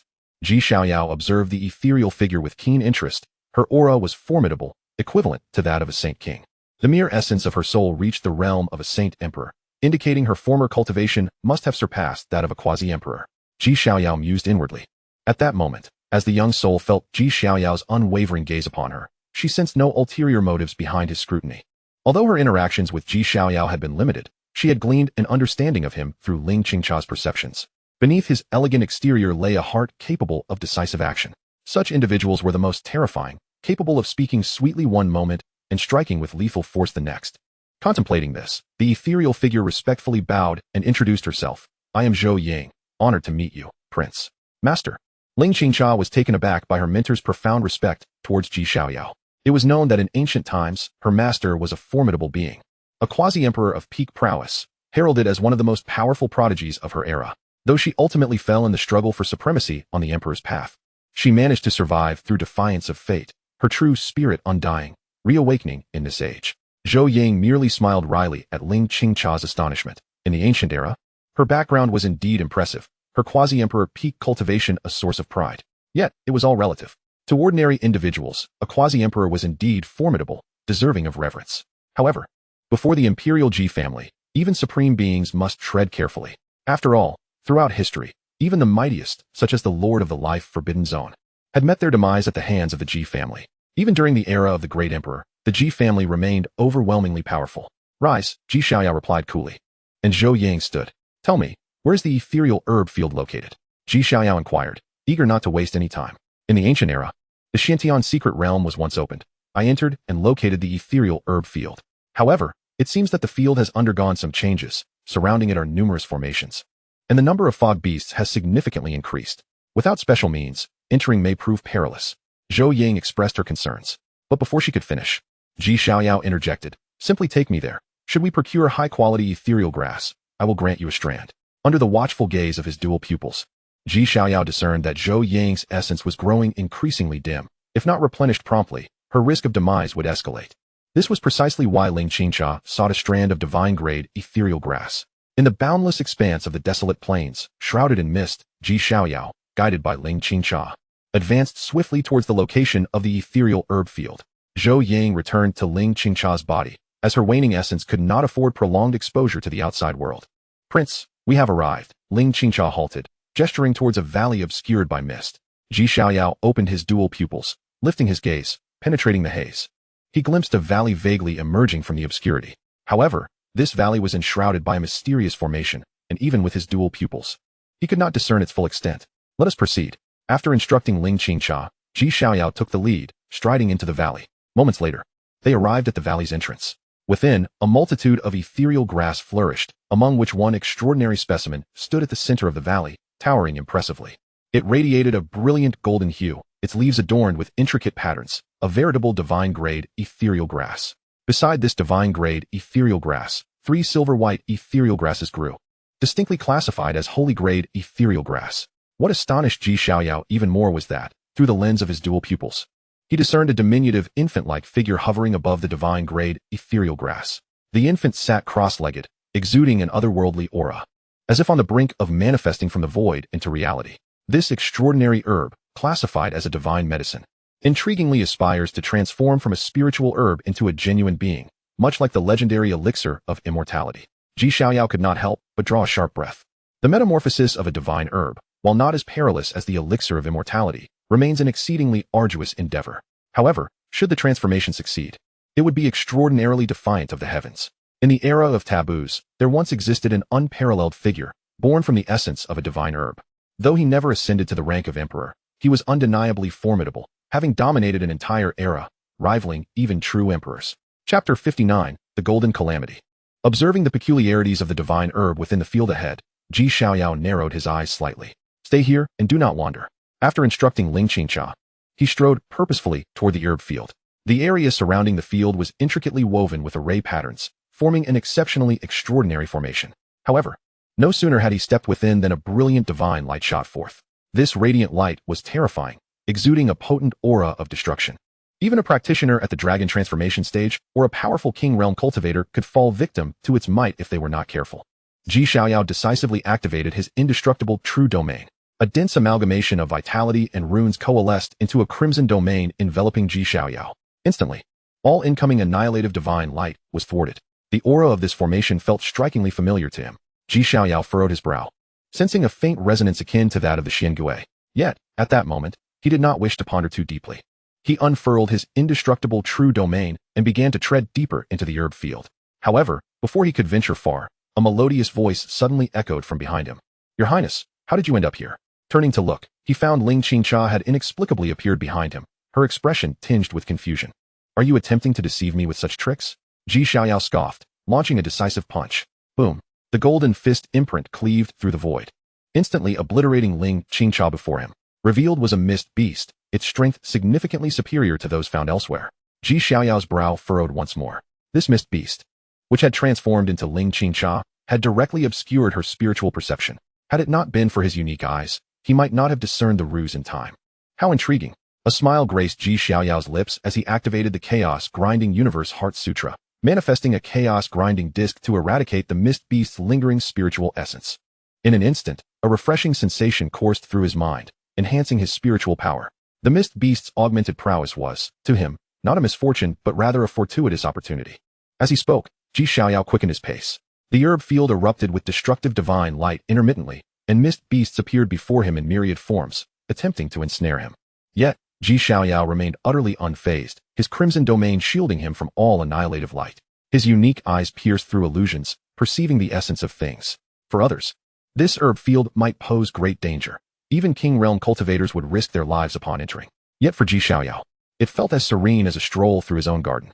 "Xiaoyao, come quickly to the ancestral hall. Grandfather has prepared supreme celestial gold for you, which can aid in forging unparalleled divine weapons." The figure of Ji Mieshing, transformed from the mist beast, appeared before him, exuding a benevolent demeanor, holding a palm-sized golden calamity, radiating an enchanting brilliance. "Head die?" Xiaoyao sneered, activating the chaos grinding disc to advance and crush. "Xiaoyao, what are you doing? Do you intend to slay your ancestor?"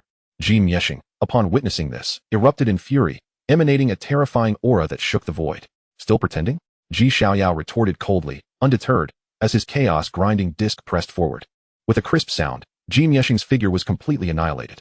Pure strands of spiritual power materialized in Xiaoyao's mind, nourishing his spirit. "A mere insect dares to take the form of my ancestor." Xiaoyao disdainfully snorted, preparing to depart. But suddenly, his footsteps faltered slightly. Wait, this golden calamity. Though the mist beast that had morphed into Ji Mieshing had been consumed, the golden calamity in its hand emitted a peculiar golden glow, rapidly shrinking from its original size to that of a mere grain of rice. Yet, despite its diminutive size, it did not dissipate. Rather, it descended quietly, retracting its golden radiance. Could this truly be golden calamity? Xiaoyao felt a surge of astonishment as he hurried forward to retrieve it.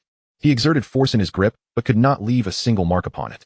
Indeed, it is golden calamity. Xiaoyao was momentarily taken aback.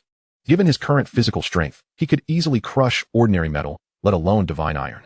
Yet this grain showed no signs of being affected. I've truly struck it rich. Excitement surged within Xiaoyao. The golden calamity, one of the legendary supreme celestial metals, was renowned for its use in forging extraordinary imperial weapons. During the forging of such treasures, even a mere speck of celestial gold could significantly enhance the quality of the crafted items.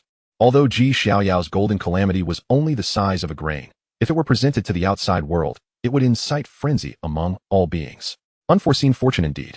Xiaoyao took a deep breath, decisively storing the grain of golden calamity within his body. Meanwhile, outside the herb field, Ling Qingcha obediently remained in place.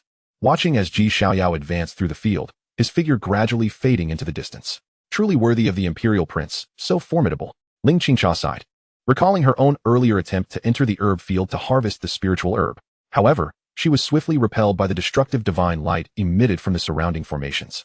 The subsequent appearance of numerous mist beasts had nearly plunged her into despair. Had it not been for her master's timely intervention, she might have perished within this herb field, becoming mere sustenance. In contrast, the imperial prince seemed almost invincible. "Master, do you think the imperial prince has a chance to harvest that divine herb?" Ling Qingcha inwardly inquired. To which Zhou Ying's icy voice resonated within her mind. "It is highly unlikely. In my era, many top-tier prodigies ventured into this herb field, attempting to harvest that divine herb, but all met with disaster, including some extraordinarily gifted individuals. That divine herb is exceedingly extraordinary. In ancient times, some speculated it may have already begun to develop intelligence, luring prodigies to become its nourishment."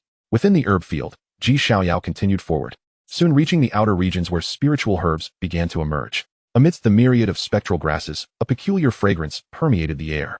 However, Xiaoyao refrained from recklessly advancing to gather them, for surrounding these ethereal herbs lay an unsettling multitude of bleached skeletons. The juxtaposition of the spectral grasses thriving amongst the bones created an eerie tableau. Chapter 60. The sinister entities in the path of return in the valley shrouded by mist. Clusters of spectral grasses flourished among the skeletal remains. Occasionally, a gentle breeze would stir, causing the spectral grasses to sway, which in turn elicited a haunting rustle from the bones beneath, a sight that evoked an unsettling chill. Although Xiaoyao's spiritual perception was severely suppressed within this medicinal field, an instinctual awareness warned him of the imminent danger. Suddenly, his gaze was drawn to a long sword, nearly succumbed to decay, lying nearby. He approached and grasped it in his hand.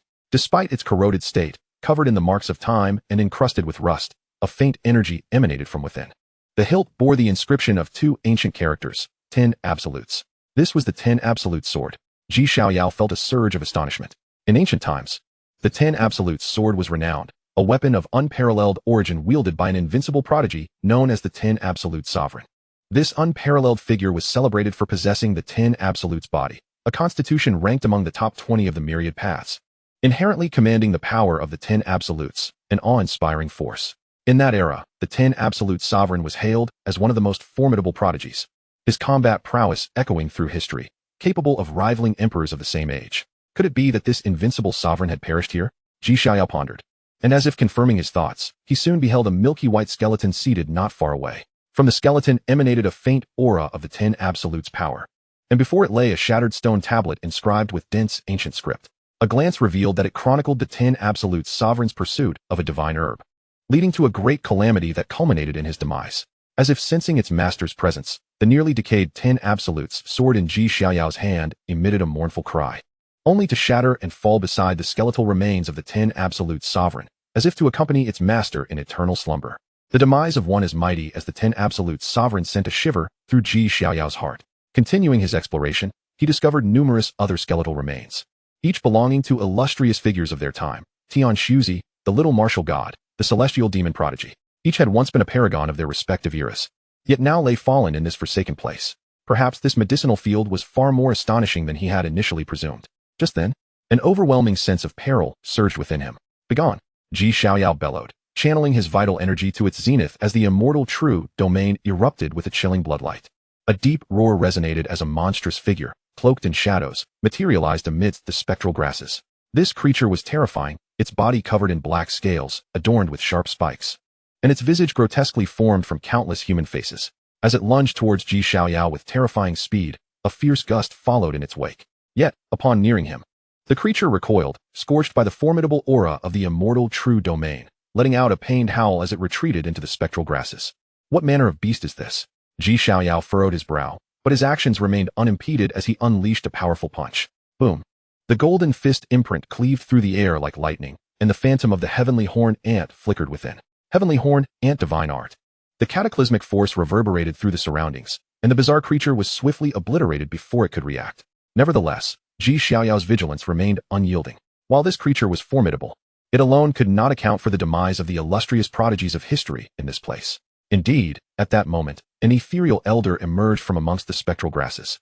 This elder appeared exceedingly peculiar, with 3 heads and 5 legs, his body teeming with a multitude of green eyes, while his face was obscured by a dense covering of dark red fur. Strangeness, ominousness, and dread coalesced within the aura surrounding this elder. Jili Ula, Alcachio. Upon his emergence, the elder's icy gaze locked onto Xiaoyao. Although Xiaoyao could not comprehend his words, the elder's mental vibrations conveyed a chilling understanding, an astonishing physique, rich in vital essence, containing the blood of an emperor, a perfect sacrifice for the revival of the young master. Did he intend to use me as a sacrificial offering for the resurrection of someone? Xiaoyao's eyes hardened, despite the terrifying aura emanating from this strange elder. Reaching the pinnacle of the king realm, it did not instill fear within him. Boom! At that moment, the eerie elder charged at Xiaoyao, unleashing a torrent of bloodlight enveloped in a sinister power. This malevolent force was exceptionally terrifying. Contact could lead to contamination. Get away from me. Xiaoyao exhibited no fear, as his vital essence surged forth, delivering a punch. The power of his essence was the purest and most radiant, inherently restraining all that was sinister. Upon contact, the peculiar elder let out a horrific scream, staggering backward with an expression rife with trepidation. A physical cultivator? This is impossible. A physical cultivator should have long been annihilated by the master. How can such a being exist in this world? As the elder's words echoed, Ji Xiaoyao sensed the mental waves emanating from him and narrowed his gaze. The path of physical cultivation had once flourished before the ancient era, only to abruptly cease. Could this truly be linked to the Elder's master? Was it possible for one individual to obliterate an entire path of cultivation, severing its foundational roots? Ji Xiaoyao pondered. Yet in the blink of an eye, he closed the distance to the eerie Elder. In the face of Ji Xiaoyao's assault, the Elder, inherently at a disadvantage, possessed no means of resistance and was ultimately vanquished without surprise. Just then, the spectral grasses radiated a glow, and the sinister energy began to seep forth anew. As yet another figure slowly coalesced among the spectral grasses. The emergence of these uncanny figures seemed intrinsically linked to the spectral grasses. Ji Xiaoyao's gaze sharpened as he engaged in a fierce battle with the newly appeared entity. This adversary was formidable, wielding a spear that shattered the very air with each swing. Yet, in the end, it too could not escape the fate of annihilation. After dispatching the bizarre figure, Ji Xiaoyao wasted no time, stepping forward to uproot all the spectral grasses. Indeed, no further strange figures emerged. However, an intense black mist suddenly engulfed the heavens, followed by a thunderous roar. The audacity of an ant to attempt to sever the path of this young master's return is truly astonishing. Chapter 61. The illusion becomes reality. The chilling voice, laden with murderous intent, suddenly pierced the air. Just as Ji Xiaoyao prepared to uproot all the illusory grass, a figure materialized amidst the dense thicket of virtual flora. This time, it was not a bizarre creature, but a young man clad in a flowing black robe. Tall and slender, adorned with a crown of black and gold, he emanated an aura of terrifying oppression merely by standing there. Strangely, his visage was shrouded in a nebulous black light, obscuring his features save for a pair of obsidian eyes that glimmered ominously. Do you dare to refer to me as an ant? Ji Xiaoyao's brows furrowed, his gaze imbued with frost. Who is this grotesque figure that dares to speak before me? Without uttering another word, Ji Xiaoyao unleashed a decisive punch. A torrent of blood energy surged skyward, and the golden silhouette of the heavenly horn ant flickered behind him. Heavenly horn ant divine technique. The fearsome imprint of his fist sliced through the void, aimed directly at the shadowy young man's face. To challenge me with violence? You seek death, the shadowy youth scoffed, a strange power enveloping him as he retaliated with a punch of his own. Endless black light erupted between their strikes, imbued with an ominous force. Yet, Ji Xiaoyao's vigor was unwavering and resolute. At the moment of collision, the shadowy figure found himself overwhelmed, his body swaying as he was forced to retreat 2 steps. It appears your arrogance is not commensurate with your strength, Ji Xiaoyao proclaimed, exuding an air of dominance reminiscent of a celestial emperor, and he launched another punch. Radiant divine light blossomed from his hand, infused with the profound essence of time. This was yet another manifestation of the time-cutting sword technique. The boundless power of time erupted from Ji Xiaoyao's fist, as if it were cleaving through the very river of time itself. Were it not for my true self residing in another realm, I could easily subdue you in an instant, despite being at a disadvantage. The shadowy youth remained unflustered in the face of Ji Xiaoyao's astonishing blow. Behind him, a 5-colored divine light radiated forth, a spectacle of unparalleled might that isolated Ji Xiaoyao's punch from reaching him. Seizing the opportunity, the shadowy youth summoned a Taoist tower that soared toward Ji Xiaoyao with great ferocity. The tower expanded rapidly, transforming into a formidable structure of 100 meters in size. Beneath its base, mysterious energies swirled, manifesting the pagoda of suppression. Ji Xiaoyao's gaze sharpened as he recognized the origins of this tower. In the age of taboo, it was indeed a genuine weapon of mass destruction, rumored to have been wielded by supreme beings to subdue emperors of great renown. However, it was evident that the pagoda in the hands of the shadowy youth was merely a counterfeit artifact, though still an impressive one. The swirling energies beneath the tower seemed capable of suppressing even the mightiest of kings, leaving them with no recourse but to be subdued. Yet Ji Xiaoyao remained undeterred, wielding his golden fist imprint as he embodied his own laws and principles. No matter your tricks, I shall shatter them with a single punch. In that moment, Ji Xiaoyao seemed to merge with the essence of the Tao, the power of the cosmos resonating around him. As he unleashed his punch, boundless principles unfurled, clashing against the looming pagoda above. In the end, with a single strike, he sent the pagoda hurtling away. The sight left the shadowy youth in disbelief, his eyes widening in incredulity. He was aware of the tower's formidable reputation, having previously subdued countless prodigies with it in ages long past. Yet now, it had been effortlessly cast aside by a mere youth, so youthful that he scarcely appeared to have reached adulthood. It seems during my slumber, an extraordinary young dragon has emerged from the 3,000 realms, he thought, his expression turning icy. At that moment, Ji Xiaoyao surged toward him with unyielding resolve. Emotionless, he fused with the principles of the Tao, radiating an unmatched power with every movement. The clash lasted but 10 exchanges before Ji Xiaoyao seized an opening, striking the shadowy youth and causing fissures to spread across his form. You have been defeated. Ji Xiaoyao's tone dripped with disdain. Defeated? This is merely a projection of my essence manifested through the illusory grass. Were my true self present, I could easily subdue you with a mere gesture. The shadowy youth's voice remained flat, devoid of hysteria despite his defeat. Huh. Feel free to summon your true self. I shall wait for you. Xiaoyao replied with a light laugh, exuding confidence that he was unmatched among his peers. Arrogant.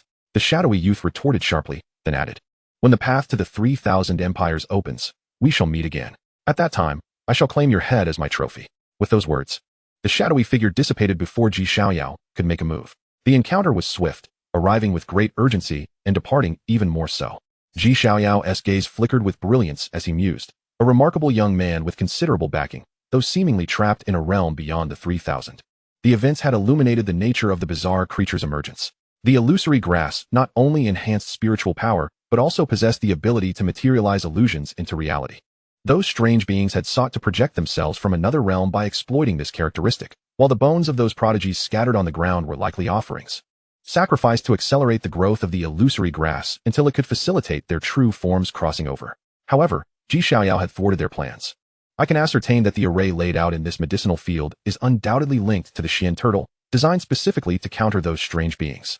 He murmured to himself, taking a step forward to uproot the entire thicket of illusory grass. After completing this task, Xiaoyao turned his gaze toward the core of the secret realm, where a medicinal-grade illusory grass was safeguarded by an immensely powerful formation, isolating all malevolent energies from the surroundings. Yet, despite its formidable nature, the formation could not impede Xiaoyao's advance. He activated his indestructible true domain, draping the blood-red field around him, and strode purposefully toward the divine-grade illusory grass. As the formation thrummed with energy, the power of the 5 elements surged forth, intertwining to first manifest the yin-yang taiji and then morphing into chaos. This was an extraordinarily terrifying assault. The chaotic force was immensely potent, capable of easily annihilating those above the king's realm. Yet Xiaoyao, being born of the chaotic body, could command the chaotic powers of heaven and earth. The chaotic energy unleashed by the formation posed no threat to him. Rather, it was a boon of great nourishment. He inhaled deeply, voraciously absorbing all the chaotic energy. Soon, he approached the divine-grade illusory grass with unimpeded access. Human, you may take my physical form and these sacred-grade illusory grasses, but please spare a fragment of my true spirit. A tender yet youthful voice suddenly echoed in Xiaoyao's ear. Chapter 62, The Pursuit of Divine Herbs. A tender and youthful voice suddenly resonated in Xiaoyao's ears. As he gazed upon the ethereal grass of divine herb caliber, a wave of astonishment washed over him. Had it truly awakened its own intelligence? The transformation of divine herbs into sentient beings was notoriously arduous. Just moments ago, under the scrutiny of his profound gaze, Xiaoyao had witnessed the divine herb-grade ethereal grass manifesting fragments of its own primordial spirit. To think it had developed the capacity for communication with humans. At that moment, a brilliant flash erupted from the divine herb-grade ethereal grass. Subsequently, a tiny figure, resembling an infant, gradually coalesced before him. This infant bore a delicate visage, with clear, innocent eyes, adorned in a robe that evoked an oddly whimsical impression. As soon as this infant appeared, it bowed deeply to Xiaoyao and said, I sense the aura of Lord Xiangui upon you. I humbly request that, in consideration of Lord Xiangui, you allow me to retain my primordial spirit, while you may take everything else, including my physical form. As the infant spoke, it gestured towards the ethereal grass behind it. Xiaoyao fell silent, pondering the request. And after a moment, he slowly replied, What is your relationship with Lord Xiangui? My success in awakening my spirit and manifesting my primordial essence is entirely due to Lord Xiangui's guidance. Moreover, the array that safeguards against foreign intruders and malevolent forces was also established with Lord Xiangui's assistance. The infant responded, clasping its hands respectfully. It seemed my suspicions were indeed correct. Xiaoyao sighed. Having sensed Lord Xiangui's presence within this medicinal field array, he had already surmised the Lord's intentions. It was merely to use this divine herb-grade ethereal grass as a test subject for its transformation. A mutually beneficial arrangement, indeed. However, Lord Xiangui's brilliance was evident. The path he devised had successfully enabled this divine herb-grade ethereal grass to awaken its spirit. Xiaoyao mused silently. Having an elder in the household is akin to possessing a treasure. A being like Lord Xiangui, who had endured countless ages, was undoubtedly anything but simple. Gazing at the infant before him, Xiaoyao contemplated for a moment before speaking gently. Would you be willing to become my follower? This notion had been reached after careful consideration. The injury to Su Ryue's primordial spirit could be adequately treated with a sacred herb-grade ethereal grass. In contrast, the successful awakening of a divine herb-grade ethereal grass was exceedingly rare and would be immensely formidable. In the Forbidden Era, the divine herb Taoist, who could rival emperors, served as a concrete example.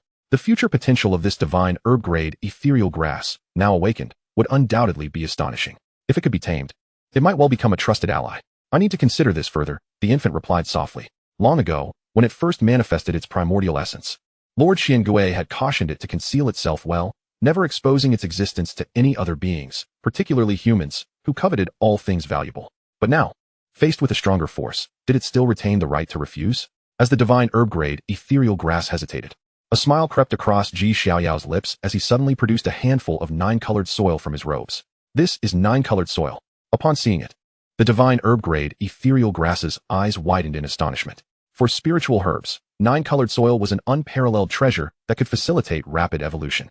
It was said that during the Forbidden Era, the formidable divine herb being, who stood shoulder to shoulder with emperors, had swiftly evolved thanks to a handful of 9-colored soil. Gulp gulp. The divine herb-grade ethereal grass swallowed hard, its gaze filled with desire as it looked at the 9-colored soil. Though it had successfully awakened its spirit and manifested its primordial essence, the 9-colored soil remained immensely beneficial to it. Considering this, it spoke, I can agree to follow you, but I must retain my physical form. With my body intact and the miraculous effects of 9-colored soil, I am confident I can rapidly evolve in a short time. If you choose to follow me, I assure you, I shall not harm your body. Then it is settled. The divine herb-grade ethereal grass readily acquiesced. With that, it opened its mouth wide and expelled a portion of its true essence, which was akin to its lifeblood. As long as Xiaoyao grasped this fragment of its true spirit, betrayal would be futile. A betrayal would result in grave injury or even the shattering of its primordial essence, leading to its demise. Do you trust me so easily? Xiaoyao asked. His expression bemused. This was rather straightforward. You carry the aura of Lord Xiangui. I believe you are not malevolent. Perhaps due to its recent awakening of its primordial essence and its limited exposure to the outside world, the divine herb-grade ethereal grass's thoughts appeared remarkably innocent. Very well. Since you have chosen to follow me, henceforth your name shall be Xiao Jin, Xiaoyao declared. To refer to it merely as divine herb-grade ethereal grass felt rather peculiar. Thank you, master, Xiao Jin exclaimed, before suddenly expelling a black iron ring from its mouth. The ring was ancient and weathered, suffused with a potent spatial energy. Master, this is the primitive spatial ring. It contains a self-contained space, and I will take root within it, allowing you to carry it with you at all times. As Xiao Jin spoke, it handed the primitive spatial ring to Xiaoyao, its eyes filled with longing as they darted toward the 9-colored soil in Xiaoyao's hand.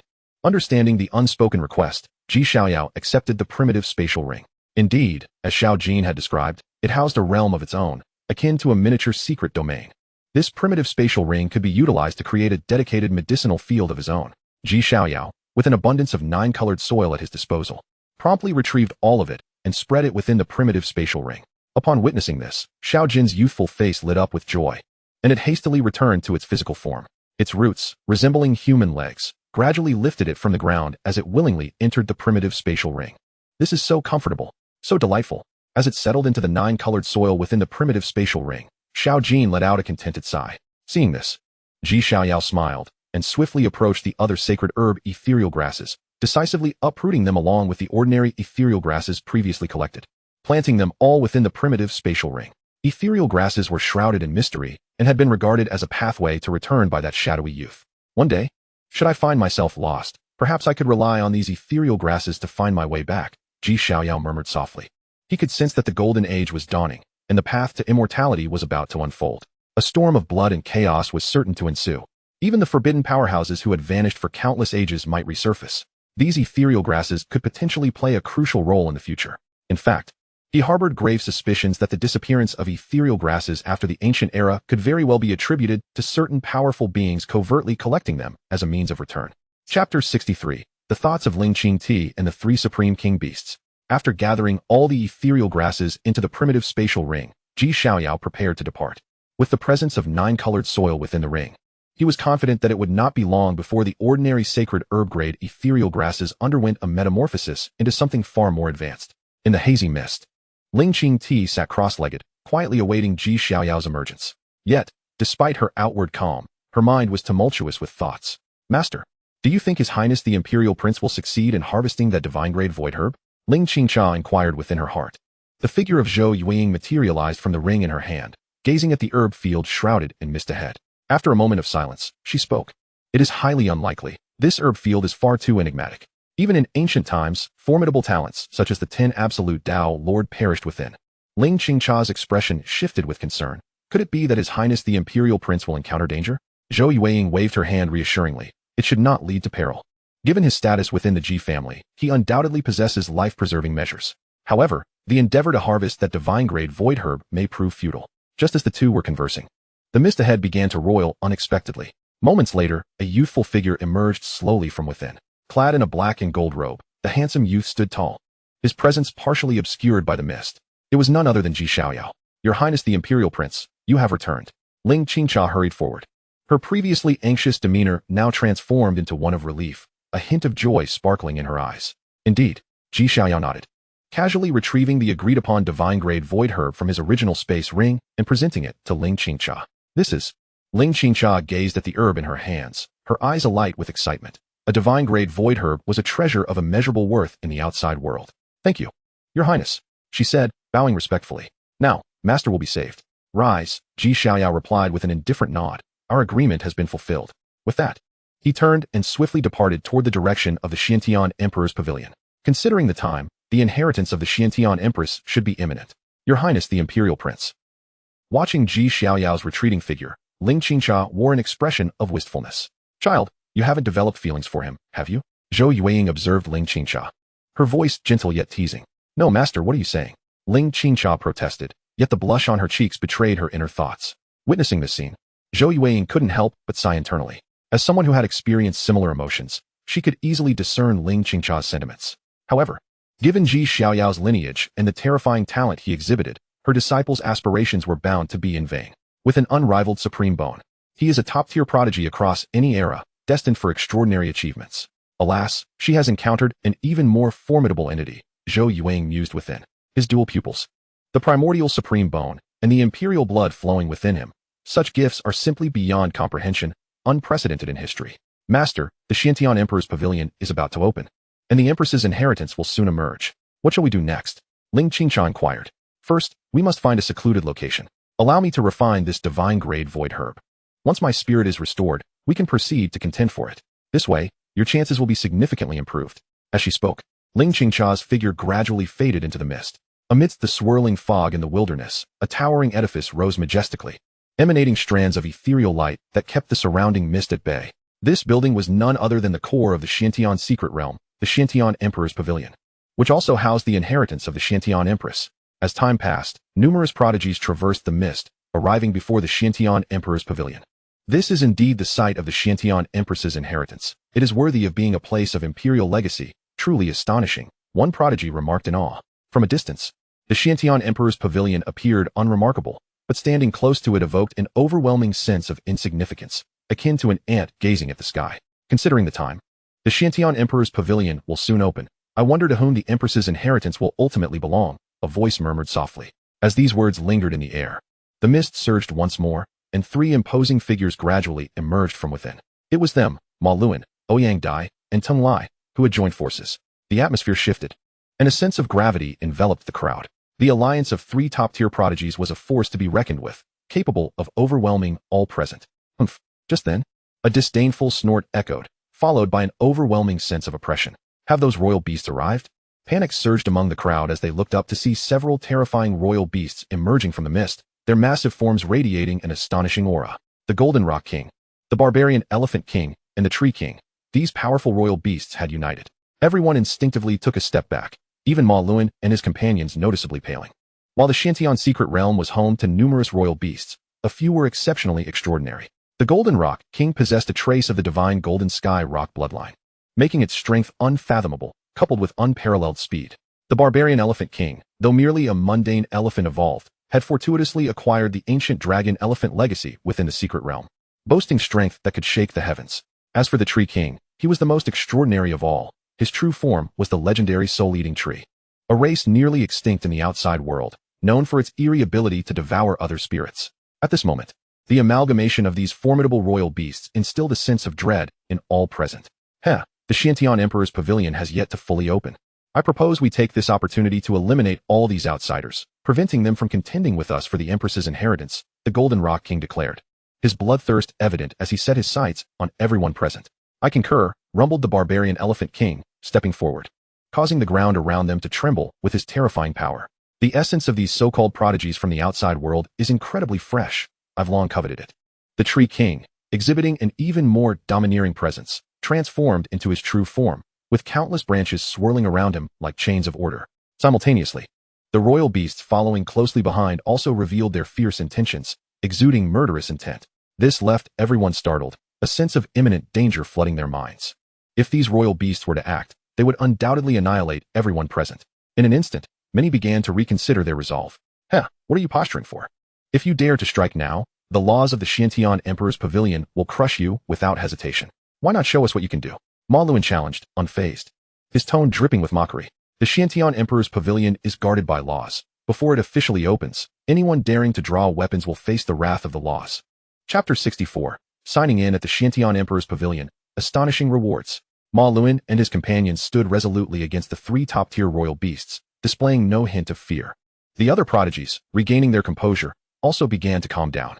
Indeed, the Xiantian Emperor's Pavilion was protected by the formation left behind by the Empress, rendering reckless violence unwise.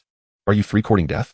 The Golden Rock's gaze was icy as he fixed his eyes on Manhwaedit and his companions, an aura of murderous intent radiating from him. As the Grand Heavenly Emperor's Tower is set to officially open, the guardian formation of this place will dissipate, and at that time, I shall trample the three of you into mere flesh and blood. The King of Barbaric Elephants rumbled, his voice reverberating painfully in the ears of those present. The Tree King remained silent, merely casting a chilling gaze upon the trio of the Demon Wheel. Once the Emperor's Tower opens, everyone's realms will be suppressed, with the highest attainable rank being the Divine Concealment Realm. Thus, it remains uncertain who will slay whom. The Demon Wheel chuckled darkly, expressing a desire to seize a supreme king beast as a mount. In the past, the imperial prince of the G family subdued 7 king beasts, earning the title of the Little God of Slaughter. Today, I wish to follow in his footsteps and eliminate all of you. Tung Lai chuckled lightly, maintaining an expression of indifference, though those familiar with him knew this to be a sign of his genuine fury, as the sun behind him swayed ominously. Humph. So much chatter. I shall cut you down when the time comes. Ouyang Dai scoffed, her battle intent soaring. The two sides confronted each other, and for a moment, the entire Grand Heavenly Emperor's Tower was suffused with an atmosphere of tension and anticipation. Just then, the mist surged once more, and a light laughter echoed in everyone's ears. Hee, what a delightful commotion this is. Suddenly, the mist parted, revealing a graceful young man stepping forth, clad in black and gold robes. His handsome visage exuded an air of elegance, with dark hair casually cascading down his back, evoking a refreshing sense of spring. This young man was none other than Xiaoyao. The imperial prince of the G family has arrived, the legendary invincible wielder of the dual pupils. Hiss. With this little god of slaughter present, a spectacle is surely to unfold. Everyone could not help but draw a sharp breath, well aware that despite the young man's gentle demeanor, he was indeed a genuine youth of slaughter when it came to battle. You dare to appear before us?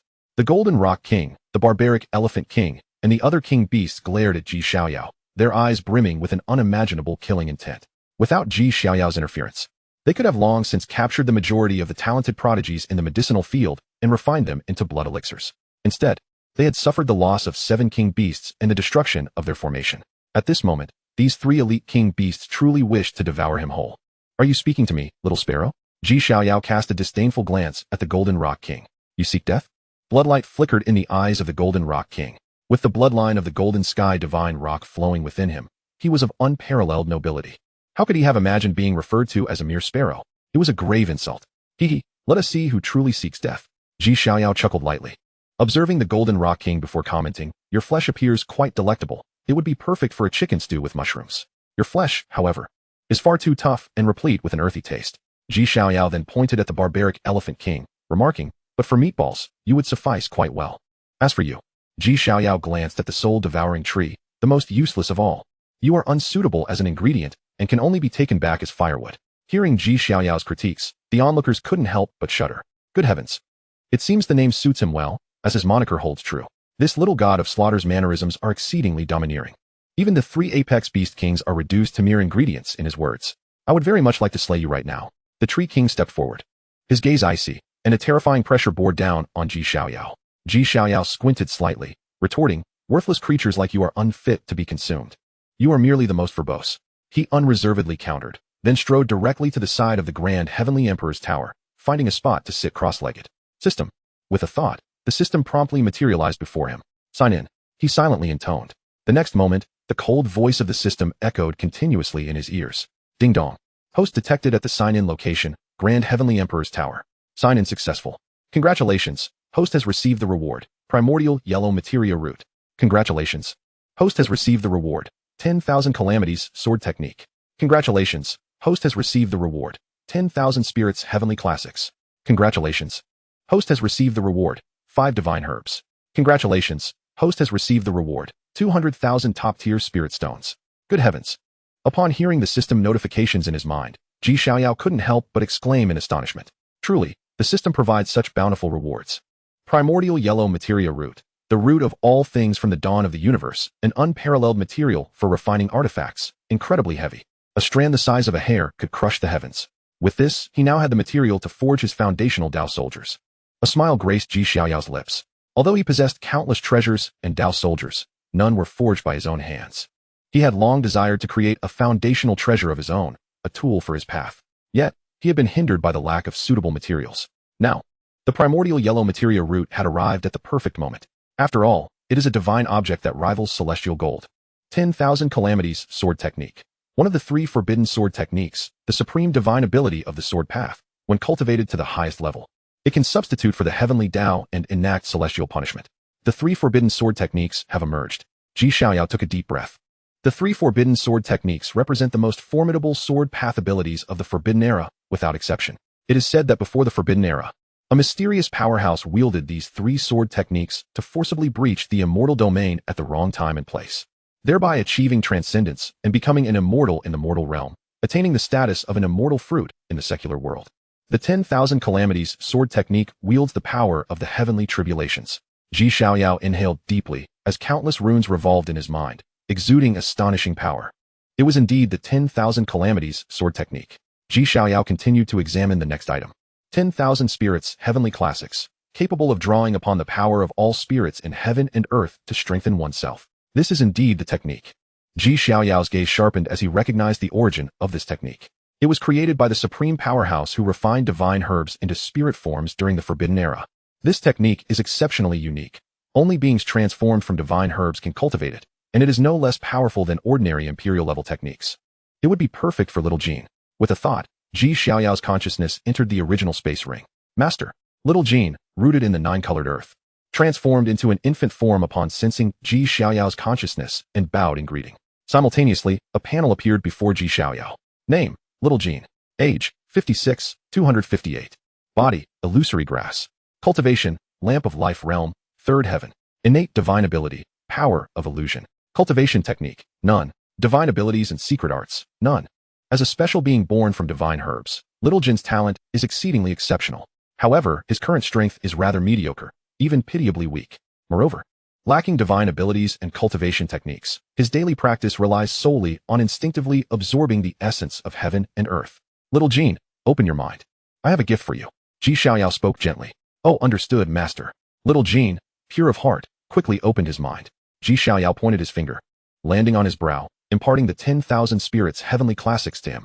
In an instant, Xiao Jin felt a tremor within his spiritual sea, immediately followed by the swirling of countless profound runes within. This is, as Xiao Jin opened his eyes, disbelief etched across his face.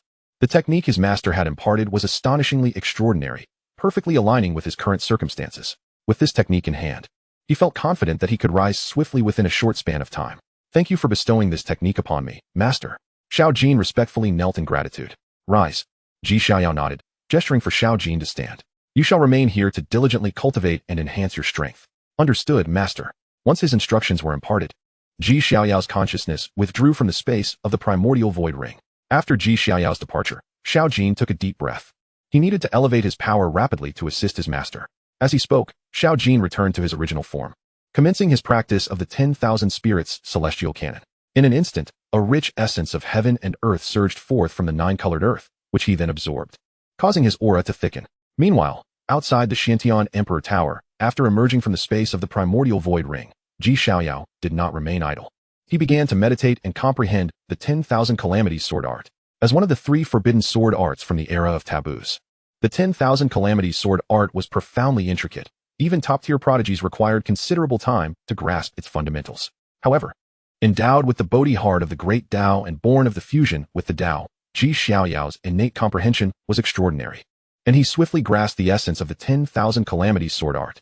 In an instant, a terrifying sword intent, accompanied by a dense force of heavenly tribulation, enveloped him, rendering him majestic and regal, akin to the sovereign of tribulations. Those present began to sense the change in Xiaoyao's aura, casting astonished glances in his direction. What has happened to the little killing god of the Ji family? I sense an immensely potent force of heavenly tribulation emanating from him. Could it be that he has gained some insight and is on the verge of a breakthrough? Speculations arose among the crowd, stirring waves of intrigue.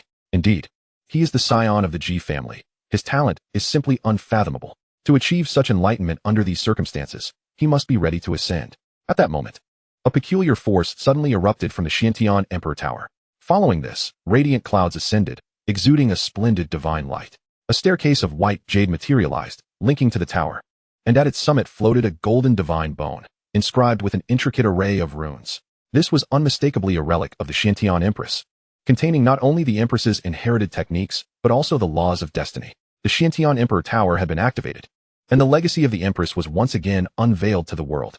In this moment, every being present was consumed by fervor, their eyes gleaming with excitement as they beheld the divine bone at the staircase's end. "Let us go," someone exclaimed, transforming into a streak of light, hastening toward the white jade staircase. However, before they could venture far, a dense imperial force surged forth, pressing down upon all present. This imperial force was uniquely targeted at cultivators of the king realm and above. Under the suppression of this imperial law, all king realm powers were forcibly restrained at the peak of the divine concealment realm. Yet, this suppression bore no impact on the prodigious talents present. The true victims were the king beasts. Seizing the opportunity, a prodigious talent struck out mercilessly at the king beasts. After all, these beasts had previously been exceedingly arrogant, targeting everyone present. With their fall from the king realm, they naturally became the focal point of the crowd's ire. Despite their drop in rank, they remained formidable adversaries. The Golden Rock King suddenly soared, unleashing a flurry of golden feathers that decimated all the attacking prodigies. Haha, though our cultivation has been suppressed, our physical forms remain unaffected. Allowing us to crush you all, the savage Elephant King transformed into a colossal figure, radiating a terrifying aura of the wild. As numerous prodigies were trampled into pulp beneath their feet, the ominous vibrations of their vitality echoed through the void. With a mere gesture, several kings unleashed a barrage of divine chains, annihilating the surrounding prodigies. In an instant, blood and corpses rained down from the void. The peak king beasts, despite their suppressed cultivation, retained their monstrous combat prowess, beyond the reach of ordinary prodigies. Incredible! Even though they have fallen from the king realm, their foundation remains intact, particularly their physical forms, which are entirely unaffected. The prodigies were filled with dread, hesitating to act recklessly, and instead rushing toward the white jade staircase, intent on seizing the Empress's divine bone. However, the staircase was a unique trial left by the Empress for her inheritors. All who dared step upon it would face a terrifying pressure. Those of weaker cultivation, upon stepping onto the staircase, were crushed by the overwhelming force, exploding into fragments. The Empress's legacy was not something just anyone could obtain. The three supreme king beasts exchanged knowing glances, and then, as if in unison, they advanced toward Xiaoyao. "You dare to compare yourself to a mere ingredient, boy? It's time for us to settle our score." The Golden Rock King was the first to strike, conjuring a colossal hand of energy that descended upon Xiaoyao. At that moment, Xiaoyao remained absorbed in his epiphany, seemingly oblivious to the impending danger, seated in perfect stillness. Yet, just then, the demon will surge forward. "Get away from me!" It bellowed, a miasma of demonic energy swirling around it, as it unleashed a 100-foot blade aura that shattered the Golden Rock King's enormous hand. Simultaneously, Tung Lai and Ouyang Dai swiftly arrived, standing guard beside Xiaoyao. "Aren't those three at odds with the scion of the Ji family? Why are they suddenly protecting him?" Someone questioned, puzzled. "You are unaware of the past. During the Alchemy Pavilion incident, the scion of the Ji family single-handedly broke through the array set by the king beasts, indirectly saving everyone present," another explained. "I see." The crowd responded with clarity. "If you seek to harm him, you must first contend with us," Tung Lai spoke softly, the great sun looming behind him. Unafraid of the three supreme king beasts, why waste words with them? Let us eliminate them all. It's the perfect opportunity to settle the old scores from the Alchemy Pavilion. Ouyang Dai, clad in golden battle armor, exuded an astonishing aura. Though she was a woman, her might surpassed that of many men. With her halberd vibrating, she unleashed a terrifying blade light, targeting all the king beasts present. Chapter 66, Awakening, the Killing Intent. Ouyang Dai was overwhelmingly powerful, even more so than many men. As she struck, she aimed simultaneously at the three supreme king beasts, her terrifying blade light causing the void to tremble. "You seek death," roared the savage Elephant King, its trunk unfurling like a celestial pillar, releasing a torrent of ferocious vitality that shattered all incoming blade lights. Let us attack. We must eliminate them altogether. They escaped last time at the Alchemy Pavilion. This time, they shall be refined into blood pills. The Golden Rock King and the Tree King stepped forward in unison, emitting a terrifying divine light as they charged toward the demon wheel and its companions. Hee. In the same realm, the outcome of who kills whom is far from certain. The demon wheel smiled ominously, the shadow of the Buddha and the demon king manifesting behind it as it met the Tree King head-on. Amitabha. The sea of suffering is boundless. Let me guide you to rebirth. The demon wheel bore a countenance steeped in sorrow, yet when it unleashed its power, the atmosphere crackled with malevolence, causing the Tree King to stagger back repeatedly. A fool seeking death. The Tree King's chains of orders surged around him, each link resembling a spear, clashing fiercely with the demon wheel. Die, perish at my hands, roared the Golden Pung King as he confronted Ouyang Dai. Both individuals exuded an extraordinary dominance. Upon their initial collision, an unimaginable wave of energy erupted. The Golden Pung sought to vanquish all life, brandishing a long spear. The Golden Pung King unleashed a torrent of spear shadows, sweeping through the air as if to rend the very heavens apart. A mere sparrow dares to proclaim the annihilation of all. Truly foolish. Ouyang Dai retorted with a cold laugh, her phantom blade cleaving through the spear shadows with the force of a mountain, rendering them utterly ineffective. In the secret realm, you may challenge me. Outside, even a creature like you wouldn't be worthy of my notice. Ouyang Dai's words were merciless as her crescent blade transformed into a divine light, relentlessly striking towards the Golden Pung King. Seeking death, the Golden Pung was incensed, as a pinnacle king beast, being referred to as a mere sparrow was intolerable. Enraged, he engaged in a frenzied battle with Ouyang Dai, the terrifying aftermath of their confrontation sending shockwaves that forced onlookers to retreat hastily, fearing the collateral damage. How unfortunate for you to encounter me. You've drawn the short straw, Tung Lai proclaimed confidently, hovering in the void while gazing down at the barbarian Elephant King. Enough of your prattle. If you wish to fight, then prepare to be torn to shreds. The barbarian Elephant King snorted disdainfully, transforming from his colossal form into a humanoid shape. In his hands appeared two hexagonal hammers, forged from his own ivory, exceedingly heavy. Die, he bellowed, swinging the massive hammers directly at Tung Lai, the overwhelming bloodlust swirling above him like a vast ocean, causing the ground to tremble and cave in. In terms of physical prowess, the barbarian Elephant King was the most formidable among the three apex king beasts. Thus, even though his cultivation had plummeted to the divine abode realm, his combat effectiveness remained largely intact, as he predominantly relied on his physical strength in battle. Tung Lai, undeterred, felt a radiant sun illuminating the skies above him, with the celestial vine coiling around it, erupting in brilliant sunlight before transforming into a short spear. Shatter! Tung Lai grasped the spear and hurled it with great force. The spear soared through the air, akin to a blazing sun, fiercely aimed at the barbarian Elephant King. The latter quickly swung his hammers to defend, but the spear's radiant light seared his flesh, leaving behind significant burns. I warned you, misfortune has indeed befallen you. Tung Lai gazed down upon the barbarian Elephant King as though a true dragon scrutinizing an ant. Such attacks are mere trifles to me, the barbarian Elephant King replied dismissively, his ancient dragon-elephant lineage granting him an unparalleled physique, rendering such levels of assault ineffective against him. The clash between the three top-tier prodigies and the three apex king beasts was nothing short of cataclysmic. The mere release of energy from their conflict caused the surrounding space to quiver, while onlookers involuntarily retreated in fear of being caught in the chaos. Xiaoyao remained entirely unaffected. Surrounding him were intricate protective formations that he had strategically set up. In truth, even without the intervention of the demon wheel and company, the protective array would prevent any harm from the three apex king beasts. At this moment, Xiaoyao was wholly immersed in comprehending the 10,000 calamities sword art. His entire being radiated with sword energy, infused with the formidable might of heavenly tribulation. The faint aura emanating from him sent shivers down the spines of all nearby beings. He must not be allowed to succeed in his comprehension. He must be eliminated swiftly. Despite their cultivation being suppressed, the three apex king beasts retained their acute senses. They realized that should Xiaoyao successfully comprehend his art, the consequences would be earth-shattering. Kill! The Golden Pung King bellowed, brandishing his spear and forcing Ouyang Dai back as he charged toward Xiaoyao with astonishing speed. Not so fast. Ouyang Dai coldly huffed, intercepting the Golden Pung King once again. You lot, go and slay him. Realizing his escape was futile, the Golden Pung King commanded his remaining king beasts. These beasts were his subordinates. Understood, my lord. The beasts, previously engaged in battle with other prodigies, immediately shifted their focus and united in an assault against Xiaoyao. Humph. If you wish to slay the Ji family's heir, you must first pass through us. Some prodigies, witnessing the scene, sprang into action, positioning themselves before the king beasts. They had once received favors from Xiaoyao in the spatial pill pavilion. Get lost.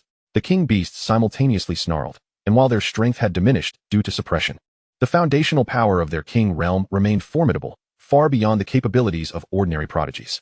Within moments, they had sent several prodigies spewing blood and hurtling backward. With a mere wave of my hand, I can obliterate prodigies. This is my favorite pastime, sneered a king beast, its form that of a cloud-swallowing tiger.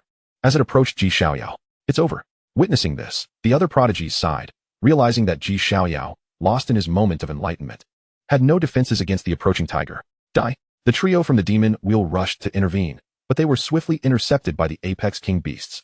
No one can save you now, the cloud-swallowing tiger laughed coldly, opening its massive maw wide, preparing to devour Xiaoyao. But at that moment, a sudden hum reverberated through the air. Xiaoyao abruptly opened his eyes, a fierce, sword aura flashing within them. What foolish little kitten seeks death? Xiaoyao regarded the cloud-swallowing tiger with indifference, casually extending a finger towards it. With a swift motion, a beam of sword light shot forth. The sword light was not dazzling, yet it radiated a potent energy of heavenly tribulation. This is bad. The cloud-swallowing tiger felt a surge of panic. Sensing an immense crisis, its body trembled uncontrollably as it attempted to retreat, desperate to escape. Chapter 67. The Sword Slays the Golden Pung King. The cloud-swallowing tiger was engulfed in terror, its body quaking with fear. The sword energy was overwhelmingly terrifying, imbued with a force that made it feel as though it were facing the heavens themselves. Roar! It howled in dread, hastily retreating. Yet the sword energy was too swift. In the instant it turned, it pierced through its skull. There was no time to react, and the cloud-swallowing tiger was instantaneously vanquished. Blood poured from its massive form as it plummeted from the void, crashing into the ground and creating a deep crater that sent dust billowing into the air. Is it truly over? A beast as powerful as a king was reduced to mere seconds of existence. The onlookers were momentarily stunned. The sheer ferocity of such an attack was unfathomable, effortlessly slaying a king beast with a mere flick of sword energy, instilling a chilling dread within all present. Everyone who bore witness felt their hearts grow cold, pondering whether they could withstand such a fearsome strike. What manner of technique had the G family heir comprehended? It was overwhelmingly powerful and terrifying. Some prodigies murmured in disbelief, their hearts heavy with a sense of bitterness. The formidable presence of Xiaoyao loomed over all present like a towering celestial deity, casting an insurmountable weight upon their hearts. I have come to slay you. Just then, Jin Peng, channeling the essence of his lineage, unleashed his innate divine abilities, accelerating towards Xiaoyao with ferocity, attempting to break free of Ouyang Dai's grasp. Return to me. Ouyang Dai scoffed, her hand gripping the crescent blade that instantaneously transformed into a massive weapon, aimed to intercept the Golden Pung King. Yet at that moment, the mighty Manhwaedit King intervened, his aura swirling above like a vast ocean of vitality. Leave these two to me. You pursue him. It must be acknowledged that, despite his humble origins, the Manhwaedit King, as an apex beast, possessed terrifying combat prowess. Even after his cultivation had regressed to the divine concealment realm, he remained undaunted when facing both Tung Lai and Ouyang Dai simultaneously. Die! At that instant, the Golden Pung King morphed into a streak of light, lunging towards Xiaoyao. Wielding his spear like a battering ram, intent on delivering a devastating blow. The strike was fearsome, with divine light radiating from the spear, accompanied by an overwhelming force that caused the earth to tremble violently. Come on. Xiaoyao's expression remained tranquil. As the spear descended upon him, he neither dodged nor retreated, swiftly invoking the 10,000 calamities sword technique. Bolstered by the heart of the Great Path, though his understanding was still nascent, he had mastered the technique to a remarkable degree. With a resounding whoosh, an astonishing wave of sword energy, infused with the essence of heavenly tribulation, shot forth from his fingertips. The collision of spear and sword energy unleashed a cataclysmic tempest of energy in the void, sending shockwaves that compelled onlookers to retreat in fear of being caught in the aftermath of their titanic clash. What does your comprehension matter? I am of the royal realm. I can crush you all the same. The Golden Pung King, enveloped in golden radiance and exuding a cold demeanor, resembled an ancient deity descending from the heavens, his spear piercing towards Xiaoyao with deadly intent. Enough with the prattle. I shall turn you into a stew. Xiaoyao's words were unadorned, yet his movements were alarmingly swift. He vanished from his position, transforming into a golden streak, hurtling forward with a velocity that created a deafening sonic boom, stirring fierce winds akin to a tempest. The spectators paled in shock. Such speed was incomprehensible, rendering them speechless. The Golden Pung King's gaze sharpened, instinctively sweeping his spear in defense. However, a brilliant sword light surged forth, imbued with the essence of heavenly tribulation, as if capable of shattering the universe and rending all matter. With a sudden thrust, the Golden Pung King had not even registered Xiaoyao's presence before his spear shattered, and a sword energy imbued with heavenly wrath struck him, spraying golden blood in a torrential cascade. A chill ran through the Golden Pung King, his heart gripped by fear. This young man was terrifyingly powerful. Despite his lineage granting him speed, he found himself suppressed in his own domain. The sword energy that had struck him was unparalleled in its ferocity, leaving ghastly wounds and relentlessly eroding his divine essence. Come forth, he roared, transforming into his true form. A colossal golden pung erupting with dazzling brilliance, countless golden feathers shooting forth in all directions. Xiaoyao materialized from the void, his aura interwoven with blood and flesh runes, creating a scarlet domain that rendered the golden feathers impotent, unable to breach his defenses. Die! As Xiaoyao's figure emerged, the Golden Pung King unleashed his innate divine technique. The Golden Pung Sky Devouring Art, summoning a massive illusion of the Golden Pung to engulf Xiaoyao, seeking to obliterate him at once. Yet, what awaited him was a frigid sword energy. With a swift motion, the sword energy sliced through the Golden Pung illusion and directly cleaved into the Golden Pung King himself, tearing him apart. Golden blood rained down like a torrential storm. The Golden Pung King had been slain. The crowd gasped in horror. One of the three apex royal beasts had been dispatched so easily. Such power was utterly unfathomable, sending shivers down their spines. I am not immortal. In that moment, the Golden Pung King roared once more, unleashing a torrent of divine power from within to forcibly mend his shattered body. Immortal? Today, I shall turn you into a stew. Xiaoyao sneered, looking down upon the Golden Pung King, and with a sudden strike of his foot, crack.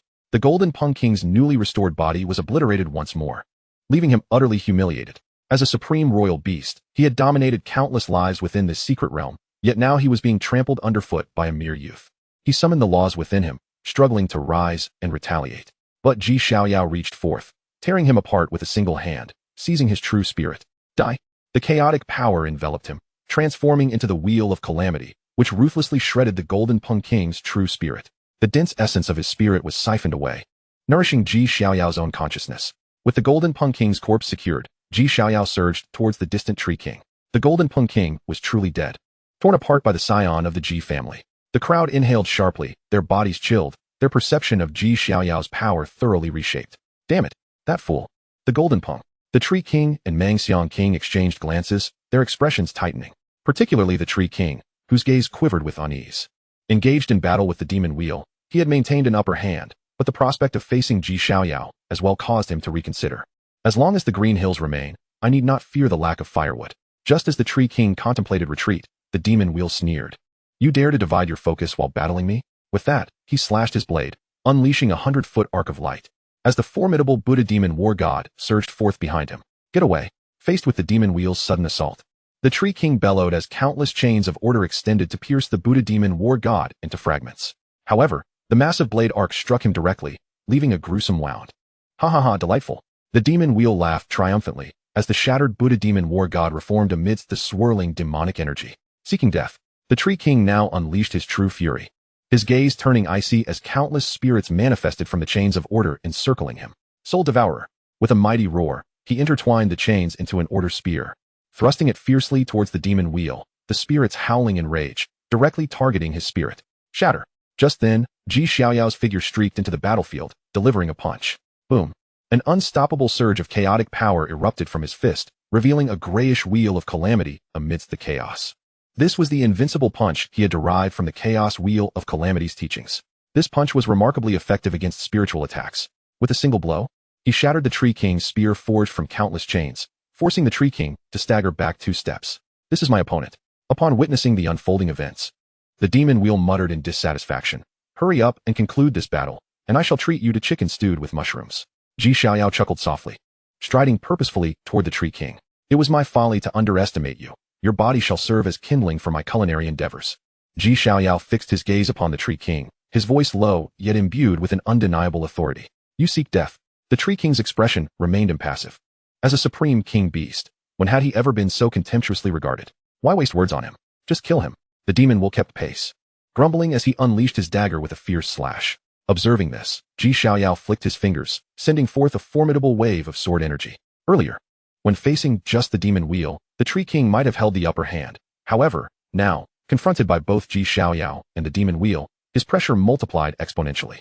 Especially with Xiaoyao, whose sword energy was terrifyingly potent, effortlessly tearing apart numerous strands of his order's divine chains. The Tree King felt a pang of regret.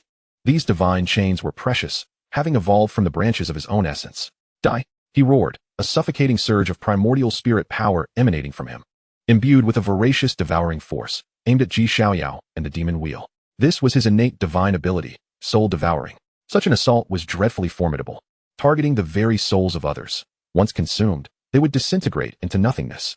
Alas, he had encountered Xiaoyao, mastering the chaotic annihilation scripture. Xiaoyao held no fear of spiritual attacks and could be said to be the Tree King's nemesis. Shatter. With a mere gesture, he summoned the terrifying chaotic grinding wheel, which instantly crushed the Tree King's spiritual assault to oblivion. Well done. The demon wheel grinned wickedly, seizing the moment to strike with his dagger, leaving another gruesome mark on the Tree King's form. Hunting time. Xiaoyao decisively charged forth, joining forces with the demon wheel to besiege the Tree King. In an instant, the Tree King found himself in peril, repeatedly cornered into dire straits. Yet, facing the combined might of two prodigious talents, his defeat was merely a question of time. Ultimately, Xiaoyao seized the opportunity, delivering a mighty punch that obliterated the Tree King on the spot. The demon wheel followed up with a slash, shattering his true spiritual essence. Amid the Tree King's unwilling wails, he gradually fell silent. Xiaoyao reached out, grasping the body and smashing it into several pieces. Another supreme beast was vanquished. How formidable! The two top-tier prodigies had joined forces, rendering them virtually unstoppable. The onlookers couldn't help but express their astonishment. The king beasts, however, were gripped with terror. The prodigies entering the secret realm were overwhelmingly powerful, akin to monsters. In that moment, many king beasts felt the urge to retreat, unwilling to linger any longer for fear of retribution. Heh, can you escape? Stay right where you are. The demon wheel, seeing this, charged forth decisively, targeting the ordinary king beasts. Meanwhile, Xiaoyao swiftly moved toward another battlefield, joining Ouyang Dai and Tung Lai in their assault against the barbaric Elephant King. Indeed, the barbaric Elephant King was extraordinarily formidable, especially in terms of physical strength, comparable to divine iron. Even when faced with two top-tier prodigies, he showed no sign of yielding. However, with Xiaoyao's involvement, his fate was sealed. Ultimately, under the relentless onslaught of the trio, the barbaric Elephant King revealed a flaw, which Xiaoyao exploited, tearing him asunder. His true spiritual essence was then captured and thoroughly incinerated by Tung Lai. At that moment, the demon wheel also concluded his battle, slaying all the remaining king beasts. They are all dead. Good heavens, how fierce! The prowess of these supreme prodigies was astounding, particularly that of Xiaoyao, who had single-handedly altered the entire course of the battle. The crowd marveled, astonished that even the three most powerful king beasts had met such a swift end. At that juncture, Xiaoyao collected the body of the barbaric Elephant King. Producing a large cauldron, he infused it with spiritual water, preparing to process the remains of both the Golden Pung King and the barbaric Elephant King. The essence of the Tree King, its heartwood, was stripped away and added to the cauldron, while the other parts were ignited as fuel. Before long, an extraordinary aroma wafted through the area. The demon wheel, Tung Lai, and Ouyang Dai immediately turned their gazes toward him. Let us share a drink first. Afterward, we shall contend for the heavenly mandate law, relying solely on our own abilities. Xiaoyao smiled as he produced a jar of spiritual wine, gesturing to the others. Ah, this is perfect. Tung Lai chuckled lightly, stepping forward to accept the wine. Ouyang Dai, too, was unreserved, taking a cup and downing it in one gulp, then fixing her gaze upon Xiaoyao with fervent intent. I wish to battle you. There will be opportunities, Xiaoyao replied, nodding, his demeanor ethereal, resembling a celestial being descended from the heavens. Heh, as a monk, one must refrain from drinking. The demon wheel declined Xiaoyao's spiritual wine, instead approaching the cauldron, lifting out the leg of the Golden Pung King and devouring it voraciously. While he could not partake in wine, consuming meat was certainly permissible. The demon wheel feasted with gusto, and the others looked on with bemusement. Not drinking, but eating meat instead? You, monk, seem a tad hypocritical.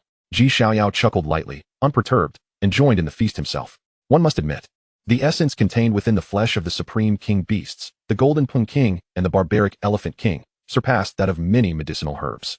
Especially the barbaric Elephant King, whose vitality was rich and potent. With each bite, Xiaoyao felt his blood surging with renewed vigor. Tung Lai and Ouyang Dai quickly joined in the feast, all of them unhurried to compete for the heavenly mandate law. The remaining onlookers instinctively smacked their lips at the sight. Goodness, in such circumstances, they still have the appetite to feast and drink. These top-tier prodigies are indeed remarkable. Showing no concern for others, seizing the heavenly mandate law. Chapter 69, Breakthrough, the White Jade Steps. Outside the Xintian Emperor Tower, Xiaoyao and the demon wheel feasted heartily on meat and wine, the rich aromas wafting through the air, stirring appetites all around. The essence contained within the flesh of the three top-tier king beasts was astonishing. After a hearty meal, Xiaoyao felt his blood boil, each pore of his body exuding the essence of heaven and earth. Without hesitation, he seated himself, activating the 9 calamities indestructible technique to begin refining the vast amounts of essence. Not only him, but the demon wheel and tongue lie also sat in place, operating their respective techniques. Moments later, Ouyang Dai was the first to open her eyes, a flash of golden holy light illuminating her gaze. Clearly, her cultivation had progressed significantly since before. Soon after, both the demon wheel and tongue lie opened their eyes, their blood surging within, exuding a terrifying aura. The efficacy of the king beast's flesh was indeed remarkable. It was a boon they would seek to replicate in the future. The demon wheel grinned wickedly, revealing a set of pearly white teeth, with demonic energy surging within him, resembling a walking demon from afar. The colossal sun projection behind tongue lie shone even brighter, the divine vines radiating dazzling light. Evidently, both had gained tremendous benefits. At that moment, an overwhelming surge of vitality suddenly enveloped the area. Then came the resounding thuds of footsteps. The heartbeat resonated like a war drum, suddenly echoing through the air. Instinctively, the crowd turned their gazes toward the source of the sound. There sat Xiaoyao, in a meditative posture, exuding an aura of majesty, his entire being shimmering with radiant light, as a vast surge of vitality swirled above his head. What an astonishing display of life force! A voice of awe escaped from the crowd, eyes wide with disbelief. This vitality bore no resemblance to that of the human race. It was more akin to the legendary offspring of demon gods. A gasp of astonishment escaped from someone's lips, for although humanity reigned over the land, they were inherently frail compared to other races. Yet at this moment, the incredible vitality exhibited by Xiaoyao seemed capable of overwhelming the majority of the myriad races, rivaling even the formidable king of the mammoths. Tung Lai could not help but internally commend him, having previously clashed with the king of the mammoths. He was acutely aware of the terrifying strength of the latter's vitality. Now, Xiaoyao's emanating life force appeared even more formidable, igniting a tempest of astonishment within Tung's heart. After all, Xiaoyao appeared exceedingly youthful, at such a tender age. His physical prowess could rival that of the king of the mammoths, and his combat abilities were astounding. If they were of the same age, would I even stand a chance against him? Tung Lai found himself questioning, ultimately concluding that if they were peers, he would likely lack the qualifications to even confront Xiaoyao. Such extraordinary talent. Tung sighed inwardly. Not only he, but the nearby Mo Luan and Ouyang Dai also experienced a similar revelation at this moment. The three exchanged glances, their eyes reflecting sheer shock. At that juncture, Xiaoyao slowly opened his eyes. System, open the personal panel. With a thought, a faint blue virtual panel materialized before him, visible only to his eyes. Name, Xiaoyao. Age, 10. Talent, dual pupils, primordial supreme bone, chaos body, imperial blood, great Tao Bodhi heart. Identity, son of the imperial G clan's White-Clad God King. Son of the Grand Princess of the Taiyu Immortal Dynasty. Cultivation realm, 7th layer of the transformation dragon realm. Techniques, cosmic scripture. Mid-stage of the 9th stage, indestructible heavenly art, 2nd layer. Secret techniques, 10,000 calamities sword art, time-slicing heavenly sword art, celestial ant divine ability, cosmic annihilation palm. Void sword chi, flying immortal fist, indestructible true domain, karma fire refinement body, incomplete Kuanping technique, chaos grinding world heart scripture, chaos crossing world scripture. Tao weapons, chaos annihilation bell, void halberd, imperial Tao longevity lock. Breaking through 2 realms in succession. A smile crept across Xiaoyao's lips. After consuming the blood and flesh of 3 supreme royal beasts, his cultivation had surged, propelling him directly to the 7th layer of the transformation dragon realm. Moreover, the vitality within him stirred, and the runes of the 9th stage indestructible heavenly art inscribed in his flesh subtly deepened in mystery. This was a clear sign that he could break through to the later stage of the 2nd layer at any moment. Excellent, excellent. A wave of elation washed over Xiaoyao, and a smile involuntarily graced his lips. Buzz. Just then, the white jade staircase outside the Xiantian Emperor Tower suddenly emitted a resonating hum, an unexpected occurrence that instantly captured the attention of everyone present. Raising their heads, they beheld a prodigious talent who had reached the midpoint of the white jade staircase. It was the saintess of the Dantai sect, Dantai Ning, who had surprisingly ascended to the halfway point of the staircase so swiftly. Someone could not help but exclaim in astonishment. Dantai Ning, a renowned prodigy from Fengzhou, though lacking in special physique or talent, possessed an astonishingly rapid cultivation speed and unparalleled comprehension. She had once suppressed other prodigious talents from Fengzhou, who possessed exceptional physiques, with nothing but her mortal body. However, while Dantai Ning had reached the midpoint of the white jade staircase, her ascent was fraught with difficulty.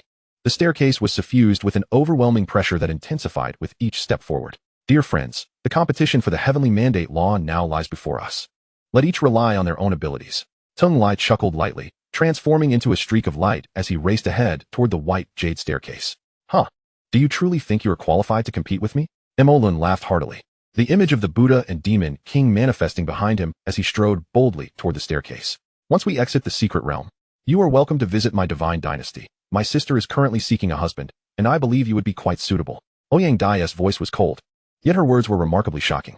Having spoken, she too surged toward the staircase without hesitation. Why is it that I am always burdened with others' aspirations?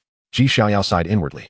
No, your sister's search for a husband has nothing to do with me. Shaking his head, Xiaoyao wasted no time, activating the Kunping technique. As black and gold wings sprouted from his back, he transformed into a streak of light, swiftly making his way toward the white jade staircase. In an instant, he found himself stepping onto the staircase almost simultaneously with Lun, Tung Lai, and the others. Upon stepping onto the white jade staircase, the four felt an immense pressure enveloping them. Haha, this level of pressure is nothing to me, Lun declared with a laugh, quickening his pace to an astonishing speed. Interesting, Tung Lai and Ouyang Dai also advanced with remarkable speed, their expressions calm, seemingly unperturbed by the surrounding pressure. Seeing this, Xiaoyao naturally refused to lag behind. The pressure swirling around him had no effect whatsoever. Almost in an instant, he caught up to Tung Lai, Lun, and the others. How about we have a friendly competition, gentlemen? Whoever reaches the finish line first claims the heavenly mandate law, and none may interfere. As the others closed the gap, Tung Lai suddenly spoke with a cheerful smile. Chapter 70, Ascending the Heavenly Ladder, Imperial Might Revealed. Beyond the Xiantian Emperor Tower, the white jade staircase spanned the void like a divine path leading to the heavens, exuding an ancient and profound aura. At the end of the staircase, a radiant golden divine bone hovered silently, seemingly harboring the magnificent secrets of an era, igniting the hearts of countless prodigies with fervor and desire. Following a brief yet intense feast, Xiaoyao, Lun, Tung Lai, and Ouyang Dai, the four most exceptional prodigies of the current age, had fully regained their peak states. And they even sensed an improvement. The immense vitality contained within the royal beast flesh served as a tremendous tonic for them. Friends, the heavenly mandate law awaits. Words are futile. Let each rely on their own abilities. Tung Lai chuckled lightly, divine light swirling around him. The ethereal image of the sun behind him swayed gently as he transformed into a streak of light, surging toward the white jade staircase with an elegant and steady demeanor. Clearly well prepared. Indeed, Brother Ting speaks wisely, Lun replied, his expression as wicked as ever. As demonic energy surged, a black lotus appeared beneath his feet to carry him swiftly up the steps. However, I believe this empress's legacy is destined for me. You all should not press your luck. Oof, bald monk, your words are excessive. Whether we obtain it or not will be revealed in due course. Ouyang Dai's fighting spirit sword, clad in golden armor that shimmered like the sun, descending like a valkyrie. Though her guandao had been sheathed, her overwhelming aura remained undiminished as she stepped forward, ascending the white jade staircase. Xiaoyao observed the backs of his companions, a faint smile gracing his lips. He did not rush to follow but instead proceeded at a leisurely pace. To him, this so-called trial was merely a path leading to his destination. Indifferent to who his opponents were. Buzz. At the very moment when the four individuals stepped onto the white jade staircase, an immense pressure suddenly surged forth from the depths of the staircase, akin to an invisible mountain that forcefully descended upon each person who dared to tread upon its steps. This oppressive force was not merely a physical burden. It assailed the very essence of their souls, as if intent on utterly crushing their will. At the entrance of the staircase, those prodigies with slightly lesser prowess were unable to withstand this terrifying pressure upon their initial step, immediately spewing forth blood. Some even had their bodies torn apart as their souls were violently ejected, losing their chance to contend for the inheritance. Indeed, this was a trial left behind by a great emperor. Merely the pressure of the first segment of the staircase was so fearsome that eliminated contenders gazed upon the white jade steps with a blend of dread and resentment. This overwhelming aura, which would instill a sense of great pressure even in ordinary divine concealment practitioners, seemed to have little effect on the four, Xiaoyao and his companions. The demon wheel, enveloped in demonic energy, summoned a spectral image of a Buddha demon king behind him, which let out a thunderous roar to withstand the pressure. Though his pace slowed slightly, he continued to advance. Ouyang Dai's battle spirit surged even higher, her body shielded by golden light, resembling an invincible goddess of war. With each step she took, it seemed as if she could shatter space itself. Despite the formidable pressure, it failed to harm her in the slightest. Tung Lai, too, appeared unfazed, as the brilliant sunlit image behind him radiated ever brighter, with celestial vines cascading down, shielding him effortlessly. As for Xiaoyao, he was in a league of his own. How formidable was the mid-stage body of the Nine Tribulations' indestructible technique. His vitality surged like a dragon, unbreakable and resolute. The terrifying pressure that bore down upon him felt akin to a gentle breeze, failing to even cause him to falter for a moment. He continued his ascent at the same pace, as if leisurely strolling through his own garden, presenting a stark contrast to the other struggling geniuses. Just how powerful was this scion of the Ji family? It was utterly astonishing. Even prodigies of Tung Lai and the Demon Wheel's caliber felt the weight of this pressure. Yet he remained completely unaffected. Was this the terrifying aspect of the chaos body and imperial blood? Countless gazes from behind fell upon Ji Xiaoyao, filled with shock and awe. They believed him to possess extraordinary combat prowess, but thought his youth and insufficient cultivation would render him somewhat beleaguered in a trial that tested pure foundation and will. However, the current situation exceeded all their expectations.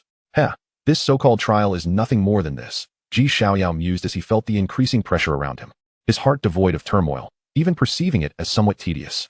He lifted his gaze towards the three, Demon Wheel, Ouyang Dai, and Tung Lai, who were still striving to climb. A playful smile gracing his lips.